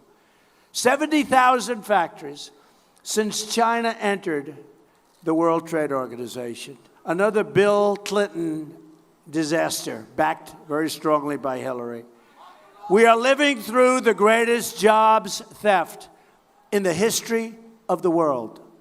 The history of the world. There's never been anything like this. We have like major highways. It's a one-way street into Mexico and other countries. We lose our jobs, we lose our factories, we lose our plants, we lose our wealth. We end up with drugs and unemployment and crime. A Trump administration will stop the jobs from leaving America, and we will stop the jobs from leaving North Carolina. We will stop it. Consequences. The theft of American prosperity will finally end. They have taken away our prosperity.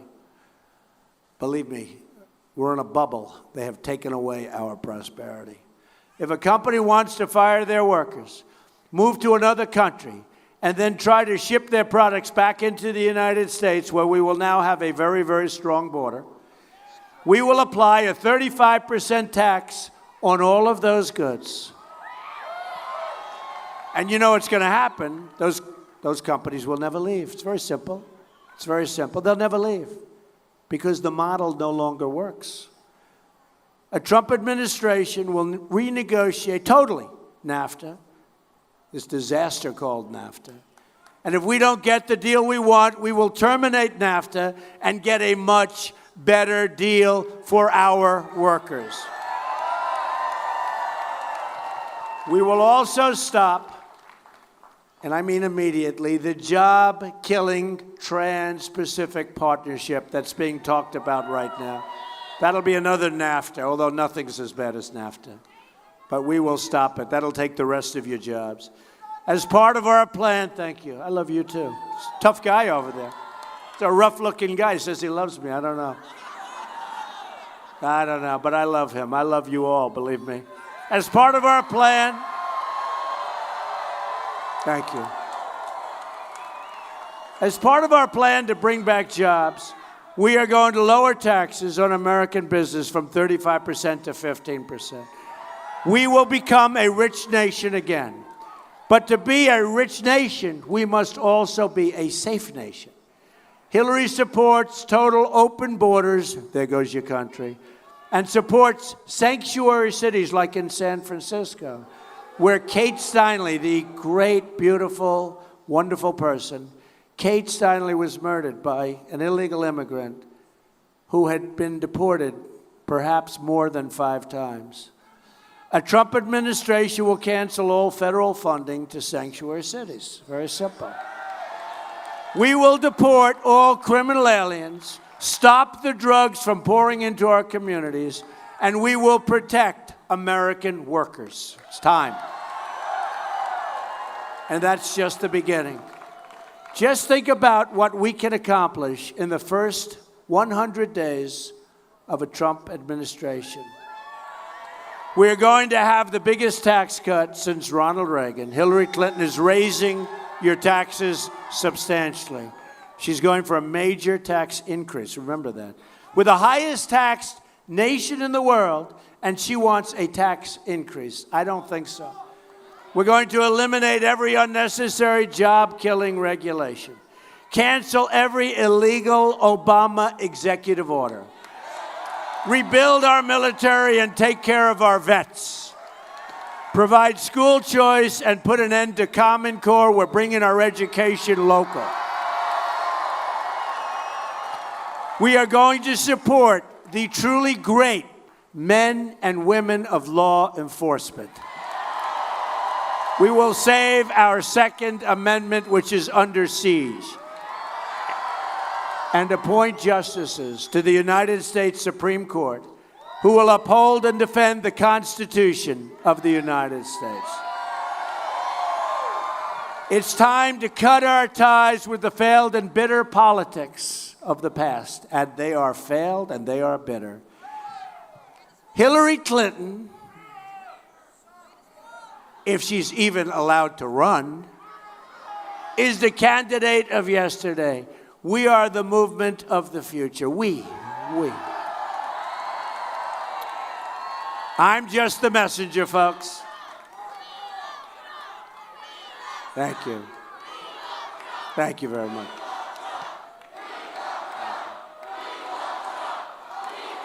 Thank you.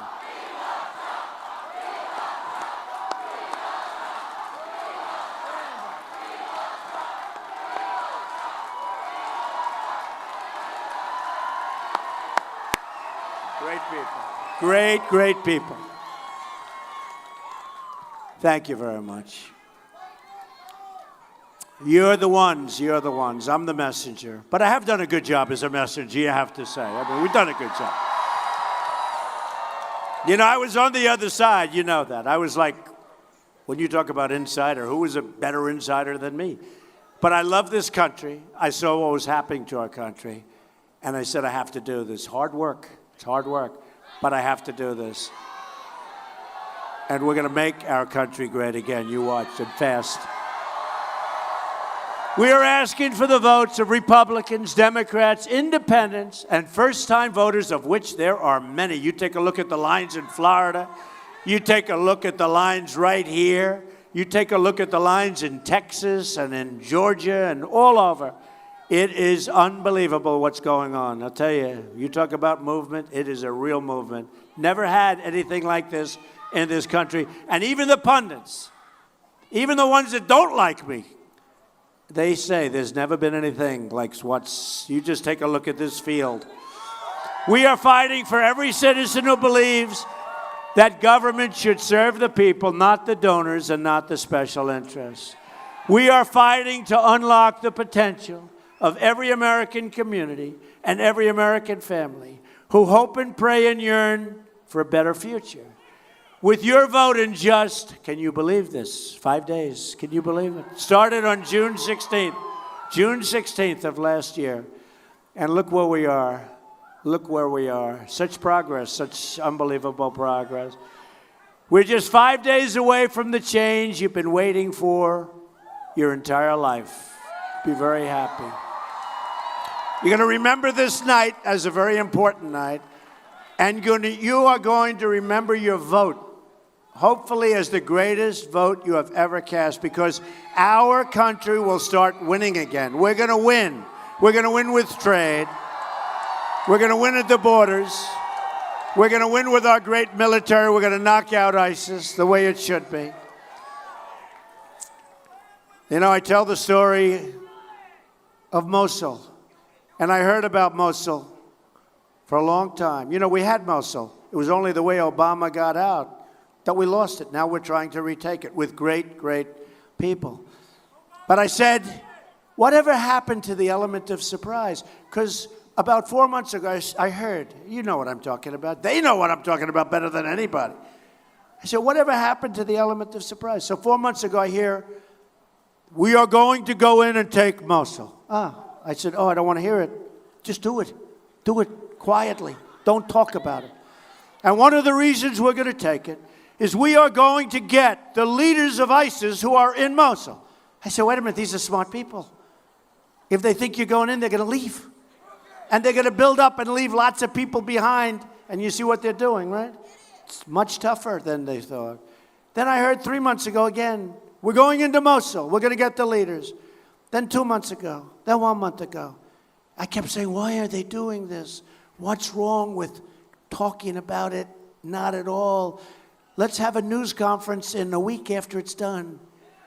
Okay? So as you know, they have a very tough fight going on now. And the leaders have all left. I could have told you that. They left. You know when they left? About 2 minutes after hearing the first one, right? And they're someplace else right now. We are led by stupid people, okay? We're led by stupid people. And one of them is campaigning just too much. So we have a great country. Together we will make America wealthy again. We will make America strong again. We will make America safe again. And we will make America great again. God bless you, everybody. Special people. You are special people. God bless you. Get out and vote.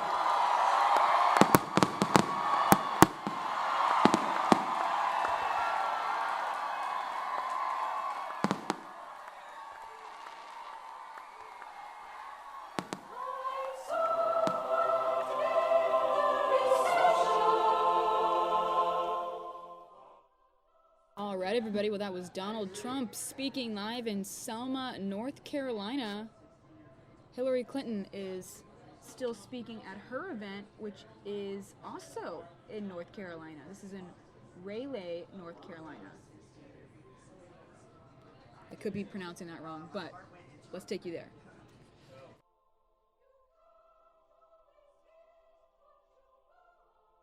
Raise a lot of the issues that you heard Bernie talking about to the level that they are part of this presidential campaign, and they will be part of our agenda after January 20th, Bernie.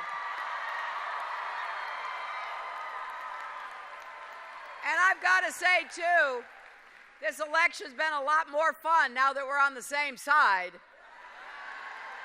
And I want to thank Bernie for everything he's done. He's crisscrossing our country, energizing people, getting folks off the sidelines and engaged in politics. And there's no question that his efforts are paying off. And what he said at the beginning of his remarks is absolutely true. My name may be on the ballot, but it is not about me. It's not about my opponent. It's not about Bernie. It's not about David or Deborah. It is about you and your lives and what we're going to do together. Now, Bernie and I have already worked. We've worked on the plan that he told you about to make college tuition free for the middle class, for working families, for poor kids, and debt-free for everyone.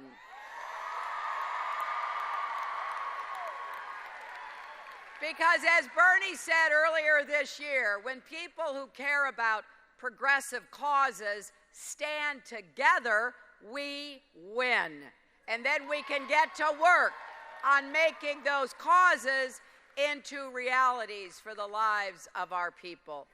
So I am proud to be here with you, and I am so excited about the election, about everything that we're going to do together. And I'm especially pleased to have Pharrell here. Now,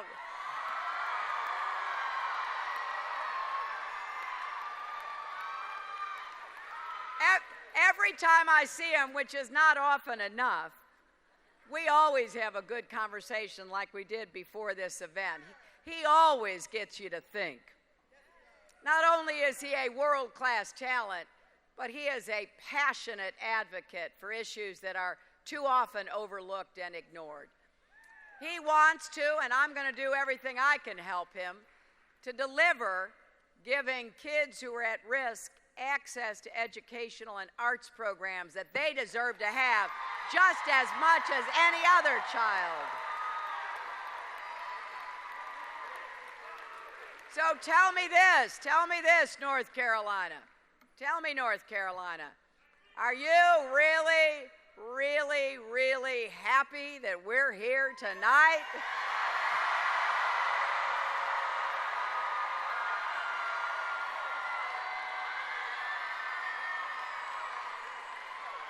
Well, we sure are. There's nowhere we'd rather be. Now, let me ask you this. How many of you have already voted?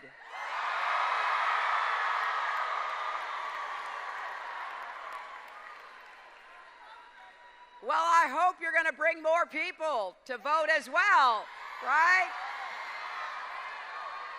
Are you ready to volunteer? We can all use you in these last days. Are you ready to elect Roy Cooper?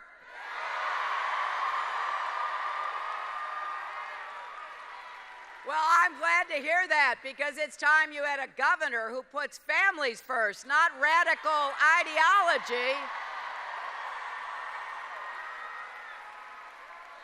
And I love seeing our educators stand up and applaud. Because you need a governor who actually cares about the education of the children of North Carolina.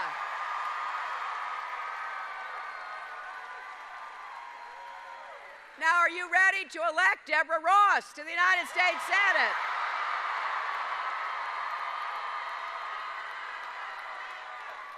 I'll tell you, Deborah and her race are the talk of everywhere. People know she will be an independent voice for North Carolina families.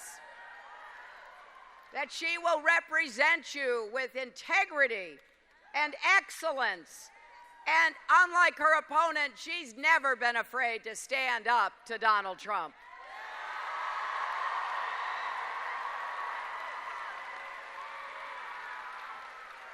Are you ready now to choose our next president and commander-in-chief?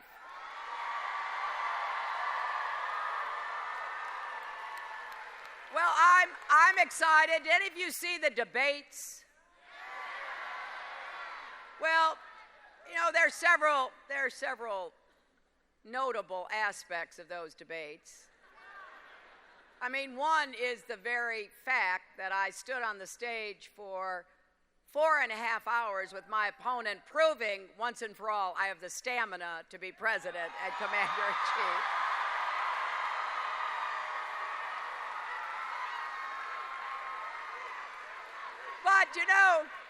But you know, he also kept saying, like, oh, well, you know, what have you done for the last 30 years? And, you know, occasionally I would interject and say what I had done. And today in Greenville, we had a perfect comparison. I started my career fighting for children and families with the Children's Defense Fund when I got right out of law school in the 1970s. I went to South Carolina to gather evidence to stop the government in South Carolina from putting young men, teenagers, in jails with adults. I went to Alabama undercover to gather information about segregated academies to deprive them of tax-exempt status, which they did not deserve. I went door to door in New Bedford, Massachusetts, gathering information to make the case that every child in America, including children with disabilities, should have the right to a public school education.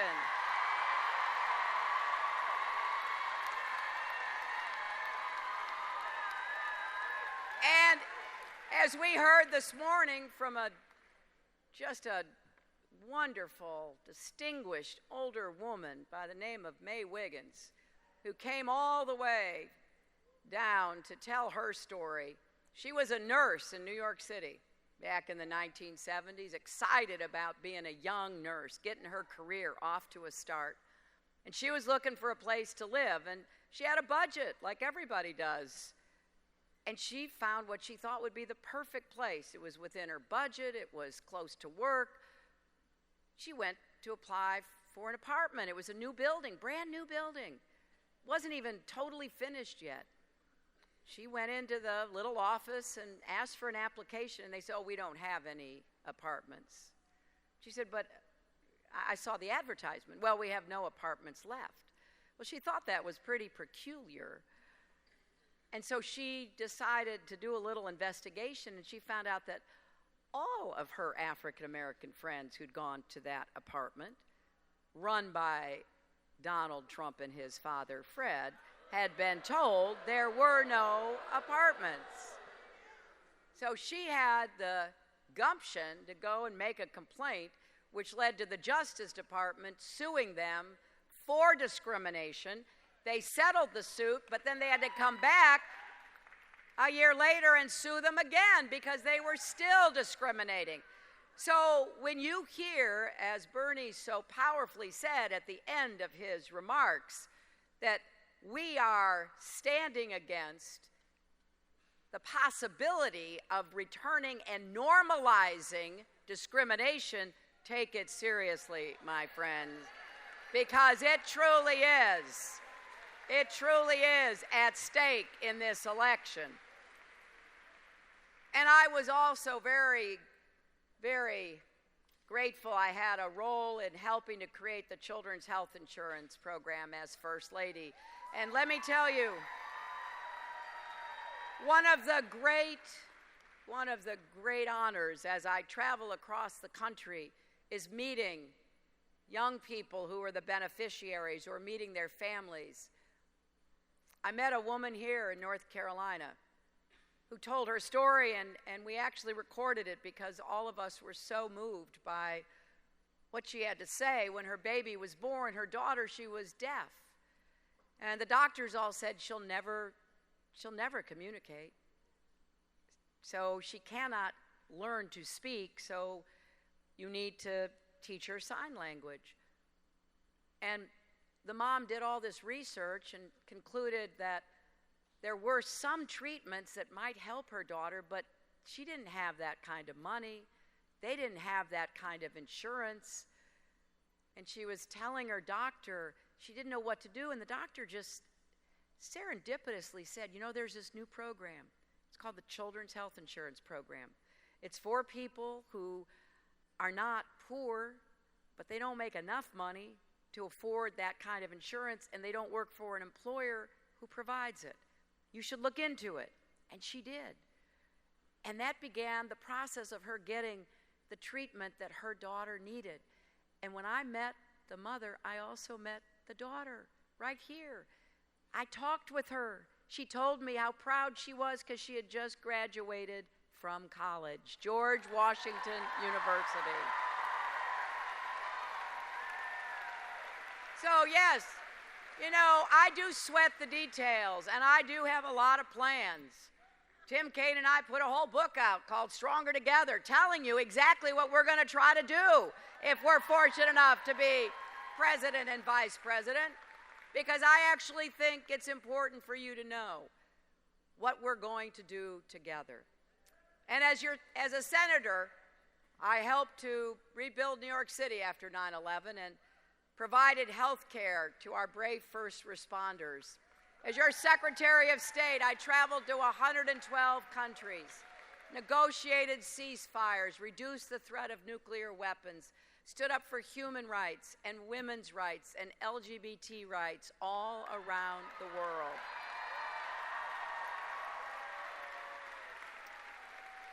And, you know, everything I've done started by listening to people. Listening to hear your stories, what you're worried about, and then working to bring people together to find common ground, even with people who disagreed with me on lots of issues. You know, when I was First Lady, I have a great commitment to kids in foster care, and I wanted to improve our foster care and adoption laws, and I was looking for some Republican to work with me, and I found one because I did my research and found out that one of the most partisan Republicans, Congressman Tom DeLay from Texas, had a heart for children in foster care. He and his wife had fostered children, and I called him up. I said, Congressman, would you work with me to change the laws on foster care and adoption? There was a silence. He said, well, what do you want me to do? I said, well, come to the White House, come to a meeting. We'll sit down and figure out what we can do. And we did. And I meet those kids, and I meet those families, kids who were taken out of foster care and given the chance to have a loving, permanent family for the first time.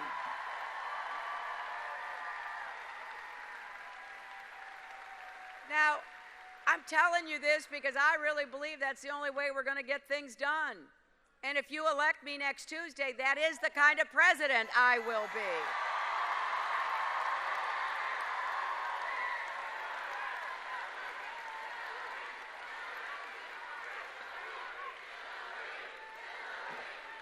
So, let me just mention a few of the ideas that we've been putting forward to help you and your families get ahead and stay ahead, because I truly believe you need a candidate you can vote for, not just someone to vote against.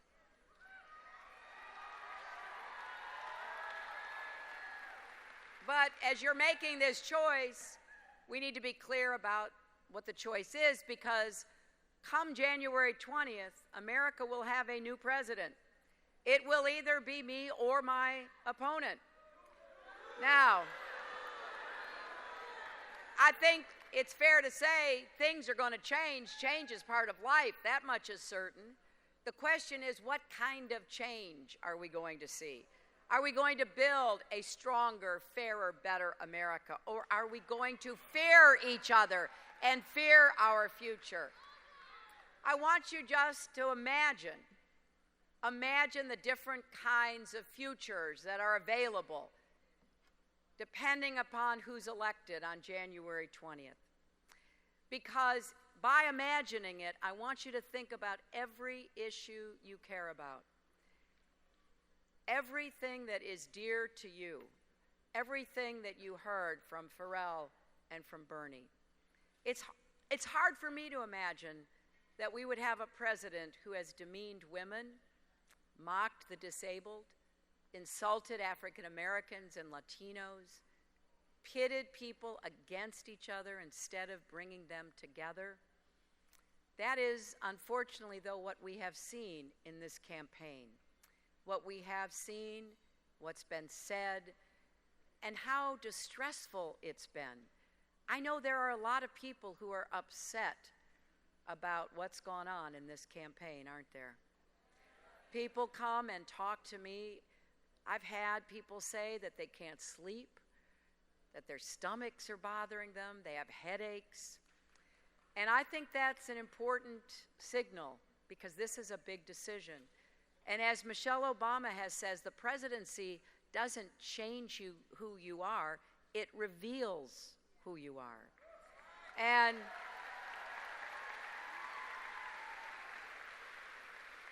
I think it's fair to say that my opponent has already revealed who he is.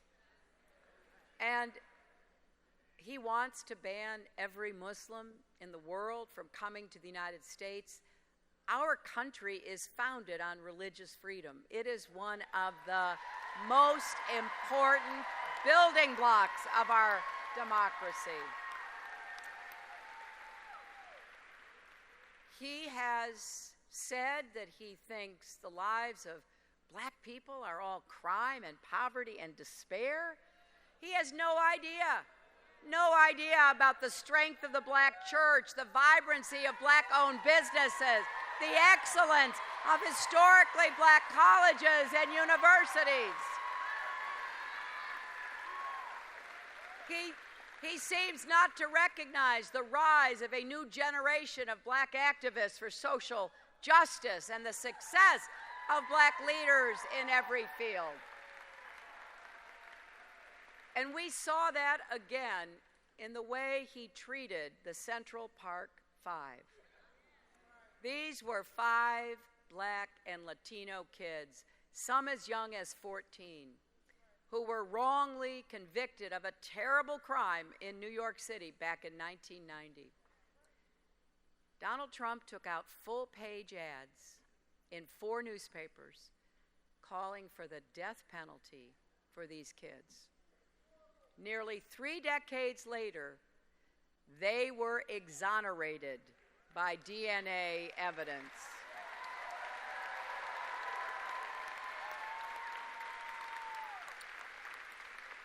And in addition, someone else confessed to the crime. So they were finally released from prison. But not only did Trump refuse to apologize for what he had said about them and even calling for their executions. He actually said they should still be in prison. Evidence didn't matter. The law didn't matter. To him, those kids would always be guilty. So think about it. If he wants to keep exonerated people in jail, how can we trust him to fight for the rule of justice and fairness and criminal justice reform in America?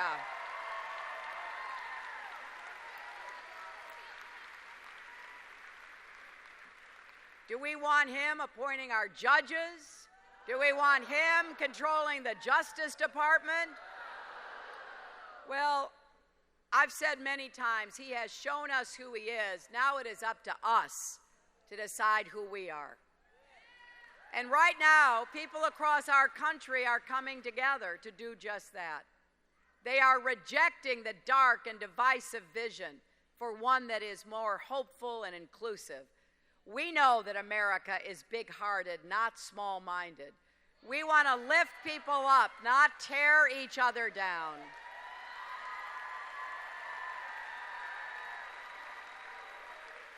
And that's why I do believe we are stronger together. So let me paint you a different picture. Here's what we're going to do together.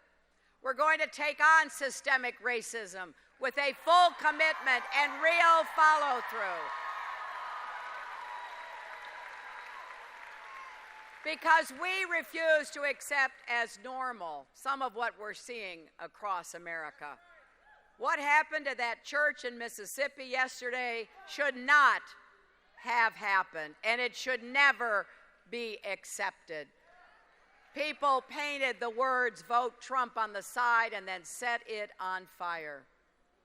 Who would do that? Who would do that to a place of worship where people seek solace? That can never be normal. It can never be acceptable. What happened in Flint, Michigan, as Bernie said, can never be normal, can never be acceptable.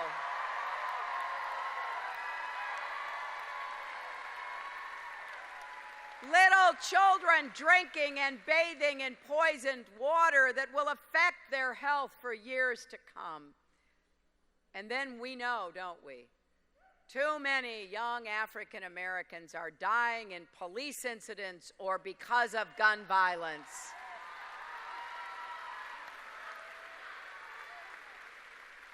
We know their names: Trayvon Martin and Eric Garner and Sandra Bland and Keith Scott and so many others. We have got to face this, and we're going to get to work to do just that. We are going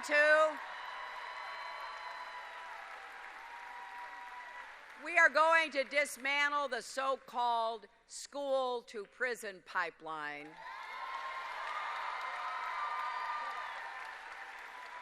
And we're going to replace it with a cradle-to-college pipeline.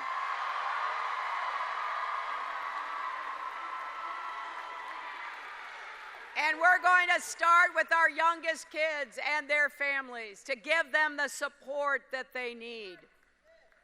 And we're going to take a hard look at what we need to do to make sure every child has the chance to attend good schools with good teachers, no matter what their zip code is.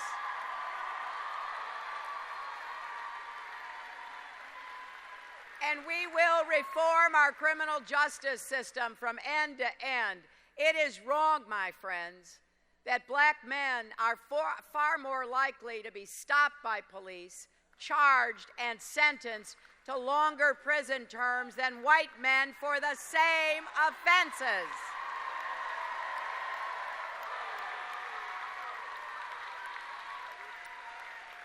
When I launched this campaign back in April of 2015, the very first speech I gave was on the topic of criminal justice reform. I said then, and I have repeated it throughout this campaign, we must end the era of mass incarceration.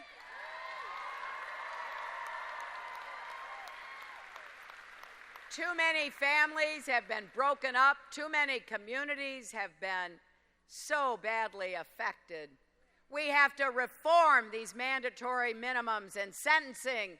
We have to ban the box so people who have served their time can get a real chance at a good job and a fresh start.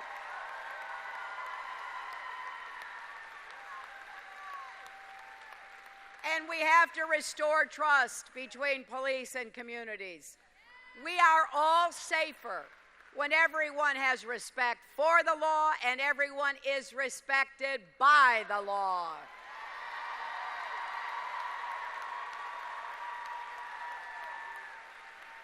This is important, of course, to families and communities, but it is important to all of us.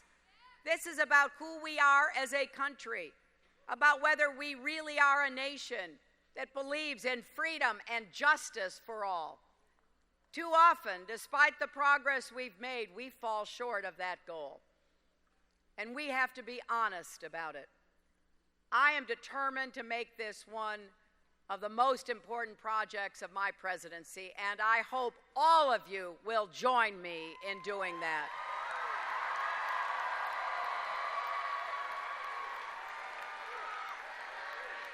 And I have to say, that is only part of what must be done, because the leading cause of death for young African American men, more than the next 9 causes combined, is gun violence. We have 33,000 people a year dying from guns. I just cannot tolerate this any longer. I have met the families of those who've lost loved ones, who've lost the first graders in Sandy Hook, the Bible study churchgoers in Charleston,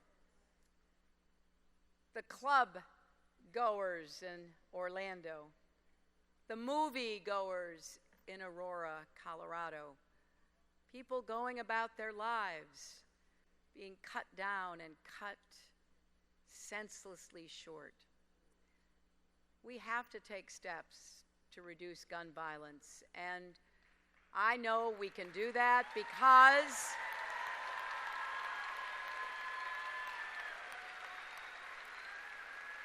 the vast majority of Americans agree something must be done, and a very big majority of gun owners agree as well.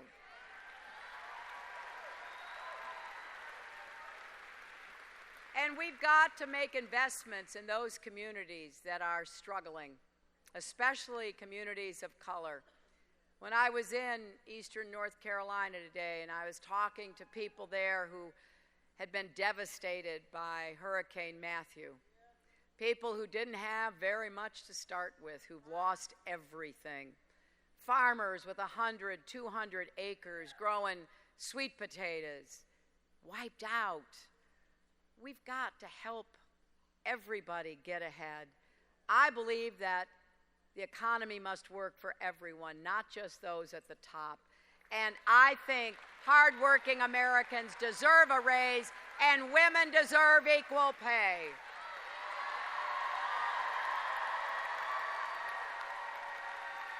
So, how are we going to do this? Well, we're going to go where the money is. Just as Bernie said, we're going to make the wealthy pay their fair share and make sure Wall Street never threatens Main Street again. And I can't wait to work with Bernie to make public colleges and universities like NC State right here in Raleigh tuition-free.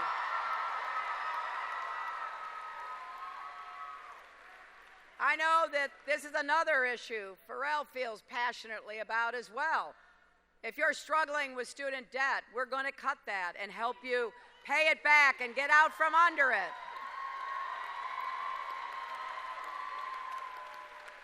And in my plan is a $25 billion fund specifically aimed at supporting historically black colleges and universities. Schools like Shaw and St. Augustine. Because you know they've produced some of the finest leaders in our country, and I want to make sure they keep doing that vital work. So we could go on all night. I mean, Bernie and I could really keep you here till breakfast because we get excited about what we can do. But of course, we can't do anything if you don't get out and vote and get everybody you know to vote.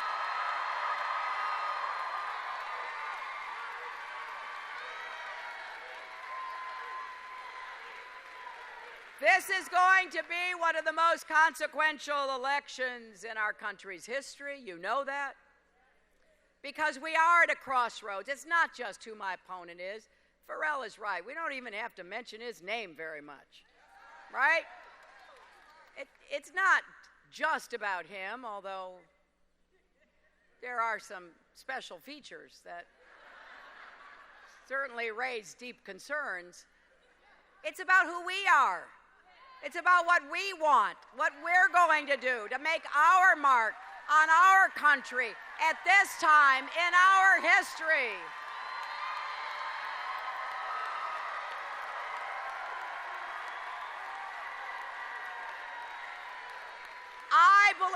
I believe America's best days are still ahead of us if we do what we're supposed to do.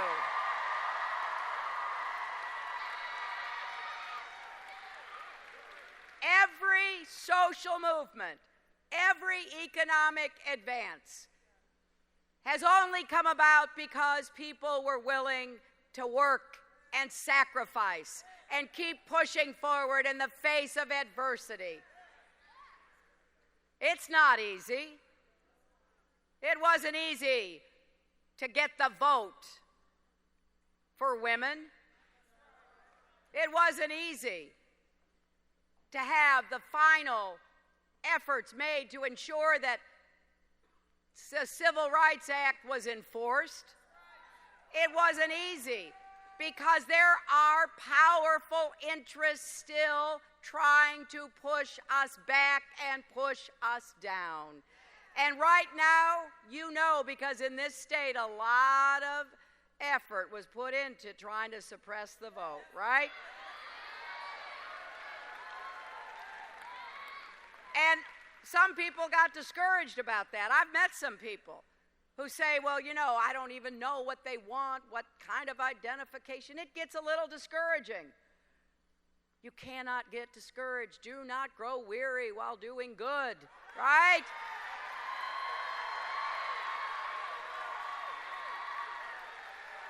It is now our turn to stand up to people like your governor and your legislature who wanted to shut you down and push you back.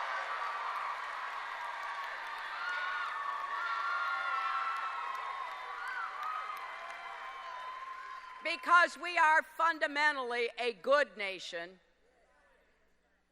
and we need to make sure we deliver on that promise. And in this election, President Obama's entire legacy is on the line. Everything that he has worked so hard to do against implacable opposition. As the president said yesterday, everything we've done is dependent upon him being able to pass the baton to somebody who believes in the same things he believes in.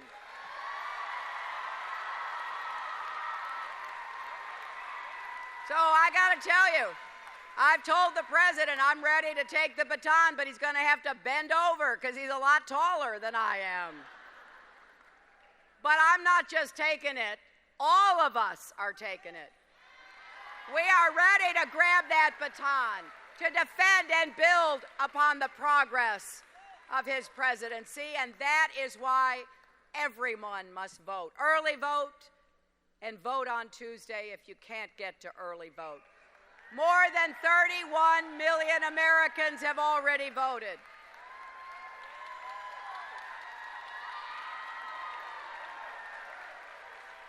And listen to this.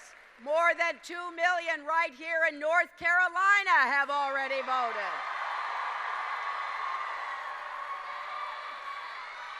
So make no mistake about it. You can make the difference, not only in who you elect, but in the agenda that those people will then get to work on. I want you to hold me accountable. I want you to be my partners. But I can't do any of this. You know, when I was with our wonderful First Lady last week, she reminded the big crowd we had in Winston-Salem that President Obama in 2008 won this state by about 14,000 votes. If you break that down, you know what the difference between winning and losing is? Roughly 2 votes per precinct. So don't let anybody tell you their vote doesn't matter. You've got to get everyone you know to come out and vote. You can vote early through this Saturday, November 5th. If you don't know where to vote, go to iwillvote.com to confirm your voting location, because the best way to repudiate the bigotry and the bluster and the bullying and the hateful rhetoric and discrimination is to show up with the biggest turnout in American history. And then that will be the story of this election. Let's make that one for the history books. Please be part of what we're doing in these next days, and let's make sure that we not only have a future we can believe in, but one we can help create together and demonstrate once and for all that love trumps hate. Thank you all. It might seem crazy what I'm about to say. Sunshine, she's here, you can take a break. I'm a hot air balloon that could go to space. With the air, like I don't care, baby, by the way.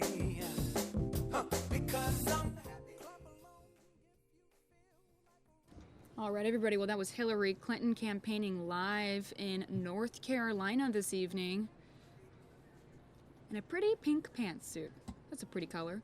But let's now take you to another live rally that is about to take place. Bill Clinton live in Las Vegas.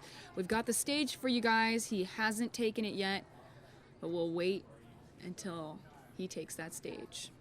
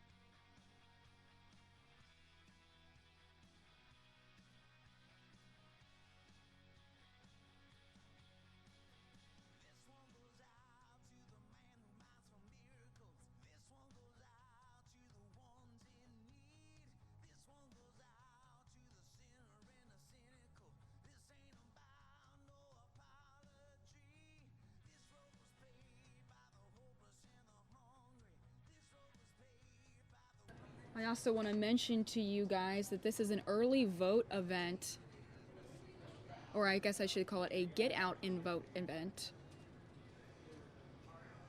And this is going to be with DJ Steve Aoki at the University of Nevada in Las Vegas, Nevada.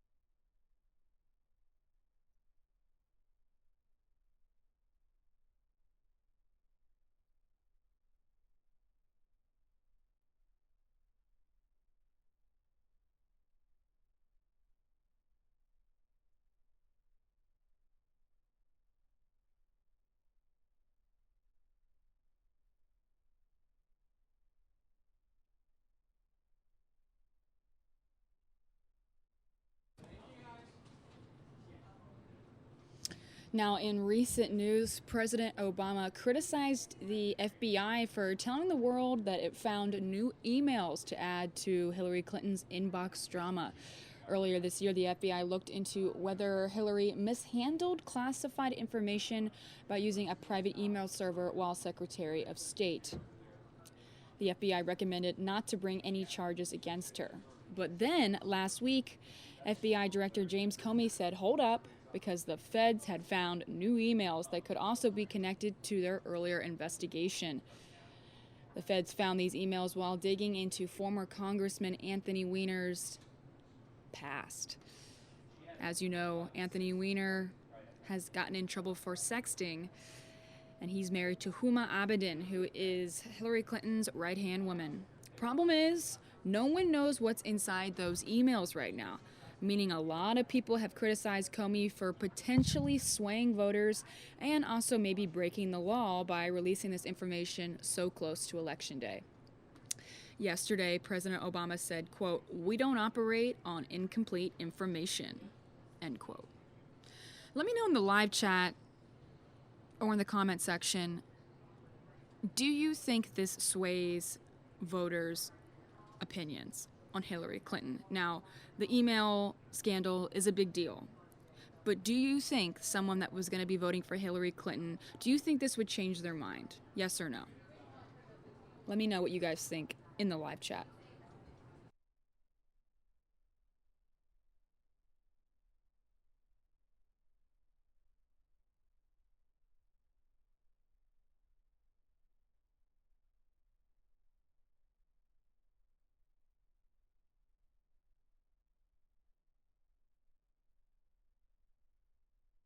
In Las Vegas, and I'm also running for the 4th Congressional District.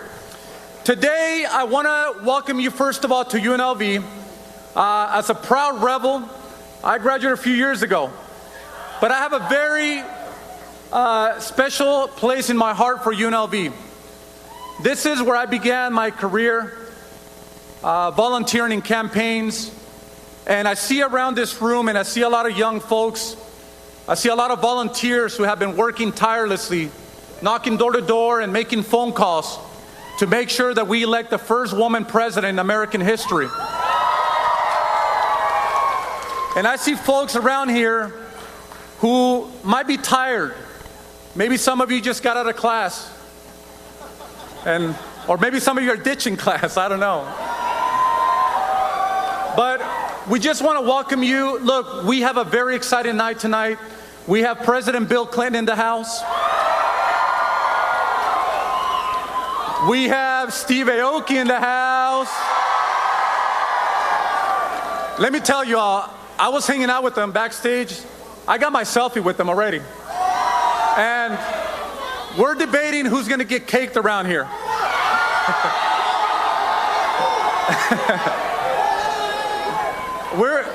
We're debating whether it should be President Bill Clinton or it should be Catherine Cortez Masto, or maybe one of you in here. All right. Well, look, everybody, we're going to have a great time tonight. I'm going to be kind of emceeing the event here, so please, let's have fun. But most importantly, let's not forget the main reason why we're here tonight. I know. We all want to see Steve Aoki. But remember, we got to turn out in record numbers on Tuesday. We are 5 days away from the most important election of our lifetime. And so, with that being said, I want to introduce a volunteer for the Hillary Clinton campaign who has been working tirelessly to mobilize people to the polls. And I want you guys to give him a big round of applause. And that is my good friend, Phil Kim. Let's welcome him to the stage, everybody.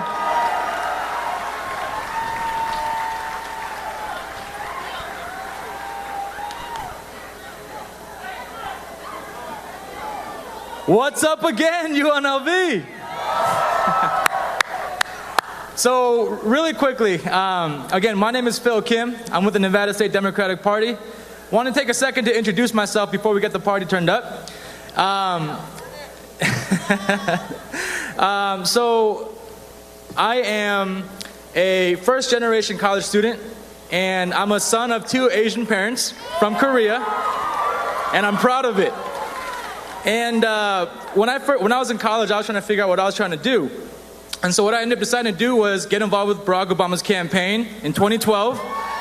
And somehow I found my passion working with communities, working with my community specifically in the Asian American community. And I stand before you today as an Asian American Outreach Director here in Nevada, which is truly humbling. I wanted to talk really briefly about why this election matters. And I'm sure you guys have seen the ads. I'm sure you've seen all the speakers. And there's a lot happening right now. There's so much at stake in this election. One of my most memorable and cherished experiences in life is that I used to be a teacher in Mississippi as well. And I worked in the rurals. It was in the boonies, the middle of nowhere. And they're like, what is this Asian guy doing here, right? It was random. But it was wonderful. And I think it gave me the opportunity to connect with communities that I didn't necessarily grow up with. And so when I had the opportunity to join the Nevada Democrats and work for a candidate who I believed would fight for my students in the communities that don't get talked about enough, I decided that person was going to be Hillary Clinton. And so we've put in a lot of work. All of us have. You have. We have. All of Nevada has seen everything in this election. This election has been wild, to say the least. And we have a very, very, very special opportunity to not only get the first woman elected to the presidency, the highest office in the land. We have a chance to elect Ruben in CD4. We have a chance to elect the first Latina in the history of the United States right here in Nevada. Her name is Catherine Cortez Masto, and this matters. All of this matters. And so my pitch to you today, my plea for you today, is don't let all your hard work go to waste. We've worked too hard to get to this point. Here at UNLV, we have a chance to early vote. It ends tomorrow, right over at Lead Library. Grab a breakfast burrito at Student Union, go to class, and then hop over to the library. Cast your vote. It takes 5 minutes. And make your voice heard in this election. If you believe that, can you make some noise? So I want to thank you for spending your time with us. I know y'all are busy. I know you got midterms and finals and everything coming up. But I want to thank you from the bottom of my heart for making time for us tonight. And more than anything, I want you to have fun tonight, all right? Thank you. Thank you.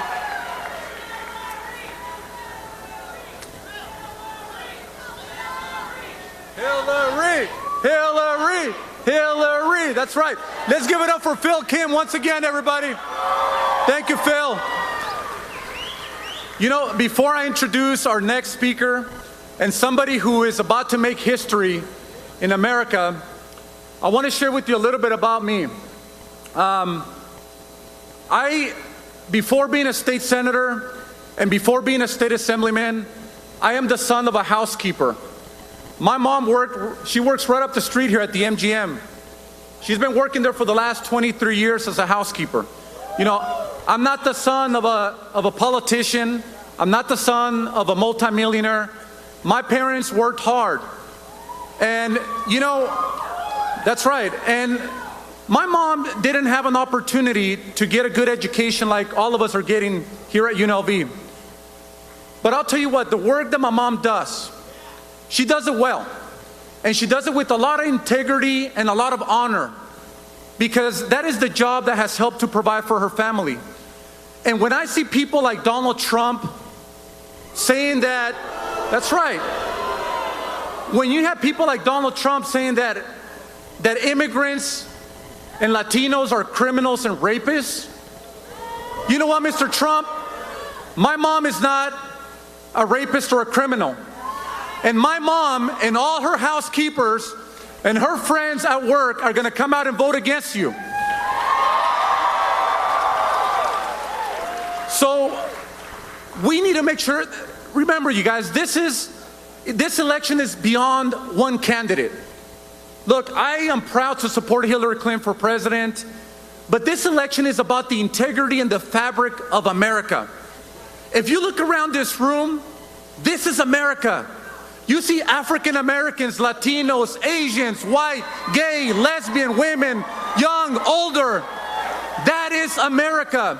And we have a presidential candidate right now who's trying to take us back in time. So remember that this is about our country.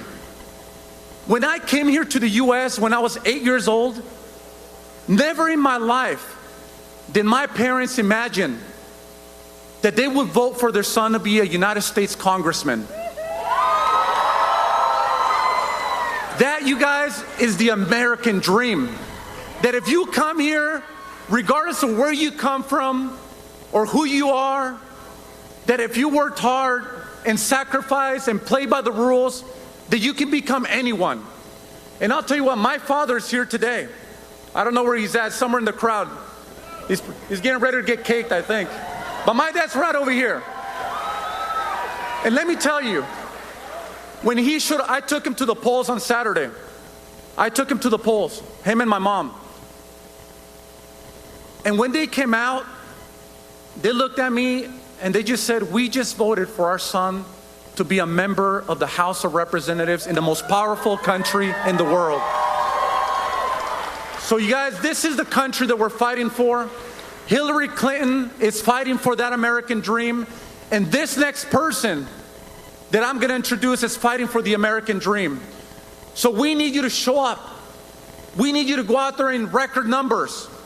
We need you to help us make history. Because I'll tell you what, you elect Hillary Clinton as president, she will not only be the first woman president in the history of America, but Catherine Cortez Masto will be the first Latina in the U.S. Senate.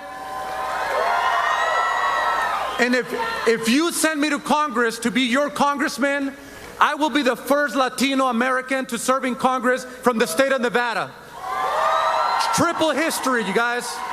So with that being said, I want to introduce my friend, somebody who I see as an older sister, somebody who I've been spending a lot of time out on the campaign trail with, and somebody who has fought on behalf of all Nevadans for many years as our Attorney General and as a community activist, and somebody who is not only going to make history, but is going to prove that regardless of where you come from, you can become a United States Senator in America. Ladies and gentlemen, let's give a warm welcome to our next U.S. Senator, Catherine Cortez Masto.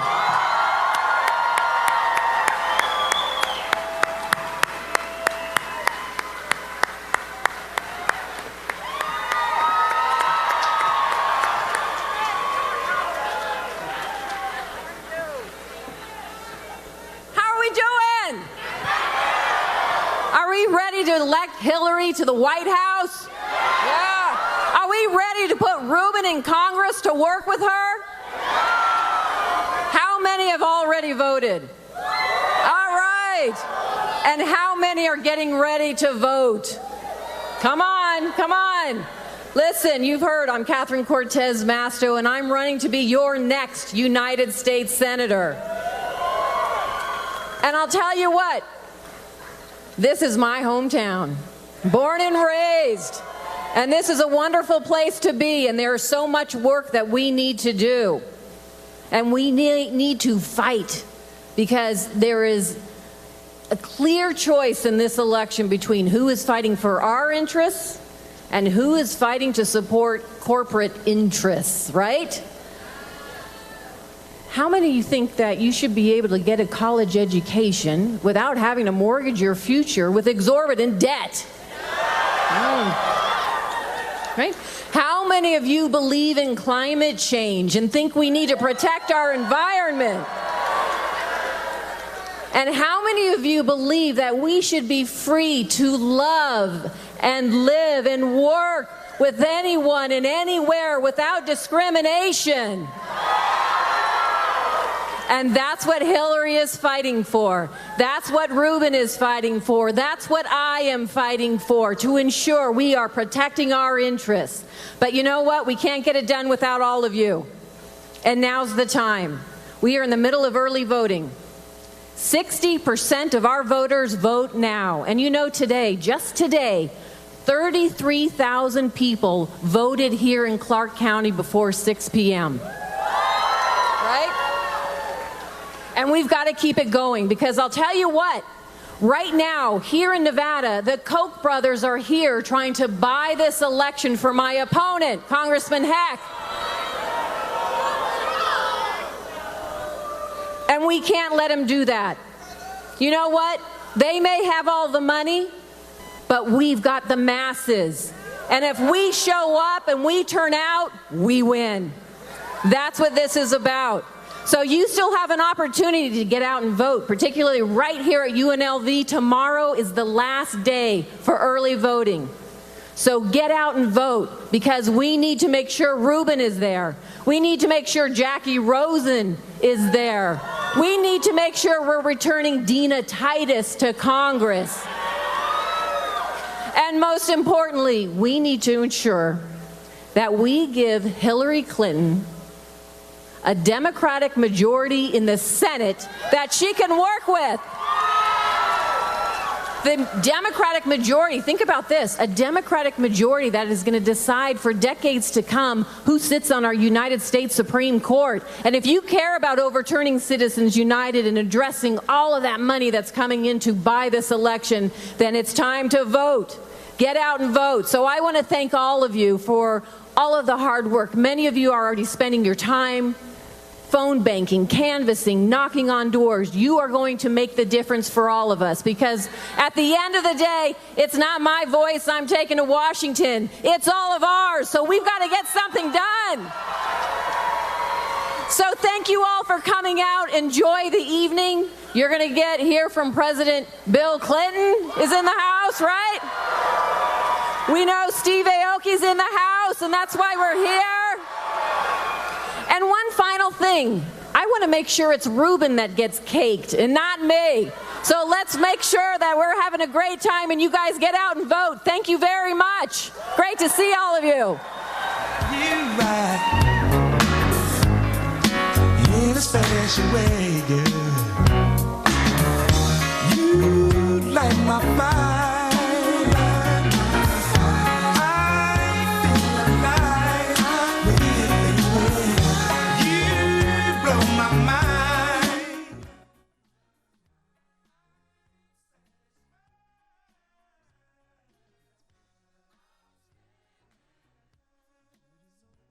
All right, you guys, and right now Tim Kaine is also speaking live in Arizona. Let's see what he has to say right now.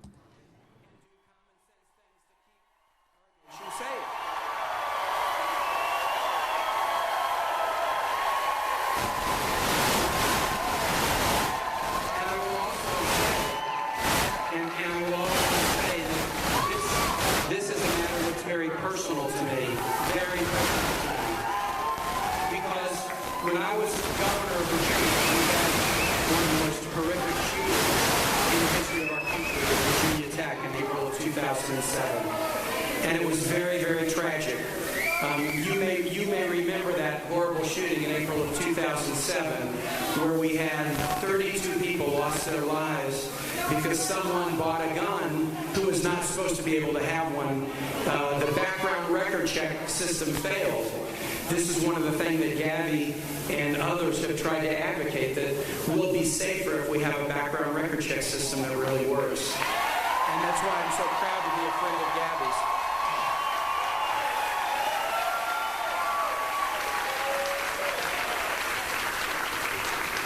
I will tell you, I'm really excited to be in Arizona. Normally, at the end of the campaign, you don't have the Democratic presidential candidate, Hillary Clinton, yesterday in Tempe, and the vice presidential candidate coming to Arizona. Because normally, in a presidential year, Arizona is not that competitive. But guess what? You guys have made it competitive. Your energy, your spirit, and it drives a few people kind of batty that you're doing what you're doing. But thank God for you doing what you're doing.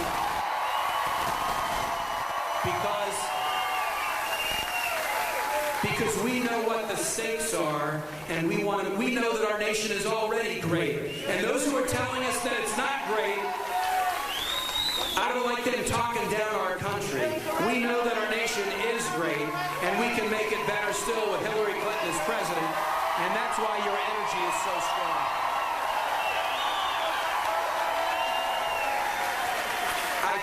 to Phoenix to do an event about a month ago, and I went to the local organizing office, and when I saw the passion and the excitement and the energy, I knew, you know what? Arizona's in play. I got to come back. I got to come back in the last week.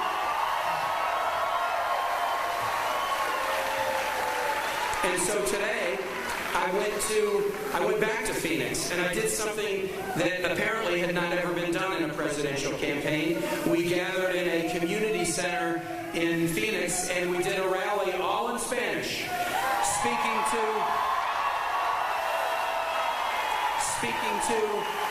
our beautiful Latino community in Arizona and Nashville. Somos juntos, todos somos americanos. Nuestra comunidad latino es una parte importante de nuestra nación.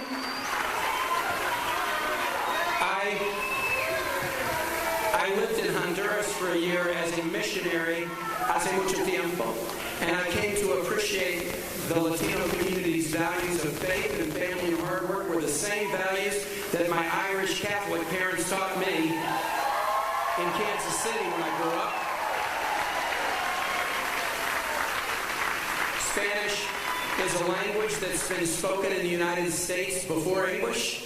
St. Augustine, Florida was settled 42 years before Jamestown, Virginia by Spaniards. And so tenemos raíces. We have roots in this country that are every bit as much Spanish as English, as African, as Native American. We are one grand experiment in diversity. The beauty of God's diversity is seen in this country. But I knew it wouldn't be complete if I didn't come to Tucson too, because you've got a great political tradition. I am proud to be here with your principal, Mike Marcos. Give Mike a round of applause.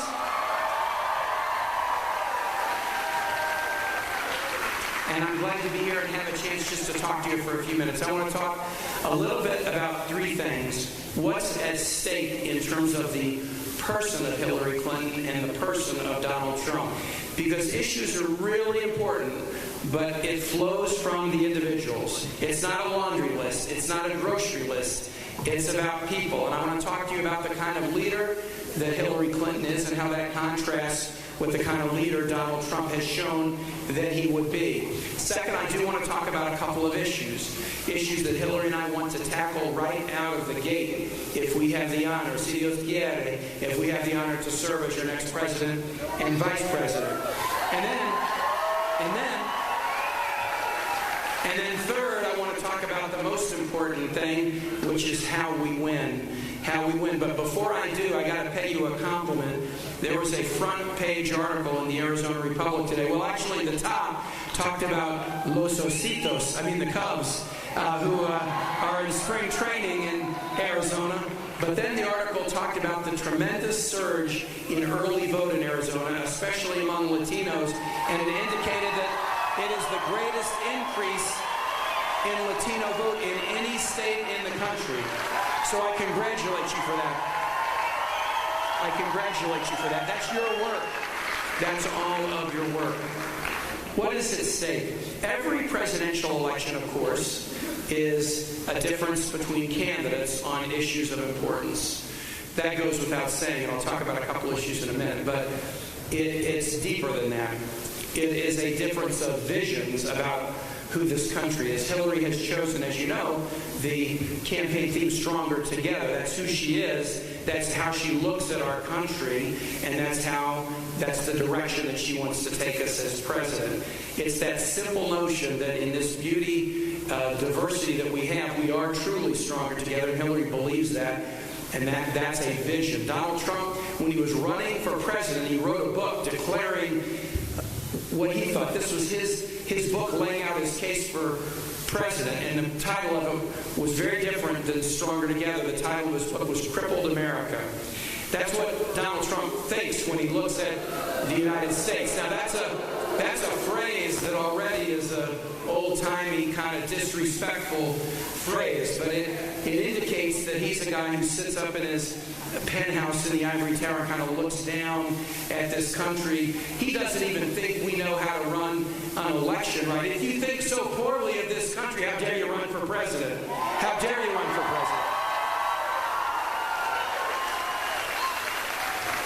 So it's about issues, it's about visions, but I would say the other thing that is really, really important in this race is an issue that's, basically, it's not even about the candidates and their visions and the issues, it's about us. This is an election more than most that's about self-identification. 2016, America's looking in the mirror. What will we see there? This is in some ways less about where we're going than who we say we are. Are we a nation that believes in that stronger together theme, or are we a nation that suddenly believes it's okay again to divide up against one another and insult each other, and that's suddenly going to be cool and normal again? The stakes are very, very high. I'm like you. I embrace the stronger together, but we are running in a race that is about the identification of who we are as a people. A little bit about character, a little bit about who Hillary Clinton is. I've worked very closely with her in the past, but on projects where there were a lot of people working on them. So now as a running mate, since she called me at 7:32 p.m. on July 22nd, not that it was memorable, I get a lot of calls and ask me to be vice president. They all run together. But I've really gotten to know her well being out on the trail, and I'm going to tell you my favorite Hillary Clinton story because it exemplifies something about who she is in a really clear way. I could tell you a lot of stories. This is my favorite one, and I'll tell you, I tell it better than she does because she doesn't like to brag about herself. But I don't mind bragging about her. So let me tell you about this. It was when Hillary was First Lady. Some of you are too young to remember. Not all of you are too young to remember. But when Hillary was First Lady, President Clinton tried to get health insurance passed for everybody. Thank goodness now President Obama has been able to get that over the hump, and 20 million people have health insurance who didn't have it before. But President Clinton tried it in the mid-90s, and this is often the case. People here have tried to do things and advance. When you want to do something good, it doesn't mean everybody's just going to salute and say, great, we'll do it. I mean, often progress involves a lot of people fighting against you. And when health care was first attempted, it failed. Hillary played a major role in trying to push it because her whole life has been focused on empowering families and kids. And she knew that children needed health insurance, and their parents needed the security of mind of having health insurance and knowing that their kids would also be taken care of in case they were ill or in an accident. So Hillary worked very hard on this. And the Republican opponents of it in the 1990s decided to sort of sink it and sink Hillary too. So they branded it as Hillary Care. And they fought very hard against it. They ran ads against Hillary Care on television. And the forces of opposition at that point succeeded. It didn't pass. So Hillary had put it all on the line for something she cared very deeply about. And it came up short. And not only did it come up short, but it came up short in a way that was kind of personal to her. Because they branded it as Hillary Care. Now, this is the moment where someone shows you what they are made of. Because when you put it all on the line and you fail, there's a number of choices. You can say, well, I'll try again in 10 years. Or you can say, I guess I better switch and focus on something else. Or you can blame others, or be mad, or sulk around. Those are all choices that are out there. When I haven't gotten things that I wanted, I've sometimes resorted to some of those choices, I'll be honest. That's not who Hillary is. Hillary woke up the day after this personal loss that meant a lot to her and said, I can't get what I think we really need in this nation, health insurance for everybody who doesn't have it, but can I figure out a way to get health insurance for every low-income child, if not for everybody, at least every low-income child. And she worked with Democrats and Republicans and passed a program, the CHIP program, that insures 8 million low-income kids, giving them health insurance that they wouldn't have before. That is a major accomplishment. That is a major accomplishment. But I don't tell you that story because of the accomplishment. That's not why I tell you the story. I tell you that story because of what it tells you about her character. Absorbing a loss, even a personal loss, didn't stop her. She would not give up. She would not back down. She would not go away. She would not sell her principles short. Instead, she woke up and said, if I can't get what I want now, can I get part of it? If I can't help everybody, can I help somebody? We're going to have days in the next president's administration where it's not all going to go the way the president might like. You would want to know that the person in that Oval Office will not back down, will not give up, will not go away. That's the kind of president that Hillary Clinton is. That's the kind of president that she'll be. So focused on serving others that she will not back down. That passion for serving families and kids is what stands out so strongly about her. We know if she's elected, she'd be the first woman president. She'll make history in another way. We have never had a president who has spent their entire career focusing on empowering families and kids. This will be a first. And I'm excited to see what that presidency can do for our families and children. Now, Donald Trump on the character side is a little bit different. I will say this. He does have a passion. And it's just that the passion is Donald J. Trump. That's his passion. There's not been any particular policy issue he's been associated with. There's not been any charity that he's really dug in and helped. A lot of stories come out about him. He makes promises to charities and don't fulfill them. He's been very, very focused on himself. We have never had a great president in this country who put himself first. We haven't. When John F. Kennedy gave his inaugural in 1960, he didn't say, hey, ask what your country can do for you. He said, no, we got to ask what we can do for our country, what we can do for others. That's not Donald Trump. I'll give you the example of this in Donald Trump. It's Trump first that makes me the maddest. That just makes me furious. I have 3 kids. My oldest boy, Nat, is an infantry commander in the Marine Corps. He's deployed overseas right now for the second time. So I'm one of the 2 million American families who have a child serving either an active duty or guard or reserve. 2 million in a time of war who volunteer. It's an all-volunteer military because they love their country. I was watching the first debate between Hillary Clinton and Donald Trump. Hillary was challenging Donald Trump. Why don't you release your tax returns? You promised you would. Everybody has done it. Even President Nixon, for God's sake. If you can't meet the ethical standards of Richard Nixon, that should tell you something. That should tell you something. Well, when Hillary was challenging Donald Trump about the tax, she said, clearly you're hiding something. And she kind of went through a list. And Donald was being cool. She wasn't provoking him. She said, you probably are not getting taxed enough because you're not as wealthy. She said, you didn't say anything. You probably aren't as philanthropic. She said, you didn't say anything. But then she struck a nerve. She said, it'll probably show you're not really paying any taxes. Now, that did provoke a response. Remember what Donald Trump said? That makes me smart. That makes me smart.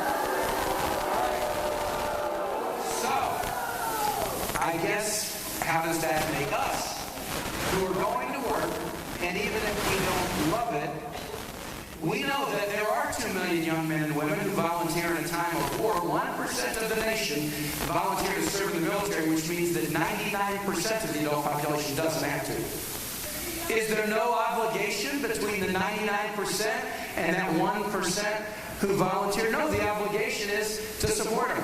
How are they supported? By people paying taxes. And you're going to stand there and smirk and joke saying you're smart because you're not paying taxes to support our troops? That makes me furious. How about veterans that we make promises to? We have a VA system. We got a lot of veterans right here. We got a lot of veterans right here.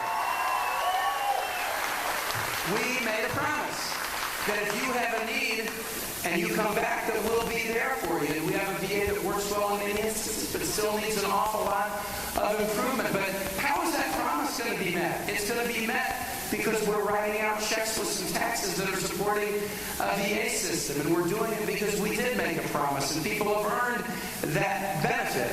But Donald Trump standing on stage saying, man, aren't I smart, because I figured out a way where I don't have to support the veterans. And if you won't pay taxes, I don't have to support the teachers. And I don't have to support Pell Grants for students who can't afford to go to college, or other important priorities. I can think of a lot of words to describe what Donald Trump was smirking about, but smart isn't one of them.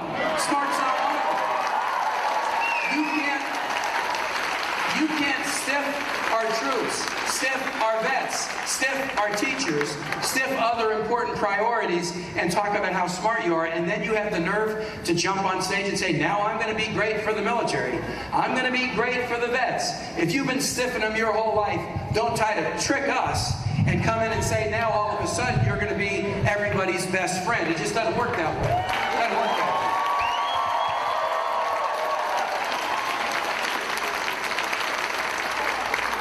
The other thing that's at stake in the character of these two candidates is not just a others first, families and children first versus me first attitude. It's fundamentally a question of, do we want to be united, or do we want to divide one against another? I'm going to be like a Virginian just for a minute here. We got, can I be a Virginian just for a minute? I see a Virginia Tech guy right here, right? This is the story about who we are as a nation. In Philadelphia, 1776, they asked Jefferson to draft the Declaration of Independence. And he wrote a phrase in English that may be one of the most memorable phrases in English: all men are created equal. Just like to be or not to be, or in the beginning was the word, this is a phrase we know. Now, the phrase had a contradiction in it. All men, equal, but just for men. So there was a contradiction, and the framers weren't living equally, not with women, not with slaves, not with immigrants, not with Indians, not with whites who didn't own property. They weren't living equally, but they were smart enough, and there's a divinity to this. They were smart enough to still say equality would be our North Star. I don't know that there's another nation that said equality is our North Star. Lincoln came to Gettysburg after the battle there in 1863, and he said, 407 years ago, our fathers brought forth upon this continent a new nation, conceived in liberty and dedicated to the proposition. A nation just dedicated to one proposition, just one, that all are equal.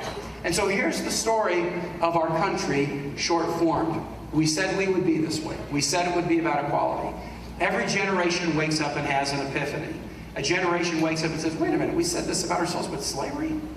How can we square this? And so bloodshed and a war and rewriting the Constitution to be more like we said we would be. And then 50 years later, a new generation wakes up and says, wait a minute, women can't even vote.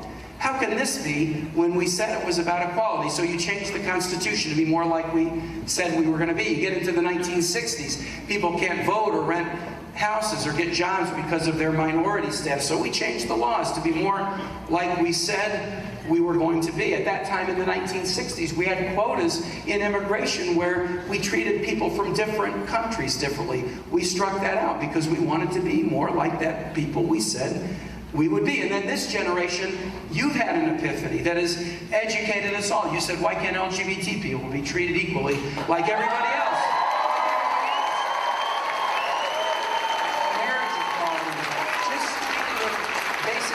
So we changed the law to be more like we said we were going to be. This is the journey that we're on as a nation. I'm not a sailor, but sailors orient to stars. You can orient toward a North Star. You'll never get there, and we may never get there because we're not perfect, but we ought to be waking up, all of us, and looking at who we are and trying to square it with who we promised we would be. That's the journey we're on. Hillary was a civil rights lawyer in the South when she got out of Yale Law School and could have gone to Wall Street. She was battling for equal rights. I was a civil rights lawyer for 17 years in Richmond before I got into state politics fighting against housing discrimination. We believe in equality.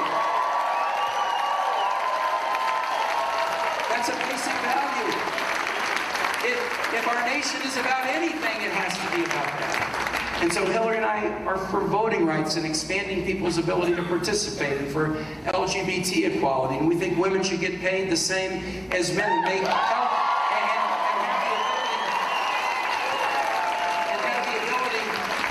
their own health care decisions, just like men can make their own health care decisions. That's what equality is behind. And even Hillary's campaign is kind of in this venture. We said it was about equality, but here we are 96 years after women get the right to vote, and no party had ever nominated a woman to be president, and now it's happened, and now she's on the verge, see the Oceania of maybe being a president. Just one more step along this path that we've been on, but look at what Donald Trump represents. As we go over to Donald Trump, he grabbed political attention before he even declared that he would run for president by seizing on the discredited and frankly bigoted lie that President Obama was not a U.S. citizen. And again and again, for 5 years, he went around the country saying that President Obama was not a citizen. Now, I live in Richmond. It's the capital of the Confederacy. When somebody says that, it reminds us, yeah, there was a time in this country. This is what the Dred Scott decision said. If you were African American, even born here, even born free here, you could not be a citizen. Nor could your kids, nor could your grandkids, nor could 10 or 100 generations out if you had African descent. What the U.S. Supreme Court said was you could never be a citizen. So why would Donald Trump want to haul us back to that day and with no evidence for 5 years, over and over and over again, perpetrate a lie that President Obama isn't a U.S. citizen? He hasn't explained it. He hasn't apologized for it. He hasn't taken responsibility for it. He doesn't believe in this basic equality value. When he kicked off his campaign, in his first speech, he said Mexican immigrants were rapists and criminals, using the broad brush of prejudice to unfairly taint wonderful Americans. And you've seen the campaign. It's been an insult fest from the very first day. Horrible things about women, suggesting Muslim Americans should be treated as second class.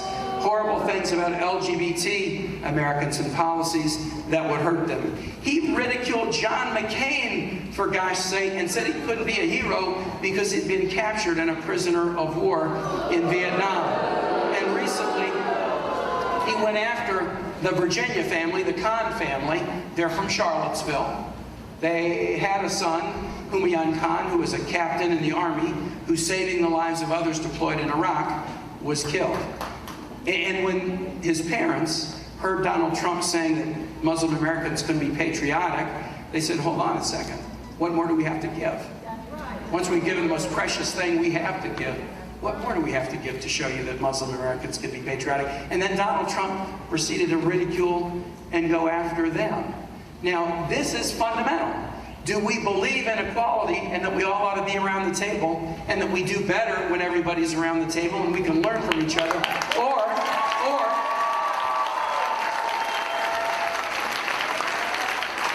do we make it okay again to ridicule and finger point and blame game and fearmonger? In our history, the sad thing is, in Virginia and elsewhere, in our history, that can win you an election. Sometimes the finger pointing and blame gaming and division and name calling stuff can win you an election, but it's never done one good thing for this country after election day. And we can't let that spirit emanate from the highest office in the land and set the example about what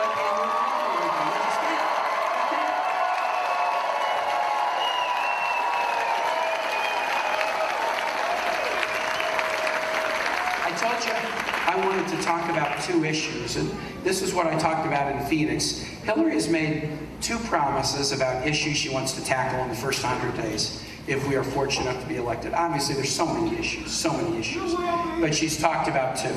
She says, look, I want in the first 100 days put a plan on the table that will be the biggest plan to grow and expand jobs and wages in this country since World War II. And second, I want to put on the table comprehensive immigration reform. I'm going to talk about those two. Let me talk about those two, and then I'll finish with how we're going to win. Growing the economy. President Obama was elected and came into the biggest free fall of the economy since the 1930s. And he came in almost with sort of one hand dangling by his side because the GOP said they weren't going to do anything to help him in Congress. And so basically with just one party, he has had to work to try to get us to climb out of this recession. 15 million new private sector jobs, unemployment rate cut in half, 401k policies worth something again, and from 2014 to 2015, the biggest jump of people out of poverty, 3.5 million people in the history of the country. President Obama doesn't get enough credit.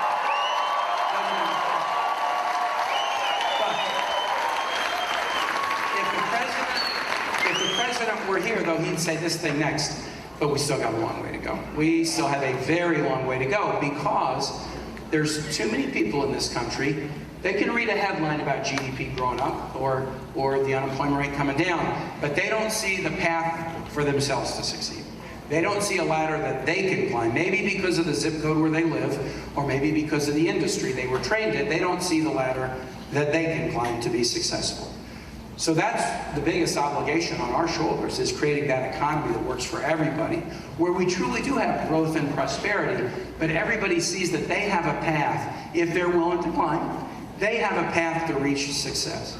Hillary and I have basically a 4-point plan economically, and we want to put this on the table in the first 100 days, working with Democrats and Republicans on the Capitol and off Capitol Hill. 4 pieces. 1, make investments in infrastructure, manufacturing, and research. So build the roads and the bridges and the airports and the ports, and roll out better telecommunications infrastructure so even isolated communities have high-quality broadband, high-quality telecom. If you make those investments, you hire people today to do the work, but then you can live off the raised platform for decades. And research, clean energy. We are starting to be, and we can even be more. And you guys in Arizona are doing a lot of good stuff on this, being clean energy leaders of the world.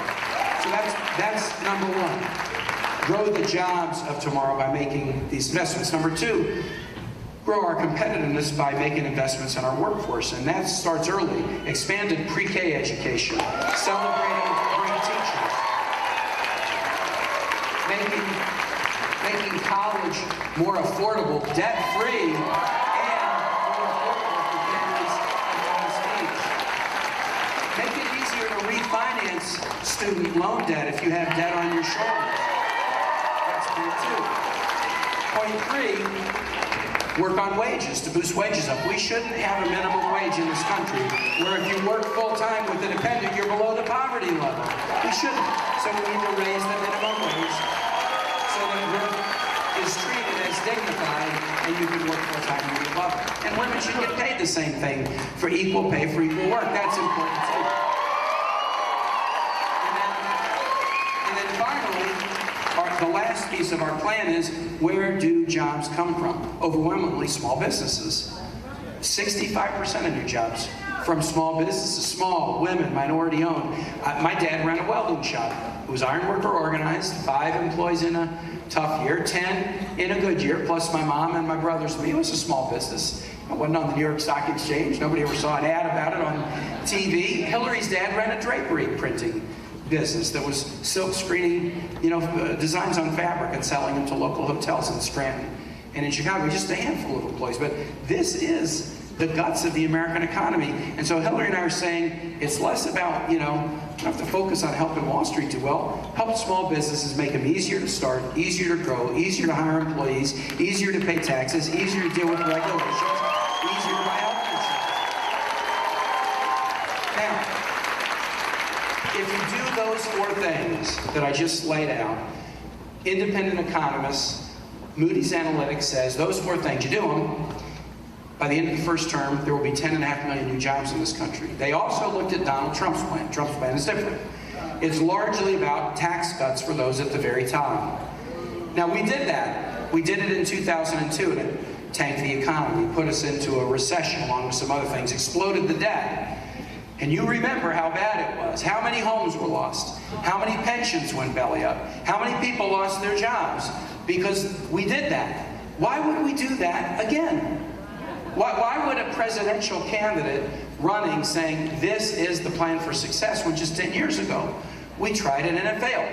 Donald Trump is proposing this because, frankly, it's a plan that would benefit Donald Trump and people like Donald Trump, but it wouldn't benefit us. In fact, the economists who look at the Trump plan say, okay, the Hillary plan would grow the economy by 10.5 million jobs. The Donald Trump plan would shrink the economy by 3.5 million jobs. The difference between Hillary Clinton and Donald Trump on this economic plan is 14 million jobs.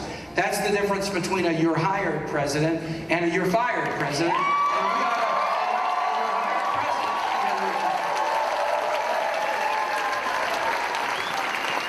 Second, comprehensive immigration reform. Hadn't been done for 30 years. Last president did it was President Reagan. Multi-comprehensive, number of pillars. I worked on this in the Senate. We passed an immigration reform bill with nearly 70 votes in June of 2013. Un acuerdo bipartidista, completely bipartisan. Because it's not a partisan issue. We had the Chamber of Commerce and Labor saying it was great. We had agriculture, technology, and immigrant groups saying it was great. We had churches of all kinds saying it was great. We had nearly 70 votes. It was bipartisan. But then we've waited for the House. Waited and waited and waited. And the House hasn't been able to either act on our bill or do anything on their own.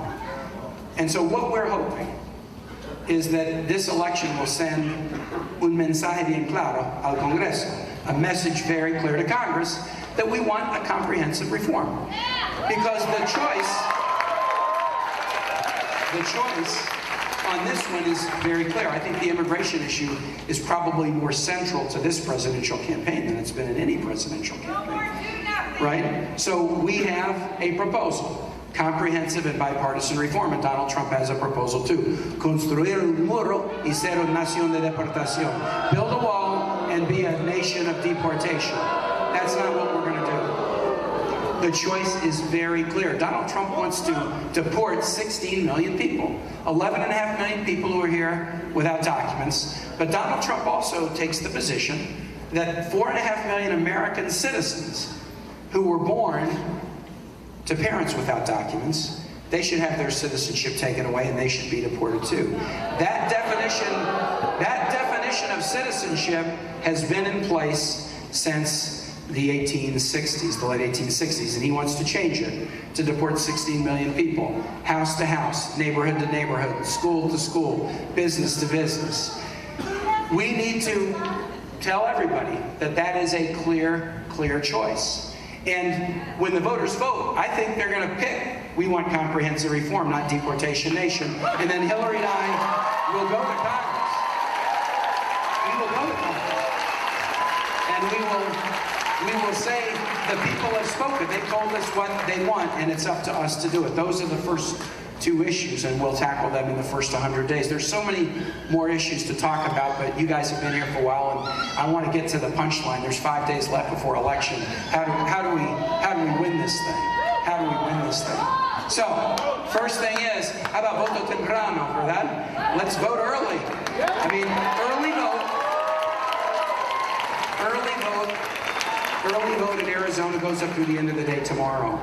Raise your hand if you voted already. Let's give them a big round of applause. I like that. Okay. If you haven't voted already, please go ahead and do early vote tomorrow. I would encourage you all to do it. It will help us really target our resources on election day to those who have not yet voted. If we can narrow down the number of those who have not yet voted, it really makes us more effective when it gets to the work over the final weekend. So please vote early. I'll tell you this is close. It's close. I would rather be us than them. If I look at all the states and all the polling, I would rather be us than them, but it's close. And so the last thing I want to just tell you here, and I know that you won't be in danger of this because, you know, you have had a hard time getting in the blue column in presidential elections, and you see it just in your grasp. So I know that you're going to be very energized. But what I want to say is we cannot take anything for granted. Can't take anything for granted because even though I kind of like the way polls look, polls can be wrong. And polls can tighten up. We've seen it happen a lot.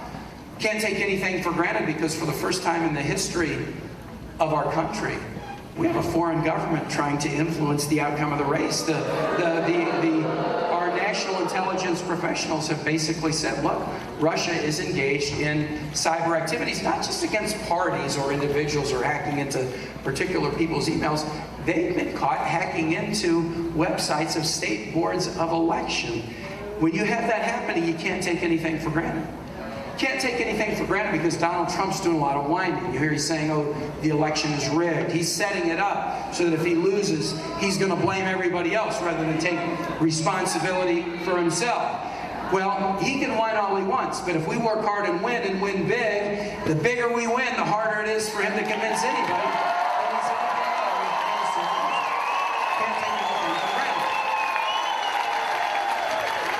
Can't take anything for granted because the better we do for Hillary, the more senators and congressmen and women we will elect. Wouldn't it be great to have a Congress that would work with Hillary, rather than work against her like they've done with President Obama? And then the last reason that we can't take anything for granted is one that we all know. Hillary's trying to do something that's never been done.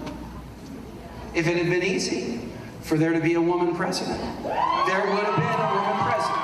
So this is by definition, this is hard. This is very, very hard. I bet there's some people out here who've tried to do something that hasn't been done. In your neighborhood, in your family, in maybe your workplace or your school or among your social set, you try to be a path breaker or do something different. You know that that's not easy. I bet there's people out here who you've tried to do something that you really dreamed you could do, and you've had people tell you, well, your time isn't right, or there was somebody there before you, or somebody's more qualified than you. I don't think this is going to work out for you. I bet everybody here has heard that at least once in your life, and I bet a lot of people have heard that often in your lives. I'll tell you something about my running mate. Hillary Clinton has heard that her entire life. That this is a man's profession, or you can't do it your way, you gotta do it a different way, even in this campaign. Why don't you smile more? You're not likable enough. Donald Trump said she doesn't look very presidential, does she, fellas? She has been running into a headwind of this kind her entire life. We're good at a lot of things in this country, and we ought to be proud of the things we're good at, but we also, part of being great is being able to look at the things we're not good at and say we could be better. We all know we haven't had a woman president, but right now in Congress, it's 19% women. That's the best it's ever been in the history of this country. That ranks us hold on. That 19% ranks us 75th in the world, below the global average. And I'll give you a comparison. We're 19% women in Congress. In Iraq, the National Assembly, 26% women. In Afghanistan, the National Assembly, 28% women. Rwanda's number one, 64% women. We're good at a lot of things. We're good at a lot of things with respect to the way we treat women, but we have made it difficult, for reasons I understand and some I never will, we have made it difficult for women to be elected to federal office, which is another way of saying we can't take anything for granted. So how do we have that attitude at the end and the energy that we need and the discipline we need to not take anything for granted and win? I'll tell you a good thing and a bad thing about me. I have run 8 races and won 8 races, and I'm planning on being 9-0 next year. That's a good thing. I don't lose races. I don't lose. You can beat me at Scrabble. You can beat me at Trivial Pursuit, but don't win an election against me. But I got to be honest and tell you the bad thing. So I told you I win all my races. I barely win my races. I mean, I am just barely likable enough. And you can get away with that in politics, 51%. I mean, that's all you need to be a big winner. Big winner.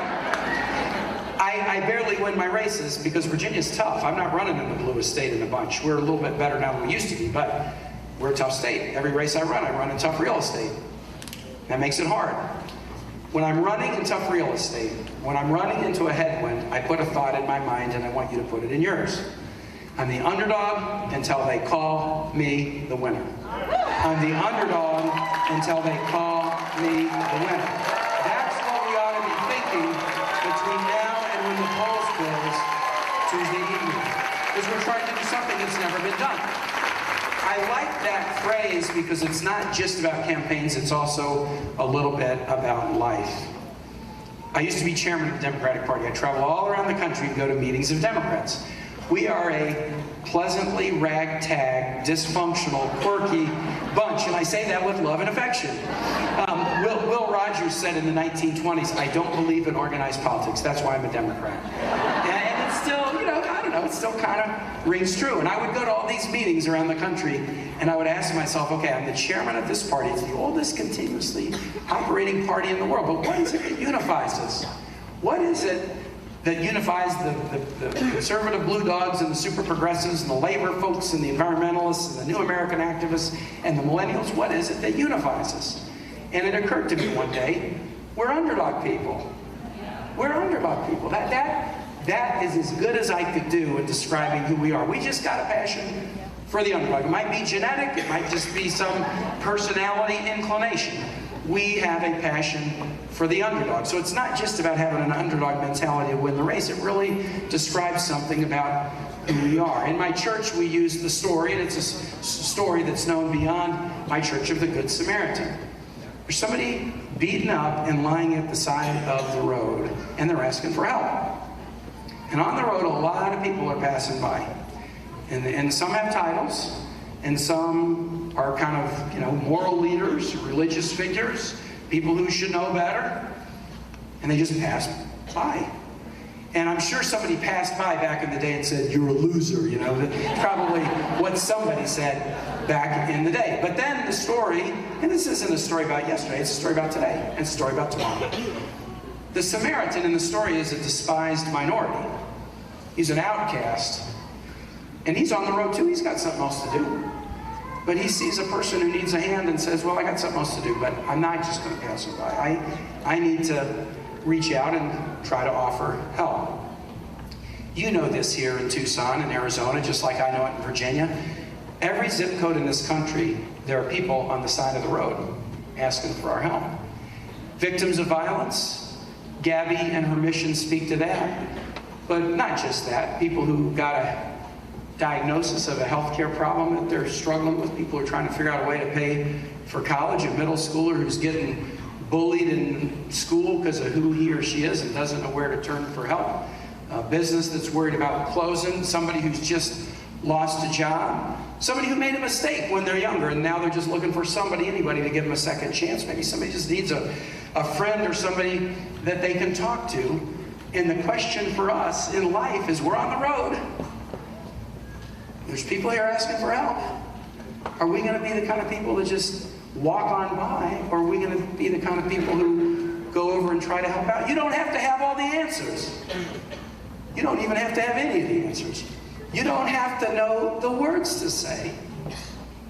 All you got to have is a little spark in you that says, "Well, I don't know the answers and I don't know the words to say, but I can roll up my sleeves and I can go over and I can try to help out." I'll tell you this about Hillary Clinton. She's not a person who's going to walk on by. She never has been. I'm not a person who's going to walk on by. I don't think y'all are the kind of people who are going to walk on by when we're at our best as a party, when we're at our best as a nation. We're not the people who are just going to walk on by. We're going to go over and we're going to try to help out. And that's what this election is about, between a person who's put others first in her life, who's been willing to walk over and help out, and somebody who's just put himself first and walked on by. If we do what we know how to do, it's the last thing I'll say, if we do what we know how to do, on election night, you have the capacity to change history in a really important way. The moment, get this, the moment that Hillary Clinton would be called as president, history changes. But before she's even inaugurated, and I'll tell you why. History changes because the moment she's declared the winner, a whole bunch of people who have never been able to see themselves as President of the United States suddenly can say, "I can be President of the United States. And if I can be President of the United States, I can be anything. I can be anything." You did this. We did this as a nation in 2008. when President Obama was called the winner, immediately a whole lot of people who had never been able to see themselves as president could suddenly say, now I can be president. If I can be president, I can be anything. You don't get this chance in every election. You don't get the chance to make history in an election that you can tell your kids and your grandkids you were part of. And nobody expected 6 months ago that Arizona would be right at the middle of this. But you made it so that Arizona is right at the middle of this. So do what you know how to do. Have that underdog spirit. Say I'm the underdog until they call me the winner. Volunteer, call, knock on people's doors, persuade them. We're going to have a big victory next Tuesday with your help. We will make history. We will change history. And then we'll go about building that stronger together America that works for everybody. Thanks so much, Tucson.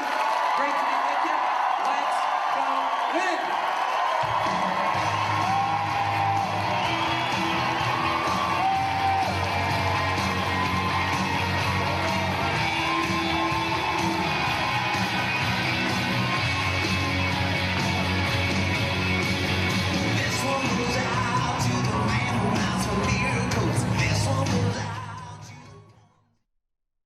All right, everybody. Well, that was Tim Kaine speaking live in Tucson, Arizona.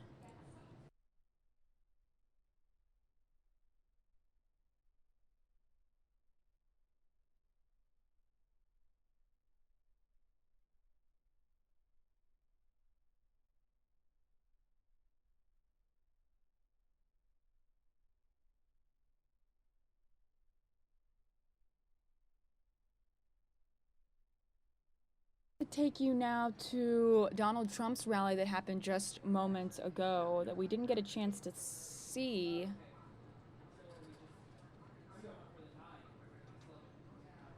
He was speaking in Selma, North Carolina.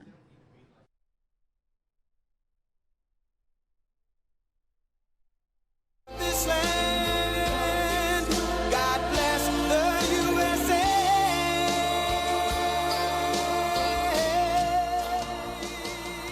That I'm proud to be an American, where at least I know I'm free. And I won't.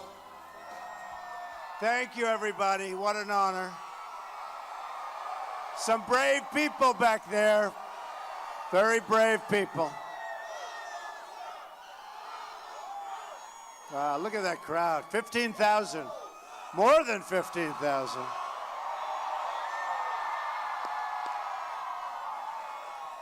Thank you very much. It's a great honor. I have so many incredible friends here tonight. Thank you. We're going to have some big, big, beautiful weeks ahead of us, I think, huh? More importantly, some very, very great years for our country. I want to begin by thanking General Kellogg. Amazing man, amazing friend. General Flynn, same thing. These are unbelievable people. Congressman Mark Meadows, we have a few great congressmen here. People that have been loyal right from the beginning. I appreciate it very much. Who knew this is where we were going to be, right? This is where we want to be. In 5 days, we're going to win the great state of North Carolina, and we are going to win back the White House, believe me. But you have to get out there and you have to vote. You have to vote. Who's going to be voting? Who is going to be voting on Tuesday? Okay, but who's already voted? That's what I thought. All right, you get out there and vote, because that's the whole thing. You know, we have a movement that this country has never seen. They're writing about it. They're talking about it all over the world, and we want to make sure it happens. Otherwise, to me, not quite the same, right? Not quite the same. We want to get it finished off. So get out there before Tuesday or on Tuesday, and let's finish it off. It's an honor to be here in North Carolina, a place I love. You know, I have right next to Charlotte a very, very successful job. I employ a lot of people. I pay a lot of salaries, and that's good. They're great people. It's a state that's produced many of the finest and bravest soldiers, airmen, sailors, Marines, ever to wear the uniform, known for it. I stand here tonight among true heroes. True heroes. I'm also honored to be among so many military families, wives, husbands, parents, and children who shoulder the burdens of war. Brave people. Let me begin by making you this very solemn promise. I will never, ever let you down. I will tell you that. And you've been let down. You've been let down plenty over the years, believe me. I'm very proud to have the support of so many military and law enforcement groups all across this great nation. We have such incredible support. They're going out, they're voting, they've already voted. But we have unbelievable relationships with law enforcement and with the military and with our vets, which is the military. Believe me, the military +2, our great vets, including the support of more than 200 top admirals and generals and 22 Medal of Honor recipients. We have many of them here with us tonight. We're joined by a number of those admirals and generals and 7 Medal of Honor recipients right behind me. And the Medal of Honor recipients with us tonight are Colonel Leon Thorness. Where's Colonel? Where is he? Good. Raise your hand, Fox. Oh, they're so much more brave than me. I wouldn't have done what they did. I'm brave in other ways. I'm brave. I'm financially brave. Big deal, right? He's a real brave. Command Sergeant Major Bob Patterson. Thanks, Bob. We traveled together. Navy SEAL Mike Thornton. We traveled together. Tough cookie. Sergeant Major Benny Atkins. Colonel Joe Marm. And Master Sergeant Leroy Petrie. Thank you. Amazing people. These are amazing people. A lot of amazing people right out here, too. A lot of our friends. Tough cookies. I'm not going to be playing with them, I'm telling you. I'm not going to do that. I saw somebody backstage, big, strong, powerful. I said to the guys, you think I could take this guy in a fight? You think I could take him? They all said no. I said, I agree. Okay. These men displayed to the whole world the unyielding strength, courage, and grit of the United States of America. They went above and beyond the call of duty, thought nothing of their own safety, you understand that, in order to protect their fellow man, and acted with a bravery that will etch their legacy into the history of their nation and this nation. It is their nation. It's our nation. We're going to bring back our nation. We're going to bring it back to greatness like it hasn't seen. Not far from here is Fort Bragg, the second largest military base in the world. It's the home of the 82nd Airborne Division, the most decorated unit in U.S. military, and our Army Special Forces, great people. Know many, many of them, great, great people, who even today are serving in harm's way overseas. Just in the last 24 hours, this country lost 2 soldiers in combat in Afghanistan, and it's a reminder of what our warriors and their families, like those at Fort Bragg and across all of North Carolina, sacrifice for our country. We have a great country, and we have great, great people in this country. And I've seen that over the last year and a half, traveling all over. I've gotten to see so many unbelievable people. We owe them a debt we can never really repay. Our special forces here at Fort Bragg have been the tip of the spear in fighting terrorism. Believe me, we're going to fight terrorism. We're going to get rid of ISIS. We're going to get rid of them fast.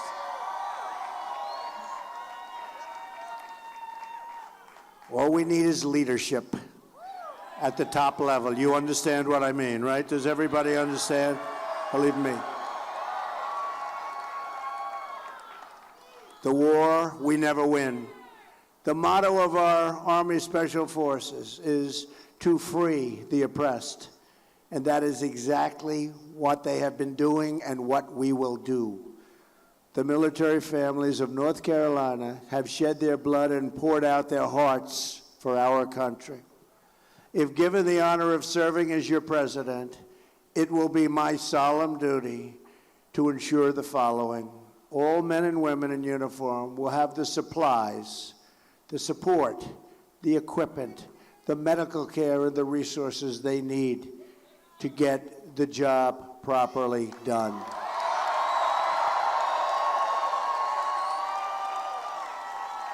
Full and proper funding for all branches of the American Armed Services.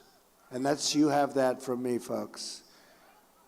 Not about the sequester, take away from our military. And you know what I mean.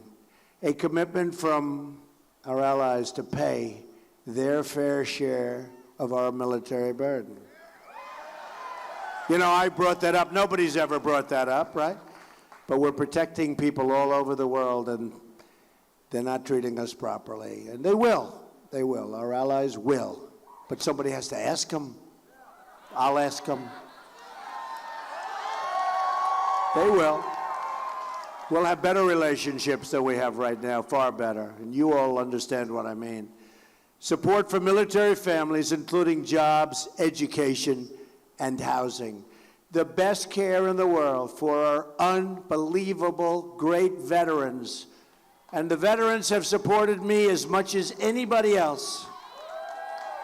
And they know what I'm talking about. They have not been treated fairly or properly, both at the public VA facilities as well as the right to see private doctors of their choice if they're not getting the service they need. And you know they're not getting that service. People are waiting in line. Veterans are waiting in line for 7 days, 8 days, 12 days. And I won't mention numbers, but you know what's going on with certain rates of suicide and things. You don't even like talking about it. Hard to believe when you hear the numbers. 22 a day. Hard to believe. Inconceivable. And oftentimes they're waiting for a simple procedure or a simple prescription. And that stuff is not going to happen anymore, folks. You're our great people. You're our great people. You are our great people. It's not going to happen. And finally, a commitment to only engage the use of military forces when it's vital for national security interests of the United States. We will stop trying to build foreign democracies, topple regimes, and race recklessly to intervene in situations that we have no right to be there, folks. We want strength in this country. We want to protect our country. Instead, our focus must be on keeping America safe and on destroying ISIS. We have no choice on that. And defeating radical Islamic terrorism. We will defeat it, and we will defeat it quickly.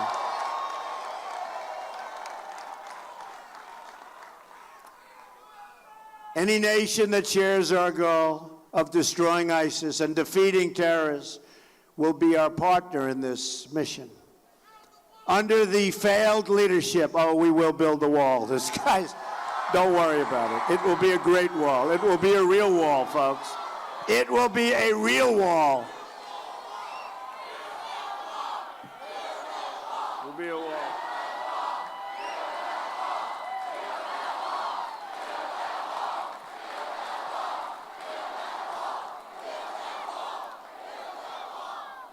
Under the failed leadership of Hillary, look, talk about leadership. What leadership? I don't want to use the word in the same sentence, of Hillary Clinton and Barack Obama, ISIS has become a clear and present danger to Europe and the United States. After all of the sacrifice our soldiers have made, Clinton and Obama pulled out the troops on a public timetable, giving rise to ISIS. They call it the big vacuum that was created, and handing Iraq over to the ISIS killers and thugs. Now ISIS is on a campaign of genocide in the Middle East, torturing, drowning, burning people alive, chopping off their heads. Not since medieval time have we seen something like this, folks. And I want to rebuild our country. I want to rebuild our infrastructure, but there are some things that have to be done first. Believe me. ISIS has slaughtered men and women and children in France, Germany, Belgium. And there are now 1,000, never before so many, ISIS investigations going on in the United States. We've seen the bloodshed in the attacks in Orlando, San Bernardino, and the recent bomb plot in New York and New Jersey. Yet as we send brave men and women overseas to fight terrorists in the Middle East, Hillary Clinton wants to fling our borders wide open, allowing those same terrorists to infiltrate our country by the thousands. Obama and Clinton are allowing thousands and thousands to come into our country. Hillary wants a 550% increase in Syrian refugees and virtually unlimited immigration from some of the most extreme and dangerous places in the world to pour into our country. Unthinkable. A Trump administration will suspend the Syrian refugee program and keep radical Islamic terrorists the hell out of our country.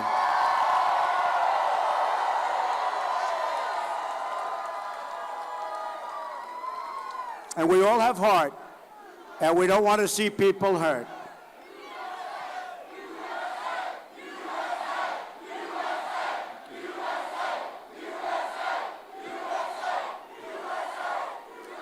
Folks, we all have big hearts, and we want to see people live and be taken care of. We have so many problems, we can't allow this to happen, but we will build safe zones in Syria. We will get the Gulf states to have nothing but money. We owe $20 trillion, if you don't mind, right? Boy, this is a big crowd, man. Look where that goes to. General Flynn is even impressed. He's never impressed, but he's impressed. But this is a big crowd. And by the way, I wish those cameras, the world's most dishonest people, the media, I wish these people would take a look at this crowd, because that's what we have, that's what they never want to do that. It's always right on my face. I go home.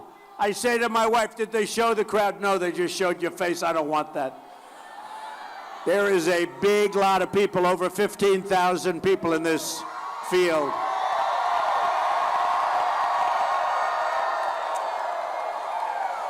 So we want to build safe zones. We'll do it in Syria. We'll get the Gulf states to put up the money. They'll do it. And, we'll take care of people. But we cannot let what's happening in Germany and Sweden and lots of other places. Look at France. Look at Paris. I have friends, they used to go to Paris. They don't go anymore. They say, no, Paris isn't Paris. We can't allow this to happen. San Bernardino, so many other places. Orlando recently, more recently. We know Hillary can't be trusted. We've learned that. With America's security, you take a look at her email situation. Can we trust her with our security? She is disqualified for running for president of the United States. She's disqualified. Most dishonest person ever to run for office.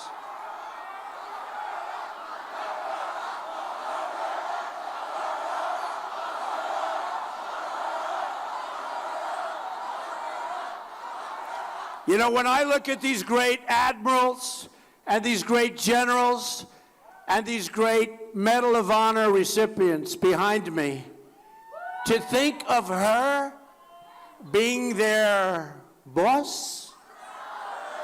I don't think so.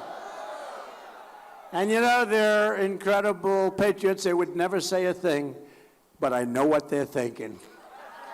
It's not for them, believe me. She's under multiple criminal investigations at this very moment for criminal conduct that put the safety of our nation at risk. Just a few minutes ago, CBS News just announced and confirmed that the 650,000, you wonder why things don't get done, 650,000 emails discovered by the FBI include brand new emails not previously seen. Remember when they said they're all duplicates, they're duplicates. Well, how can there be duplicates when 650,000 is even more than all of them that are missing, right? How can there be duplicates? Hillary, therefore, committed perjury, absolutely, because of her statements. In addition to all of her other crimes, probably also in that batch are classified emails at the highest level that would now have been hacked by foreign countries, because you saw today where they said, yep, she was hacked. This is a person that's running for president? Service members here in North Carolina have risked their lives to acquire classified intelligence to protect our country. Hillary thought nothing of putting classified information on her illegal server, which our enemies now have hacked.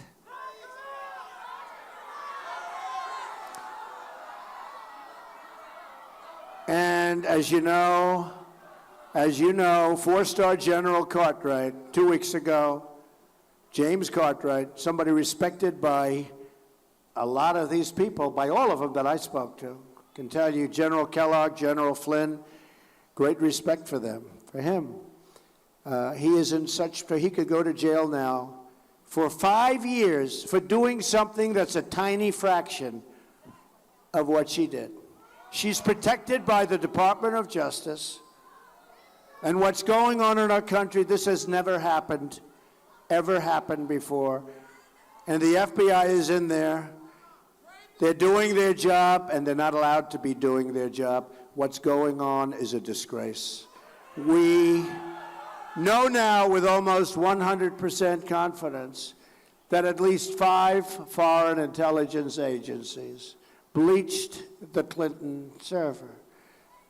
Then she tried to destroy the evidence by deleting the emails after, not before, that was bad, after receiving a United States congressional subpoena. So she gets a subpoena from Congress. And she said, this isn't good. Delete the emails. Hillary created the server to shield her criminal activity and her corrupt pay-for-play scheme, where she sold her office as Secretary of State to donors and special interests. And the FBI has it all. They have it all. They're not allowed to do anything with it because her protector is the Department of Justice. We'll have to change the name of the Department of Justice. In other words, she was more interested in keeping her emails a secret than in keeping our classified intelligence a secret. She was more interested in protecting herself than in protecting the people of the United States. Ending this criminal government corruption is one of the most important reasons you have to go out on November 8th and vote, if you haven't already done it. We also know Hillary can't be trusted with our security because of her disastrous record on foreign policy. No Secretary of State in history has failed in more places, in more ways, than Hillary Clinton, like Benghazi. In 2009, pre-Hillary, Libya was stable. Syria was under control. Iraq was seeing a reduction in violence. And ISIS wasn't even on the map. We didn't know what ISIS was. They didn't exist. Fast forward till today. Libya is in ruins. Syria is in the middle of a catastrophic civil war. Iraq is in total chaos. And ISIS is spreading across the region, into Europe, into America. They've launched a campaign of genocide against Christians all over the world. They're in 32 countries. Yet, after all of this, Hillary Clinton can't even say the words radical Islamic terror. Can't say the words. She won't say the words, and our president won't say the words. And unless you're going to know what the words are, or unless you're going to admit what the problem is, you're never going to solve the problem. She won't say the words. He won't say the words. He'll tell you for a half an hour why he won't say the words. At the end of the half hour, people look and say, what's going on? Anyone who cannot name the enemy cannot lead the country. Another reason we know Hillary can't be trusted with our security is, as that gentleman right there has been shouting out all night, Benghazi. Let me make this very clear. A Trump administration will honor that sacred pledge to leave no man or woman behind. On top of everything else, we have the disaster. We have the disaster of humiliation in Iran. Our sailors were forced to their knees because they were a little off course. Remember that? The humiliation of the 10 sailors? They feel ruined and permanently humiliated. They humiliated our country after we signed a deal that was one of the dumbest deals I've ever seen in my life. It's going to be a path to nuclear weapons within 10 years. They'll be much quicker than that. We gave them, remember? We gave them all of that money. We gave them $1.7 billion in cash. They thought it was $400 million. You know what $1.7 billion in cash is? That's like, we could get the generals, the admirals, the Medal of Honor winners, get them off the stage because we wouldn't have enough room to put them. That cash would fill up that stage and more. We gave him in cash, and it was a ransom. He said it wasn't a ransom, another lie. Just like he lied about, remember, Obamacare. You can keep your doctor, you can keep your plane. He lied. Well, he lied about this. And now